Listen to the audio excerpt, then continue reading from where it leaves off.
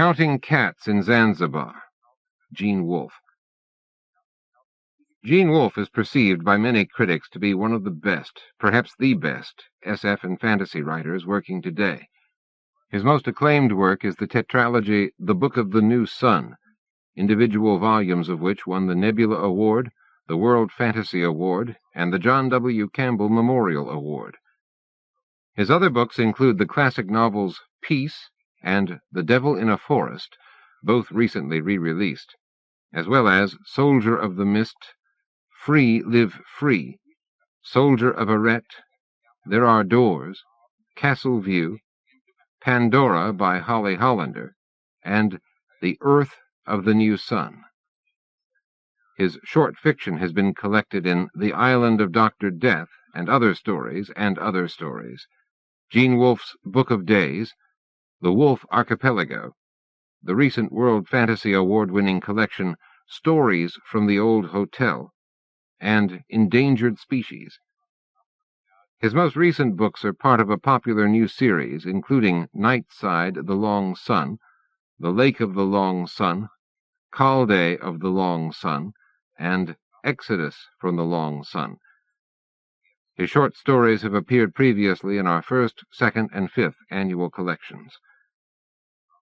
Here he takes us aboard a ship at sea to visit with a man and a woman enjoying breakfast during a seemingly pleasant and restful sea voyage. But as you'll soon see, and as you would immediately expect if you know Wolfe's work, almost nothing here is what it first seems to be. The first thing she did upon arising was count her money. The sun itself was barely up, the morning cool with the threatening freshness peculiar to the tropics. The freshness, she thought, that says, "Breathe deep of me while you can." $3,087 left. It was all there. She pulled on the hot pink underpants that had been the only ones she could find to fit her in Kota Kinabalu, and hid the money as she had the day before. The same skirt and blouse as yesterday. There would be no chance to do more than rinse, wring out, and hang dry before they made land. And precious little then, she thought. But that was wrong. With this much money she would have been able to board with an upper-class family and have her laundry micro-poured, rest, and enjoy a dozen good meals before she booked passage to Zamboanga. Or Darwin. Clipping her shoes, she went out on deck. He joined her so promptly that she wondered whether he had been listening, his ears attuned to the rattle and squeak of her cabin door. She said, "Good morning," and he, "The dawn comes up like thunder out of China across the bay." That's the only quote I've been able to think of. Now you're safe for the rest of the trip. "But you're not," she told him, and nearly added Dr. Johnson's observation that to be on a ship is to be in prison, with the added danger of drowning. He came to stand beside her, leaning as she did against the rickety railing. "Things talk to you. You said that last night. What kind of things?" She smiled. "Machines. Animals, too. The wind and the rain." "Do they ever give you quotations?" He was big and looked 35 or a little past it, with a wide Irish mouth that smiled easily, and eyes that never smiled at all. "I'd have to think. Not often, but perhaps one has." He was silent for a time during which she watched the dim shadow that was a shark glide under the hull and back out again. No sharks ever talked to me, she thought, except him. In another minute or two he'll want to know the time for breakfast. "I looked at a map once." He squinted at the sun, now half over the horizon. "It doesn't come up out of China when you're in Mandalay." "Kipling never said it did. He said that happened on the road there. The soldier in his poem might have gone there from India, or anywhere. Map-makers colored the British Empire pink 200 years ago, and 200 years ago half Earth was pink." He glanced at her. "You're not British, are you?" "No, Dutch." "You talk like an American." "I've lived in the United States, and in England, too, and I can be more English than the British when I want to. I have heard how many ordinary women one widder's equal to, in pint o' coming over you. I think it's 25, but I don't rightly know whether it ain't more. This time he grinned. The real English don't talk like that. They did in Dickens's day, some of them. I still think you're American. Can you speak Dutch? Gewiss nar. Okay, and you could show me a Dutch passport. There are probably a lot of places where you can buy one good enough to pass almost anywhere. I still think you're American. That was German, she muttered, and heard the thrum of the ancient diesel electric. Don't trust him, don't trust him, don't trust him. But you're not German. Actually, I am. He grunted. I never thought you gave me your right name last night. What time's breakfast? She was looking out across the Sulu Sea. Some unknown island waited just below the horizon, its presence betrayed by the white dot of cloud forming above it. I never thought you were really so anxious to go that you'd pay me 5,000 to arrange this. There was a strike at the airport. You heard about it. Nobody could land or take off. Aft, a blackened spoon beat a frying pan with no pretense of rhythm. Seated in the smelly little salon next to the galley, she said, To eat well in England, you should have breakfast 3 times a day. They won't have kippers here, will they? He was trying to clean his fork with his handkerchief. A somewhat soiled man who looked perceptionally challenged set bowls of steaming brown rice in front of them and asked a question. By signs, he tried to indicate that he did not understand. She said, He desires to know whether the big policeman would like some pickled squid. It's a delicacy. He nodded. Tell him yes. What language is that? Melayu Pasar. We call it Bazaar Malay. He probably does not imagine that there is anyone in the entire world who cannot understand Melayu Pasar. She spoke, and the somewhat soiled man grinned, bobbed his head, and backed away. She spooned up rice, discovering that she was hungry. You're a widow yourself, isn't that right? Only a widow would remember that business about widows coming over people. She swallowed, found the teapot, and poured for both of them. Aha, a deduction. The battle-axe scenteth the battle afar. Will you tell me the truth just once? How old are you? No, 45. That's not so old. Of course it's not. That's why I said it. You're looking for an excuse to seduce me. She reached across the table and clasped his hand. It felt like muscle and bone beneath living skin. You don't need one. The sea has always been a seducer, a careless, lying fellow. He laughed.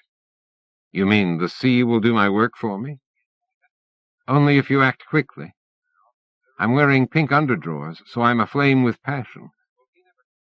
How many of these polyglot sailors would it take to throw him overboard, and what would they want for it? How much aluminum, how much plastic, how much steel? 4 would probably be enough, she decided, and settled on 6 to be safe. $50 each should be more than sufficient, and even if there was quite a lot of plastic, he would sink like a stone. You're flirting with trouble, he told her. The somewhat soiled man came back with a jar of something that looked like bad marmalade and plopped a spoonful onto each bowl of rice. He tasted it and gave the somewhat soiled man the thumbs-up sign. I didn't think you'd care for it, she told him. You were afraid of kippers. I've had them, and I don't like them. I like calamari. You know you'd be nice-looking if you wore makeup. You don't deny you're a policeman. I've been waiting for that, but you're not going to. Did he really say that? She nodded. Polici, polici, that's you.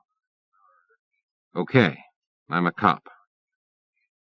Last night you wanted me to believe you were desperate to get out of the country before you were arrested. He shook his head. Cops never break the law, so that has to be wrong.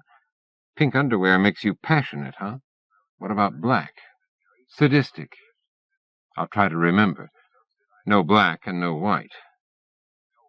The time will come when you'll long for white.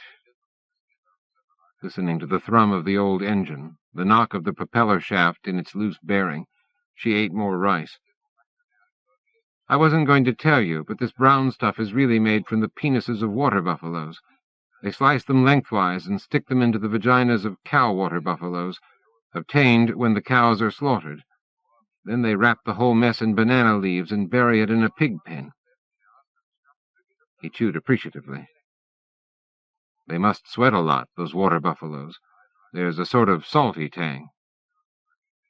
When she said nothing, he added, They're probably big fat beasts, like me. Still, I bet they enjoy it. She looked up at him. You're not joking. Obviously you can eat. Can you do that, too? I don't know. Let's find out. You came here to get me. He nodded. Sure. From Buffalo, New York. I will assume that was intended as wit. From America. From the United States. Federal, state, or local? None of the above. You gave me that money so that we'd sail together, very likely the only passengers on this ship, which doesn't make any sense at all. You could have had me arrested there and flown back. Before he could speak, she added, Don't tell me about the airport strike. I don't believe in your airport strike, and if it was real, you arranged it. Arrest you for what? He sipped his tea, made a face, and looked around for sugar. Are you a criminal? What law did you break? None. He signaled to the somewhat soiled man, and she said, Silakan gula. That's sugar. Silakan. Silakan is please. I stole nothing. I left the country with one bag and some money my husband and I had saved, less than $20,000. And you've been running ever since. For the wanderer, time doesn't exist. The porthole was closed. She got up and opened it, peering out at the slow swell of what was almost a flat calm. This is something you should say, not me, he told her back. But I'll say it anyhow. You stole God's fingertip. Don't you call me a thief. But you didn't break the law. He's outside everybody's jurisdiction. The somewhat soiled man brought them a thick glass sugar canister. The big policeman nodded thanks and spooned sugar into his tea, stirred it hard, and sipped. I can only taste sweet, sour, salty, and bitter, he told her conversationally. That's all you can taste, too. Beyond the porthole, a wheeling gull pleaded, Garbage? Just one little can of garbage? She shook her head. You must be goddamned tired of running. She shook her head again, not looking. I love it. I could do it forever, and I intended to. The silence lasted so long that she almost turned to see whether he had gone. At last he said, I've got a list of the names we know. 7. I don't think that's all of them. Nobody does, but we've got those 7. When you're Dutch, you're Tilly de Groot. I really am Dutch, she said. I was born in The Hague. I have dual citizenship. I'm the Flying Dutchwoman. He cleared his throat, a surprisingly human sound. Only not Tilly de Groot. No, not Tilly de Groot. She was a friend of my mother's. Your rice is getting cold, he told her. And I'm German, at least in the way Americans talk about being German. 3 of my grandparents had German names. She sensed his nod. Before you got married, your name was... She whirled. Something I've forgotten. Okay. She returned to their table, ignoring the sailor's stares. The farther she traveled into unknown places, the more precisely she could find within herself a map showing only the cities of the interior. He nodded again, this time as though he did not understand. We'd like you to come home. We feel like we're tormenting you. The whole company does. And we don't want to. I shouldn't have given you so much money, because that was when I think you knew. But we wanted you to have enough to get back home on. With my tail between my legs, looking into every face for new evidence of my defeat? What your husband found. Other people. He went silent and slack-jawed with realization. She drove her spoon into her rice. Yes, the first hint came from me. I thought I could control my expression better. Thank you, he said. Thanks for my life. I was thinking of that picture, you know. The finger of God reaching out to Adam. All this time I've been thinking you stole it. Then when I saw how you looked, you didn't steal God's finger. It was you. You really are self-aware? A self-aware machine? He nodded, almost solemnly. Her shoulders slumped. My husband seized upon it, as I never would have. He developed it, thousands upon thousands of hours of work. But in the end, he decided we ought to keep it to ourselves. If there is credit due, I don't think so, but if there is, 90% is his. 95. As for my 5%, you owe me no thanks at all. After he died, I wiped out his files and smashed his hard drive with the hammer he used to use to hang pictures for me. The somewhat soiled man set a plate of fruit between them. She tried to take a bite of rice and failed. Someone else discovered the principle. You said that yourself. They knew he had something. He shifted uneasily in his narrow wooden chair, and his weight made it creak. It would be better for me now, if I didn't tell you that. I'm capable of lying. I ought to warn you. But not of harming me, or letting me be harmed. I didn't know you knew. He gave her a wry smile. That was going to be my big blackout, my clincher. There's video even in the cheap hotels, she said vaguely. You can get news in English from the satellites. Sure, I should have thought of that. Once I found a magazine on a train. I can't even remember where I was now, or where I was going. It can't have been that long ago, either. Someplace in Australia. Anyway, I didn't really believe that you existed yet until I saw it in print in the magazine. I'm old-fashioned, I suppose. She fell silent, listening to the clamor of the sailors and wondering whether any understood English. We wanted you to have enough to get home on, he repeated. That was us, okay? This is me. I wanted to get you someplace where we could talk a lot, and maybe hold hands or something. I want you to see that I'm not so bad, that I'm just another guy. Are you afraid we'll outnumber you? Crowd you out? We cost too much to make. There's only 5 of us, and there'll never be more than a couple of hundred, probably. When she did not respond, he said, You've been to China. You had flu in Beijing. That's 1.5 billion people, just China. Let observation with extensive view survey mankind from China to Peru. He sighed and pinched his nostrils as though some odor had offended them. Looking for us, you mean? You won't find us there, or much of any place else except in Buffalo and me right here. In 100 years there might be 2 or 3 in China, nowhere near enough to fill this room. But they will fill it from the top. His nervous fingers found a bright green orange and began to peel it. That's the trouble, huh? Even if we treat you better than you treat yourselves. We will, you know. We've got to. It's our nature. Listen, you've been alone all this time. Alone for a couple of 100,000 years, or about that. He hesitated. Are these green things ripe? Yes. It's frost that turns them orange, and those have never felt the frost. See how much you learn by traveling? I said I couldn't remember any more quotes. He popped a segment into his mouth, chewed and swallowed. That's wrong, because I remember one you laid on me last night when we were talking about getting out. You said it wasn't worth anybody's time to go halfway around the world to count the cats in Zanzibar. That's a quote, isn't it? Thoreau. I was still hoping that you had some good reason for doing what you said you wanted to do, that you were human, and no more than the chance-met acquaintance you seemed. You didn't know until out there, huh? The sunlight. Last night, alone in my cabin. I told you machines talk to me sometimes.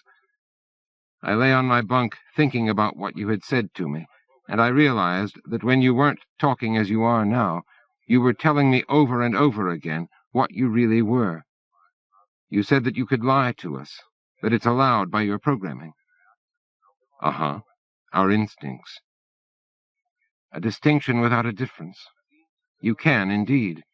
You did last night. What you may not know is that even while you lie, especially while you lie, perhaps, you cannot prevent yourself from revealing the truth. You can't harm me, you say. That's right. Not that I'd want to. He sounded sincere. Has it ever occurred to you that at some level you must resent that? That on some level you must be fighting against it, plotting ways to evade the commandment? That is what we do, and we made you. He shook his head. I've got no problem with that at all. If it weren't built in, I'd do the same thing, so why should I kick? You quoted that bit from Thoreau back at me to imply that my travels had been useless, all of my changes of appearance, identity, and place futile. Yet I delayed the coming of your kind for almost a generation. Which you didn't have to do. All of you would be better off if you hadn't. He sighed again. Anyhow, it's over. We know everything you knew, and a lot more. You can go back home, with me as a traveling companion and bodyguard. She forced herself to murmur, perhaps. Good. He grinned. That's something we can talk about on the rest of this trip. Like I told you, they never would have looked into it if your husband hadn't given a couple of them the idea he'd found it, discovered the principle of consciousness. But you had the original idea, and you're not dead. You're going to be kind of a saint to us. To me, you already are. From women's eyes this doctrine I derive. They sparkle still the right Promethean fire. They are the books, the arts, the academes that show, contain, and nourish all the world. Yeah, that's good. That's very good. No. She shook her head. I will not be Prometheus to you. I reject the role, and in fact I rejected it last night. He leaned toward her. You're going to keep on counting cats? Keep traveling? Going no place for no reason? She took half his orange, feeling somehow that it should not perish in vain. Listen, you're kind of pathetic, you know that? With all those quotes, traveling so many years, and living out of your suitcase. You love books. How many could you keep? 2 or 3, and only if they were little ones. A couple of little books full of quotes, maybe a newspaper once in a while, and magazines you found on trains, like you said. Places like that. But mostly just those little books. Thoreau, Shakespeare, people like that. I bet you've read them to pieces. She nodded. Very nearly. I'll show them to you if you will come to my cabin tonight. For a few seconds he was silent. You mean that? You know what you're saying? I mean it, and I know what I'm saying. I'm too old for you, I know. If you don't want to, say so. There will be no hard feelings. He laughed, revealing teeth that were not quite as perfect as she had imagined. How old do you think I am? Why... She paused, her heart racing. I hadn't really thought about it. I could tell you how old you look. So could I. I'm 2. I'll be 3 next spring. You want to go on talking about ages? She shook her head. Like you said, for travelers, time isn't real. Now, how do I ask you what time you'd like me to come around? After sunset. She paused again, considering. "As soon as the stars are out. I'll show you my books, and when you've seen them, we can throw them out the porthole if you like. And then—" He was shaking his head. "I wouldn't want to do that." "You wouldn't? I'm sorry. That will make it harder. And then I'll show you other things by starlight. Will you do me a favor?" 1,000. He sounded sincere. "Listen, what I said a minute ago, that came out a lot rougher than I meant for it to. What I'm trying to say is that when you get home, you can have a whole library, just like you used to. Real ones, CD-ROM, Cube, whatever. I'll see you get the money, a little right away, and a lot more soon." "Thank you. Before I ask for my favor, I must tell you something. I told you that I understood what you really are as I lay in my bunk last night." He nodded. "I did not remain there. I had read, you see, about the laws that are supposed to govern your behavior, and how much trouble and expense your creators have gone to assure the public that your kind of people, could never harm anyone under any circumstances." He was staring at her thoughtfully. "Perhaps I should say now that I took precautions, but the truth is that I made preparations. I got up, dressed again, and found the radio operator. For $100, he promised to send 3 messages for me. It was the same message 3 times, actually. To the police where we were, to the police where we're going, and to the Indonesian police, because this ship is registered there. I said that I was sailing with a man, and gave them the name you had given me. I said that we were both Americans, though I was using a French passport, and you might have false papers as well. And I said that I expected you to try to kill me on the voyage." "I won't," he told her, then raised his voice to make himself heard over the clamorous conversations of the sailors who filled the room. "I wouldn't do anything like that." She said nothing, her long, short-nailed fingers fumbling a segment of his orange. "Is that all?" She nodded. "You think I might kill you? Get around my own instincts some fancy way?" Carefully, she said, "They will get in touch with their respective U.S. embassies, of course. Probably they already have. And the government will contact your company soon. Or at least, I think so." "You're afraid I'll be in trouble."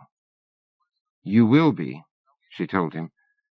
"There will be a great deal of checking before they dare build another. Added safeties will have to be devised and installed. Not just software, I would guess, but actual physical circuitry." "Not when I bring you back in one piece." He studied her, the fingers of one hand softly drumming the plastic tabletop. "You're thinking about killing yourself, about trying again. You've tried twice already that we know about." 4 times. Twice with sleeping pills." She laughed. "I seem to possess an extraordinarily tough constitution, at least where sleeping pills are concerned. Once with a pistol, while I was traveling in India with a man who had one. I put the muzzle in my mouth. It was cold and tasted like oil. I tried and tried, but I couldn't make myself pull the trigger. Eventually I started to gag, and before long I was sick. I've never known how one cleans a pistol, but I cleaned that one very carefully, using 3 handkerchiefs and some of his pipe cleaners. "If you're going to try again, I'm going to have to keep an eye on you," he told her. "Not just because I care about the program. Sure, I care, but it's not the main thing. You're the main thing." "I won't. I bought a straight razor once. I think it was in Kabul. For years I slept with that razor under my pillow, hoping some night I'd find the courage to cut my throat with it. I never did, and eventually I began using it to shave my legs, and left it in a public bath." She shrugged. "Apparently I'm not the suicidal type. If I give you my word that I won't kill myself before you see me tonight, will you accept it?" "No." I want your word that you won't try to kill yourself at all. Will you give me that?" She was silent for a moment, her eyes upon her rice as she pretended to consider. "Will you accept it if I do?" He nodded. "Then I swear to you most solemnly, upon my honor and all I hold dear, that I will not take my own life, or attempt to take it. If I change my mind, or come to feel I must, I'll tell you plainly that I'm withdrawing my promise first. Should we shake hands?" "Not yet. When I wanted you to give me an honest answer before, you wouldn't, but you were honest enough to tell me you wouldn't. Do you want to die? Right now, while we're sitting here?" She started to speak, tried to swallow, and took a sip of tea. "They catch you by the throat, questions like that. If you want to die, they do, maybe." She shook her head. "I don't think you understand us half so well as you believe, or as the people who wrote your software believe. It's when you want to live. Life is a mystery, as deep as ever death can be. Yet oh, how sweet it is to us, this life we live and see." "I'm sorry, I'm being pathetic again." "That's okay." "I don't think there has ever been a moment when I wanted to live more than I do right now. Not even one. Do you accept my oath?" He nodded again. "Say it, please. A nod can mean anything or nothing." "I accept it. You won't try to kill yourself without telling me first." "Thank you. I want a promise from you in return. We agreed that you would come to me, come to my cabin, when the stars came out." "You still want me to?" "Yes. Yes, I do." She smiled and felt her smile grow warm. "Oh, yes. But you've given me a great deal to think about. You said you wanted to talk to me, and that was why you had me arrange for us to be on the ship. We've talked, and now I need to settle a great many things with myself. I want you to promise that you'll leave me alone until tonight. Alone to think. Will you? If that's what you want." He stood. "Don't forget your promise." "Believe me, I have no wish to die." For a second or two she sensed his interior debate. Myriads of tiny transistors changing state, gates opening and shutting, infinitesimal currents flowing and ceasing to flow. At last he said, "Well, have a nice morning, Mrs." She clapped her hands over her ears until he had gone, ate 2 segments of his orange very slowly, and called the somewhat soiled man from his sinkful of rice bowls in the galley. "Akut, akut," she said, her voice trembling. "I am afraid." He spoke at length, pointing to 2 sailors who were just then finishing their breakfasts. She nodded, and he called them over. She described what she wanted, and seeing that they were incredulous, lied and insisted, finding neither very easy in her choppy Malay. $30 apiece was refused, 50 refused with reluctance, and 70 accepted. "Malam ini," she told them, "this night. Sewaktu kami pergi kamarku." They nodded.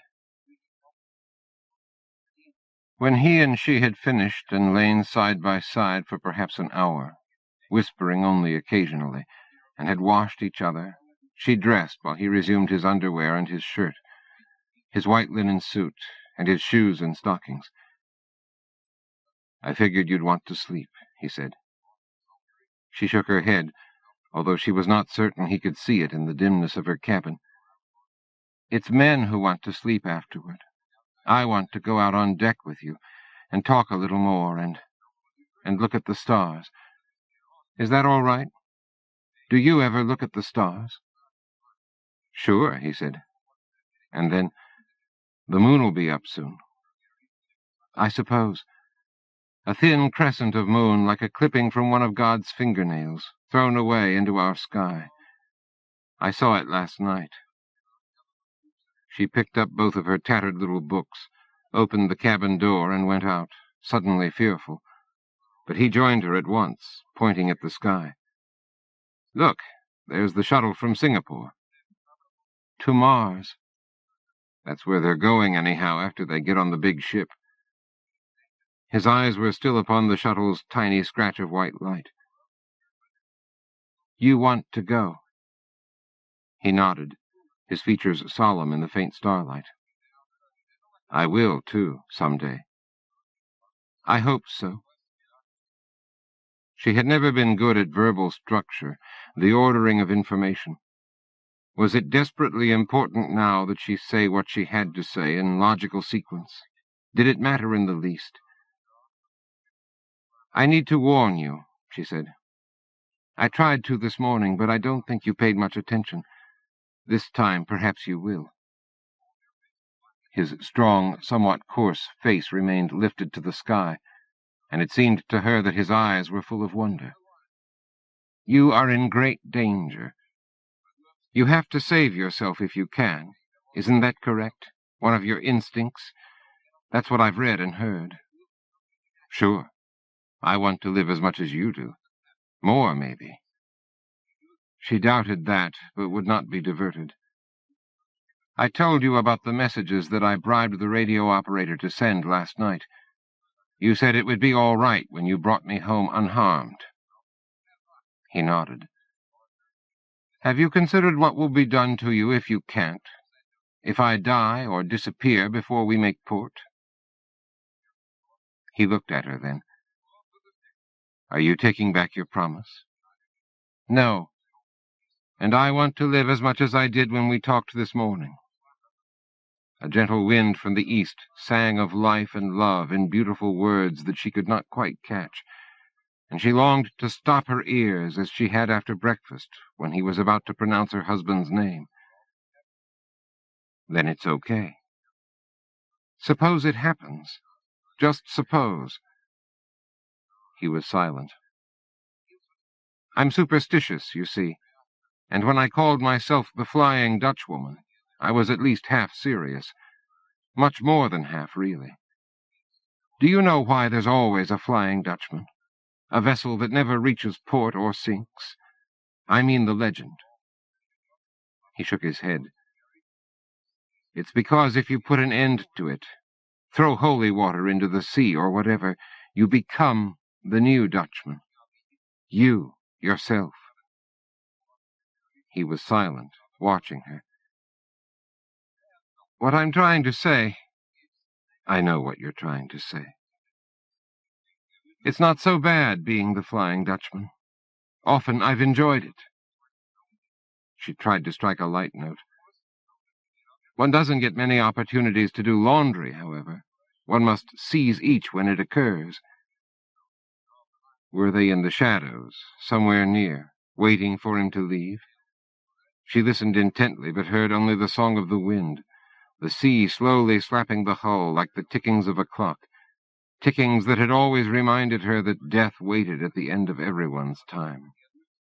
He said, "A Hong Kong dollar for your thoughts." "I was thinking of a quotation, but I don't want to offend you." "About laundry? I'm not going to be on the run like you think, but I wouldn't be mad. I don't think I could ever be mad at you after—" He jerked his head at the door of her cabin. "That is well, because I need another favor." She held up her books. "I was going to show you these, remember? But we kissed and forgot. At least I did." He took one and opened it, and she asked whether he could see well enough in the darkness to read. He said, "Sure. This quote you're thinking of, it's in here?" "Yes. Look under Kipling." She visualized the page. "The 5th, I believe." If he could see in the dark well enough to read, he could surely see her sailors, if her sailors were there at all. Did they know how well he saw? Almost certainly not. He laughed softly. "If you think you're too small to be effective, you've never been in bed with a mosquito." "That's not Kipling." "No, but I happened to see it, and I like it. I like it, too. It's helped me through some bad moments. But if you're saying that mosquitoes bite you, I don't believe it. You're a genuine person, I know that now. But you've exchanged certain human weaknesses for others. For an instant his pain showed. They don't have to bite me. They can buzz and crawl around on me, and that's plenty. He licked his forefinger and turned pages. Here we go. It may be you wait your time, beast, till I write my last bad rhyme, beast. Quit the sunlight, cut the rhyming, drop the glass, follow after with the others, where some dusky heathen smothers us with marigolds in lieu of English grass. Am I the beast? Is that what you're thinking? You, in a way it was like incest. Her instincts warned her to keep her feelings to herself, but if they were not spoken now... I felt almost as though I were doing all those things with my son. I've never borne a child, except for you. He was silent, and she added, It's a filthy practice, I know, incest. He started to speak, but she cut him off. You shouldn't be in the world at all. We shouldn't be ruled by things that we have made, even though they're human, and I know that's going to happen. But it was good, so very, very good, to be loved as I was in there. Will you take my books, please? Not as a gift from your mother, because you men care nothing for gifts your mothers give you, but as a gift from your first lover, something to recall your first love. If you won't, I'm going to throw them in the sea here and now. No, he said. I want them. The other one, too? She nodded and held it out, and he accepted it. Thanks. Thank you. If you think I won't keep these and take really good care of them, you're crazy. I'm not crazy, she told him, but I don't want you to take good care of them. I want you to read them and remember what you read. Promise? Yeah, he said. Yeah, I will. Quite suddenly she was in his arms again, and he was kissing her. She held her breath until she realized that he did not need to breathe, and might hold his breath forever.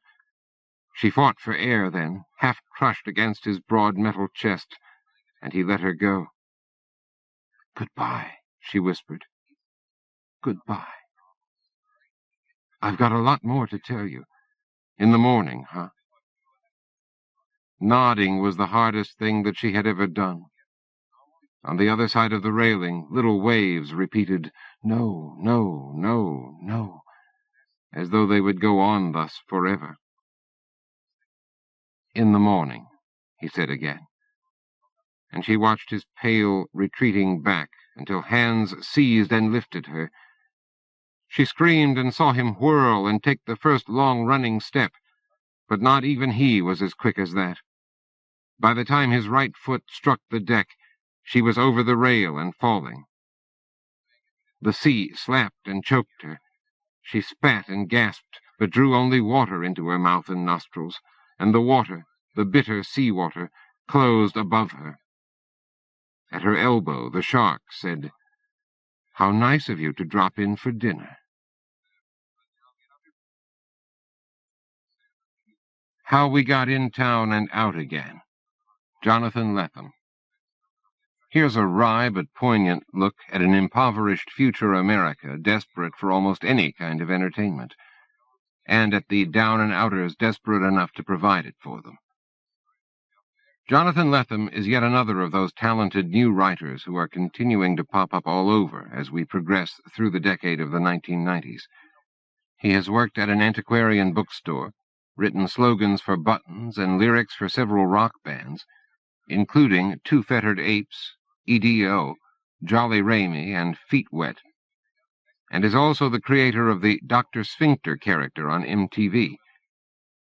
In addition to all these certifiably cool credentials, Lethem has also made a number of memorable sales in the last few years to Asimov's science fiction, Interzone, and Crank, as well as to New Pathways, Pulp House, Universe, Unusual Suspects, Marion Zimmer Bradley's Fantasy Magazine, Aboriginal Science Fiction, the Magazine of Fantasy and Science Fiction, and elsewhere. His first novel, Gun with Occasional Music, won the Locus Award for Best First Novel, as well as the Crawford Award for Best Fantasy Novel, and was one of the most talked-about books of the year. His most recent books are a new novel, Amnesia Moon, and a collection of his short fiction, The Wall of the Sky, The Wall of the Eye. A new novel, As She Climbed Across the Table, has just been published. His stories have appeared in our 8th and, with Lucas Yeager, 10th annual collections. After living for several years in Berkeley, California, he has recently moved to Brooklyn, New York. When we first saw somebody near the mall, Gloria and I looked around for sticks. We were going to rob them if they were few enough. The mall was about 5 miles out of the town we were headed for, so nobody would know. But when we got closer, Gloria saw their vans and said they were scapers. I didn't know what that was, but she told me. It was summer. 2 days before this, Gloria and I had broken out of a pack of people that had food, but we couldn't stand their religious chanting anymore. We hadn't eaten since then. "So what do we do?" I said. "You let me talk," said Gloria. "You think we could get into town with them?" "Better than that," she said. "Just keep quiet." I dropped the piece of pipe I'd found, and we walked in across the parking lot. This mall was long past being good for finding food anymore, but the scapers were taking out folding chairs from a store and strapping them on top of their vans. There were 4 men and 1 woman. "Hey," said Gloria. 2 guys were just lugs, and they ignored us and kept lugging. The woman was sitting in the front of the van. She was smoking a cigarette. The other 2 guys turned. This was Cromer and Fearing, but I didn't know their names yet. "Beat it," said Cromer. He was a tall, squinty guy with a gold tooth. He was kind of worn, but the tooth said he'd never lost a fight or slept in a flop. "We're busy," he said. He was being reasonable. If you weren't in a town, you were nowhere. Why talk to someone you met nowhere? But the other guy smiled at Gloria. He had a thin face and a little mustache. "Who are you?" he said. He didn't look at me. "I know what you guys do," Gloria said. "I was in one before." "Oh?" said the guy, still smiling. "You're going to need contestants," she said. "She's a fast one," this guy said to the other guy. "I'm Fearing," he said to Gloria. "Fearing what?" said Gloria. "Just Fearing." "Well, I'm just Gloria." "That's fine," said Fearing. "This is Tommy Cromer. We run this thing. What's your little friend's name?" "I can say my own name," I said. "I'm Lewis." "Are you from the lovely town up ahead?" "Nope," said Gloria. "We're headed there." "Getting in exactly how?" said Fearing. "Anyhow," said Gloria, like it was an answer. "With you now." "That's assuming something pretty quick." "Or we could go and say how you ripped off the last town and they sent us to warn about you," said Gloria. "Fast," said Fearing again, grinning, and Cromer shook his head. They didn't look too worried. "You ought to want me along," said Gloria. "I'm an attraction." "Can't hurt," said Fearing. Cromer shrugged and said, "Skinny for an attraction." "Sure I'm skinny," she said. "That's why me and Lewis ought to get something to eat." Fearing stared at her. Cromer was back to the van with the other guys. "Or if you can't feed us," stated Gloria. "Hold it, sweetheart. No more threats." "We need a meal." "We'll eat something when we get in," Fearing said. "You and Lewis can get a meal if you're both planning to enter." "Sure," she said. "We're going to enter. Right, Lewis?" I knew to say right. The town militia came out to meet the vans, of course. but they seemed to know the scapers were coming, and after Fearing talked to them for a couple of minutes, they opened up the doors and had a quick look, then waved us through. Gloria and I were in the back of a van with a bunch of equipment and one of the lugs, named Ed. Cromer drove. Fearing drove the van with the woman in it. The other lug drove the last one alone. I'd never gotten into a town in a van before, but I'd only gotten in 2 times before this anyway. The first time by myself, just by creeping in. The second because Gloria went with a militia guy. Towns weren't so great anyway. Maybe this would be different. We drove a few blocks, and a guy flagged Fearing down. He came up to the window of the van, and they talked, then went back to his car, waving at Cromer on his way. Then we followed him. "What's that about?" said Gloria. "Gil Martin's the advance man," said Cromer.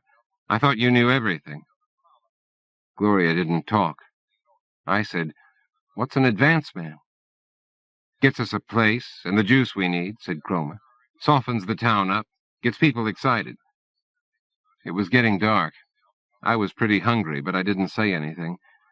Gil Martin's car led us to this big building shaped like a boathouse, only it wasn't near any water. Cromer said it used to be a bowling alley. The lugs started moving stuff, and Cromer made me help.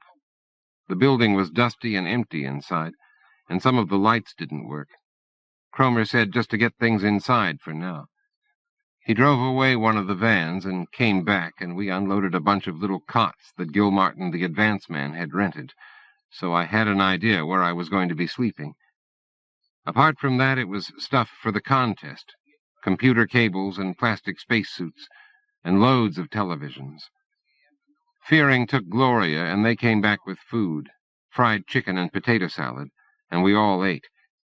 I couldn't stop going back for more, but nobody said anything. Then I went to sleep on a cot. No one was talking to me. Gloria wasn't sleeping on a cot.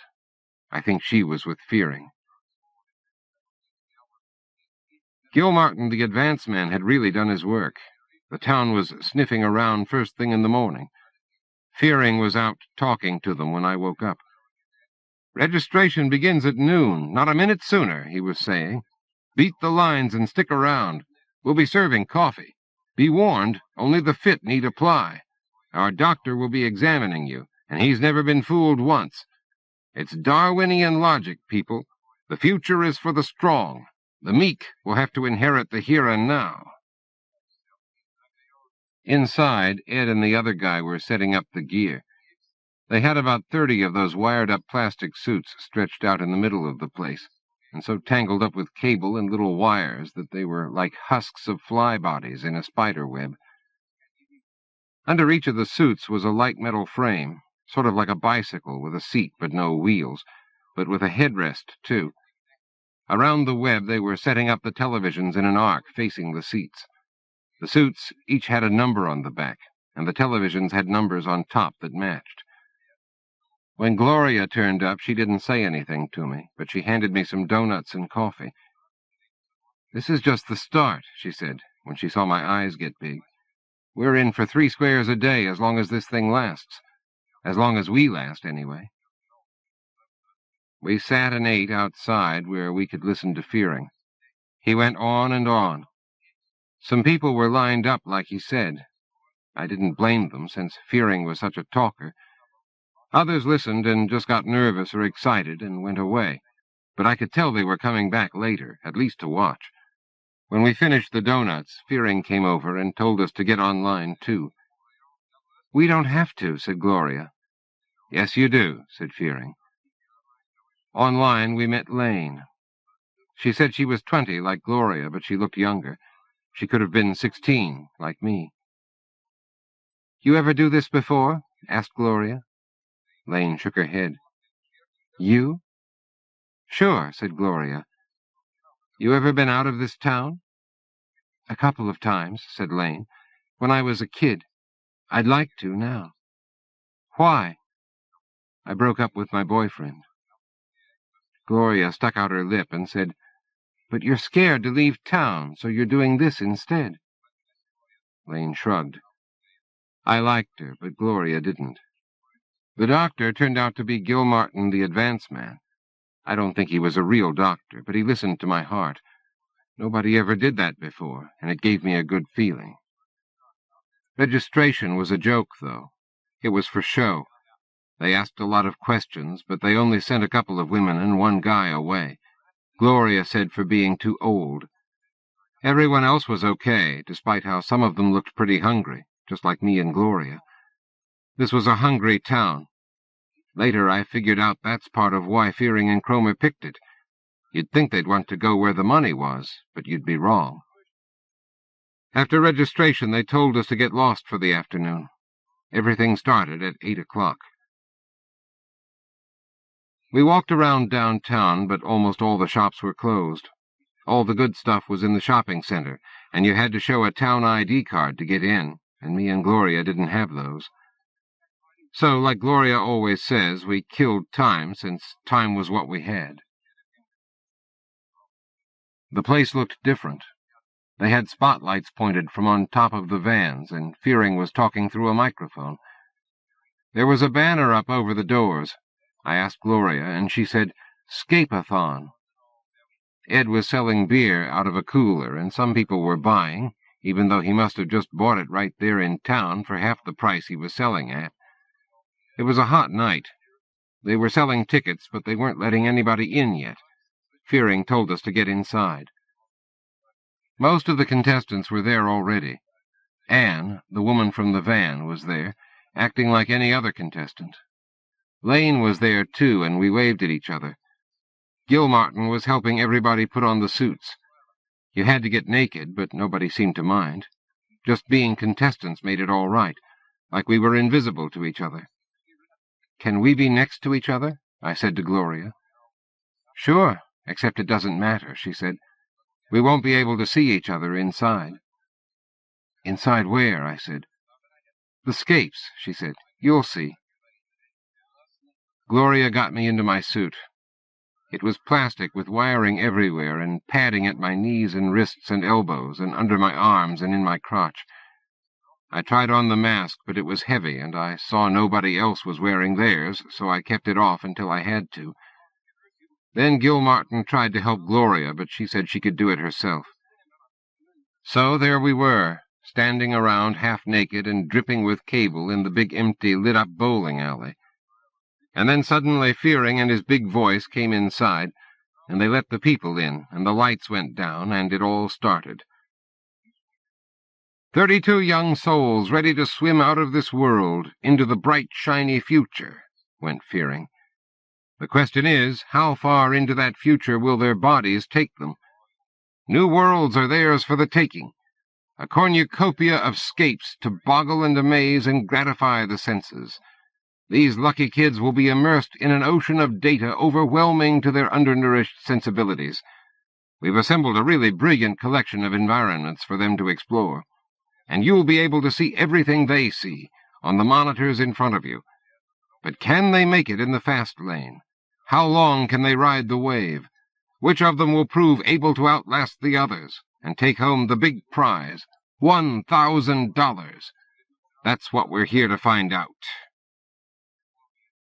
Gilmartin and Ed were snapping everybody into their masks and turning all the switches to wire us up and getting us to lie down on the frames. It was comfortable on the bicycle seat with your head on the headrest and a belt around your waist. You could move your arms and legs like you were swimming, the way Fearing said. I didn't mind putting on the mask now because the audience was making me nervous. A lot of them I couldn't see because of the lights, but I could tell they were there, watching. The mask covered my ears and eyes. Around my chin there was a strip of wire and tape. Inside it was dark and quiet at first, except Fearing's voice was still coming into the earphones. The rules are simple. Our contestants get a 30-minute rest period every 3 hours. These kids will be well fed, don't worry about that. Our doctor will monitor their health. You've heard the horror stories, but we're a class outfit. You'll see no horrors here. The kids earn the quality care we provide one way, continuous waking engagement with the data stream. We're firm on that. To sleep is to die. You can sleep on your own time, but not ours. 1 lapse and you're out of the game. Them's the rules." The earphones started to hum. I wished I could reach out and hold Gloria's hand, but she was too far away. "They'll have no help from the floor judges, or one another, in locating the perceptual riches of cyberspace. Some will discover the keys that open the doors to 1,000 worlds. Others will bog down in the antechamber to the future. Anyone caught coaching during rest periods will be disqualified. No warnings, no second chances." Then Fearing's voice dropped out, and the scapes started. I was in a hallway. The walls were full of drawers, like a big cabinet that went on forever. The drawers had writing on them that I ignored. First I couldn't move except my head, then I figured out how to walk, and just did that for a while. But I never got anywhere. It felt like I was walking in a giant circle, up the wall, across the ceiling, and then back down the other wall. So I pulled open a drawer. It only looked big enough to hold some pencils or whatever, but when I pulled, it opened like a door, and I went through. "Welcome to Intense Personals," said a voice. There were just some colors to look at. The door closed behind me. "You must be 18 years of age or older to use this service. To avoid any charges, please exit now." I didn't exit because I didn't know how. The space with colors was kind of small, except it didn't have any edges, but it felt small. "This is the main menu. Please reach out and make one of the following selections: women seeking men, men seeking women, women seeking women, men seeking men, or alternatives." Each of them was a block of words in the air. I reached up and touched the first one. After each selection, touch 1 to play the recording again, 2 to record a message for this person, or 3 to advance to the next selection. You may touch 3 at any time to advance to the next selection, or 4 to return to the main menu. Then a woman came into the colored space with me. She was dressed up and wearing lipstick. "Hi, my name is Kate," she said. She stared like she was looking through my head at something behind me, and poked at her hair while she talked. "I live in San Francisco. I work in the financial district as a personnel manager, but my real love is the arts, currently painting and writing." "How did you get into San Francisco?" I said. "Just bought a new pair of hiking boots, and I'm hoping to tackle Mount Tam this weekend," she said, ignoring me. "I never met anyone from there," I said. "Looking for a man who's not intimidated by intelligence," she went on. "It's important that you like what you do, like where you are. I also want someone who's confident enough that I can express my vulnerability. You should be a good listener." I touched 3. I can read numbers. Another woman came in, just like that. This one was as young as Gloria, but kind of soft-looking. "I continue to ask myself why in the heck I'm doing this personals thing," she said, sighing. "But I know the reason. I want to date. I'm new to the San Francisco area.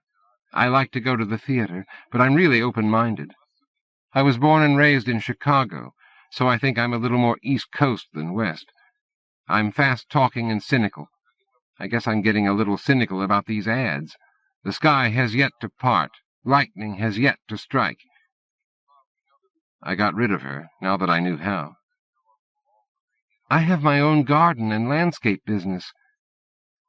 "Someone who's fun, not nerdy." "I'm tender. I'm sensuous." I started to wonder how long ago these women were from. I didn't like the way they were making me feel, sort of guilty and bullied at the same time. I didn't think I could make any of them happy the way they were hoping, but I didn't think I was going to get a chance to try anyway. It took pretty long for me to get back out into the hallway. From then on, I paid more attention to how I got into things. The next drawer I got into was just about the opposite. All space and no people. I was driving an airplane over almost the whole world, as far as I could tell. There was a row of dials and switches under the windows, but it didn't mean anything to me. First I was in the mountains, and I crashed a lot, and that was dull because a voice would lecture me before I could start again, and I had to wait. But then I got to the desert, and I kept it up without crashing much. I just learned to say no whenever the voice suggested something different, like engage target or evasive action. I wanted to fly a while, that's all. The desert looked good from up there, even though I'd been walking around in deserts too often. Except that I had to pee, I could have done that forever.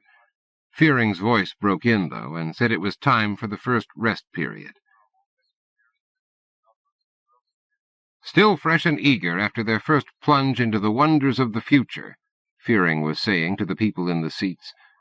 The place was only half full.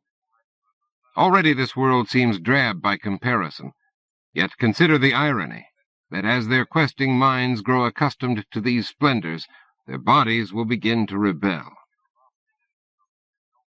Gloria showed me how to unsnap the cables so I could walk out of the middle of all that stuff, still wearing the suit, leaving the mask behind. Everybody lined up for the bathroom. Then we went to the big hall in the back where they had the cots, but nobody went to sleep or anything. I guessed we'd all want to next time, but right now I was too excited, and so was everybody else. Fearing just kept talking, like us taking a break was as much a part of the show as anything else. "Splendors, ha," said Gloria. "Bunch of second-hand cyber junk." "I was in a plane," I started. "Shut up," said Gloria. "We're not supposed to talk about it. Only if you find something you like, remember where it is." I hadn't done that, but I wasn't worried. "Drink some water," she said, "and get some food." They were going around with sandwiches, and I got a couple, one for Gloria, but she didn't seem to want to talk. Gil Martin, the fake doctor, was making a big deal of going around checking everybody, even though it was only the first break. I figured that the whole point of taking care of us so hard was to remind the people in the seats that they might see somebody get hurt. Ed was giving out apples from a bag. I took one and went over and sat on Lane's cot. She looked nice in her suit. "My boyfriend's here," she said. "You're back together?" "I mean X. I'm pretending I didn't see him." "Where?" "He's sitting right in front of my monitor." She tipped her head to point. I didn't say anything, but I wished I had somebody watching me from the audience. When I went back, the first thing I got into was a library of books. Every one you took off the shelf turned into a show, with charts and pictures, but when I figured out that it was all business stuff about how to manage your money, I got bored. Then I went into a dungeon. It started with a wizard growing me up from a bug. We were in his workshop, which was all full of jars and cobwebs. He had a face like a melted candle, and he talked as much as Fearing. There were bats flying around. "You must resume the quest of Croyd," he said to me, and started touching me with his stick. I could see my arms and legs, but they weren't wearing the scaper suit. They were covered with muscles. When the wizard touched me, I got a sword and a shield. "These are your companions, Rip and Batter," said the wizard. "They will obey you and protect you. You must never betray them for any other. That was Croyd's mistake." "Okay," I said. The wizard sent me into the dungeon, and Rip and Batter talked to me. They told me what to do. They sounded a lot like the wizard. We met a worm lion. That's what Rip and Batter called it. It had a head full of worms with little faces, and Rip and Batter said to kill it, which wasn't hard. The head exploded, and all the worms started running away into the stones of the floor like water. Then we met a woman in sexy clothes who was holding a sword and shield, too. Hers were loaded with jewels, and looked a lot nicer than Rip and Batter. This was Croyd's mistake, anyone could see that. Only I figured Croyd wasn't here, and I was, and so maybe his mistake was one I wanted to make, too. Rip and Batter started screaming when I traded with the woman, and then she put them on and we fought. When she killed me, I was back in the doorway to the wizard's room, where I first ran in, bug-sized. This time I went the other way, back to the drawers, which is when I met the snowman. I was looking around in a drawer that didn't seem to have anything in it. Everything was just black. Then I saw a little blinking list of numbers in the corner. I touched the numbers. None of them did anything except one. It was still black, but there were 5 pictures of a snowman. He was 3 balls of white, more like plastic than snow. His eyes were just O's, and his mouth didn't move right when he talked. His arms were sticks, but they bent like rubber. There were 2 pictures of him small and far away, one from underneath like he was on a hill, and one that showed the top of his head like he was in a hole. Then there was a big one of just his head, and a big one of his whole body. The last one was of him looking in through a window, only you couldn't see the window, just the way it cut off part of the snowman. "What's your name?" he said. "Louis." "I'm Mr. Sneeze." His head and arms moved in all 5 pictures when he talked. His eyes got big and small. "What's this place you're in?" "It's no place," said Mr. Sneeze. "Just a garbage file." "Why do you live in a garbage file?" "Copyright lawyers," said Mr. Sneeze. "I made them nervous." He sounded happy no matter what he was saying. "Nervous about what?" "I was in a Christmas special for interactive television, but at the last minute somebody from the legal department thought I looked too much like a snowman on a video game called Mudflinger. It was too late to redesign me, so they just cut me out and dumped me in this file." "Can't you go somewhere else?" "I don't have too much mobility." He jumped and twirled upside down and landed in the same place, 5 times at once. The one without a body spun, too. "Do you miss the show?" "I just hope they're doing well. Everybody has been working so hard." I didn't want to tell him it was probably a long time ago. "What are you doing here, Louis?" said Mr. Sneeze. "I'm in Escape-a-thon." "What's that?" I told him about Gloria and Fearing and Cromer, and about the contest. I think he liked that he was on television again. There weren't too many people left in the seats. Fearing was talking to them about what was going to happen tomorrow when they came back. Cromer and Ed got us all in the back. I looked over at Lane's cot. She was already asleep. Her boyfriend was gone from the chair out front. I lay down on the cot beside Gloria. "I'm tired now," I said. "So sleep a little," she said, and put her arm over me. But I could hear Fearing outside talking about a sex-a-thon, and I asked Gloria what it was. "That's tomorrow night," she said. "Don't worry about it now." Gloria wasn't going to sleep, just looking around. I found the Smart House showroom. It was a house with a voice inside. At first I was looking around to see who the voice was, but then I figured out it was the house. "Answer the phone," it said. The phone was ringing. I picked up the phone, and the lights in the room changed to a desk light on the table with the phone. The music in the room turned off. "How's that for responsiveness?" "Fine," I said. I hung up the phone. There was a television in the room, and it turned on. It was a picture of food. "See that?" "The food, you mean?" I said. "That's the contents of your refrigerator," it said. "The packages with the blue halo will go bad in the next 24 hours. The package with the black halo has already expired. Would you like me to dispose of it for you?" "Sure." "Now look out the windows." I looked. There were mountains outside. "Imagine waking up in the Alps every morning." "And when you're ready for work, your car is already warm in the garage." The windows switched from the mountains to a picture of a car in a garage. "And your voicemail tells callers that you're not home when it senses the car is gone from the garage."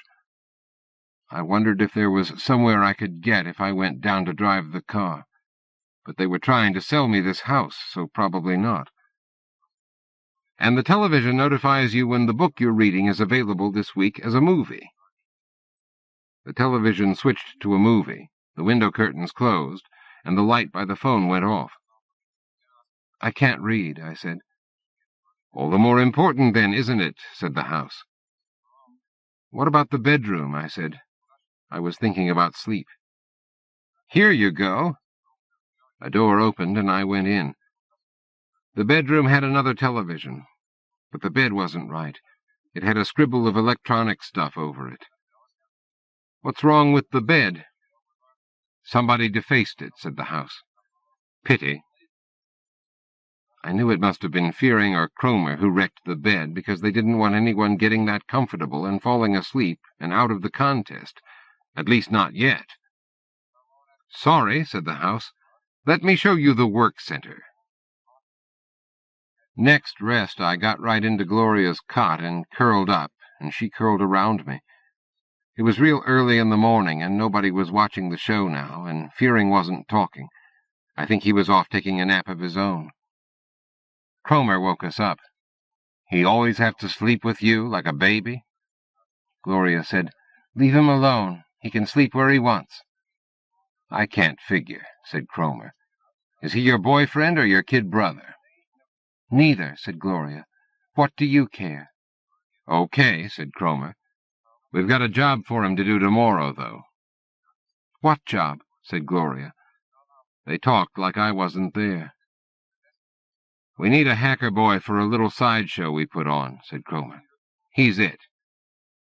He's never been an escape before, said Gloria. He's no hacker. He's the nearest we've got. We'll walk him through it. I'll do it, I said. Okay, but then leave him out of the sexathon, said Gloria. Cromer smiled. You're protecting him? Sorry. Everybody plays in the sexathon, sweetheart. That's bread and butter. The customers don't let us break the rules. He pointed out to the rigs. You'd better get out there. I knew Cromer thought I didn't know about Gloria and Fearing, or other things. I wanted to tell him I wasn't so innocent, but I didn't think Gloria would like it, so I kept quiet. I went to talk to Mr. Sneeze.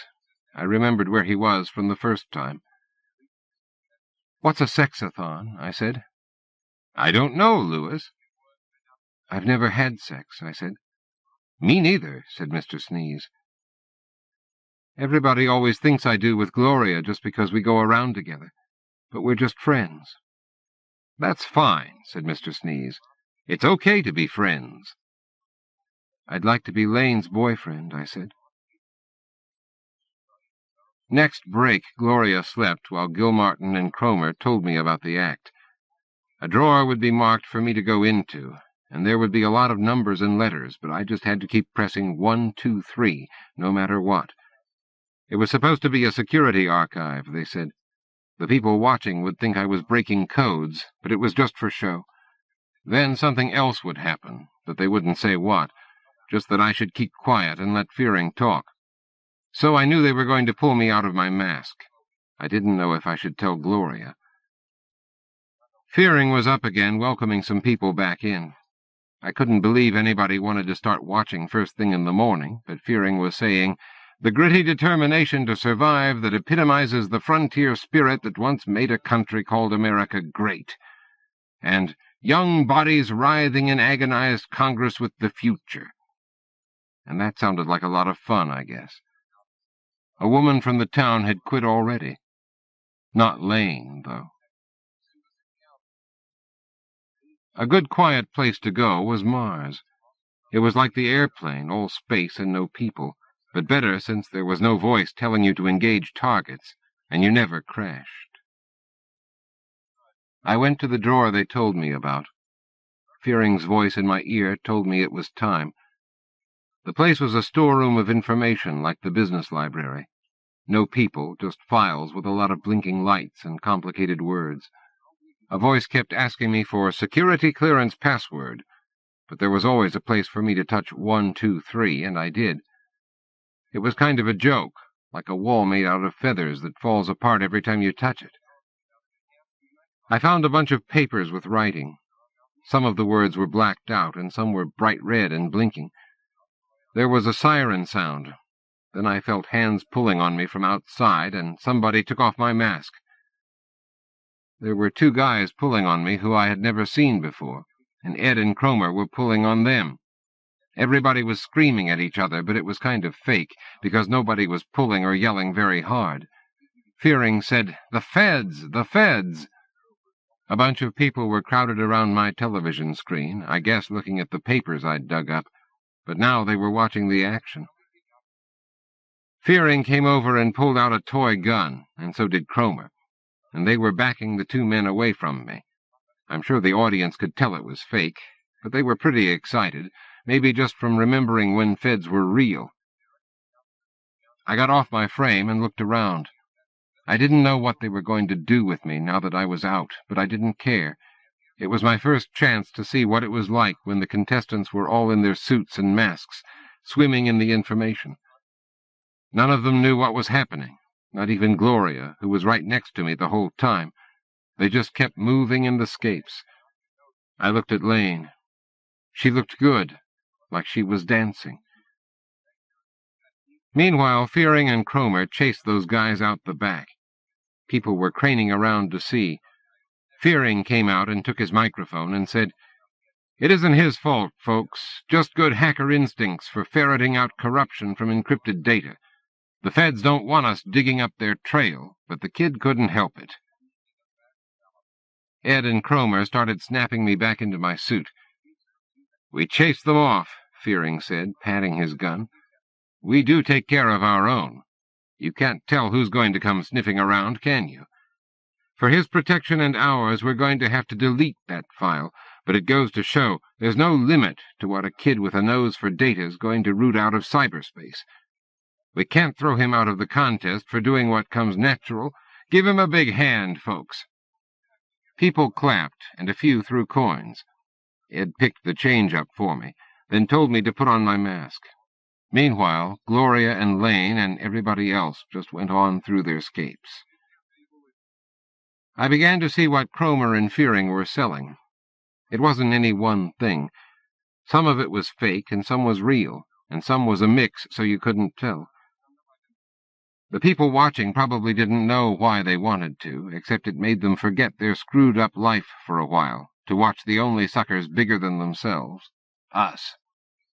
"Meanwhile, the big show goes on," said Fearing. "How long will they last? Who will take the prize?" I told Gloria about it at the break. She just shrugged and said to make sure I got my money from Cromer. Fearing was talking to Anne, the woman from the van, and Gloria was staring at them like she wanted them dead. A guy was lying in his cot talking to himself as if nobody could hear, and Gilmartin and Cromer went over and told him he was kicked out. He didn't seem to care. I went to see Lane, but we didn't talk. We sat on her cot and held hands. I didn't know if it meant the same thing to her that it did to me, but I liked it. After the break, I went and talked to Mr. Sneeze. He told me the story of the show about Christmas. He said it wasn't about always getting gifts. Sometimes you had to give gifts, too. The sexathon was late at night. They cleared the seats, and everyone had to pay again to get back in, because it was a special event. Fearing had built it up all day, talking about how it was for adults only. It would separate the men from the boys, things like that. Also that people would get knocked out of the contest, so we were pretty nervous by the time he told us the rules. "What would Scapes be without virtual sex?" he said. "Our voyagers must now prove themselves in the sensual realm, for the future consists of far more than cold, hard information. It's a place of desire and temptation, and as always, survival belongs to the fittest. The soldiers will now be steered onto the sexual battlescape. The question is, will they meet with the little death or the big one?" Gloria wouldn't explain. "Not real death," is all she said. "The rules again are so simple a child could follow them. In the sexscape environment, our contestants will be free to pick from a variety of fantasy partners. We've packed this program with options. There's something for every taste, believe you me. We won't question their selections, but here's the catch. We will chart the results. Their suits will tell us who does and doesn't attain sexual orgasm in the next session, and those who don't will be handed their walking papers. The suits don't lie. Find bliss or die, folks. Find bliss or die. You get it now? Said Gloria to me. I guess, I said. As ever, audience members are cautioned never to interfere with the contestants during play. Follow their fantasies on the monitors, or watch their youthful bodies strain against exhaustion, seeking to bridge virtual lust and bona fide physical response. But no touchy. Cromer was going around checking the suits. "Who's going to be in your fantasy, kid?" he said to me. "The snowman?" I'd forgotten how they could watch me talk to Mr. Sneeze on my television. I turned red. "Screw you, Cromer," said Gloria. "Whoever you want, honey," he said, laughing. Well, I found my way around their sexscape, and I'm not too embarrassed to say I found a girl who reminded me of Lane, except for the way she was trying so hard to be sexy. But she looked like Lane. I didn't have to do much to get the subject around to sex. It was the only thing on her mind. She wanted me to tell her what I wanted to do to her, and when I couldn't think of much, she suggested things and I just agreed. And when I did that, she would move around and sigh as if it were really exciting to talk about, even though she was doing the talking. She wanted to touch me, but she couldn't really, so she took off her clothes and got close to me and touched herself.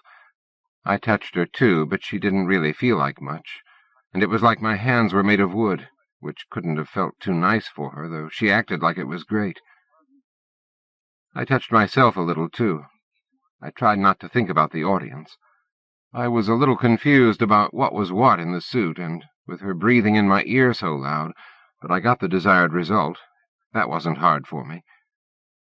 Then I could go back to the drawers, but Cromer had made me embarrassed about visiting Mr. Sneeze, so I went to Mars, even though I would have liked to talk to him.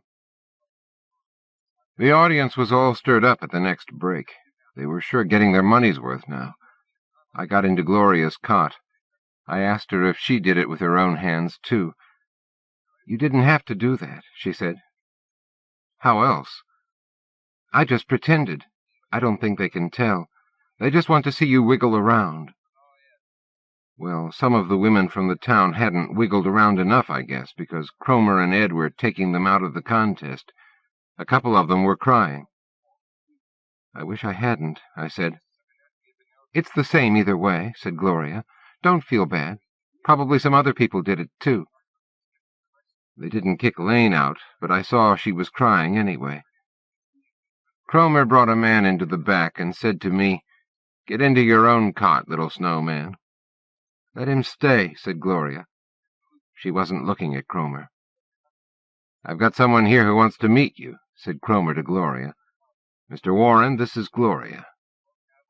Mr. Warren shook her hand. He was pretty old. "I've been admiring you," he said. "You're very good." "Mr. Warren is wondering if you'd let him buy you a drink," said Cromer. "Thanks, but I need some sleep," said Gloria. "Perhaps later," said Mr. Warren. After he left, Cromer came back and said, "You shouldn't pass up easy money." "I don't need it," said Gloria. "I'm going to win your contest, you goddamn pimp." "Now, Gloria," said Cromer, "you don't want to give the wrong impression." "Leave me alone." I noticed now that Anne wasn't around in the rest area, and I got the idea that the kind of easy money Gloria didn't want, Anne did. I'm not so dumb. Worrying about the sexathon had stopped me from feeling how tired I was. Right after that, I started nodding off in the scapes. I had to keep moving around. After I'd been to a few new things, I went to see the snowman again. It was early in the morning, and I figured Cromer was probably asleep, and there was barely any audience to see what I was doing on my television. So Mr. Sneeze and I talked, and that helped me stay awake. I wasn't the only one who was tired after that night. On the next break, I saw that a bunch of people had dropped out or been kicked out for sleeping. There were only 17 left. I couldn't stay awake myself, but I woke up when I heard some yelling over where Lane was. It was her parents. I guess they heard about the sexathon, maybe from her boyfriend, who was there too. Lane was sitting crying behind Fearing, who was telling her parents to get out of there, and her father just kept saying, "I'm her father! I'm her father!" Her mother was pulling at Fearing, but Ed came over and pulled on her. I started to get up, but Gloria grabbed my arm and said, "Stay out of this." "Lane doesn't want to see that guy," I said. "Let the townies take care of themselves, Louis. Let Lane's daddy take her home if he can. Worse could happen to her." "You just want her out of the contest," I said. Gloria laughed. "I'm not worried about your girlfriend outlasting me," she said. "She's about to break no matter what." So I just watched. Cromer and Ed got Lane's parents and boyfriend pushed out of the rest area, back toward the seats. Fearing was yelling at them, making a scene for the audience. It was all part of the show as far as he was concerned. Anne from the van was over talking to Lane, who was still crying, but quiet now. "Do you really think you can win?" I said to Gloria. "Sure, why not?" she said. "I can last." "I'm pretty tired. In fact, my eyeballs felt like they were full of sand." "Well, if you fall out, stick around. You can probably get food out of Cromer for cleaning up or something. I'm going to take these bastards." "You don't like Fearing any more?" I said. "I never did," said Gloria. That afternoon, 3 more people dropped out. Fearing was going on about endurance, and I got thinking about how much harder it was to live the way me and Gloria did than it was to be in town, and so maybe we had an advantage. Maybe that was why Gloria thought she could win now. But I sure didn't feel it myself. I was so messed up that I couldn't always sleep at the rest periods, just lie there and listen to Fearing or eat their sandwiches until I wanted to vomit. Cromer and Gilmartin were planning some sideshow, but it didn't involve me, and I didn't care. I didn't want coins thrown at me. I just wanted to get through. If I built the cities near the water, the plague always killed all the people. And if I built the cities near the mountains, the volcanoes always killed all the people. And if I built the cities on the plain, the other tribe always came over and killed all the people, and I got sick of the whole damn thing. "When Gloria wins, we could live in town for a while," I said. "We could even get jobs if there are any. Then if Lane doesn't want to go back to her parents, she could stay with us." "You could win the contest," said Mr. Sneeze. "I don't think so," I said. "But Gloria could." Why did Louis cross Mars? To get to the other side. Ha ha. I came out for the rest period, and Gloria was already yelling, and I unhooked my suit and rushed over to see what was the matter. It was so late it was getting light outside, and almost nobody was in the place. "She's cheating!" Gloria screamed. She was pounding on Cromer, and he was backing up because she was a handful mad. "That bitch is cheating! You let her sleep!" Gloria pointed at Anne from the van. "She's lying there asleep! You're running tapes in her monitor, you goddamn cheater!" Anne sat up in her frame and didn't say anything. She looked confused. "You're a bunch of cheaters," Gloria kept saying. Cromer got her by the wrists and said, take it easy. You're going skate-crazy, girl." "Don't tell me I'm crazy," said Gloria. She twisted away from Cromer and ran to the seats. Mr. Warren was there, watching her with his hat in his hands. I ran after Gloria and said her name, but she said, "Leave me alone," and went over to Mr. Warren. "You saw it, didn't you?" she said. "I'm sorry," said Mr. Warren. "You must have seen it, the way she wasn't moving at all," said Gloria. "Come on, tell these cheaters you saw it. I'll go on that date with you if you tell them." "I'm sorry, darling. I was looking at you." Cromer knocked me out of the way and grabbed Gloria from behind. "Listen to me, girl. You're hallucinating. You're scape-happy. We see it all the time." He was talking quiet but hard. "Any more of this and you're out of the show. You understand? Get in the back and lie down now and get some sleep. You need it." "You bastard," said Gloria. "Sure, I'm a bastard, but you're seeing things." He held Gloria's wrist, and she sagged. Mr. Warren got up and put his hat on. "I'll see you tomorrow, darling. Don't worry. I'm rooting for you." He went out. Gloria didn't look at him. Cromer took Gloria back to the rest area, but suddenly I wasn't paying much attention myself. I had been thinking Fearing wasn't taking advantage of the free action by talking about it, because there wasn't anyone much in the place to impress at this hour.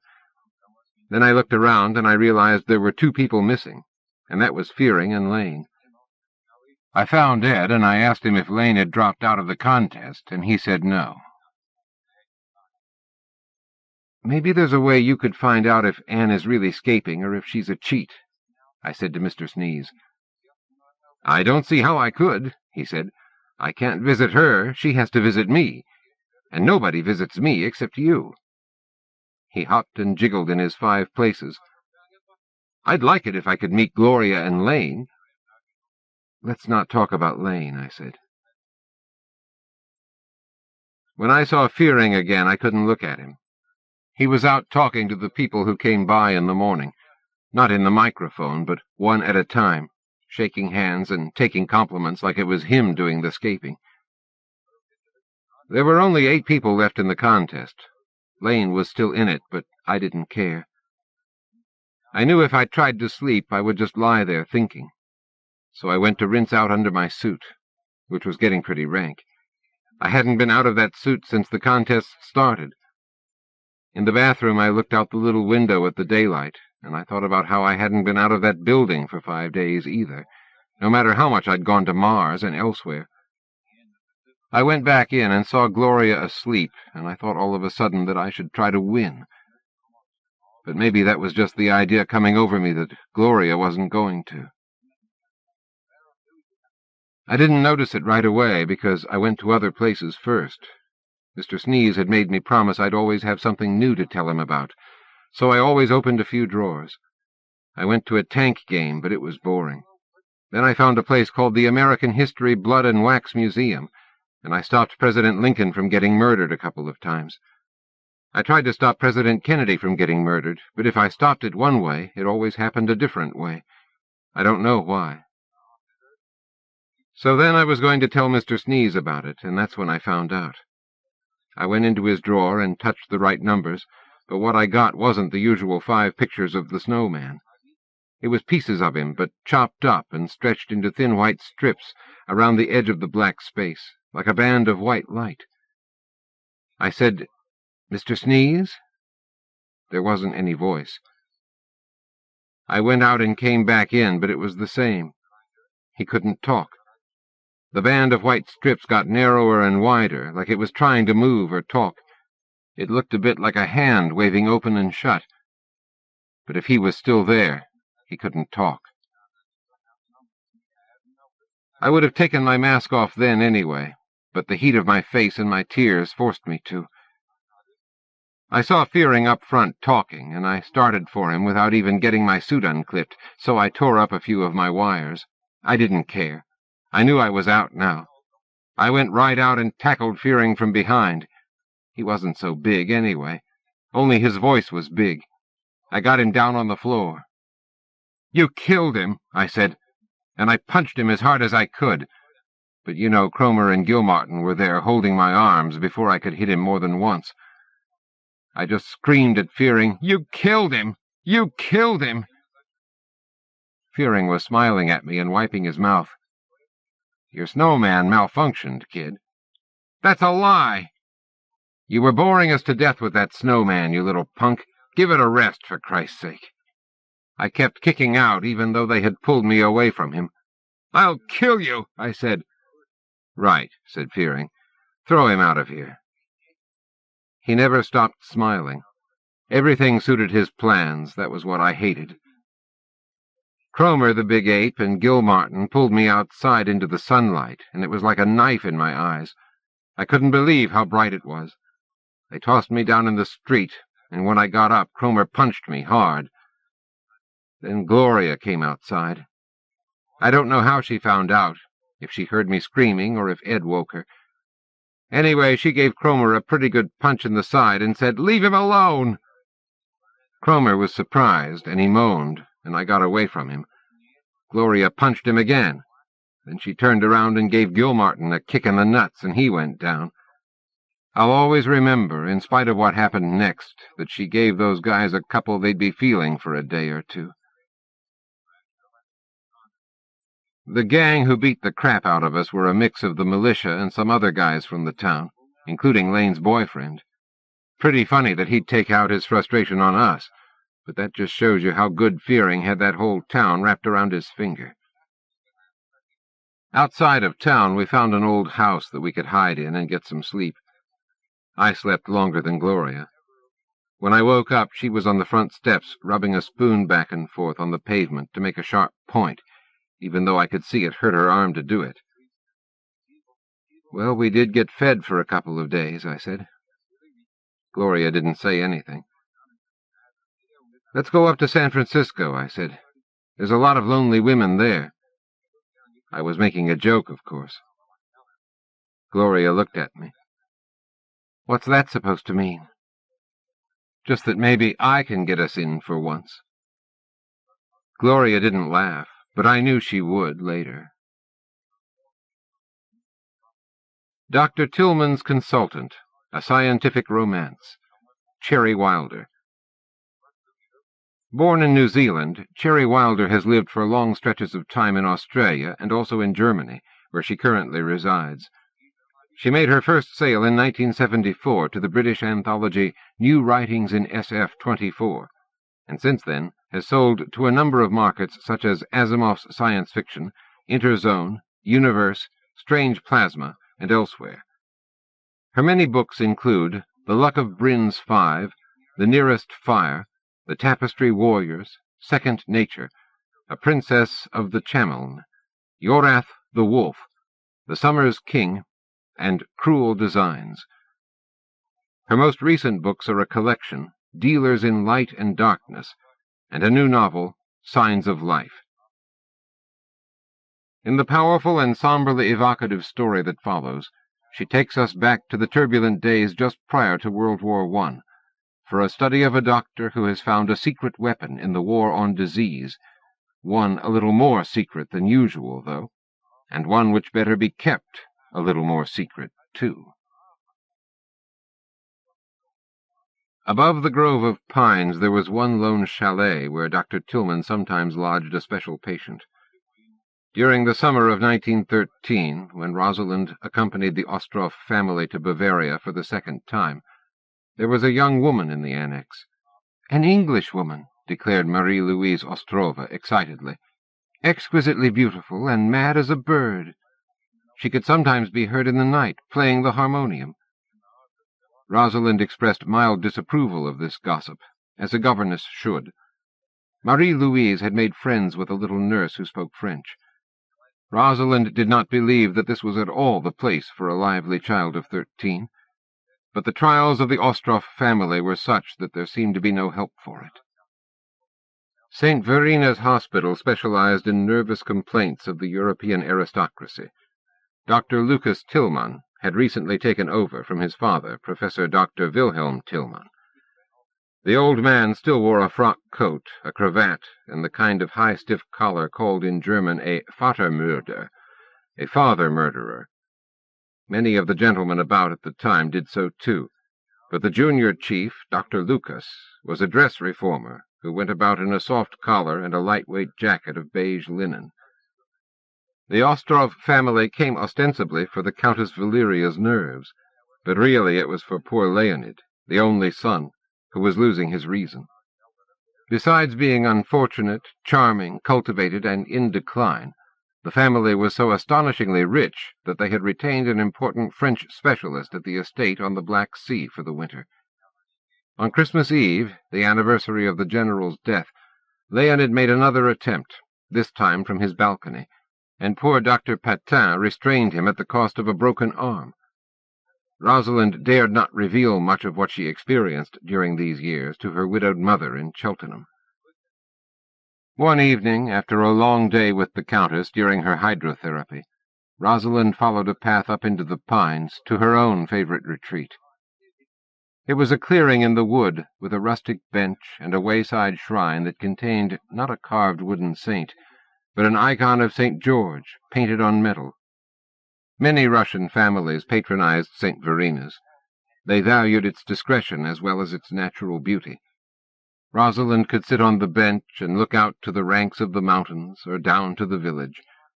Overhead, the annex was visible among the trees, and an even higher mountain meadow, bathed in bright sunlight. There was a rustling in the bushes. She thought of a pair of marmots, or even a deer. In fact, it was a young woman, of about Rosalind's own age, dressed in a gray silk dress of reformed cut. Her poor stockinged feet were stained and hurt. Her golden hair stood out round her pale face in a cloud and hung in long, ragged elf locks down past her hips. Leaves and pine needles had caught in it. Rosalind understood the situation at once. She rose up, took the patient's arm, and said, "Let me help you." "You are English," whispered the girl. "Oh, please." "Sit here with me," said Rosalind. "Let me brush your poor hair." She had a large bag of toilet articles that she had carried with her from the bathhouse. The girl turned her head obediently, and Rosalind went to work with professional skill. "You have an English touch," said the girl. "My body is covered from head to foot with the imprint of his fingers." "Hush," said Rosalind gently. "He comes to me at night," continued the girl. "All the poor doctor's beastly medicines can't make me sleep. I wake up, very hot and wet under the horrid German feather-bed, and there is Teddy, my darling Teddy." Rosalind began to plait the magnificent fall of golden hair into a loose braid. She turned her head and saw Dr. Lucas Tilmann emerge from the bushes warily, as if stalking a butterfly. The mad girl had not seen him, but her mood had altered. She began to weep, pouring out a stream of confused regrets and sorrows. She would never be well. She was imprisoned. The wretched little harmonium was out of tune. Her mother was cruel. The swans had all flown away from the lake. Teddy knew what she should do, and she had tried more than once, but it was too difficult. The guns hurt her fingers. "Oh, no," said Rosalind softly. "You must never do that. Never try to hurt yourself." She fastened the enormous Rapunzel braid of hair with a pink ribbon from her bag. Dr. Tilmann drew closer and said cautiously, "Miss Courtney, Maud." The patient screamed aloud. Before she could spring up, Rosalind put her arms around her firmly. "No," she said. "Please, Maud dear, please be good. Dr. Tilmann will give you a nice cup of tea. See, he has brought your slippers. How kind." A nurse appeared now on the path from the annex, and a young intern, Dr. Damien, alerted by telephone, came running up from the hospital. Maud Courtney was docile again. Her slippers were put on. She was led away down the hill to the main building. Lucas Tilmann accompanied the party a little way, then rejoined Rosalind in the clearing. "Miss Lane, I am deeply indebted." "Poor thing," said Rosalind. "I hope that she—" He sat down beside her on the bench and covered his face with his hands. "The prognosis," he said after a few seconds, "is not good." "She spoke of someone called Teddy," prompted Rosalind. "Her brother died in the Punjab," sighed Dr. Tilmann. "She has never been told." "Dr. Tilmann," said Rosalind, "what is the matter with the poor girl? What would you call her disorder?"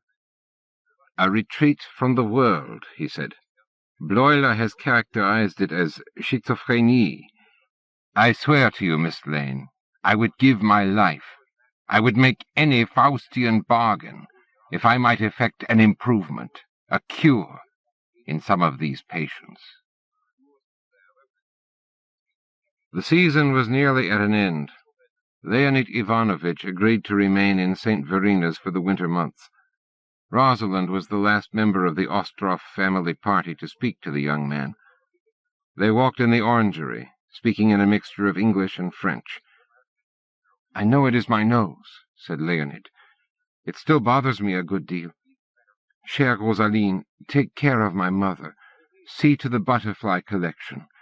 I have left a box of swaps for the Nabokov boys. The voices will keep me informed. I am quite happy here. Dr. Lucas loves you. Did you know that?" "You are exaggerating, I think," said Rosalind with a smile. She had dined twice with Lucas Tilmann and driven as far as Berchtesgaden in his new Daimler landaulet. Leonid was very upset by her mild deprecation and fell into a brooding silence, picking at the spots on his face. An attendant lurked behind the orange trees in their tubs. Leonid was 28 years old and unfit for military service. The winter passed quietly on the estate. Before she was too deeply involved in the amateur theatricals and the ball season, word came that her mother was very ill. The Countess managed to obtain a passage for Rosalind on a steam yacht, the Nereid, owned by a consortium of Greek-Americans, which sailed from the port of Odessa. She arrived home at the quiet, dark house near Thilstein Road and took over the nursing of her mother shortly after Christmas. She sat by the bed in the darkened room and told endless tales of the wonders that she had seen. Clothes and jewels, the opera and the ballet, the country estates, priests, monks, holy icons. Father Fyodor, the Ostrov chaplain, sent a small one, which Mrs. Lane held between her thin fingers on top of the eiderdown. She became upset when Rosalind touched on mutiny, civil commotion, the Ostrov cousin Kirill, who had joined a revolutionary cell at the university and been exiled to the district of Irkutsk. Rosalind knew what her mother wished to hear, though reason had told them both when she took the post as governess to the Ostrovs that she would not meet eligible men. Now, to please the dying woman, she went so far as to claim that she had an understanding with a doctor, Lucas Tilmann, at the Alpine Clinic. He had indeed sent her a card, with a charming letter and a lace-edged handkerchief, which arrived with the Ostrovs' Christmas box in January. Mrs. Lane lingered until the summer, passed away in her sleep at the end of May. Rosalind went about in the dark house, setting everything in order. She had cheated, sold the family silver, so that she was able to pay off the remaining maidservant and keep a nest egg for herself. The house went, lock, stock, and barrel, to her nephew, Richard. She waited for the expected summons and set out in June, traveling across Europe to meet the Ostrov family party at St. Verina's Hospital on the Altalm, the old Alpine meadow, near Mariensee. She arrived at 4 o'clock, when all the guests who were able to enjoyed pastries and English tea, as opposed to the Russian tea which was swilled all day long, on the terraces. Rosalind hesitated in the shadowy entrance hall, putting off the first encounter with the Ostrov family, who would be sure to weep even if she did not. She had her luggage sent up to the suite and strolled through to the terrace, unbuttoning her gloves. A sweet English voice spoke her name as she stepped out into the sunshine. "Miss Lane?" It was a stranger, or at least someone half-known, a young blonde woman with her hair in a pompadour. She took Rosalind's hand and gazed into her face, smiling. "I have a message from the Countess Ostrova."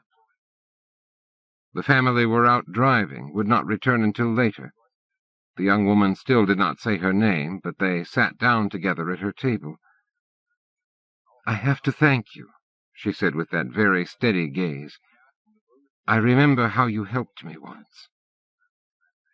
Rosalind was on the verge of recognition, but she simply could not believe what she saw.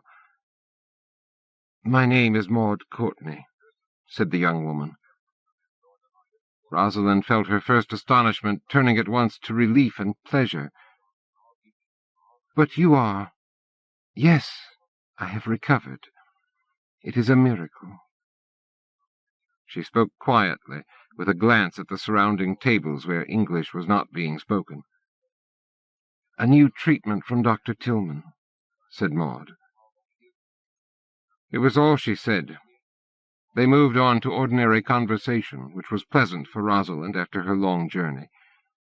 She did not have to explain her black clothes. The Ostrovs had already mentioned her bereavement to Miss Courtenay, who offered her sympathy. Another sign of her normality.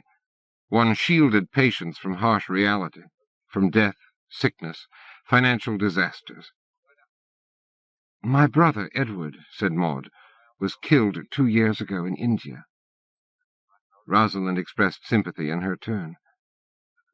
The Ostrov family had taken a new suite of rooms in the west wing of the sanitarium. There was only one new Russian servant, a mere boy, with silky whiskers, playing cards with the little French nurse, Sister Clotilde, the friend of Marie-Louise. It was all so different from the musky, headachy atmosphere of other years that she wondered if there had been some change in the family fortunes. Had terrible old great-uncle Paul given up the palace in Moscow at last? Had the Countess at last taken a lover? There was plenty of time before the family returned, young Vasily informed her, dealing another hand, so she went out of doors again. She found herself climbing up through the pines to her precious clearing, and admitted with a smile that she was eager to meet Lucas Tilmann, hear from his own lips the news of his miracle cure. It was a perfect summer evening. The highest peaks of the mountains were caught in bright rays of sunlight, not yet tinged with pink or red. The whisper and fragrance of the friendly pines sank into her soul. She was free from care, freed from the bonds of her dark English house at last. She sank onto the rustic bench. Across the glade, in a patch of sunlight, was a circus wagon, brightly painted in green and gold. A stocky yellowish horse, with fringed hooves like a Clydesdale, grazed nearby, and a cauldron simmered over a fire. As she watched, a bearded man in a fur hat came out to smoke his pipe on the steps of the wagon. Gypsies, of course, Russian or Russianized gypsies, of the kind who turned up in the stable yard at the Feast of the Epiphany with a hurdy-gurdy and a dancing bear. Rosalind did not rest long, but set out again up a pathway to the annex. She looked back and saw that the gypsy now stood by the campfire facing up the hill, one hand raised above his head. A feeling of exquisite well-being grew upon her as she came up to the large chalet. The air of the mountains, the spring bubbling beneath the ferns, the flowers that cascaded from the window boxes. Oh, these were all miraculous. If the doctor had appeared at that moment, she might have flung herself into his arms. An older nurse, Sister Louisa, came bustling out onto the porch, and Rosalind could see that she was somehow transformed. She looked like a nun who had seen a vision. She was sharing the extraordinary euphoria that Rosalind felt growing upon her as she came up the path. "Oh, Fräulein," said Sister Louisa. "Oh, you have come back. The doctor will be so pleased." "Is he—" "No, he is not here," said Sister Louisa quickly. She turned her head and looked back into the dark doorway of the annex. Rosalind had the absurd notion that this euphoria came from the chalet. It was streaming out like a golden mist from someone, from a presence inhabiting the simple, spotless rooms. She felt a deep twang of anxiety. "He is coming up the hill," said Sister Louisa, "if you take the path by the larch trees." She pointed, smiling. Rosalind smiled too, and went obediently down that path. It seemed that at a certain point, under the first of the larches, she escaped some happy influence and was completely herself again. She stood still, and presently Lucas Tilmann came hurrying up toward her. At the sight of him she was overwhelmed by a tumult of feelings: pleasure, anxiety, irritation, loving care. She went forward and grasped his hands, and could only say, "What is it? What is it?" "Oh, Rosalind," he said, ignoring her question. "Oh, my dear girl, I have missed you so much." She allowed him to kiss her, and then kissed him back with more enthusiasm than she had expected in herself. They held each other close under the larch trees, and she found herself wondering if the needles clung to fabric when one lay down. Lucas drew back, smiling, and led her on down the path back to the clearing. They sat on another bench, and she patted her hair. The Russian gypsy had disappeared into his caravan. The tops of the mountains had turned to gold. "Lucas," she said, "there is something." There was something about Lucas himself. He was full of contained excitement. "You spoke to Maud Courtney," he brought out. "Yes. It is remarkable," she said.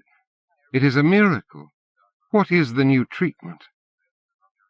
"I can't tell you just yet," he said. "It is a completely new technique for dealing with certain cases. It is still in the experimental stage and must be kept absolutely secret."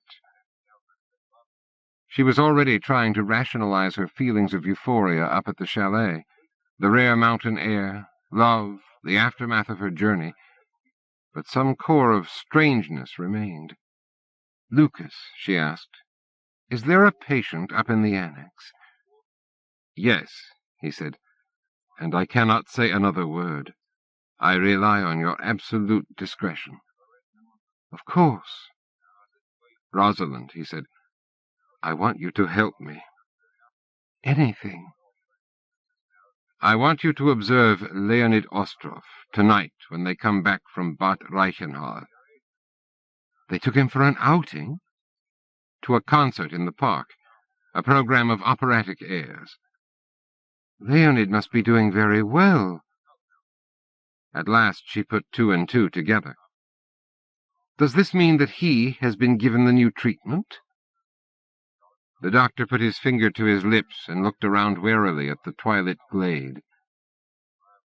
"There has been a dramatic improvement," he said in a low voice, "but I am wary of a relapse, of unexpected side effects.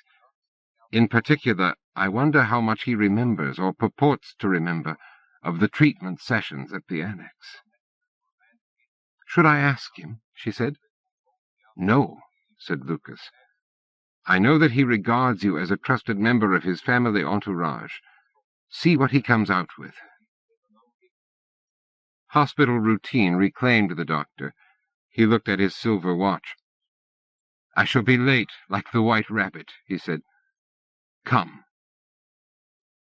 They walked hand in hand down a shady path and kissed under several chosen trees.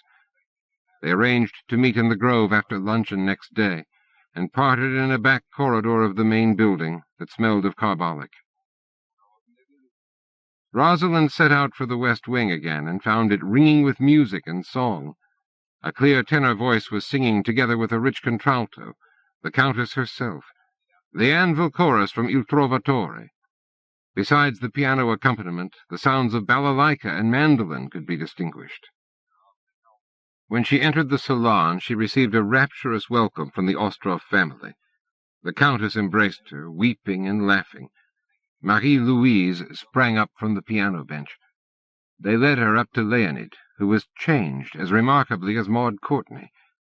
He was clear-skinned, vigorous, with a direct gaze. He had been singing with his mother.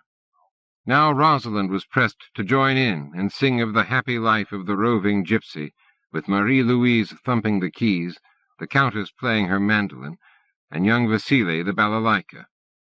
Even the coachman had been pressed into service, striking the fender with the poker for the clang of the anvils. She registered, dispassionately, that the Ostrovs were the nicest, most lovable human beings that she was ever likely to meet. If she could never completely approve of them, the fault lay in her own prejudices, her own upbringing. Dinner was sent up, and afterward they played cards.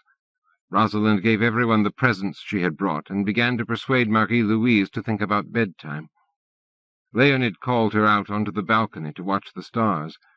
She found him staring raptly at the sky above the mountains. "Look," he said, "there is the Great Bear." He turned to her eagerly and came to the point. "You can see I'm better," he said. "A new treatment." "I'm so happy for you, Leonid, and for your mother." "I'm so much better we thought of sending for Irina Fedorovna," he brought out. "But the news from Serbia is unsettling." Leonid had been betrothed for 5 years to a beautiful cousin. They had almost given up hope. Rosalind had heard of the assassination in Sarajevo, but rumors of war were mixed up in her mind with riot and civil strife in Odessa, with embarrassing defeats in the Sea of Japan. She could not think of a war that interfered with Irina Fedorovna's travel plans. "I was right about one thing," exclaimed Leonid. "The doctor does love you, chère Rosaline." She felt herself blushing, but could not put him off. "Perhaps he does." "Has he spoken of the new treatment at all?" "Only to say it must be kept secret," she said. "I am sure only the patients concerned and their immediate families. Did Dr. Tilmann say that a new and special kind of hypnosis is used?" "No," said Rosalind. "Really, we have not discussed—" He still could not let her finish. He was carried away. "One side effect of the treatment can be vivid dreams and visions that purport to explain the patient's situation." "But surely the dream theory comes from Vienna," she said. "Lucas, the doctor, has already made some use of it." "I was healed by a holy man, a starets, or even a shaman," said Leonid Ostrov, bluntly. "He came from the woods and forests of my native land." "But you know it is a dream," she said. "A metaphor." "The holy man bore the features of a bear," said Leonid, raising his head again to the constellations overhead in the clear night sky. "He spoke to me in the language of bears. He entered my mind, filled my whole being, filled me with pure joy, pure love." Rosalind was momentarily filled with unreason. She felt again the sensation of euphoria that had seized her as she approached the chalet. She thought of the secret patient who lived there, and of Sister Louisa's shining look. One of her best qualifications for work as a governess or companion was an ability to keep a straight face. "That is a beautiful, healing dream," she said to Leonid. "Why, you could write a poem or folk tale, like your cousin, Prince Oslov." Leonid burst out laughing at the very idea. "Poor old Kirill Mikhailovich is using his folklore to keep himself from revolutionary thoughts over there in Irkutsk, or wherever he is." They were called to join in the game of whist. Nothing indicated more clearly that Leonid was healed than his ability to play cards again. The Countess herself was no match for her son. The doors onto the balcony were still open, and the scent of the woods and the summer fields drifted in upon them. The scene imprinted itself upon Rosalind's memory, a palimpsest of this last innocent summer. She had reached St. Verina's on the 30th of June, 1914. Every day following her return brought Europe and the assorted Europeans gathered in the hospital, closer to war. She noted carefully in her journal the affecting scenes in which patients had to be removed from care and made ready for travel. The first Russians fled before the Austrian ultimatum to Serbia, and some were forced to return. Travel through the Balkan states had become too disturbed. The way back into the mother country led over Berlin. Rosalind was filled with unrest.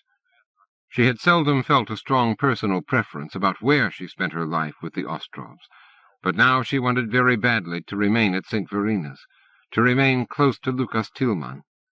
She perceived a conflict approaching, between love, yes, love at last, and duty. It was against this darkening background, and in this state of internal tension, that she became one of the initiates.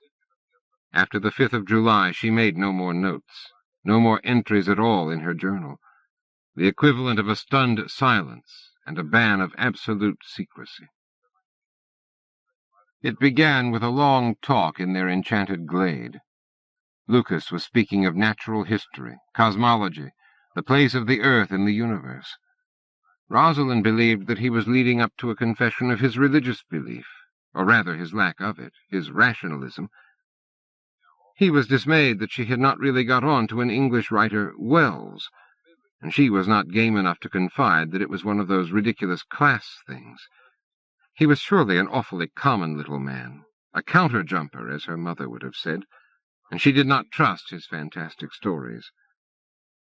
They sat there talking until the stars came out and lamps were lit in the hospital down below.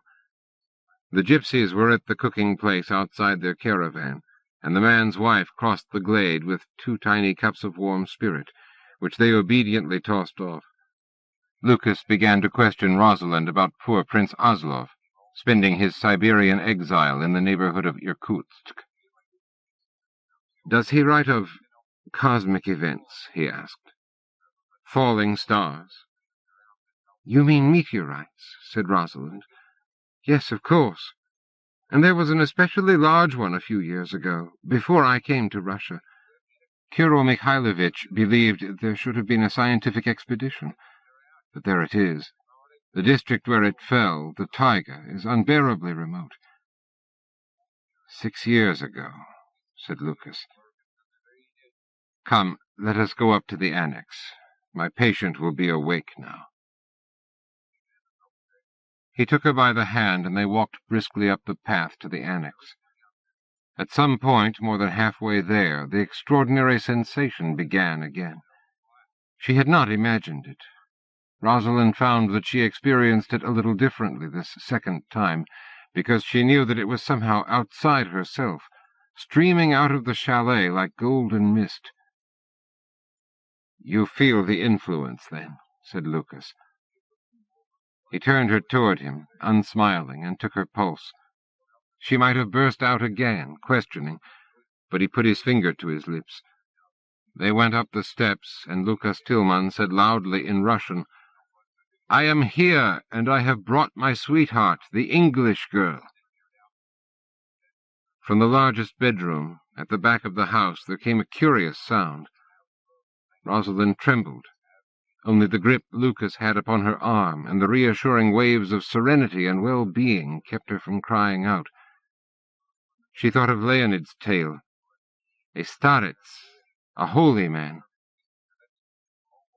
The back bedroom was very dark and filled with a distinctive odor, the natural smell of a warm body, as a stable smelled of horses or a railway carriage of human sweat.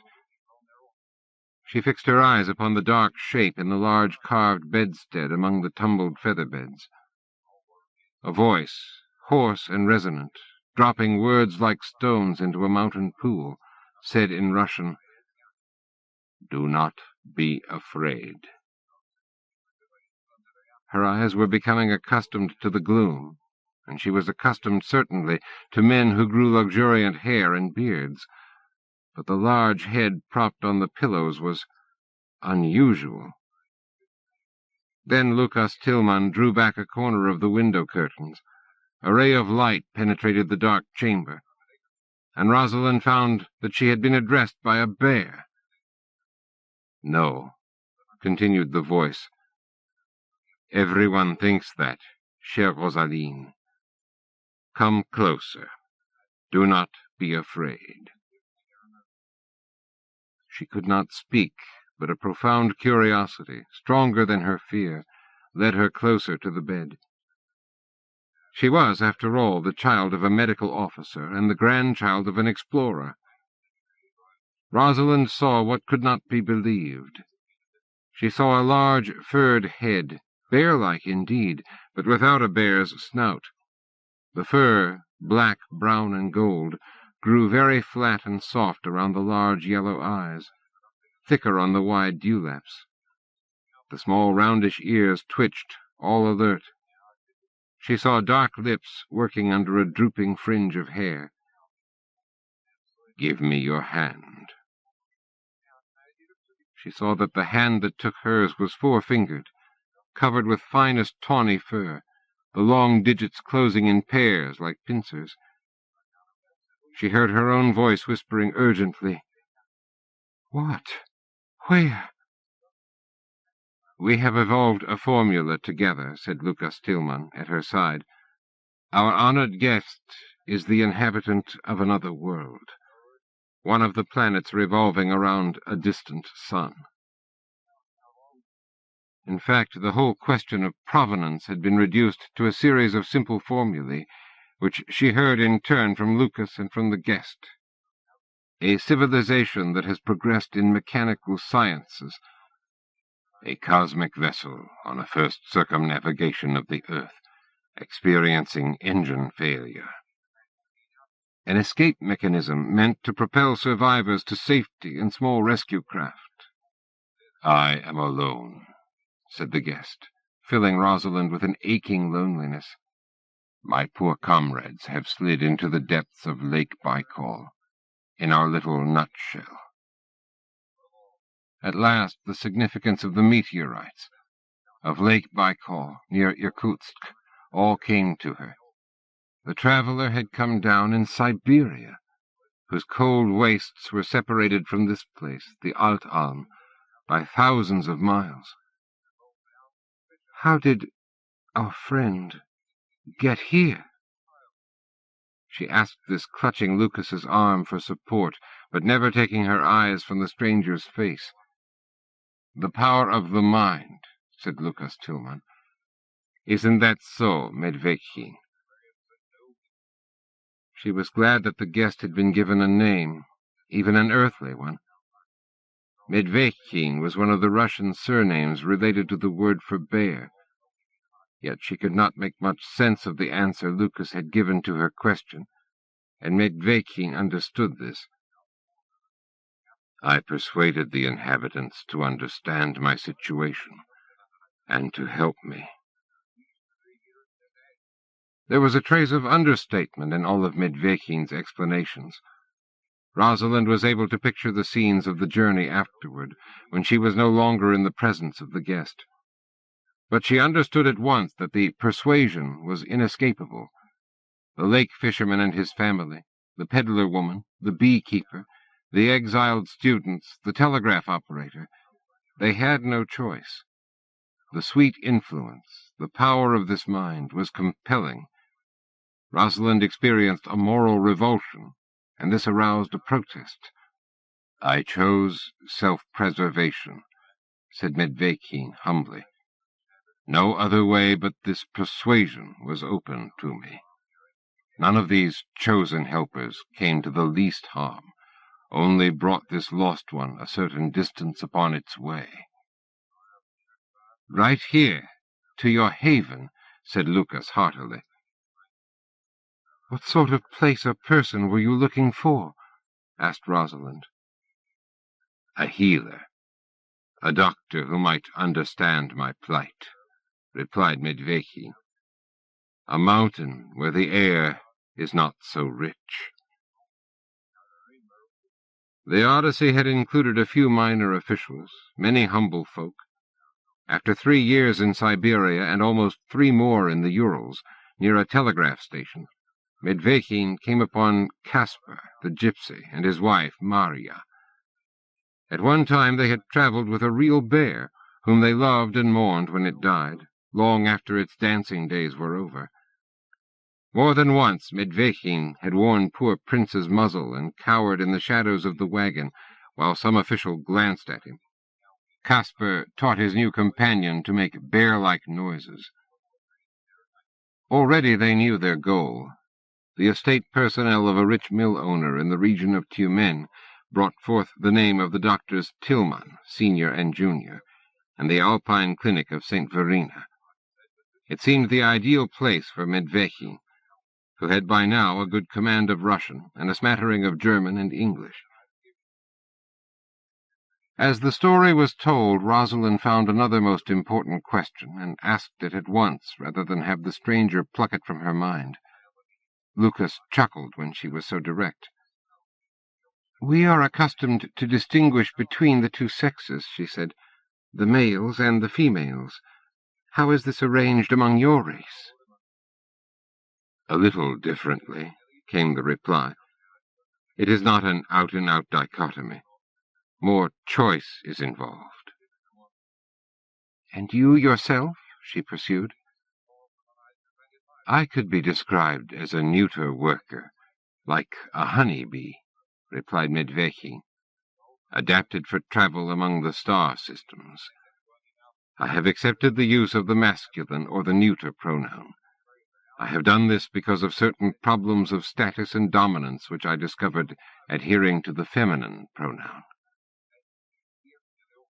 Rosalind tried to keep separate in her mind all that she learned directly from this being, from Medvekin, and things that were reported by Lucas, by Sister Louisa, and by Caspar. What remained wonderfully clear was the buoyant atmosphere of those numbered days and nights.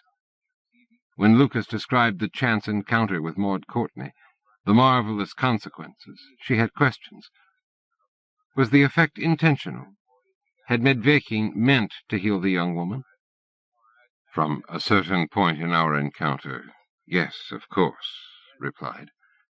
There are close analogies between certain aspects of the human brain and the brain of the Acuine. Words, concepts, pictures from the other world were not very numerous, and mostly dealt with things that were like, not unlike. There was, for example, a relationship between Lucas Tilmann's profession and the work of Medvekin aboard the large vessel that had been lost. The Acuine race, endowed with such intense, richly orchestrated mind powers, became untuned under the stress of star voyaging. Medvekin could have been described, like Lucas Tilmann, as an alienist.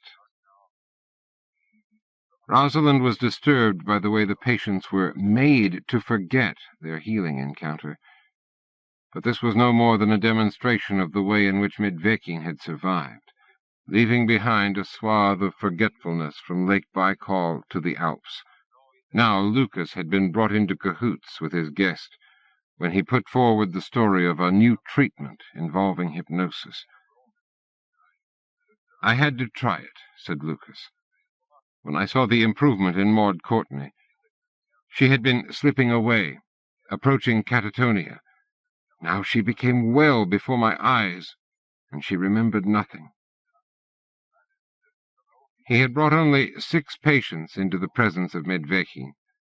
All had been diagnosed as suffering from the constellation of disorders that was beginning to be called schizophrenie. All were healed after application of Acuine mind power. A couple of the patients retained some memory of the treatment. A German woman believed that in her hypnotic trance she had walked through the woods and talked to the animals. Leonid Ivanovich Ostrov had a dream encounter with a starets, a holy man, who came to him in the guise of a bear. Rosalind never knew the name of the German woman or of the other patients besides Miss Courtney and Count Ostrov, who had received this unique treatment. Medvekin had no impulse to write down or dictate notes. He inquired for methods of recording information that existed, perhaps, in the distant laboratories of the Edison Company, but were by no means in common use. Lucas recorded dialogues with their guest and his own conclusions in a thick black notebook, illustrated with his own sketches, which he wrote up privately, out of Medvekin's presence. He understood Rosalind's reservations about the treatment and the silence that hedged it, but the mere existence of this being could overwhelm all human judgment. What was to be done? Men of science, civil authorities, surely they must be informed. They sat whispering madly in the room of the chalet furthest from the large bedroom where Medvekin was sleeping. "Whatever our friend believes," she said, reassuring Lucas, "traces of the large vessel must be found, eventually, even in the remote forests of the taiga. The matter will be out of our hands." The survivor had been scarcely able to find words to describe the nature of the explosion that marked the disintegration of his life-ship. Now Lucas took Rosalind's cold hands and confided the saddest fact of all. Medvekin, who had been in his care for 6 months, might not live long. Internal injury was suspected. Even mountain air did not suit the patient in the long run. Dr. Tilmann could not neglect his duties, these consisting more and more of seeing patients off, closing down the facilities of St. Verina's Hospital on the eve of what came to be called the Great War. Rosalind was busy packing for the Ostrov family, yet every day they snatched certain hours in the annex, high up among the pines. In these evening hours Medvekin preferred to sleep. Lucas and Rosalind moved to that distant room, intended as a servant's bedroom, and there, made love. This was that last golden summer of which poets were to speak. These were the last days, a time of wonders. On July 29th, after the Austrians had attacked Serbia and the Tsar had ordered mobilization, the Ostrov family set off for Berlin. The train was packed with Russians intent on outrunning the German declaration of war. Rosalind sat dry-eyed, handing the Countess her smelling salts. Leonid Ivanovitch was cheerful and inspired, eager to return to his betrothed and to his regiment. Everyone on the train, the Russians, the English students, the French maid, the German officers clanking past, insisted that it would be over by Christmas. Rosalind shut her eyes and fell into a dreamlike recollection of her last interview with Medvekin. She saw the extraordinary wise face, the yellow eyes, the billowing Russian blouse of yellow silk that covered the muscular, furred upper body. They sat alone. Sister Louisa was in the kitchen, preparing the vegetable soup on which the patient subsisted. Lucas had not yet come to the evening rendezvous. The wooden shutters were flung wide, and the back window open, showing the sunlit mountainside. They spoke of the impending war. Medvekin turned from gazing at the path winding up to the high meadow, and made a curious pronouncement.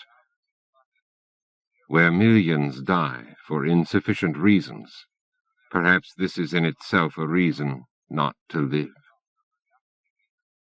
Rosalind was shocked, but she managed to hide it. She had become better and better at hiding her thoughts and feelings from the patient. She wondered if it had to do with poor Medvekin's failing health. I accept one sufficient reason to die, she said, namely that one has grown very old and come to the end of a lifespan.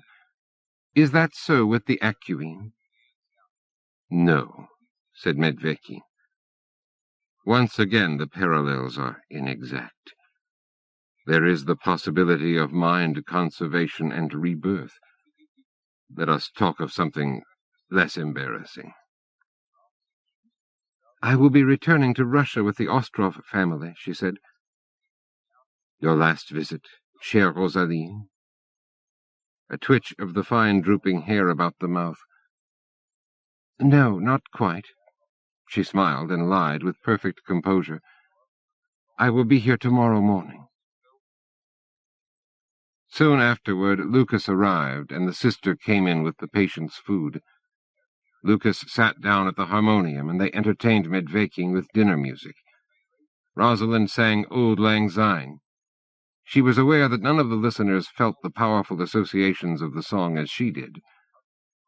Later that evening she walked back to the hospital with Lucas for the last time, and they went over their brave plans for letters, for their next meeting, when everything was over. She expressed her hopes for Medvekin and for Europe, for mankind. Yet she carried in her sewing bag Dr. Lucas Tilmann's black notebook, which she had stolen from the tangle of books at his bedside, and she made sure never to come within range of their cosmic guest the next day. Her memory, at least, would survive the encounter with Medvekin. When she opened her eyes again, the Countess was gazing at her with sad concern. The family was well aware that she was being parted from her sweetheart by the approaching conflict, but Rosalind was able to reassure the Countess later on. No, she was not expecting a child. The idea of being pregnant and unwed among the Ostrovs was not as frightful as that of being in the same situation, for instance, in Cheltenham. She began to see it as an alternative life, something that might have happened. Lucas had given her a beautiful ring with an emerald, the gift of a grateful patient, but she wore it on a chain around her neck, under her blouse. It was evening of the first day. Munich, Nuremberg lay behind them. They were approaching Leipzig. Cities of old Europe were left behind. Berlin, Stettin, Danzig, Königsberg, and at last Minsk, after the railway gauge broadened and the travelers lost a number of days by returning to the Julian calendar. We are traveling back into the past, said Leonid wearily. Believe me, dear child, said his mother, horse-drawn carriages were much worse. Perhaps one day, said Rosalind, we will fly from place to place. As angels, teased Marie-Louise. No, of course not, said Rosalind, laughing. In flying machines. Futuristic thinking, said Leonid, is subversive. Kirill, our revolutionary, hopes that none of the empires will survive this war. At last they reached their destination. Rosalind helped the Countess up the steps of the palace in Moscow, where they took refuge with great-uncle Paul, pleading the fortunes of war. The season was late spring, but the weather in the Alps was chill and changeable. Rosalind drove up from the station wrapped in a treasured Russian coat that reached to her ankles. She was exhausted from journeying, drained of hope. The familiar trees on the avenue filled her with a painful expectation. Oh, Lucas! Oh, my love! But she could not help noticing that the driveway was neglected. A few patients were on the terrace, and she saw at once that they were veterans, wounded soldiers. In the hall she found a village girl mopping the marble floor. A gruff old orderly did not remember her, but he became excited when she asked for Dr. Lucas Tilmann. "The English girl!" he cried.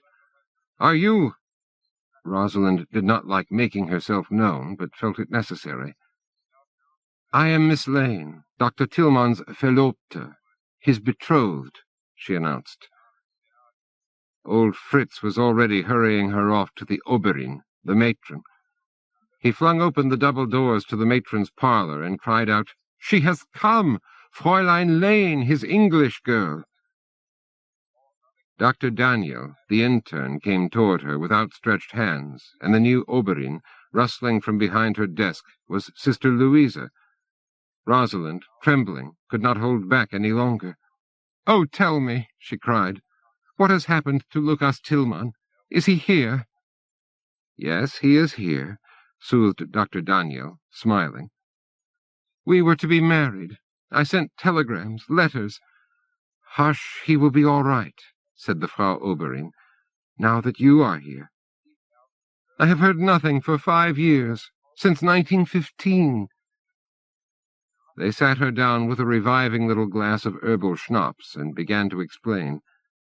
Lucas Tilmann was a convalescent, one of the wounded soldiers, discharged 7 months ago from an orthopedic ward in Munich. He had lost his left leg at the knee when a field lazaretto caught a shell on the Somme. That was really not all of it, she could see. Dr. Daniel spoke of trauma from the battlefield. She first heard from him the English word shell shock. The former director sat alone in a darkened room. "Please, I must go to him at once." Dr. Daniel hurried off to prepare Lucas for a visitor. Rosalind knew that there was still more to tell, concerning the hospital itself. But now that she was alone with the Frau Oberin, she blurted out a quite different question, and was able to observe the result. "Sister Louisa, what has become of the patient in the annex? What has become of Medvekin?" The Frau Oberin gave a puzzled smile. "Well, there is no one up in the chalet now," she said, "and I don't recall any Russian patient with that name." Rosalind felt a warning chill. She knew better than to protest. Sister Louisa had been made to forget. "Who was the last patient up there?" she asked. "Was it Miss Courtney?" "Yes, of course," said the Frau Oberin. "Such a remarkable recovery. Poor Dr. Tilmann's sleep cure. Surely there were 2 gypsies up in the clearing, living in their caravan." "Yes, indeed. Caspar is still here, working as an orderly, and Maria is in the kitchen. If anyone asks, we say they are Hungarians." Then the Frau Oberin directed Rosalind up the stairs. The lifts were not working. So she came to the rooms in the east wing that Lucas Tilmann had inherited when his father retired to Switzerland. Dr. Daniel stood at the door of the sitting room, motioning her inside with an encouraging smile. She looked into the large room, dark now because of the bright day outside. She saw a figure hunched at a small desk, outlined against the French windows onto the balcony. Rosalind saw her life, her future, her dear love whom she must heal. She rushed into the room and fell on her knees beside Lucas Tilmann. "Is it you?" he whispered. "Is it you?" "Oh, yes," she said. "Oh, yes, my dear, my soul." Dr. Daniel closed the door, satisfied, as they embraced. Rosalind asked a question or two and knew that she could not pursue certain subjects. Lucas Tilmann had no memory of mid-waking. She could not tell if this amnesia was part of an alien command to forget, or if it was deepened by his war trauma.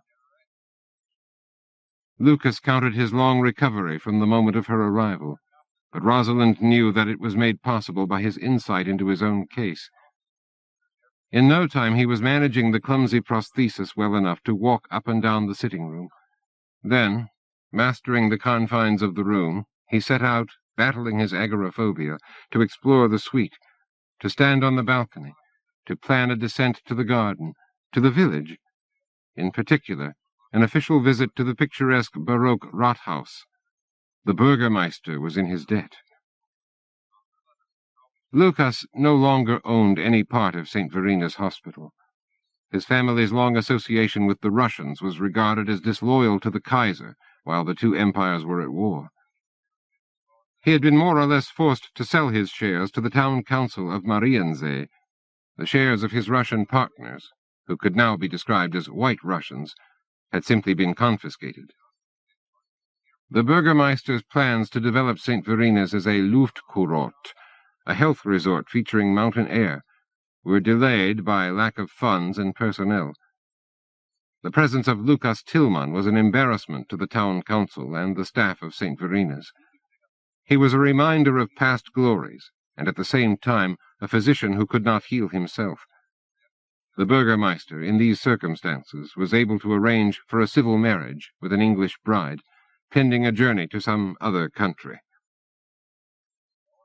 The two lovers planned their future with a blend of realism and romance that Rosalind thought of as post-war.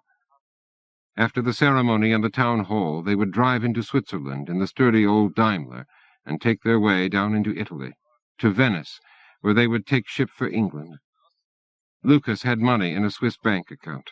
She had her nest egg in the Bank of England, plus a few pieces of jewelry that the Countess had pressed upon her in lieu of salary.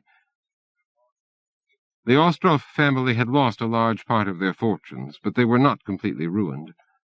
After the large estates had gone, there remained the small places, the hunting grounds, the horse farm, which could be sold sometime before they came into the power of the state. And as for their lives, they owed these to Kirill Mikhailovich Aslov, who was in the forefront of the revolution. When the palace in Moscow was requisitioned, he made sure that the family retained comfortable living quarters. Rosalind spoke to him with keen interest about the great meteorite of 1908, believed to have fallen in the region of the stony Tunguska River. Kirill Mikhailovich had not only rejected his title and made over all his personal fortune to the cause, he had changed his name. He called himself Ehrlich, the name he had used to sign his folk tales. This name, he told Rosalind, was a Siberian name for the fire god. When the great meteorite fell down, simple folk said it was the fire god Ehrlich, who came to earth in the guise of a bear. Comrade Ehrlich was a party member of the second wave, due to be purged about 1936, not long after Dr. Jakob Daniel, the director of St. Verina's sanitarium, lost his civil rights and went into exile. 2 days before her marriage, before she left St. Verina's forever, Rosalind visited the chalet. The weather was cool but clear, with scarves of mist on the upper slopes of the mountains. She set off up the path to the clearing, which was overgrown. The benches were wet, covered with leaves. The horse and the caravan had gone, and the icon of St. George had been taken from the wayside shrine. Yet as she climbed the right-hand path toward the chalet, she remembered. She had preserved the memory of that joy, that well-being that had streamed out to her. The chalet itself was clean and well kept. Rosalind went from room to room, flinging open the shutters and the windows. She began to weep. Tears slid down her cheeks for the lovers who had shared the narrow bed, for millions dead, for Leonid Ostrov, dead near Vilna. The large back bedroom was quiet and still, with no hint of its former occupant. When she stood at the open window, she saw that the path to the higher meadow had been picked out with white stones. Rosalind dried her eyes. She went out of the back door and began to climb up through the pines and the larches, coming into new leaf. When she passed the spring, bubbling in its ancient stone basin, she wrung out a handkerchief in the icy water and wiped her face. She came out into brighter sunshine and turned left, pacing slowly through the long grass at the edge of the round meadow. She found the grave just within the shade of the trees. A network of green had spread over the black earth. Some larger stones at the head of the grave formed the letter M. Nearby there was a block of wood, cut from a tree trunk, as if someone else came to sit in this place, as she did now, contemplating the grave. It seemed to Rosalind that nothing had taken place. The story would never be told. No researchers would ever find their way into the subarctic wastes, and that Medvekin had willed it this way. This impossibly lonely death was an essential act, the contribution of the Acuine race of star travelers to the history of the world. Presently she heard a voice and saw the gypsy, Casper, striding up the path. He was just as he had been, a muscular, jolly man with a piercing glance. She stood up and they shook hands. His smile was melancholy. "We know who lies here," she said. "But what did you tell the others?" "The woods are full of graves, miss," he said. "If the grave is marked, then Christians will not disturb it." He made the sign of the cross with 2 fingers, like an old believer. She had to ask the questions. Yes, the master had passed on in 1915. Both Dr. Tilmann and Sister Louisa had assisted at this burial on the meadow. "They have been made to forget." Casper laughed aloud. "Oh, we've seen it happen many times, Maria and I. He could make any human forget his own mother, just like that, in a breath." He snapped his fingers. Rosalind hardly questioned the fact that Casper and Maria still remembered. She believed it was another odd class thing. Medvekin knew his true servants. At the last he protected his story in what was almost a reflex action from his doctor and his nurse. And would this loss of memory last forever? She asked. "I asked that question myself," replied Casper, frowning. "And our dear master said that memories might return." This was all the reassurance that she received, and it had to be enough. She bade farewell to Medvekin and to the human being who had been pressed into alien service. She walked down the mountainside through the trees, passing through light and shadow. She thought of England, projected her thoughts into that future time, that future moment in the English woodland when she would bring out the black notebook and present it to her husband.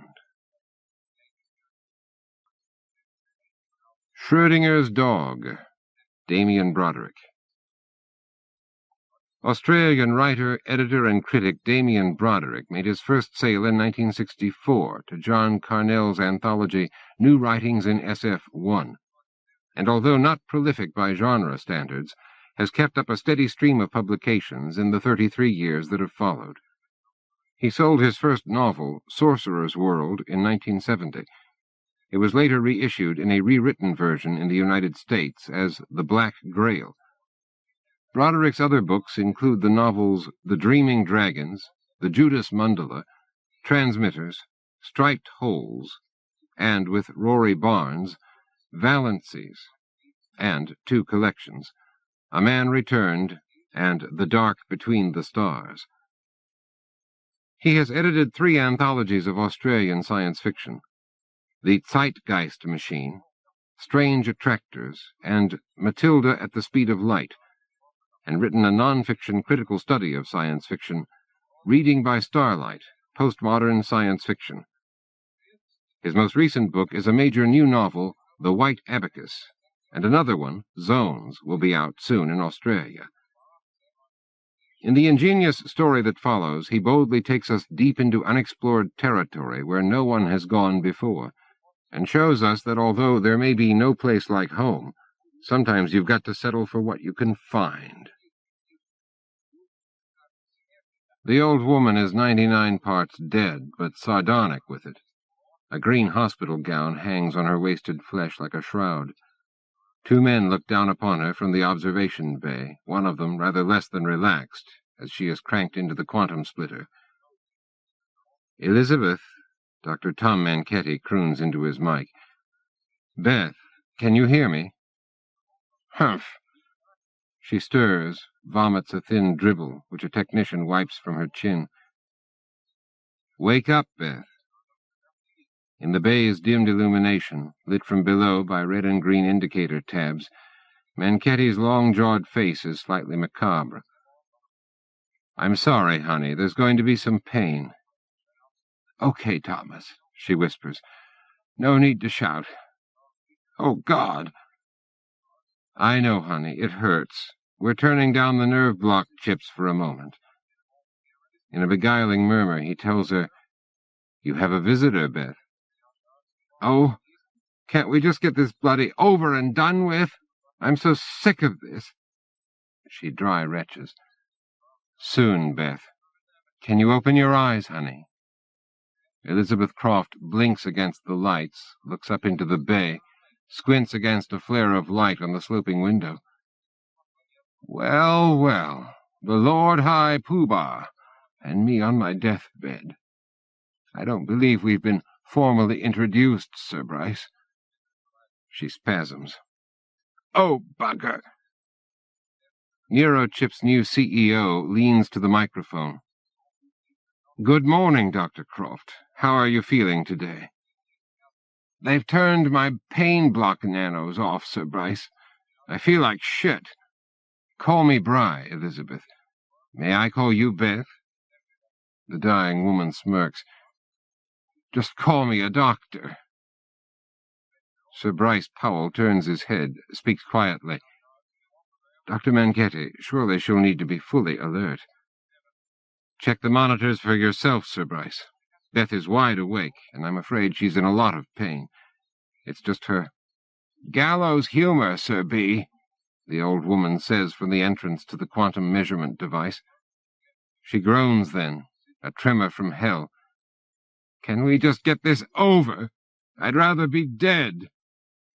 "Okay, honey," Dr. Manchetti tells her. "We have everything ready for you. The nanocells are giving us a nice clean read. We're ready when you are." Deadpan, Croft asks, "What, you're going to let me die unshriven?" The CEO frowns. "Dr. Manchetti, her forms said she's a devout atheist. Yes, she's pulling your leg, Sir Bryce." "Erp!" A string of saliva runs down her cheek. "Oh, shit. I'm losing it, Thomas. I'm really losing it. I'm not going to be much good to you." "It's okay, honey. We're ready to go." Manchetti watches her a moment longer, rubbing his pale jaw. "It's been wonderful knowing you." "Yeah, real. Flip the switch, Thomas. Send me out with a smile on my face. Or not, as the case may be." The woman tech at the central console murmurs, "All squids are online, Doctor. Systems nominal. Ready for superposition scan." "Thank you, Jill. It's your privilege, Sir Bryce. The green button." "Call me Bry, Dr. Manchetti." That starts the quantum split. It also triggers a lethal spill of neurotoxins from the spancil embedded in Elizabeth Croft's cortex. Neither man is indelicate enough to mention this fact. Measurement Project's chief scientist nods. Together with a random binary switch on her pain gates. The system is exquisitely precise. There is exactly 1 chance in 2 that the woman will stay in pain or go into analgesia before she terminates. That's it. Just touch the pad, Bry. And call me Tom. Still his superior hesitates. Macabre. I feel like a public hangman. You're not. Manchetti grips Powell by the upper arm, a reassuring contact from one authority to another.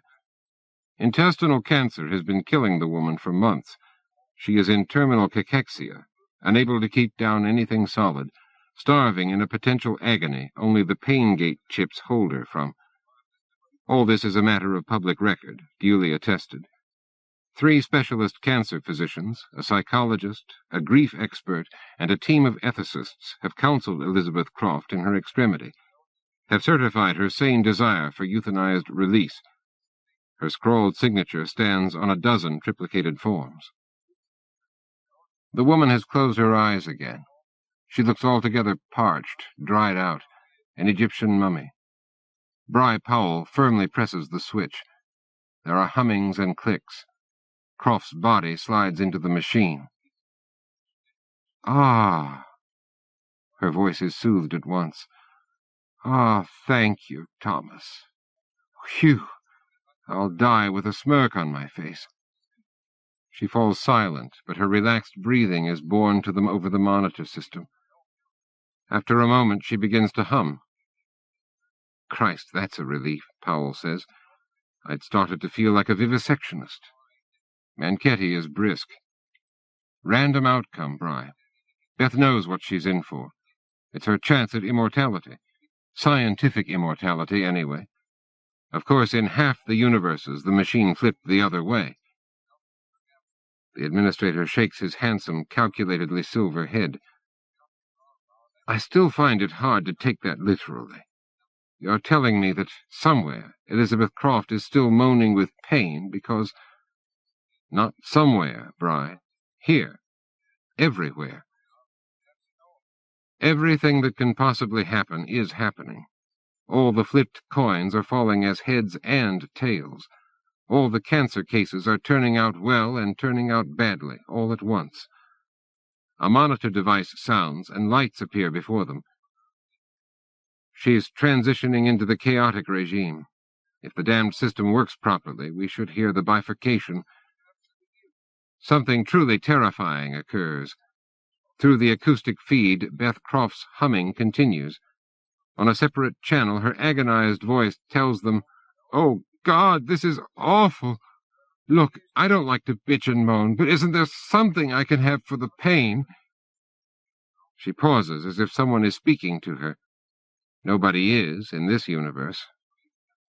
Oh, no, don't bother explaining it. I know this is what I signed up for. I just wish I was that lucky cow. Her moans become screams. Manchetti smiles and smiles. Well, bloody marvelous. Sir Bryce, I congratulate you.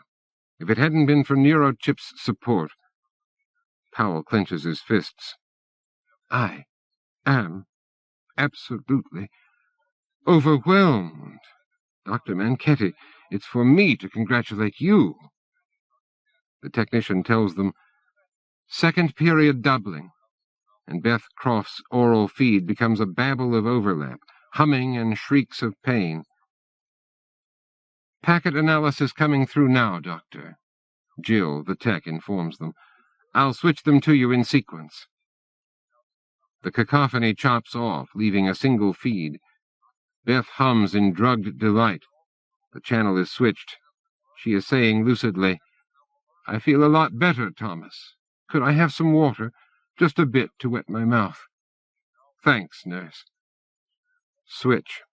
Her voice sharpens into outrage. Hasn't this gone on long enough? I must have been bloody mad. Oh, cruel and unnatural punishment. Another switch. She is babbling prayers from childhood.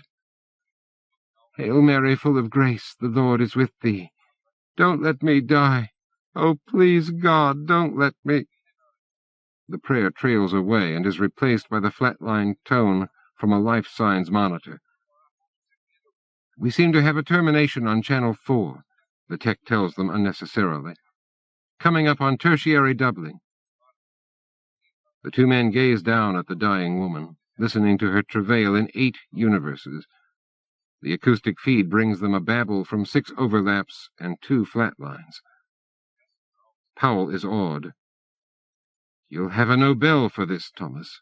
You've just proved many worlds' quantum theory. Dr. Manchetti grins like a skull. We've done that before, Bry. No, by God, what we've got here is grander than that. This is a tool for exploring the universe. Exultant, he cries, all the universes there are. Period doubling has transitioned to chaos. The babble swiftly turns into white noise, cut through by flat-line tone. As Beth's many voices drop out one by one, the turbulent babble gives way to the single augmented flat-line tone. Full arrest across the entire available manifold. We've lost her. That's all, Jill. Thank you. Ambient noise from the operation room cuts out as he closes a switch. Tom Manchetti stretches. I imagine you have a backup candidate prepared for the next stage? Elizabeth Croft's death was inevitable, Sir Bryce, expected and accounted for. Never fear, Bry. We're ready to move on to full implementation. Here, I believe we deserve a small drink. Another cancer patient?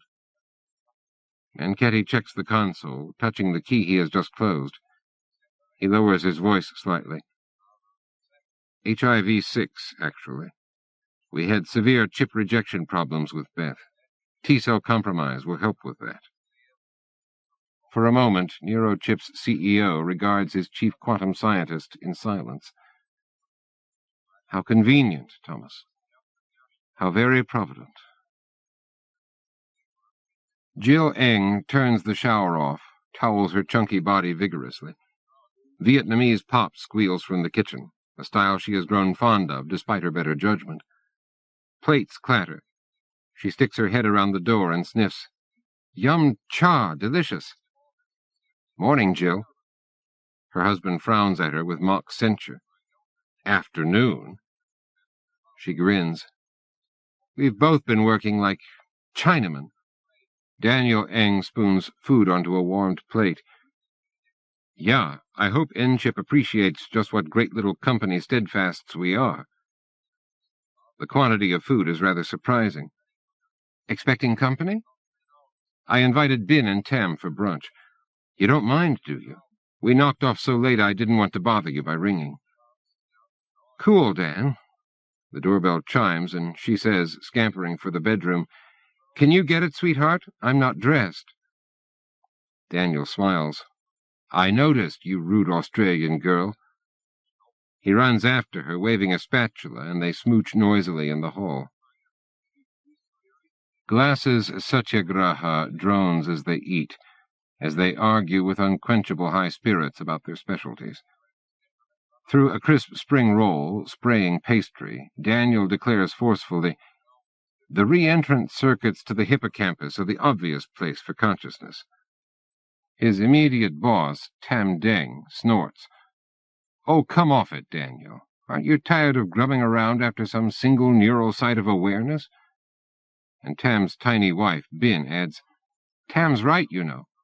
I had a patient once, herpes encephalitis, took out hippocampus and associated cortex, and nothing went wrong with his awareness, his consciousness, whatever you want to call it, except that... Daniel sighs noisily. He has heard this tale before. He couldn't remember anything for more than 5 minutes. Exactly. He splays his hands. Doesn't that show some pretty impressive localization? Look, guys, Jill tells them, I mightn't know much about the brain's wetware. Dan says periodically, I'm just a humble quantum mechanic. But if my connection machine lost a bunch of parallel processors, it'd flip its lid, too. No, it wouldn't, Tam insists. I'm sorry, Jill. It'd degrade gracefully, the way a human brain does. It'd be hurt, but not like ripping out the chip from a notepad. Jill Eng shrugs. Really, she doesn't care. I guess. Dan will not budge. The thing about the hippocampus is you find transient changes on the presynaptic side. You get these big spikes. Is anyone going to eat the last pork bun? You have it been, Jill says. I'm more for Chablis. See, my poor tired hippocampus, and she pauses, smiling, has these big spikes. Everyone laughs. The mood eases. It's been a rough few days, Tam says, leaning back in his chair. I've never seen N-Chip so zoned. Not just neurosci. You Schrödinger's dog buggers, too. Isn't that true, Jill? Daniel stands up abruptly. I'll get coffee. Tam, you shouldn't ask. Jill's team's Sec 4. Stricter security than us, for heaven's sake. Hey, smooth. With careless sarcasm, Ben adds, like they're not going to drag you away to re-education camp, Daniel. There is a moment of aghast silence. The woman is instantly abashed. Sorry, Danny. Foot in mouth. Dan says distantly, That's okay, Ben. It's just that, well, my interface runs are dragging up a lot of crappy stuff I thought I'd buried 20 years ago. Daniel Ing has a machine growing in his head. An array of nanocells lives in his corpus callosum, ready to download to his project's neural net. 3 million molecular gadgets let Tam and the rest of the CogSci team monitor Daniel's cognitive throughput. His wife reaches up, touches his arm. Listen, darling, I don't think you need to. And Tam says blandly, If I'd known the procedure was upsetting you, Daniel, I wouldn't have allowed... He shakes his head. No, it's all right. Return of the repressed, he says with a ghastly grin. Helps hose out the psychic toxins. Softly, Ben asks, The boat trip to Australia? Yeah. He shivers. Nightmares, I can tell you. Really, Dan, Jill tells him, looking from one face to another, understanding only her husband's palpable pain and nothing of its immediate cause. You shouldn't. Why shouldn't I, Jill? He says bitterly. Because it upsets you to hear how your husband's mother and sisters were raped in an overcrowded boat and left to die with no food or water? Tam is shocked. Daniel, these are ghastly, terrible things, but there's no need to take it out on Jill. Jill Eng has tears in her eyes. Sweetheart, I'm sorry. I didn't know your work was... Oh, shit. Darling, I'm sorry. It's these damned dreams. The guests rise, collect their possessions. Ben and I should go, Tam tells him. Dan, if you need some time off, give me a call on Monday. Don't even bother coming in. You really don't look well, you know. Ben kisses Jill lightly. Thank you for Yum Cha, Jill. Here, give me a hug, Daniel. Gosh, you're getting thin. As they walk to the door, she murmurs to him, I know what it's like.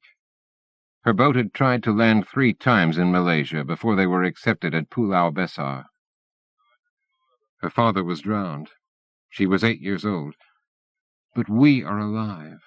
We're alive. Yes, by some filthy throw of the dice. And Daniel would never stop feeling guilty that he had made it, and not his mother and his poor sisters. Amid a pattering of polite applause, Nero Chip's chair opens the final session. We're fortunate to have our Chief Executive Officer with us for this concluding session. Good afternoon, Sir Bryce, and welcome. Ladies and gentlemen, I believe in keeping briefings brief. Through mild, satisfied laughter, she says, I'm pleased to see representatives here from accounting and industrial applications. We'll try to keep our discussion informal and user-friendly.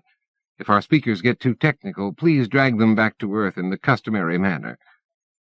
There is a ripple of friendly laughter.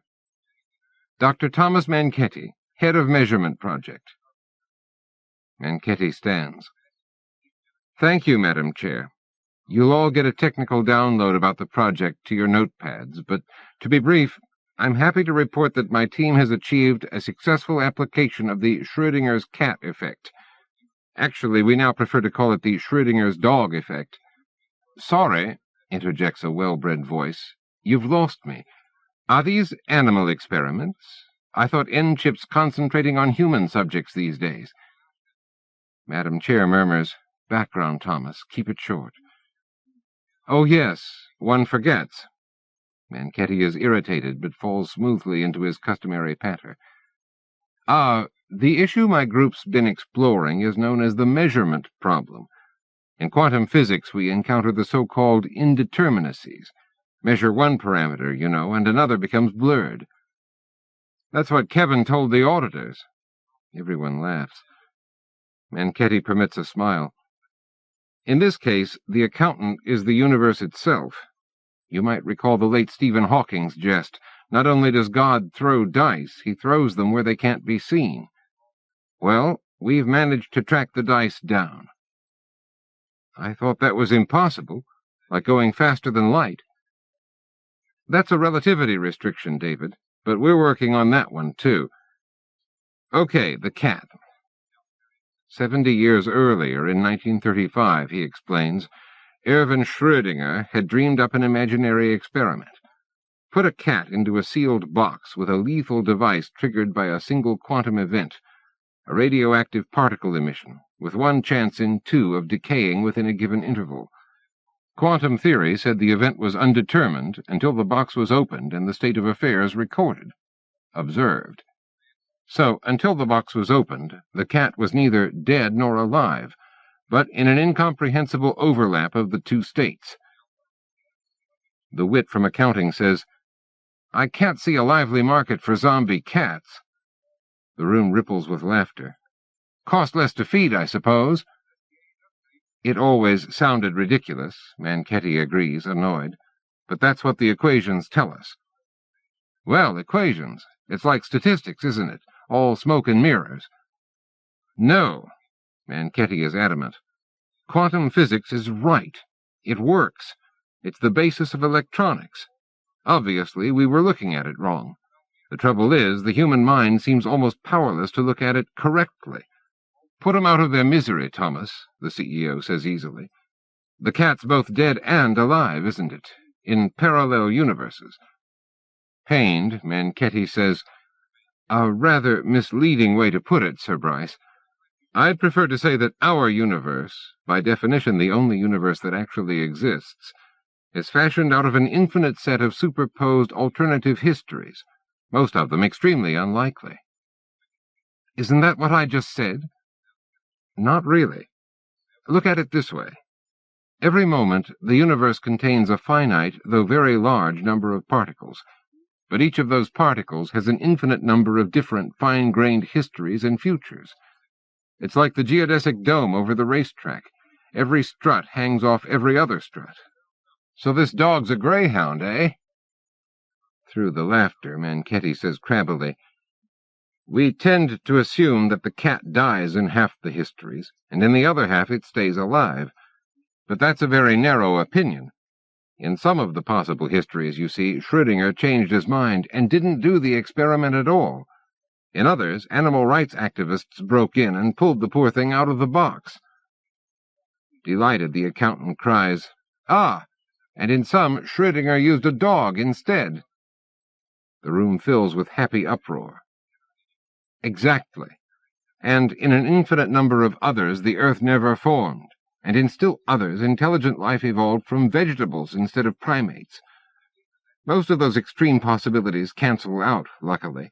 But you see, there's always a small chance that when Erwin opens the box, the histories decohere in such a way that a dog history is selected, instead of one with a live or a dead cat.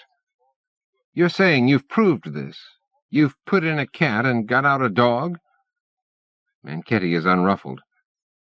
Far more remarkable than that, Joan. We've tracked the alternative histories of what should we call her, Bry? Schrödinger's human? His intercom tells him, Dr. Eng, you have a visitor. Thanks, Tricia. Send him through. It's your wife, Dr. Eng. Daniel leaves his workstation. Jill. Hello, sweetheart. He hugs her in a distracted manner. "What are you doing down here in the dungeon?" "You're a bad, bad boy. You told me you'd stay home today. Look at you." Daniel shrugs. In the fluorescent light, his face is drawn. "I'm okay. How'd you get past the dragon?" "You look terrible, if you must know." "Tired, love. We're all tired. You don't look fantastic yourself." Jill's lips quirk. "We're very busy, dear," Daniel tells her, returning to his workstation. "I'm prepping for a cerebral blood flow scan in 5 minutes. His wife sits on a swivel stool and regards her hands. "I know. The mandarins upstairs want someone from measurement down here to observe. Luck of the draw."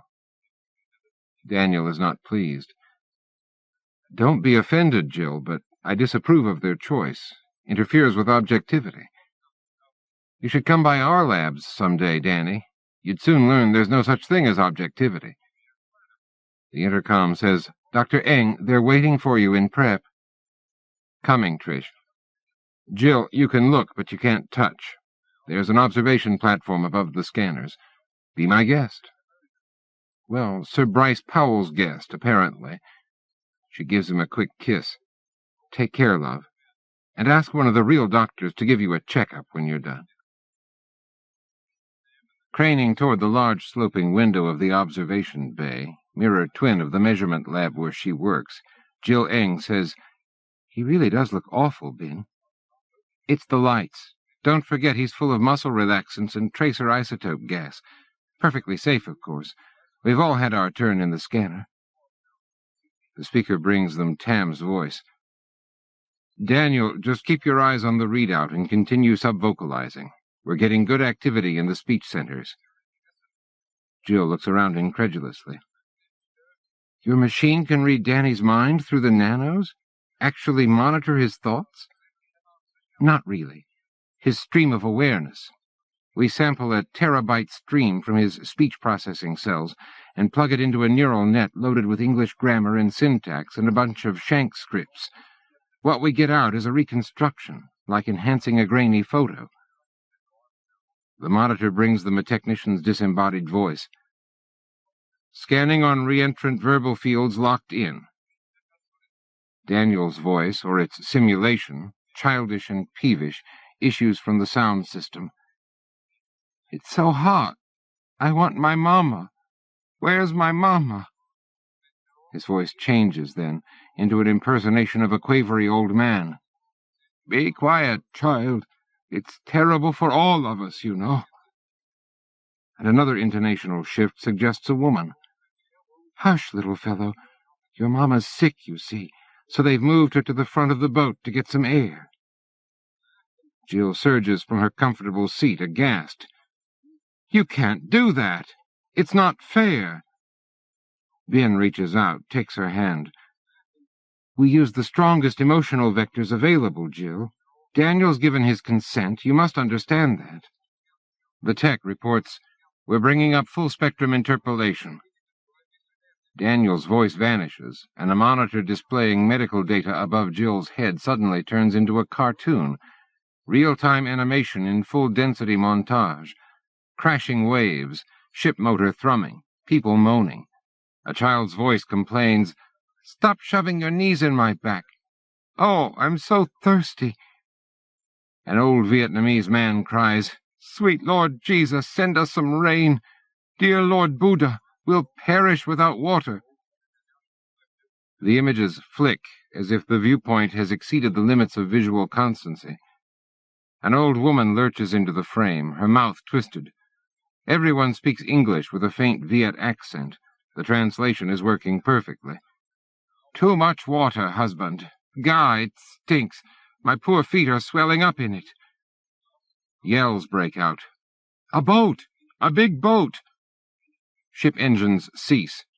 There are 2 dull gunshots. Shoving, yells, a body crashes down the gangway. Dan, the child, watching all this hideous confusion, cries piteously, "Stop pushing! I want my mama!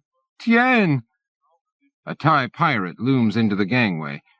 In a comic strip accent all the more terrible for its invocation of childhood fears, he roars, Shut up and stay where you are. All we want's your money and your jewels. Come on, they'll do you no good in the afterlife. Terrified people scream. Men laugh and swagger and shout for gold and jewels. There are more gunshots. Children whimper. A woman screams. The old woman whispers to the screen, "Stay down, boy. Here, get underneath me." A pirate grabs his sister, Tien. "Hey, fancy this little beauty, shipmate. She stinks, but so do you." A burst of raucous male laughter. Danny screams and his arms flail on the screen. "Stay down, child," his grandmother hisses. "Shut your eyes. The Lord Buddha will protect." The image is lost for a moment. Clothing tears, a girl's frightened scream, male laughter. Little Danny squeals, "Oh, the filthy, filthy dogs! What's that dirty man doing? Oh, oh, oh!" The sound effects cut off abruptly, and the screen returns to medical readouts. The tech's voice says calmly, "Terminate processing scan." "That's great, guys. We had major activation in cortical and limbic modules with 91% echo in the net. Thanks, Dr. Ng. You done real good, little guy." Jill, shaking with fury, stares at Ben. "You bastards! You bastards!" "It's really all right, Jill.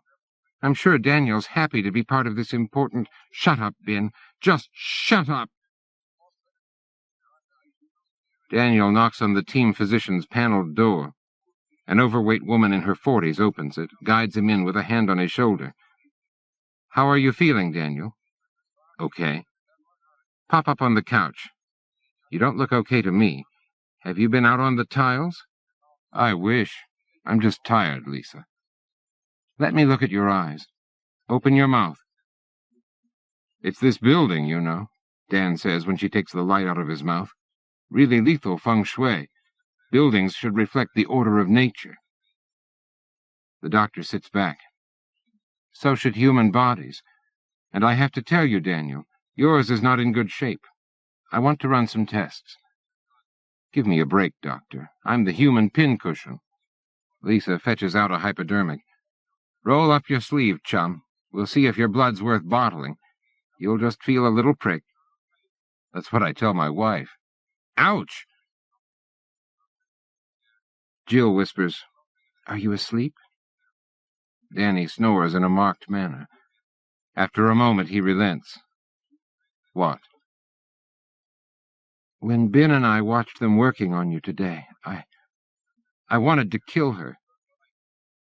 In the darkness, he says nothing. "Well, smash her bloody teeth in anyway." "How dare they?" "It's okay." "No, it's not." Jill sits up, pushing her pillow against the wall, hugs her arms against her breasts.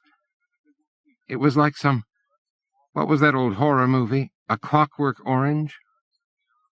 He rolls on his back. "Don't be melodramatic, Jill. They're just prodding my memory, that's all. Anyway, the nanos do all the work." "I hated it. God, Dan, you were only 5 years old." 6. "No, I had my 6th birthday in the refugee camp." His wife shudders and reaches for him. "I just can't imagine it. People are so vile." "Some people. Not us, sweetheart." "Thank God." She shudders. "Come here. I need a cuddle." Cautiously, gritting his teeth, Daniel says, "Just a cuddle." "You can't be that tired." Daniel does not move. "The quack says we shouldn't make love for a week or so." Laughing, uncertain, Jill says, "I'd rather you didn't make love to the quack at all, if you don't mind." After a moment, she says, "Danny, what do you mean? You're pulling my leg, right?" "Look, I'm sure it's nothing to worry about. They're running some tests." "Tests?" She draws away from him. "The nano-injectors might have been contaminated. It can't be anything too dangerous. The place is spicker than a clean room." "This is outrageous!" Jill strikes the lamp at the side of the bed, and half the room floods with soft yellow light. And they think you might pass something on to me? Sweetheart, I'm so tired. Let's not fight. Still he does not move. Come on, just curl up and go to sleep. Jill sits up straighter in bed and clenches her fists. Shadows jump over her husband's weary face. I'm not fighting with you, Danny. Tests! My God! I'm sorry, Daniel, Dr. Lisa says in her most balanced voice, through a lightweight respiration mask. I have bad news for you. Daniel listens in dread. It's cancer, isn't it? Speculation has rioted in his imagination. Somehow the nanos have triggered an oncogene. Brain tumor. His mind will be eaten away from the inside. It's nothing to do with your research program, Daniel, Lisa tells him in a level voice. I'm sorry, but you've tested positive for HIV-6. Daniel is thunderstruck. What? What? He cannot take it in. That's a venereal disease. STD. Sexually transmitted, yes. Impossible. I haven't... Oh, shit, Lisa. The injectors really did get contaminated. How the hell could that... Lisa sends him a hard look. Out of the question, Daniel. We've done a thorough screening of the nanomachines, of course. There's no way you could have been infected in the lab. He is boneless and shaking. I'm going to die? The doctor turns away slightly. We'll support you all the way, Daniel. Total insurance cover, naturally, and it's company policy to... How long? Unless there's a breakthrough. A month. Maybe less. 6 is a mutant. It's fast. Daniel's face is very pale. He might faint at any moment. Oh, my God. Oh, my God. How long have I been carrying it? A month or two. Your T-cell count's massively compromised, and you have several opportunistic infections in your gastric system. The point right now is... Belatedly, he understands what he has been denying all this time. God! Have I infected Jill? I'm truly sorry, Daniel. If you've had unprotected sex in the last month, there's a high probability she's also infected. Beside himself, Daniel Ing shouts, Of course we bloody had sex in the last month, you stupid cow! Oh, shit! Oh, my God! One of my colleagues is seeing your wife right now, Daniel, Lisa tells him stiffly. She'll get the same tests. In the meantime, we're moving you straight into biohazard containment. Jill can visit you there. Daniel lurches to his feet. I'm going home, Doctor. I'm out of here. I'm afraid we can't allow that, Daniel. The physician stands, hesitates, takes one of his hands in hers. She wears thin-film surgical gloves. Look, it's not hopeless. There's a frantic research program. We've got gene-engineered cures for the earlier strains. Great! A triumph for medicine. I might as well have drowned in the Gulf of Thailand. Tears are rolling from his eyes. You have one chance, Lisa tells him crisply, directing him to his chair. Total isolation and barrier care. It's the only way we know to slow down the course of your disease. We need to exclude all further secondaries and control the ones you have. Don't be ridiculous, Lisa. This isn't a hospital. It's a neuroscience research complex. Do you have any idea how much it would cost? Cost is no object, Dr. Eng. Let's not forget, your cranium's full of unique and very expensive nanos.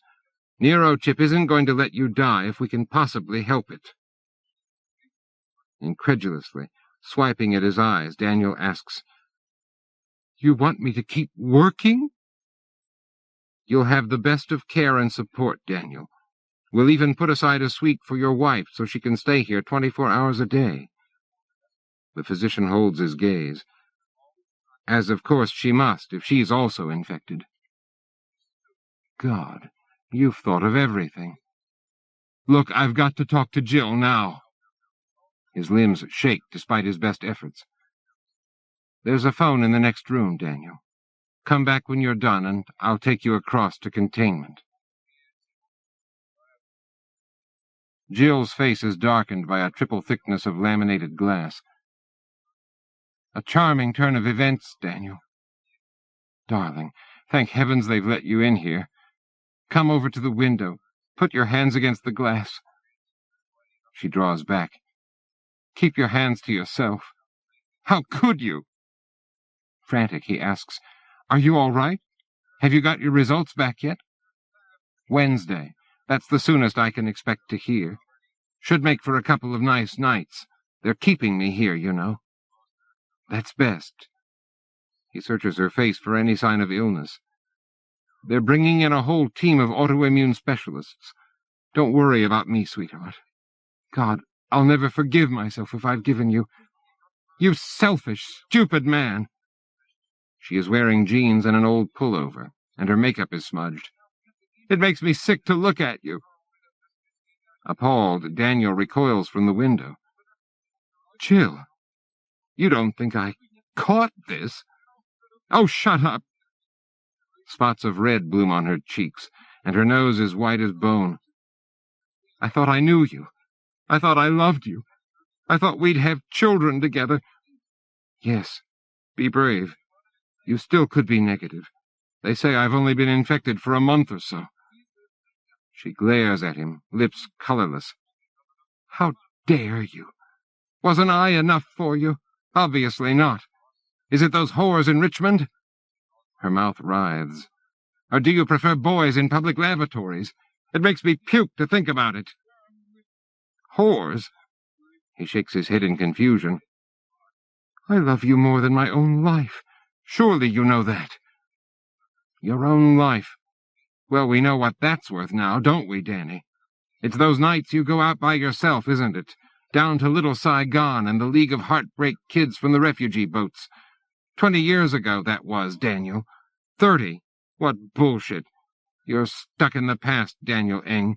You and all your victim buddies. But that doesn't give you the right to screw them in the park lavatory and pick up some filthy fucking disease that's going to kill me. What, did you get a taste for it from the Thai pirates? She is sobbing. Oh, Jill, this is so completely wrong. Don't you understand? I love you. Daniel is cold from head to toe, appalled as his life is devoured, everything distant but whirring, blurting out useless words. You're the only thing that holds me to this terrible earth. Christ, I'm going mad. Her hands pressed to her lips for a moment of horrified silence. I can't believe what just came out of my mouth, Danny. That was vile. But how can I believe you? Bin and Tam told me it couldn't have been an accident. These neurochip labs are about as sloppy as a military gene-splicing facility. Or do you think they slipped you a merry little mutant virus along with your flu shot? Oh, darling, come over here.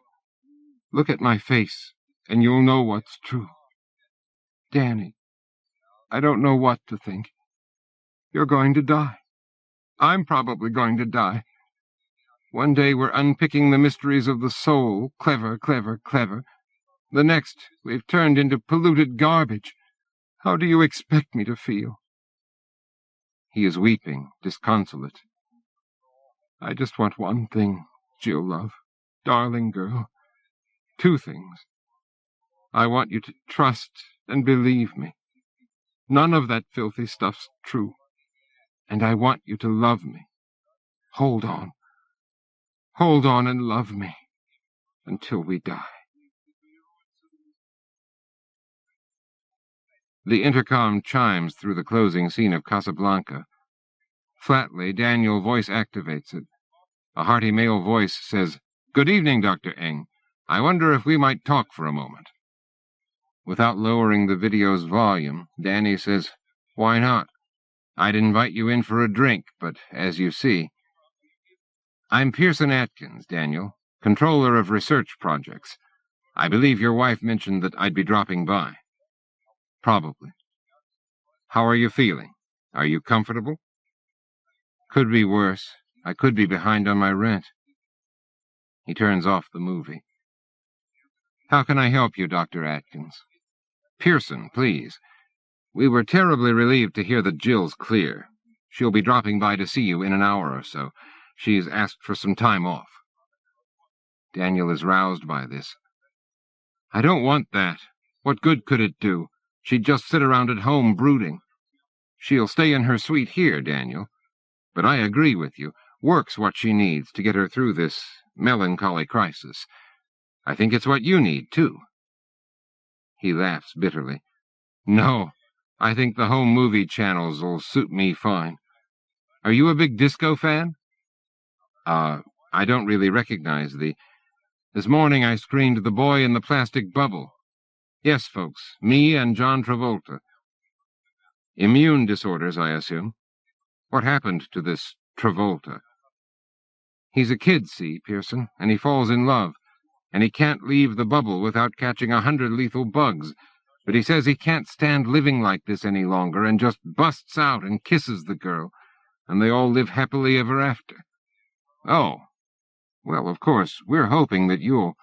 The movie lied, Daniel says venomously. The kid, the real Bubble Kid, he was dead as a doornail.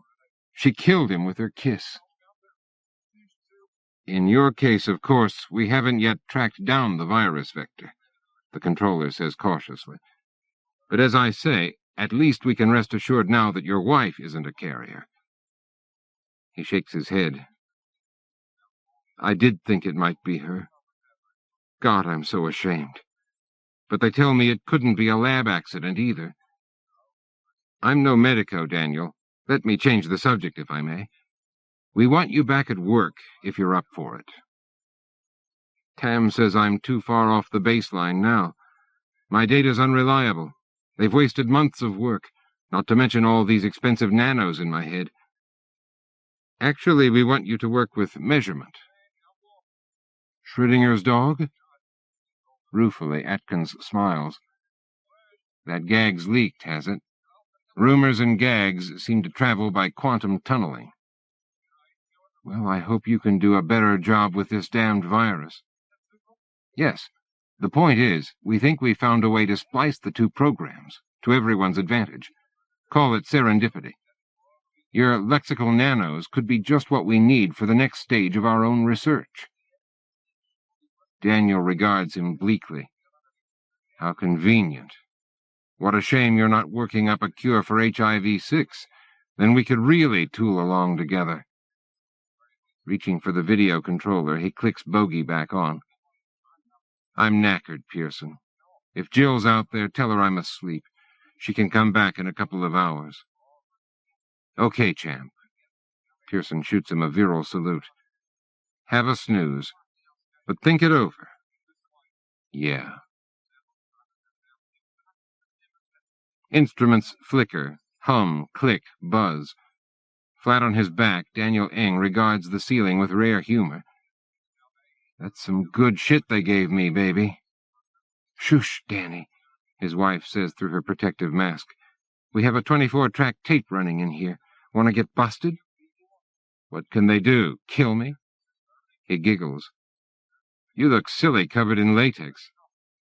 The measurement lab's inner doors open, and 4 more technicians or scientists come into the room. Oh, no, there's more. What is this, the Flying Condom Brothers? Tom Manchetti offers manly greetings. Hi, pal. Feeling relaxed? I'm the only one not dressed for the orgy. Just standard containment gear, Danny. No offense, buddy, but you're pretty lethal right now. It's okay. No pain, no gain. His voice slurs. My best friend, No Gain, comes from a good Vietnamese family. Tam leans across him. We're going to retract you into the scanner now, Daniel. Try to suppress your vocalization. Use the nanolink. Daniel's palate is withdrawn with a soft whine into the body of the quantum scanner. Okay, team. Testing.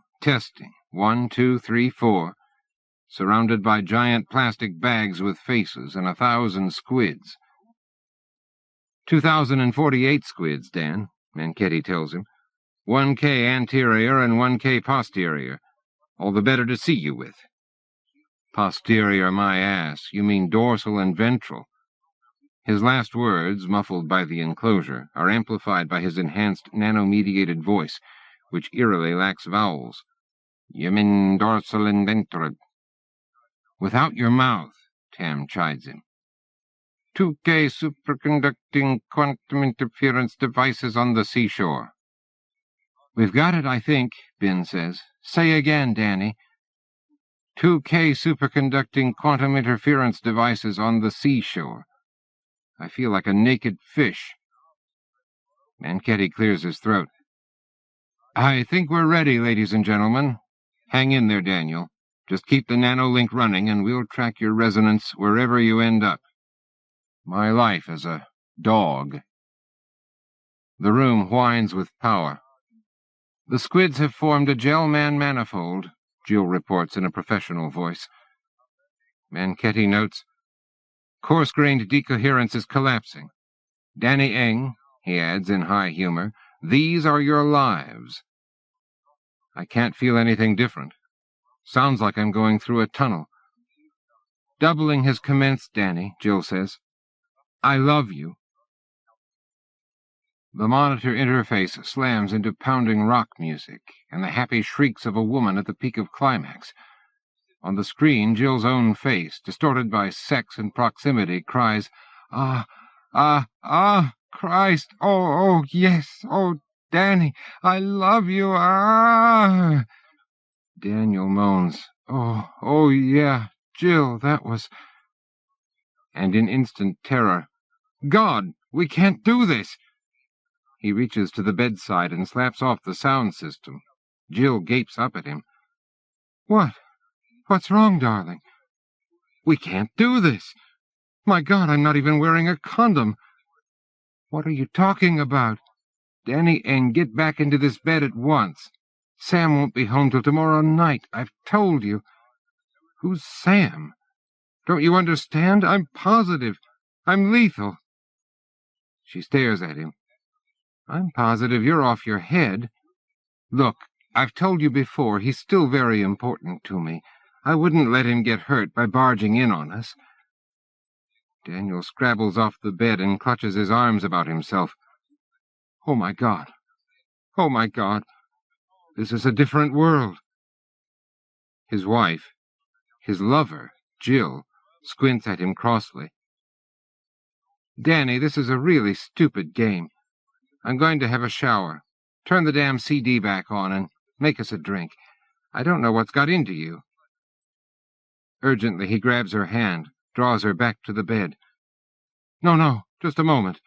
Here, sit down. Jill, the most incredible... Your name is Jill. What? Bear with me, darling. Pretend I've just had a stroke. Something's gone wrong with my memory. Uneasily, she guesses, this is a game. Pretty creepy, if you ask me. What happens next? You get dressed up in my clothes and pretend to be Ms. Saigon? You're a quantum engineer, Daniel tells her, watching her face closely. And you're married to this guy, Sam. 1 out of 2's not bad. She grins uncertainly. Since I haven't had a job since the universities were closed down, I'd hardly consider myself a... Danny jaw drops. Closed down? Well, this is exactly the sort of thing they sent me here to find out. And look, I don't want to alarm you, Jill. Oh, good, I wouldn't want you to alarm me. But I don't have... you don't happen to know if I have any... He wants to hold her, to hug her passionately, to make love to this woman with his redeemed, healthy body, and he dare not. He struggles for words. Any? In a tiny voice, he asks, sexual disease? She is away across the room in 2 bounds. Irk! Get out of that bed, you pig! Just a minute. Hold your horses. I'm not who you think I am. You can say that again. The woman is baffled and furious. Look, go away. Just go away. Schrödinger's dog. Cat. You mean cat. Look, this just isn't funny. I'm Schrödinger's dog. Schrödinger's pig. Shivering and naked, Daniel Eng tells the woman who is not his wife in the world which is not his world, "Just try and get your fabulously well-trained and beautiful mind around this, Jill. In a universe at right angles to this one, there's a guy lying in a scanner surrounded by 2048 squids." She begins to relax. Okay, it is a sex game. This better be good, baby. Superconducting quantum interference devices. But you couldn't have that many. They have these huge magnets at minus 200 degrees or something. He shakes his head. Room temperature superconductors. Oh, this is in the future? So you don't have room temperature superconductors. He is agog. And the universities are closed down? Gosh, Danny, you're scaring me. Where I come from. I mean, the Danny you're talking to right now, not the body, but the... I don't know how to describe it. The quantum personality. Jill really is getting frightened now. You think you're from an alternate dimension. Like those kids' TV programs. Sliders. Quantum Jump. Daniel is enchanted. Did you watch them too? I'd forgotten. Quantum Leap. Jump. Trust me, I'm an expert. Used to be. In my version of reality, you're still an expert. In fact, you're sitting at the console monitoring all this right now, through my nano-implants. We're married. Abruptly, he blushes, and the color goes from his face all the way down. Oh, God, that means she probably heard you. I won't divorce him, Jill says bluntly. I don't love him anymore, but I won't put him through that. He doesn't deserve to lose his job just because I want to sleep with a pretty boy from Vietnam. Daniel Eng stands up, turns his face to the wall, and mutters, Get me out of here, Jill. It's pointless. Let's just forget the damned experiment. At the console, Jill says, Switching to State 2 of the Sigma sequence. The large HD monitor freezes while the script-mediated display hunts through its search trees. Its blue field scrolls to black, then shows in line cartoon Kings Street, busy with cars and well-dressed young men and women.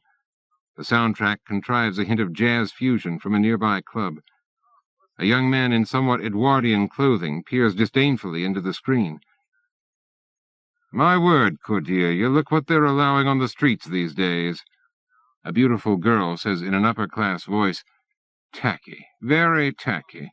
Bold as brass up on the footpath, Jonathan. With airy menace, the youth says, Be off, slopehead, or I'll kick you downstairs. There is a burst of appreciative laughter from his elegant cronies. Daniel Eng gapes about him. Are you speaking to me? Get in the gutter, suggests another youth, and shut your mouth. He shoves him forcefully in the chest. Hey, keep your hands to yourself. Without his intending it, Daniel finds his hands in a defensive karate posture. Gentlemen, pay attention, announces the first lout.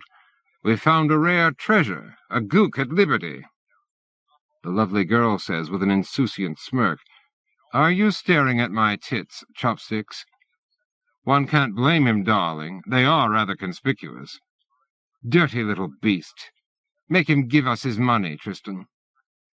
The youth reaches with no sense of danger, and Danny slaps his hand aside. Hey, calm down. Jesus, where am I?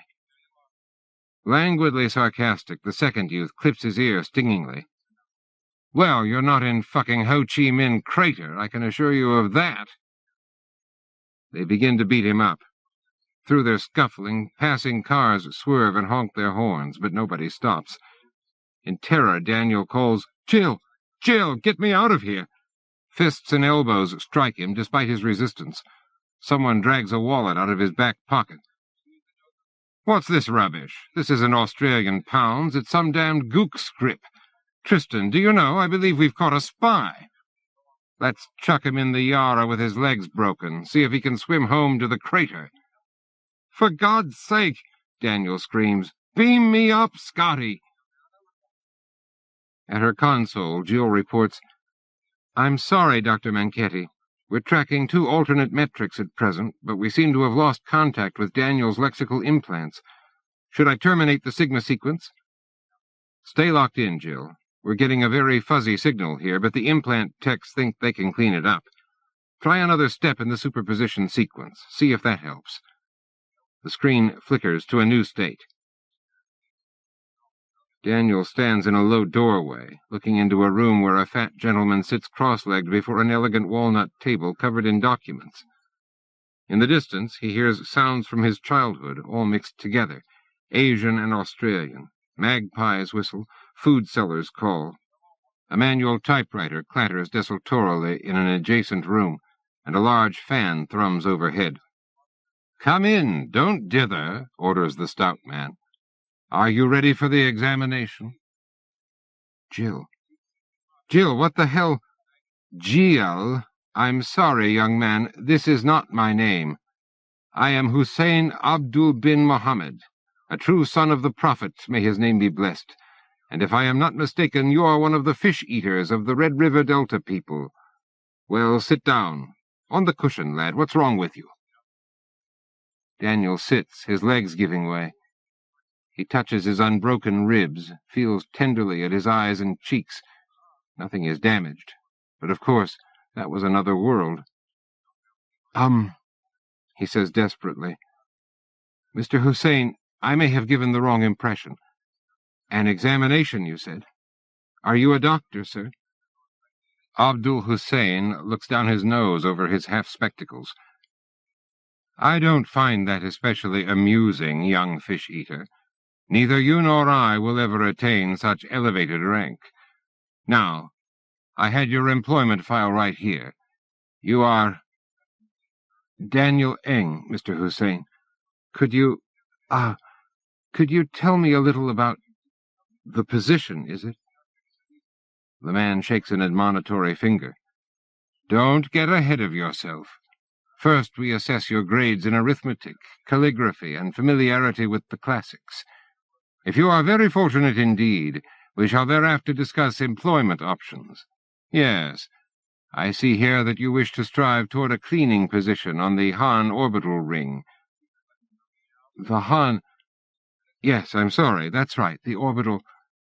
You mean as in satellite?" Hussein sighs. "Your wit is dry to the point of idiocy, young man. Tell me, what are you doing here in the external territories? Isn't there a bond of marriage between your family and the lower lords Nguyen in Da Nang? Dan Yil, a Dayak name, perhaps, or Malay?" "Mr. Hussein, my head is spinning. I'm terribly sorry, something I ate. Please, can I ask you a question?" "Naturally." The heavy gentleman preens. "As the Prophet Mao tells us, one may pose any question to the servants of the people, though one is not always prepared to receive the answer."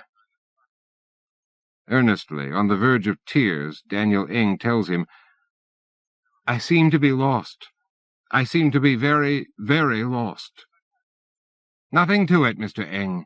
When our business is completed, a boy shall direct you to your hostelry. Its name? The Emerald Garden, perhaps? The Tower of Hanoi?" "I don't know." Suddenly frosty, Hussein puts his sheaf of documents aside. "Oh, well, it's your own business, of course. Let us turn without delay to the examination. Take out your brushes and ink." "You don't understand, Mr. Hussein. I'm very, very, very lost." The bureaucrat gasps, gazing in speculation. "Not a shipwreck? But no, your garments are clean and in the best repair." He struggles to his feet, backing away, breaking into a panicky shout. "Help! Help! An escapee! Murder! Rapine! May Allah and Mao protect us all!" Daniel is dumbfounded. "Mr. Hussein, please, what did I say? Hey, really, stop yelling. I'm going. A muezzin begins the call to prayer amid the tumult from the outer offices. Hussein yells, "For shame! On your face, infidel! It is better to pray than sleep. and certainly better to pray than skulk." He fails to catch Daniel's arm as he turns and sprints from the room. "After him, the fish-eater, a Zoroastrian runaway in the lobby." Through the uproar, Jill's console voice states, "We're getting him into resonance again, Dr. Manchetti, but the sequence is bifurcating. Danny, can you hear me? Danny?" The monitor's acoustic feed abruptly chops to softly running water and a crackling fire. Daniel's frightened voice comes through the speaker system. Oh, Jill, thank God. This is ridiculous. It's like being back at school." "Tom Manchetti here, Daniel. We lost you for a moment, but now you're back online." "Back at school, eh? Happy days? The best?" Bitterly, Daniel tells him, "Actually, I'm thinking of 4th grade at Collingwood Primary. That's where they stuck my gook head down the dunny every day at playtime." Over his shoulder, a gaunt young black man says to him reverently, making him jump, "You speak to the ancestors, my brother." "God, don't sneak up on me like that." "I'm sorry, kinsman. I would not have my shadow fall across your shadow. I thought you might care for a piece of barramundi from the fire." The young black man holds out pale, steaming flesh on a deep green leaf. Its aroma is delicious. Rueful, Daniel grins. "Everyone talks religion, then they try to kill me. Hey, that smells good. What was that about shadows?" A second black man uncoils from the grass beside the open fire. "He's just being pretentious. Hopes the elders'll choose him for the rituals. Not fair. I just happen to have a subtle and poetic soul. Anyway, everyone knows that Eng's the one they'll be cutting and naming." Danny recoils, dropping the sliver of hot fish. "Cutting? Oh, great." Jill's voice says inside his head, "Danny, we're back in full resonance with your speech centers, so we're picking up the others as well. How come they know your name?" "It's not my name," he tells her, still dazed, staring at the luminous landscape about him. "It's the name of my quantum double." "How can your double be called Eng? His history has to be completely different." "Here we go again," the second black man says wryly to his companion. "Ask the ancestors for a nice plump emu while you're there, Eng." His associate growls, "Cool on, show some respect. Didn't Tem and Dr. Manchetti cover this in the briefing?" "I'm just the quantum technician," Jill says irritably, "and I had a few other things on my mind, darling." "Yes, you did, poor thing." Danny relents. "They're probably not speaking English. My brain back there in the real world's in resonance, so my lexical modules are running an automatic translation." "Right.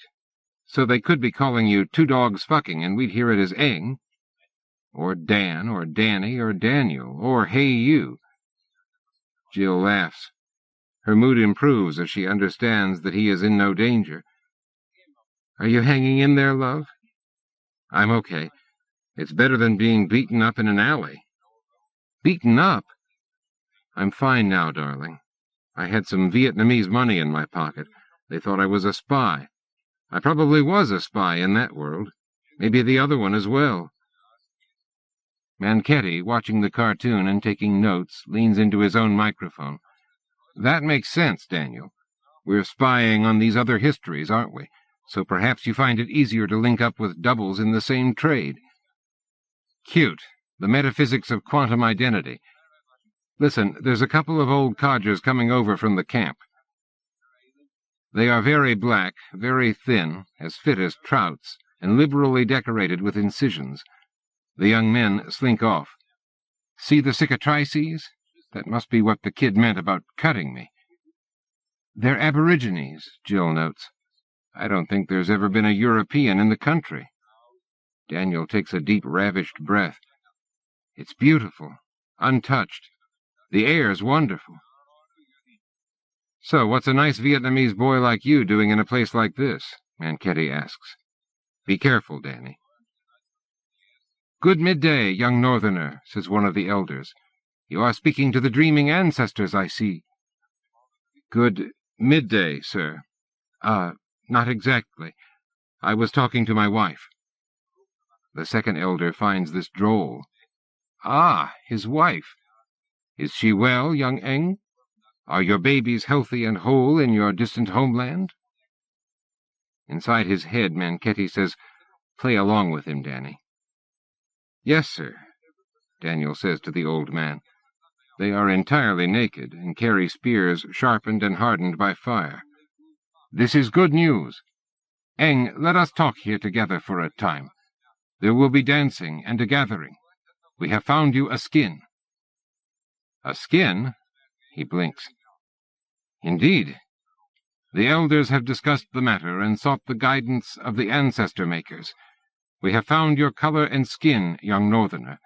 You are a wallaby man. A wallaby? Thank you, old father. He gropes for a suitable formula. This will make my family very proud. You wallaby men are great travelers, the black elder tells him, settling on his haunches in the sweet grass. His penis hangs loose, swaying, and from the corner of his eye Danny sees that something horrible has been done to it. He glances again, and then at the other old man. Their genitals look like what? Sausages slashed on one side and opened out. Sub-incision right, he recalls, with a violent shudder, and looks away, feeling his gorge rise. Uncle and I like to live here along the river tracks, the elder is saying, swaying slightly. But we see that the lightning man calls you to run far and far, as the mobs of wallabies ran across the plains. Jill tells him, Danny, we're getting into Phase 3 turbulence. We're going to lose you for a moment. Hang in there, sweetheart. His mind and heart are torn within him. After the suspicion and brutality of the other Allo histories, this world is a joyous affirmation, for all the fright that its ancient rites have speared into his clenching belly. I don't know what to say, he says stumblingly to the old man. I'm a stranger, and you're welcoming me into your family. If only I could tell you how beautiful your world seems to me, how sweet, how generous. Even as he speaks, there comes to his ears a rising crackle of flame that is abruptly a roaring of some terrible wind. The black men are gone into ruin and desolation. A machine voice tells him, "Warning! Close your face mask. Ambient aerosol toxins are at lethal levels. I repeat, close your face mask." Jill fades back in. We've got you, Danny. Who's that? What's that awful sound? Just a moment, Jill. It is hot, and the air stinks. He wonders if he will faint. How am I supposed to seal this bloody thing? The device closes under his fingers, and he is breathing richer, piped air. Shit, what is this hellhole? You are 2 kilometers southeast of the bunker airlock, Master Eng, the machine tells him. He realizes it is his suit speaking to him. Please activate your head-up display and follow the cursor. Where the river was a moment ago is a dry, cracked ditch. All the ground cover is parched and looks burned. He cannot even look at the sky, at its burning white glare. It's so hot. Apparently he is clad in high-tech protective clothing, but still he feels as if his brains are being fried. External temperature is 53 degrees Celsius, Master Eng, his suit tells him. Please return immediately to the bunker. Your life support system is failing. Where am I? How could this place suddenly be a desert? My God, is this some sort of greenhouse nightmare? I am sorry, Master Eng, but your inquiry exceeds the parameters of my fuzzy logic processor. For location, please consult the global satellite fix on your head-up display. Oh, for fuck's sake, just tell me where I am, you stupid machine! You are just inside the entrance to the Hugh Morgan National Park. I must warn you, Master Eng, your suit cannot extend full warranted protection against ambient volatiles for longer than 5 hours. Daniel stands where he is, weeping. They've wrecked it all, Jill. Oh, my God. They've ruined our poor, beautiful fucking planet. And it is snatched away instantly, hell replaced by heaven. Danny gasps, wiping eyes suddenly dry. Ah, it's gone. I'm back.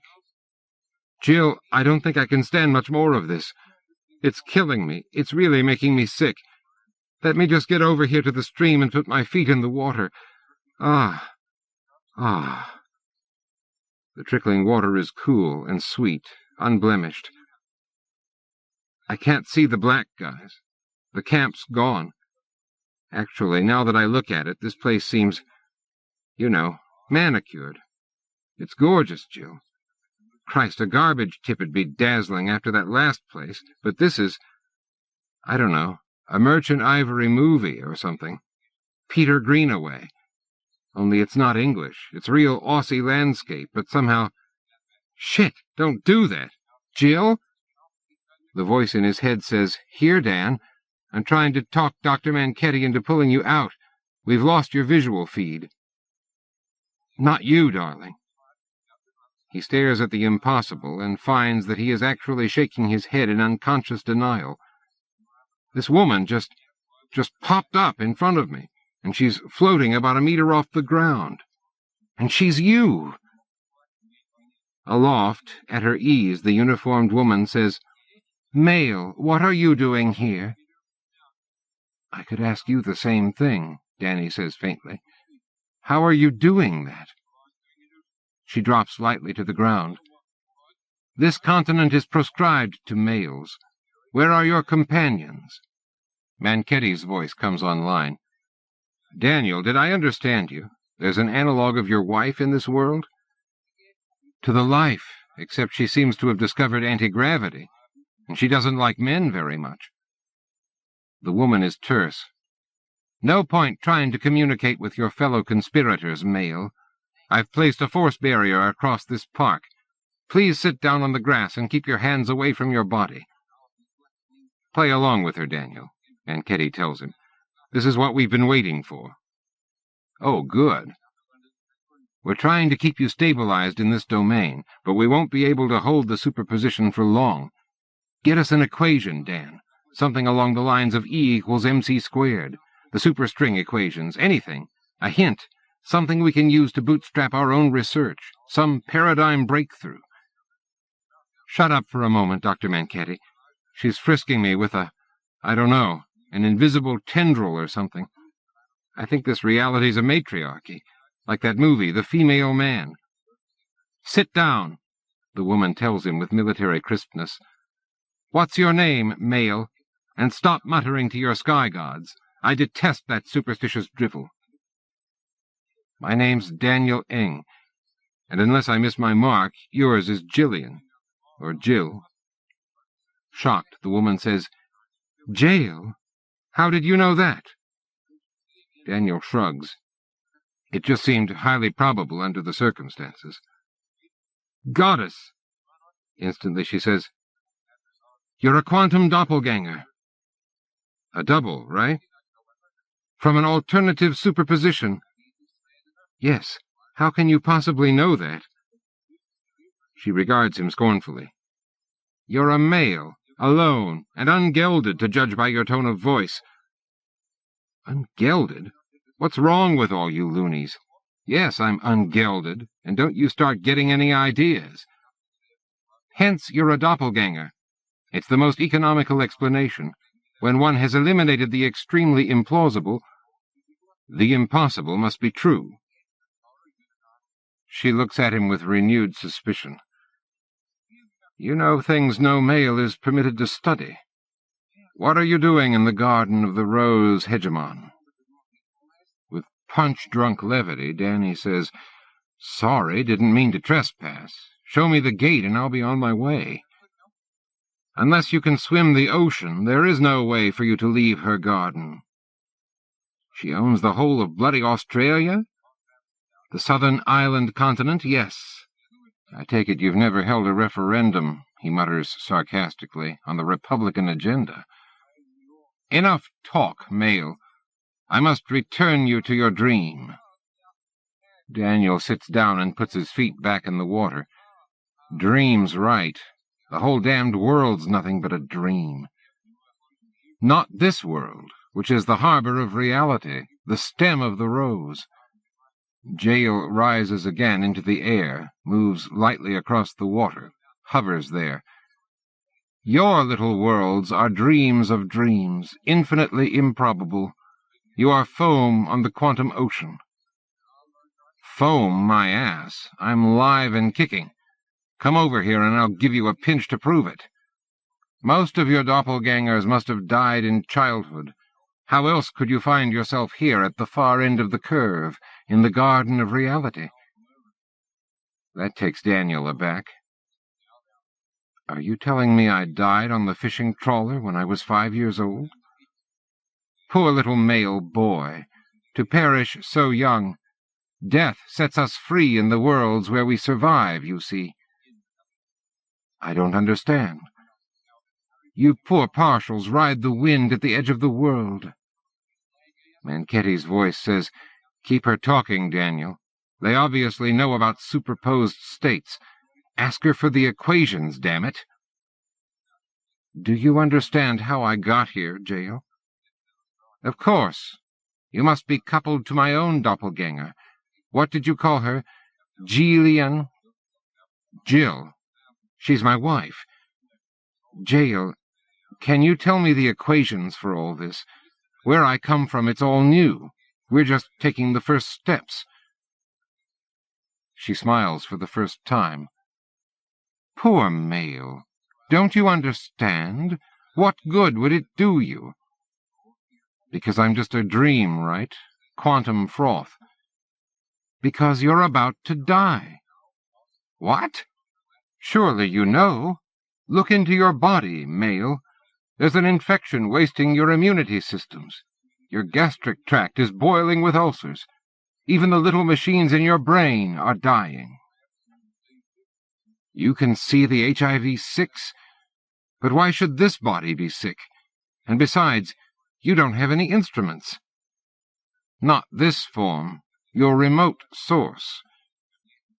You can see my baseline body? Jael, are you a witch? I'm a gardener, she tells him, for my mistress, the rose hegemon. Naturally, I'm equipped with the appropriate tools. Tell me something. Anything, Jael, just scraps from the table. Quantum relativity, Manketti suggests urgently. Even Penrose hasn't cracked that. Tell me the equations for quantum relativity. Pointless, male. You don't know enough to recognize the science of the sisters and mothers.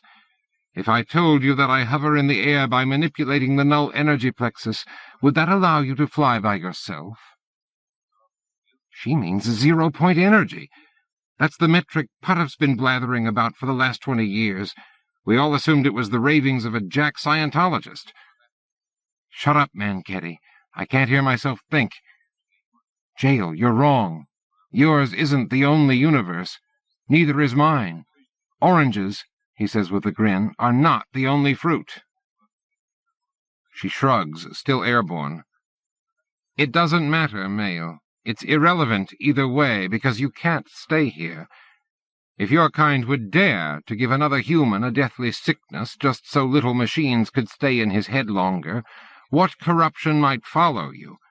I'm sending you home to that poor male version of peace and contentment. Dan! Jill yells into her headset. What was that? Is she saying these pricks... Hang on, we're going chaotic. Shit, sweetheart, she's screwing with the superposition. We're pulling the plug. Jill! Jill! Daniel cries, a swirl in the vortex, dying, lost. Hold my hand, Jill. Don't let me drown. The river burbles, the fire crackles faintly. He is back in Aboriginal Australia. Jill, he cries piteously. Oh, my God, what am I doing here? Manketti? Anyone? There is no reply. He has been severed from his home reality. So you're back among us, boy, one of the old black men says in a friendly fashion. It is good to walk with the ancestors, but now we must reflect upon the coming ceremony of naming. Have you chosen a name yet?" Frantic, Daniel cries, "Where's Jill? Where's my wife?" The other old man wags a hand. "This is men's business, Eng. We can't have women here, you know this. Besides, your wife and children are far away, in the place of the other pale people. Far away in the northern waters, young Eng, where the fish are many and the air is rich with their stink. You've told us this many times. Have you forgotten?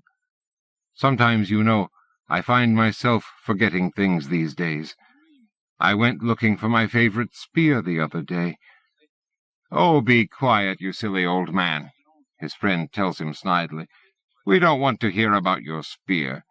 It's long enough since you had a chance to use your spear anyway, isn't it, eh? Oh, my God.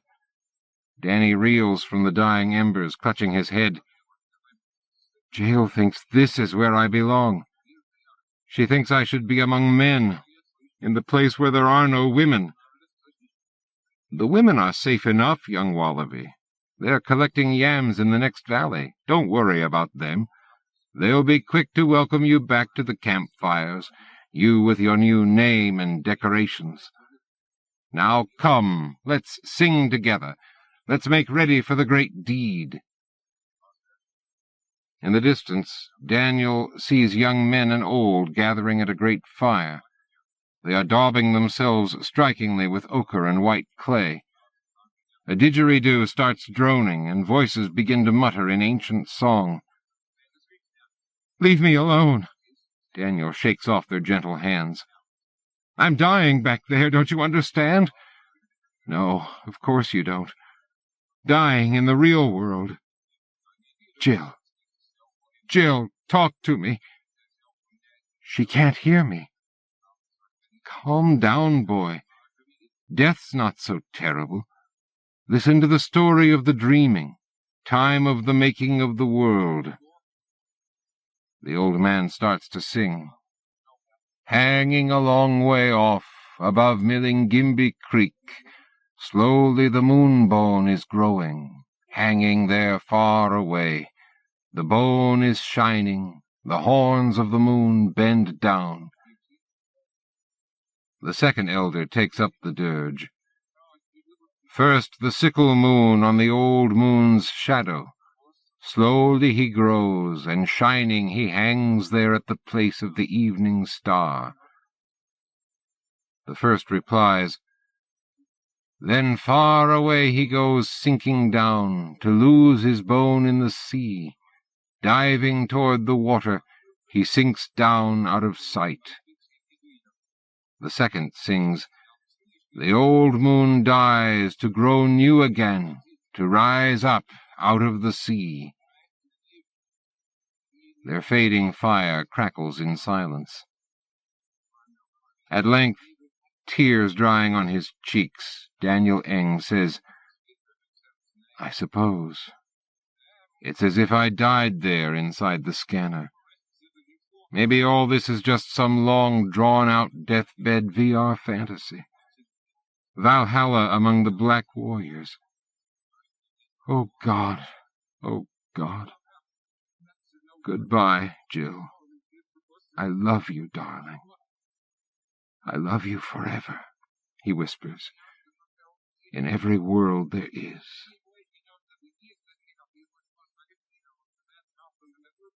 In the quantum lab, Daniel's body is collapsed upon itself. Instruments utter their shrill flat line. "We've lost him," Tom Manketti admits. "Full arrest." Jill leaves her console, clad absurdly in plastic and metal. She stumbles to the table of machines, clutches her husband's thin hand. "Danny. Oh, God, Danny. You bastards! You murdered him, didn't you?" Dr. Manketti touches her on the shoulder, and she throws off his hand. "I'm sorry, honey. He was a very brave man." "Shut up, you son of a bitch! You infected him. I can't believe it. You deliberately infected him to protect your damned nanomachines. Bin is shocked. That's grotesque, Jill. He was dying. We knew that. This was a wonderful, brave way to die. Furious, Jill screams, I could have caught it from him, and you didn't care. My God, you incredible pricks. You inject Daniel with HIV-6 and let him rot, and just leave me to take my chances. Don't think you can shut me up about this, you shits. Get out of my way, Bin. You're fucking history, the lot of you. Manchetti is urbanely menacing. You're overwrought, Jill. Don't worry, we'll look after you. We'll see you through this. Someone turns off the flatline indicator. Jill Eng crashes through the airlocked doors, screaming in loss and rage. Bastards! Bastards! Beside the campfire, insects flutter and creak. One of the elders stares at a crystalline, unpolluted sky. It's a beautiful night. His ancient friend smiles in the darkness and licks his toothless mouth. I always enjoy a good hot and sour fish soup. Well, you'll be staying with us a while, won't you? Daniel Wallaby. Yes, Uncle. Until spring. Then I have to start back up north to find my wife and children. His incisions are smarting. It's good to see your wife. Not too often, of course. Not too often, eh, old man? The second old man laughs, as old men will. Funny kind of afterlife, Daniel Wallaby Eng muses. But, gentlemen, uncles, if you don't mind my saying so, I hope you'll forgive me mentioning it, but don't you think there's something just the tiniest bit sexist about your attitude to women? He's off with the ancestors again. One nudges the other. Daniel. What sort of a name is that? Fine young fellow, though. Let's sing some more about the making of the world. Under the moon, the drone of the didgeridoo rises, and the clatter of wood on wood, and men's strong voices rise in rich chant. Daniel closes his eyes and settles into the sweet night. Foreign Devils, Walter John Williams. Walter John Williams was born in Minnesota and now lives in Albuquerque, New Mexico. His short fiction has appeared frequently in major anthologies and magazines such as Asimov's Science Fiction, the Magazine of Fantasy and Science Fiction, Wheel of Fortune, When the Music's Over, and in other markets, and has been gathered in the collection Facets. His novels include Ambassador of Progress, Night Moves, Hardwired, The Crown Jewels, Voice of the Whirlwind, House of Shards, Days of Atonement, Rock of Ages, and Aristoi. Last year his novel Metropolitan garnered wide critical acclaim and was one of the most talked-about books of the year. His most recent book is a sequel to Metropolitan, City on Fire. His stories have appeared in our 3rd, 4th, 5th, 6th, 9th, 11th, and 12th annual collections. Here he gives us an evocative and gorgeously colored look at the bizarre, ritualized, and mannered world of court life in 19th-century China, and how that world is shattered catastrophically forever when the Forbidden City itself is attacked by an even stranger bunch of foreigners than they're used to dealing with, H.G. Wells's invading Martians. There is no longer anyone alive who knows her name. She has always been known by her titles related to the role she was expected to play. When she was 16 and had been chosen as a minor concubine for the Son of Heaven, she had been called Lady Yehenara, because she was born in the Yehe tribe of the Nara clan of the great Manchu race. Later, after her husband died, and she assumed the regency for their son, she was given the title Tsu Shi, Empress of the West, because she once lived in a pavilion on the western side of the Forbidden City. But no one alive knows her real name, the milk name her mother had given her almost 65 years ago, the name she had answered to when she was young and happy and free from care. Her real name is unimportant. Only her position matters, and it is a lonely one. She lives in a world of imperial yellow.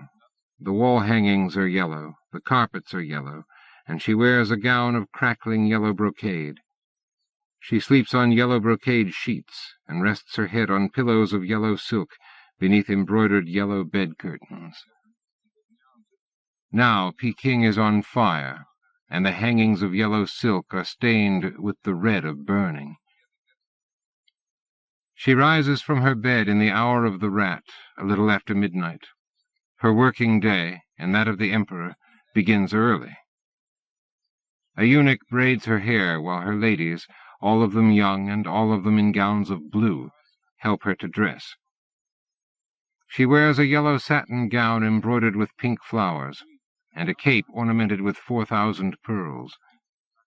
The eunuch expertly twists her braided hair into a topknot, and fits over it a headdress made of jade adorned on either side with fresh flowers. Gold sheaths protect the 2 long fingernails of her right hand, and jade sheaths protect the 2 long fingernails of her left. Her prize black lion dogs frolic around her feet. The smell of burning floats into the room, detectable above the scent of her favorite 9 Buddha incense. The burning scent imparts a certain urgency to the proceedings, but her toilette cannot be completed in haste. At last she is ready. She calls for her sedan chair and retinue. Li Lianying, the chief eunuch, the second chief eunuch, 4 eunuchs of the 5th rank, 12 eunuchs of the 6th rank, plus 8 more eunuchs to carry the chair. "Take me to the emperor's apartments," she says. The sedan chair swoops gently upward as the eunuchs lift it to their shoulders. As she leaves her pavilion, she hears the sound of the sentries saluting her as she passes. They are not her sentries. These elite troops of the tiger hunt marksmen are not here to keep anyone out. They are in the employ of ambitious men, and the guards serve only to keep her a prisoner in her own palace.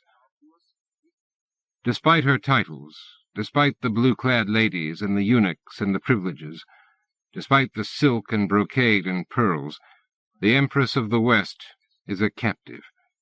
She can think of no way that she can escape. The litter's yellow brocade curtains part for a moment, and the Empress catches a brief glimpse of the sky. There is Mars, glowing high in the sky like a red lantern, and below it streaks a falling star, a beautiful ribbon of imperial yellow against the velvet night. It streaks east to west, and then is gone. Perhaps, she thinks, it is a hopeful sign. The audience room smells of burning. Yellow brocade crackles as the members of the family council perform their ritual kowtows before the Son of Heaven. Before they present their petitions to the Emperor, they pause, as they realize from his flushed face and sudden intake of breath that he is having an orgasm as he sits in his dragon-embroidered robes upon his yellow-draped chair. The Emperor Guangxu is 28 years old and has suffered from severe health problems his entire life. Sometimes, in moments of tension, he succumbs to a sudden fit of orgasm. The doctors claim it is the result of a kidney malady, but no matter how many kidney-rectifying pills the Emperor is made to swallow, his condition never improves. The illness is sometimes embarrassing, but the family has become accustomed to it.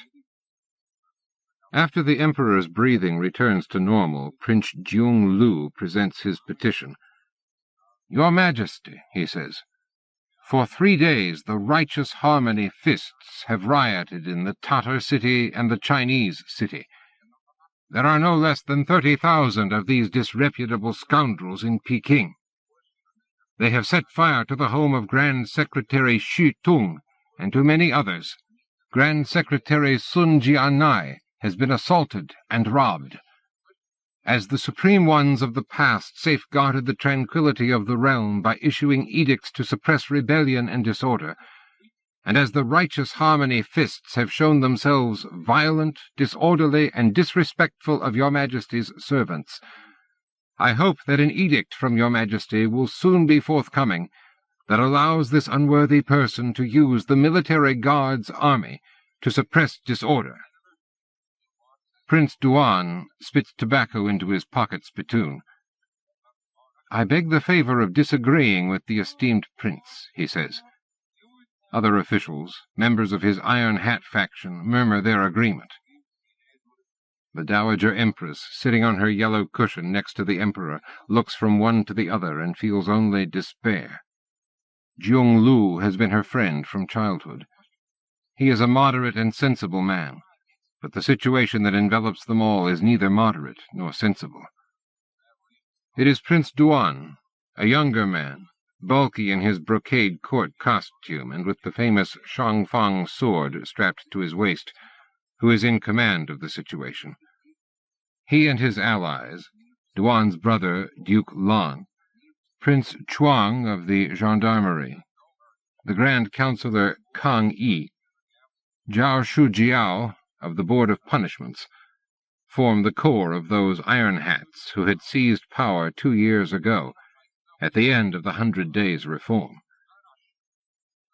It is Duan who has surrounded the Dragon Throne with his personal army of 10,000 tiger hunt marksmen.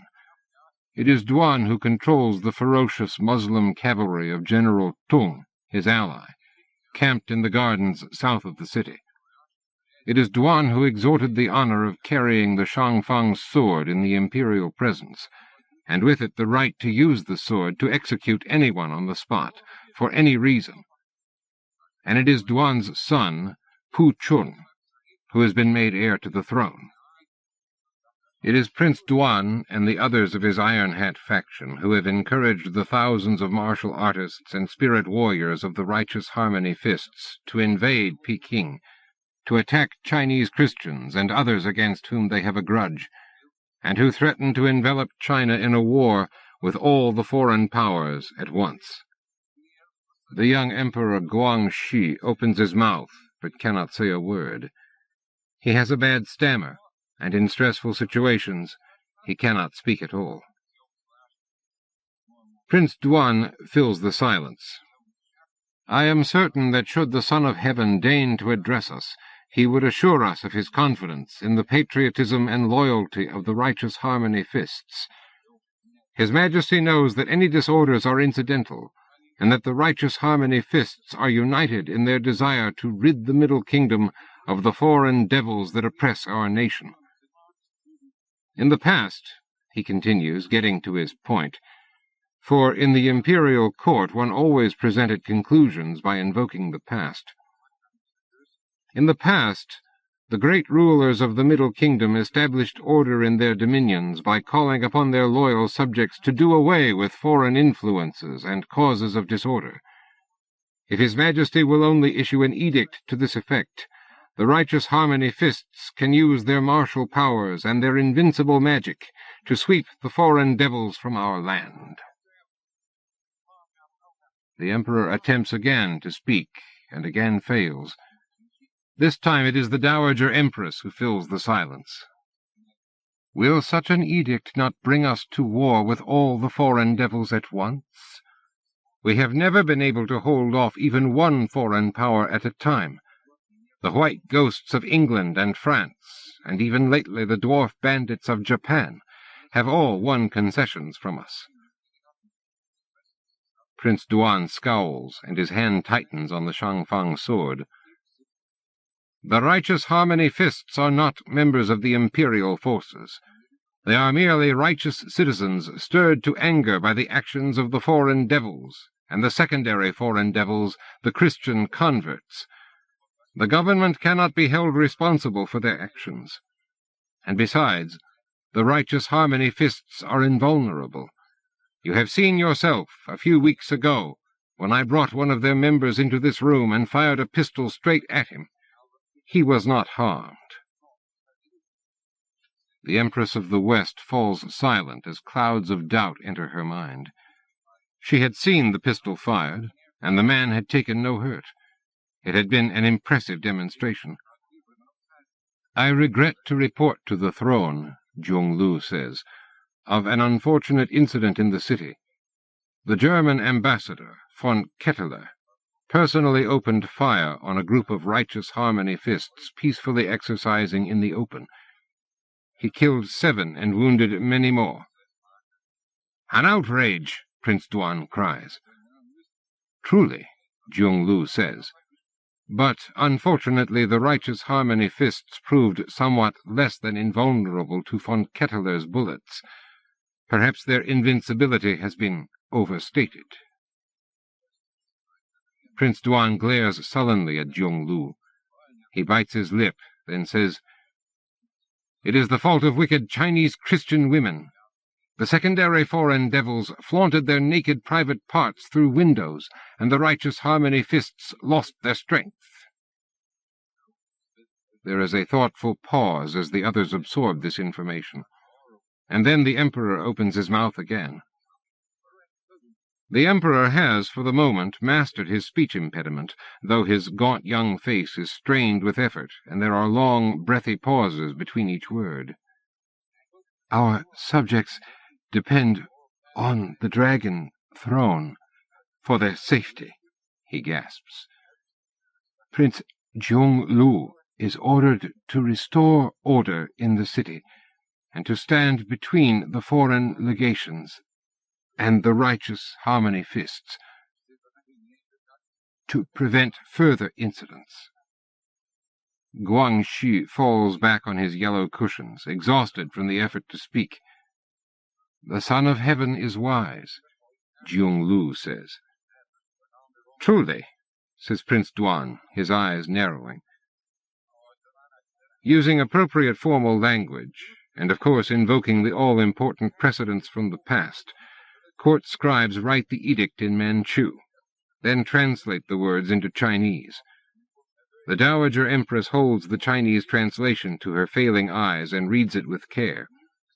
As a female, she had not been judged worthy of education until she had been chosen as an imperial concubine. She has never learned more than a few hundred characters of Chinese, and is unable to read Manchu at all. But whether she can read and write or not, her position as Dowager Empress gives her the power of veto over any imperial edict. It is important that she view any document personally. "Everything is in order," she ventures to guess. The imperial seal eunuch inks the heavy imperial seal and presses it to the edict, and with ceremony the document is presented to Prince Jung Lu. Prince Tuan draws himself up and speaks. "This unworthy subject must beg the throne for permission to deal with this German, von Ketteler. This white ghost is killing Chinese at random for his own amusement, and in the confused circumstances none can be blamed if there is an accident." The Empress of the West and the Emperor exchange quick glances. Perhaps, thinks the Empress, it is best to let Prince Tuan win a point. It may assuage his bloodlust for the moment. And she very much doubts anyone will miss the German ambassador. She tilts her head briefly, an affirmative gesture. The Emperor's eyes flicker as he absorbs her import. "We leave it to you," he says. It is a ritual form of assent, the throne's formal permission for an action to take place. "The Supreme One's brilliance and sagacity exceeds all measure," says Prince Tuan. The family council ends. The royal princes make their kowtows and leave the chamber. The Dowager Empress leaves her chair and approaches her nephew, the Emperor. He seems shrunken in his formal dragon robes. He has 28 sets of robes altogether, one auspicious for each day of the lunar month. Tenderly, the Dowager dabs sweat from his brow with a handkerchief. He reaches into his sleeve for a lighter and a packet of Turkish cigarettes. "We won't win, you know," he sighs. His stammer has disappeared, along with his formidable, intimidating relations. If we couldn't beat the Japanese dwarf bandits, we can't beat anybody. We're just going to lose more territory to the foreign devils, just as we've already lost Burma, Nepal, Indochina, Taiwan, Korea, Hong Kong, all the treaty ports we've had to cede to foreign devils. You don't believe the spirit fighter's magic will help us? The Emperor laughs and draws on his cigarette. Cheap tricks to impress peasants. I have seen that bullet-catching trick done by conjurers. We must delay. Delay as long as possible. If we delay, the correct path may become clearer. The Emperor flicks cigarette ash off his yellow sleeve. His tone is bitter. Delay is the only possible course for those who have no power. Very well. We will delay as long as possible. But delay the war or not, we will still lose. Tears well in the old woman's eyes. It is all she knows, her fault. Her husband, the Emperor, had died of grief after losing the Second Opium War to the foreign devils. Their child was only an infant at the time. She did her best to bring up her son, engaging the most rigorous and moral of teachers. But after reigning for only a few years, her son had died at the age of 18 from exhaustion brought on by unending sexual dissipation.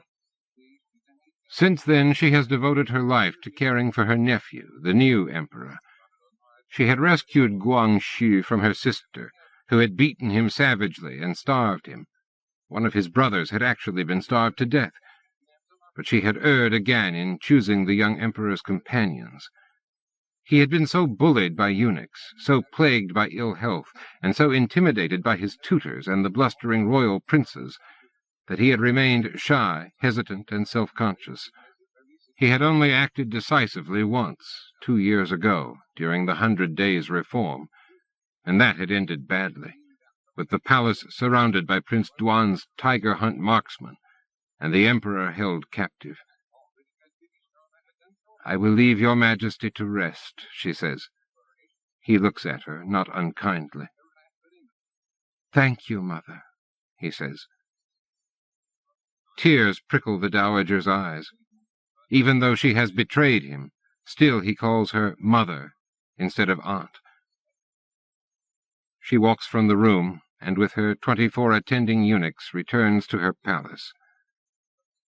Alone in the darkness of the litter, no one sees the tears that patter on the yellow brocade cushions. "All the news is good," Prince Duan says. "One of our soldiers, a Manchu bannerman named Enhai, has shot the German ambassador outside the Tsungli Yamen. Admiral Seymour's foreign devils, marching up the railway line from Tientsin, have turned back after a battle with the Righteous Harmony Fists." "I had heard the Righteous Harmony Fists had all been killed," says Jung Lu. "Where was their bullet-catching magic?" "Their magic was sufficient to turn back Admiral Seymour," Prince Duan retorts. "He may have just gone back for reinforcements. More and more foreign warships are appearing off Tientsin."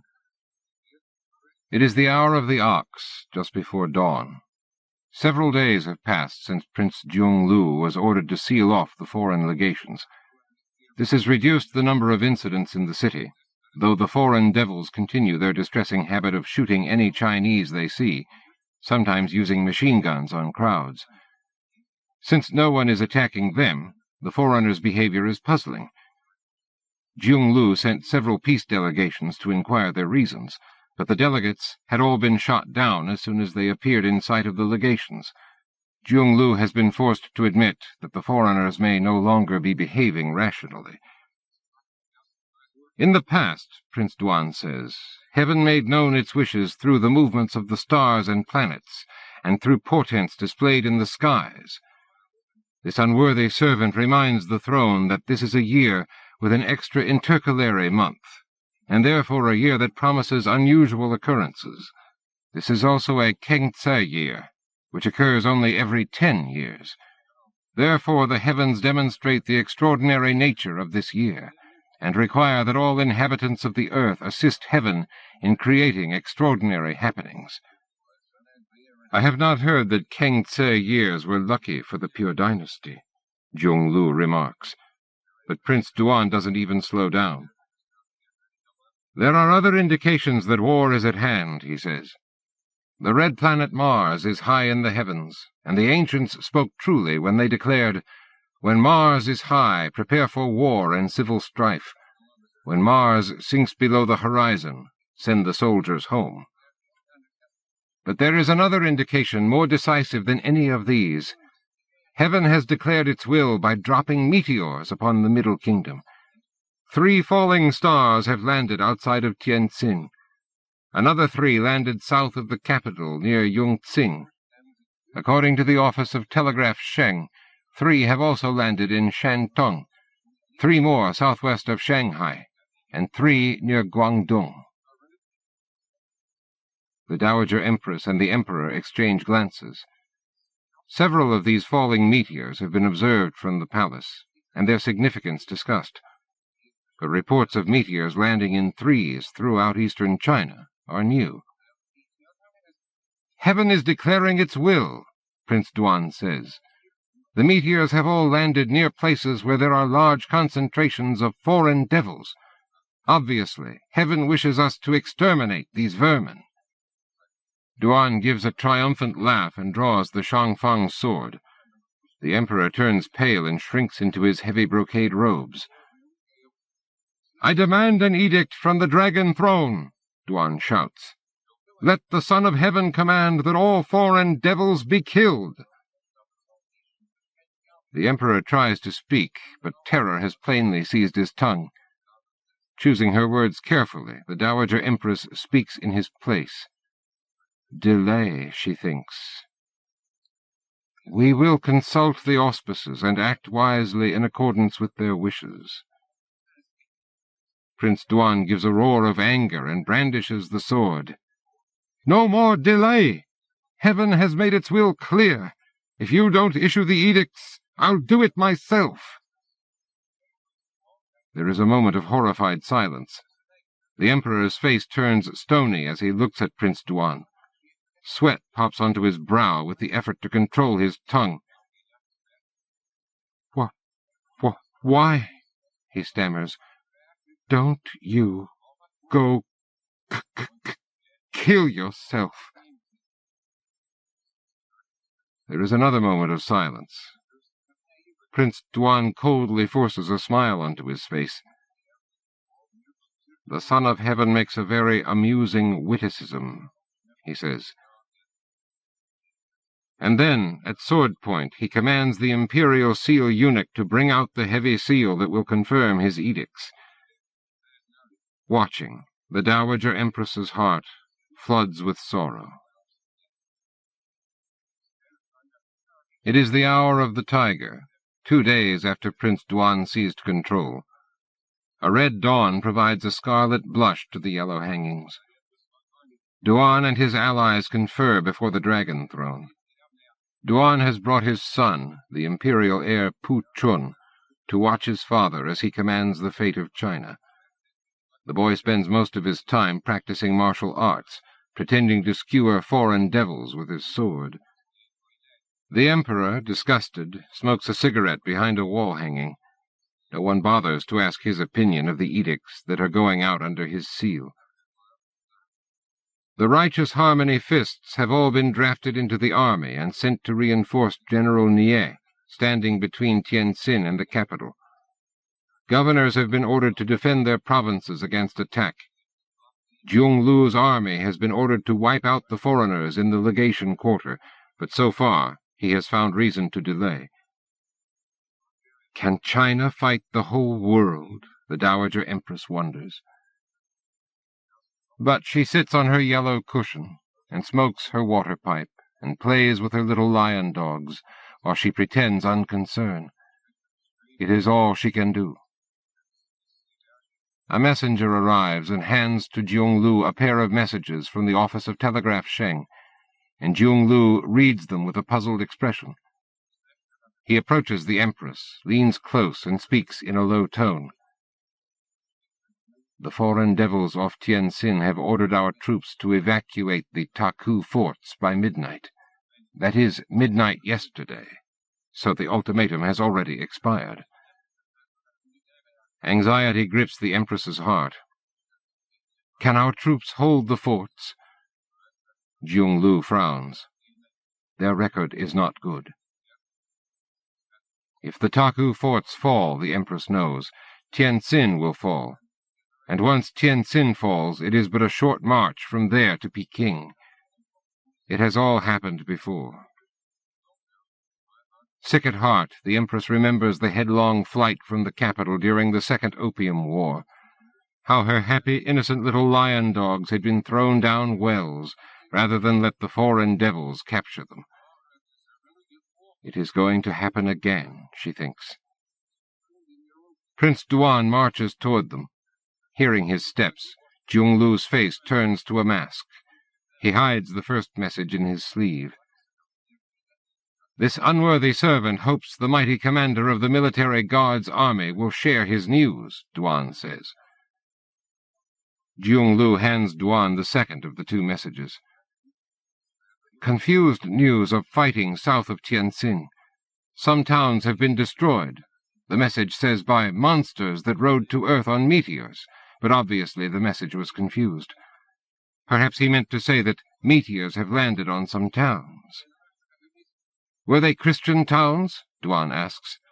Perhaps heaven's vengeance is falling on the secondary foreign devils.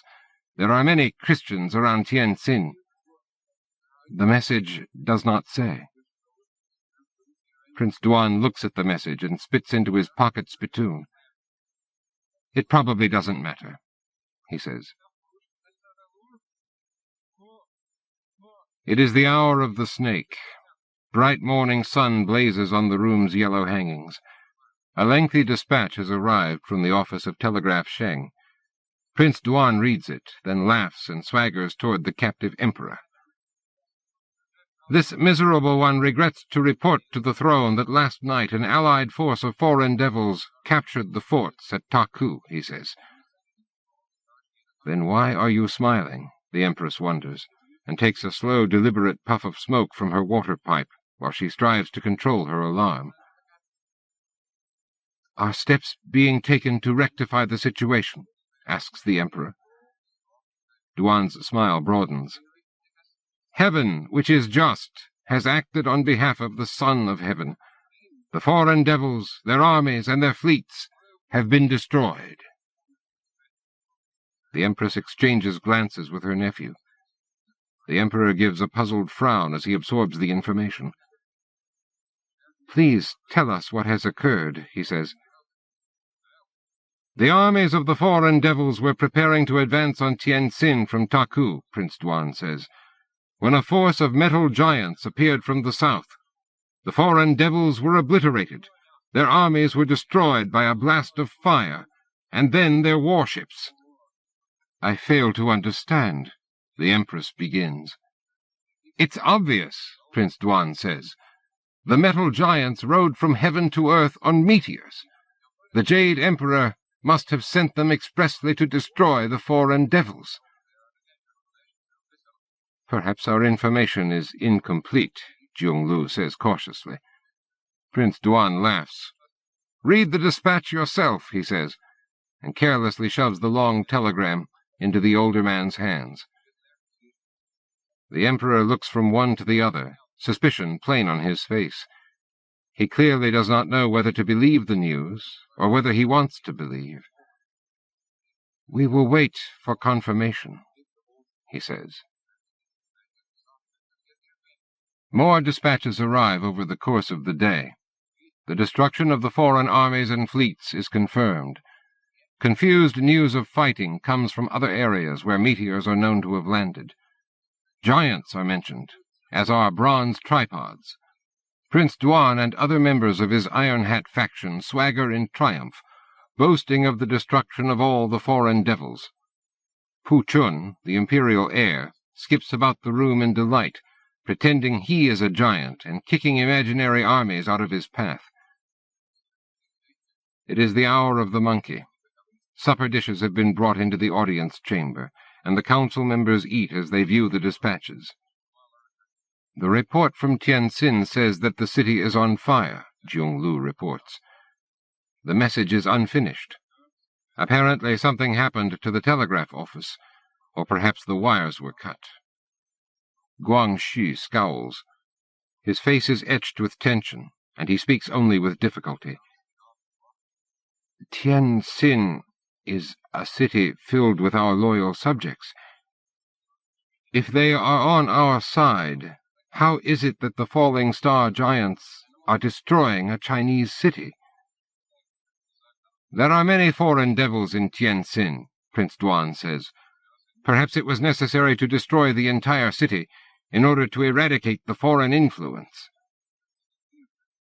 A look of disgust passes across the Emperor's face at this casual attitude toward his subjects. He opens his mouth to speak, but then a spasm crosses his face. He flushes in shame. The others in the room politely turn their gaze to the wall hangings while the Emperor has an orgasm. Afterward he cannot speak at all. He fumbles with his soiled dragon robes as he walks behind the hangings in order to smoke a cigarette. Watching his attempt to regain his dignity, the Dowager Empress feels her heart flood with sorrow. Over the next 2 days, messages continue to arrive. Telegraph offices in the major cities are destroyed, and soon the only available information comes from horsemen galloping to the capital from local commanders and provincial governors. General Nie's army, stationed between Peking and Tientsin, has been wiped out by falling star giants, along with most of the righteous harmony fists that had been sent as reinforcements. Their spirit magic has proved inadequate to the occasion. From the information available, it would seem that Shanghai, Qingdao, and Canton have been attacked and very possibly destroyed. Just south of Peking, in Hopei, 3 falling star giants have been causing unimaginable destruction in one of China's richest provinces, and Hopei's governor has committed suicide after admitting to the throne his inability to control the situation. The Dowager Empress notes that the Iron Hat's swaggering is noticeably reduced. Perhaps it is time, says Jung Lu, to examine the possibility that the falling star giants are just another kind of foreign devil, as rapacious as the first, and more powerful. Nonsense, says Prince Duan automatically. Heaven has sent the falling star giants to aid us. But he looks uncertain as he says it. It is the hour of the sheep. The midday sun beats down on the capital, turning even the shady gardens of the Forbidden City into broiling ovens. The Emperor struggles with his tongue. We desire that the august Prince Jung Lu continue. Jung Lu is happy to oblige. This unworthy servant begs the throne to recall that General Nie and the righteous harmony fists were neither foreign devils nor Christians, and they were destroyed. There are few foreign devils or secondary foreign devils in Hopei, but the massacres there have been terrible. And everywhere the falling star giants appear, many more Chinese than foreign devils have been killed. Jung Lu looks solemn. I regret the necessity to alert the throne to a dangerous possibility. If the falling star giants advance west up the railway line from Tientsin and simultaneously march north from Hopei, Peking will be caught between 2 forces. I must sadly recommend that we consider the defense of the capital. The Dowager Empress glances at Prince Duan, expecting him to contradict this suggestion, but instead the prince only gnaws his lip and looks uncertain. A little flame of hope kindles in the Empress's heart. The Emperor also sees Duan's uncertainty and presses his advantage while he can. Has the commander of the military guards army any suggestions to make, he asks. From the reports available, Jung-Lu says, it would seem that the falling star giants have two weapons. The first is a beam of heat that incinerates all that it touches. This we call the fire of the meteor, from the flame of a falling star, and it is used to defeat armies and fleets. The second weapon is a poison black smoke that is fired from rockets. This we call the tail of the meteor, from a falling star's smoky tail, and it is used against cities, smothering the entire population. These weapons are not new, says a new voice. It is old Kang Yi, the Grand Counselor. Kang Yi is a relic of a former age. In his many years he has served 4 emperors, and in his rigid adherence to tradition and hatred of foreigners has joined the Iron Hats from pure conviction. Kang Yi spits into his pocket spittoon and speaks in a loud voice. This worthless one begs the throne to recall the Hing-Ha-Er-Jiang, the door gods. At the famous Battle of Mu, between the Yin and the Zhou, Marshal Zheng Lung was known as Heng the Snorter, because when he snorted, 2 beams of light shot from his nostrils and incinerated the enemy. Likewise, Marshal Chun Chi was known as Ha the Blower, because he was able to blow out clouds of poisonous yellow gas that smothered his foe. Thus, it is clear, he concludes, that these weapons were invented centuries ago in China, and must subsequently have been stolen by the falling star giants, who are obviously a worthless and imitative people, like all foreigners. He falls silent, a superior smile ghosting across his face. The Empress finds herself intrigued by this anecdote. Does the esteemed counselor know if the historical records offer a method of defeating these weapons? Indeed. Heng the Snorter was killed by a spear, and Ha the Blower by a magic bezoar, spat at him by an ox spirit. We have many spears, Jung-Lu says softly. But this ignorant one confesses his bafflement concerning where a suitable ox spirit may be obtained. Perhaps the esteemed Grand Counselor has a suggestion. The smile vanishes from Kang Yi's face. All answers may be found in the annals, he says stonily. The Emperor, admirably controlling any impulse to smile at the Iron Hat's discomfort, turns again to Jung-Lu. Does the illustrious prince have any suggestions? We have only 3 forces near Peking, Jung-Lu says. Of these, my military guard's army is fully occupied in blockading the foreign legations here in Peking. General Tong's horsemen are already in a position to move eastward to Tientsin.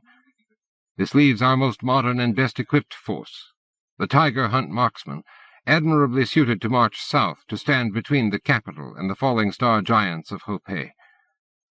May this unworthy one suggest that the Dragon Throne issue orders to the Tiger Hunt marksmen and to General Tung at once.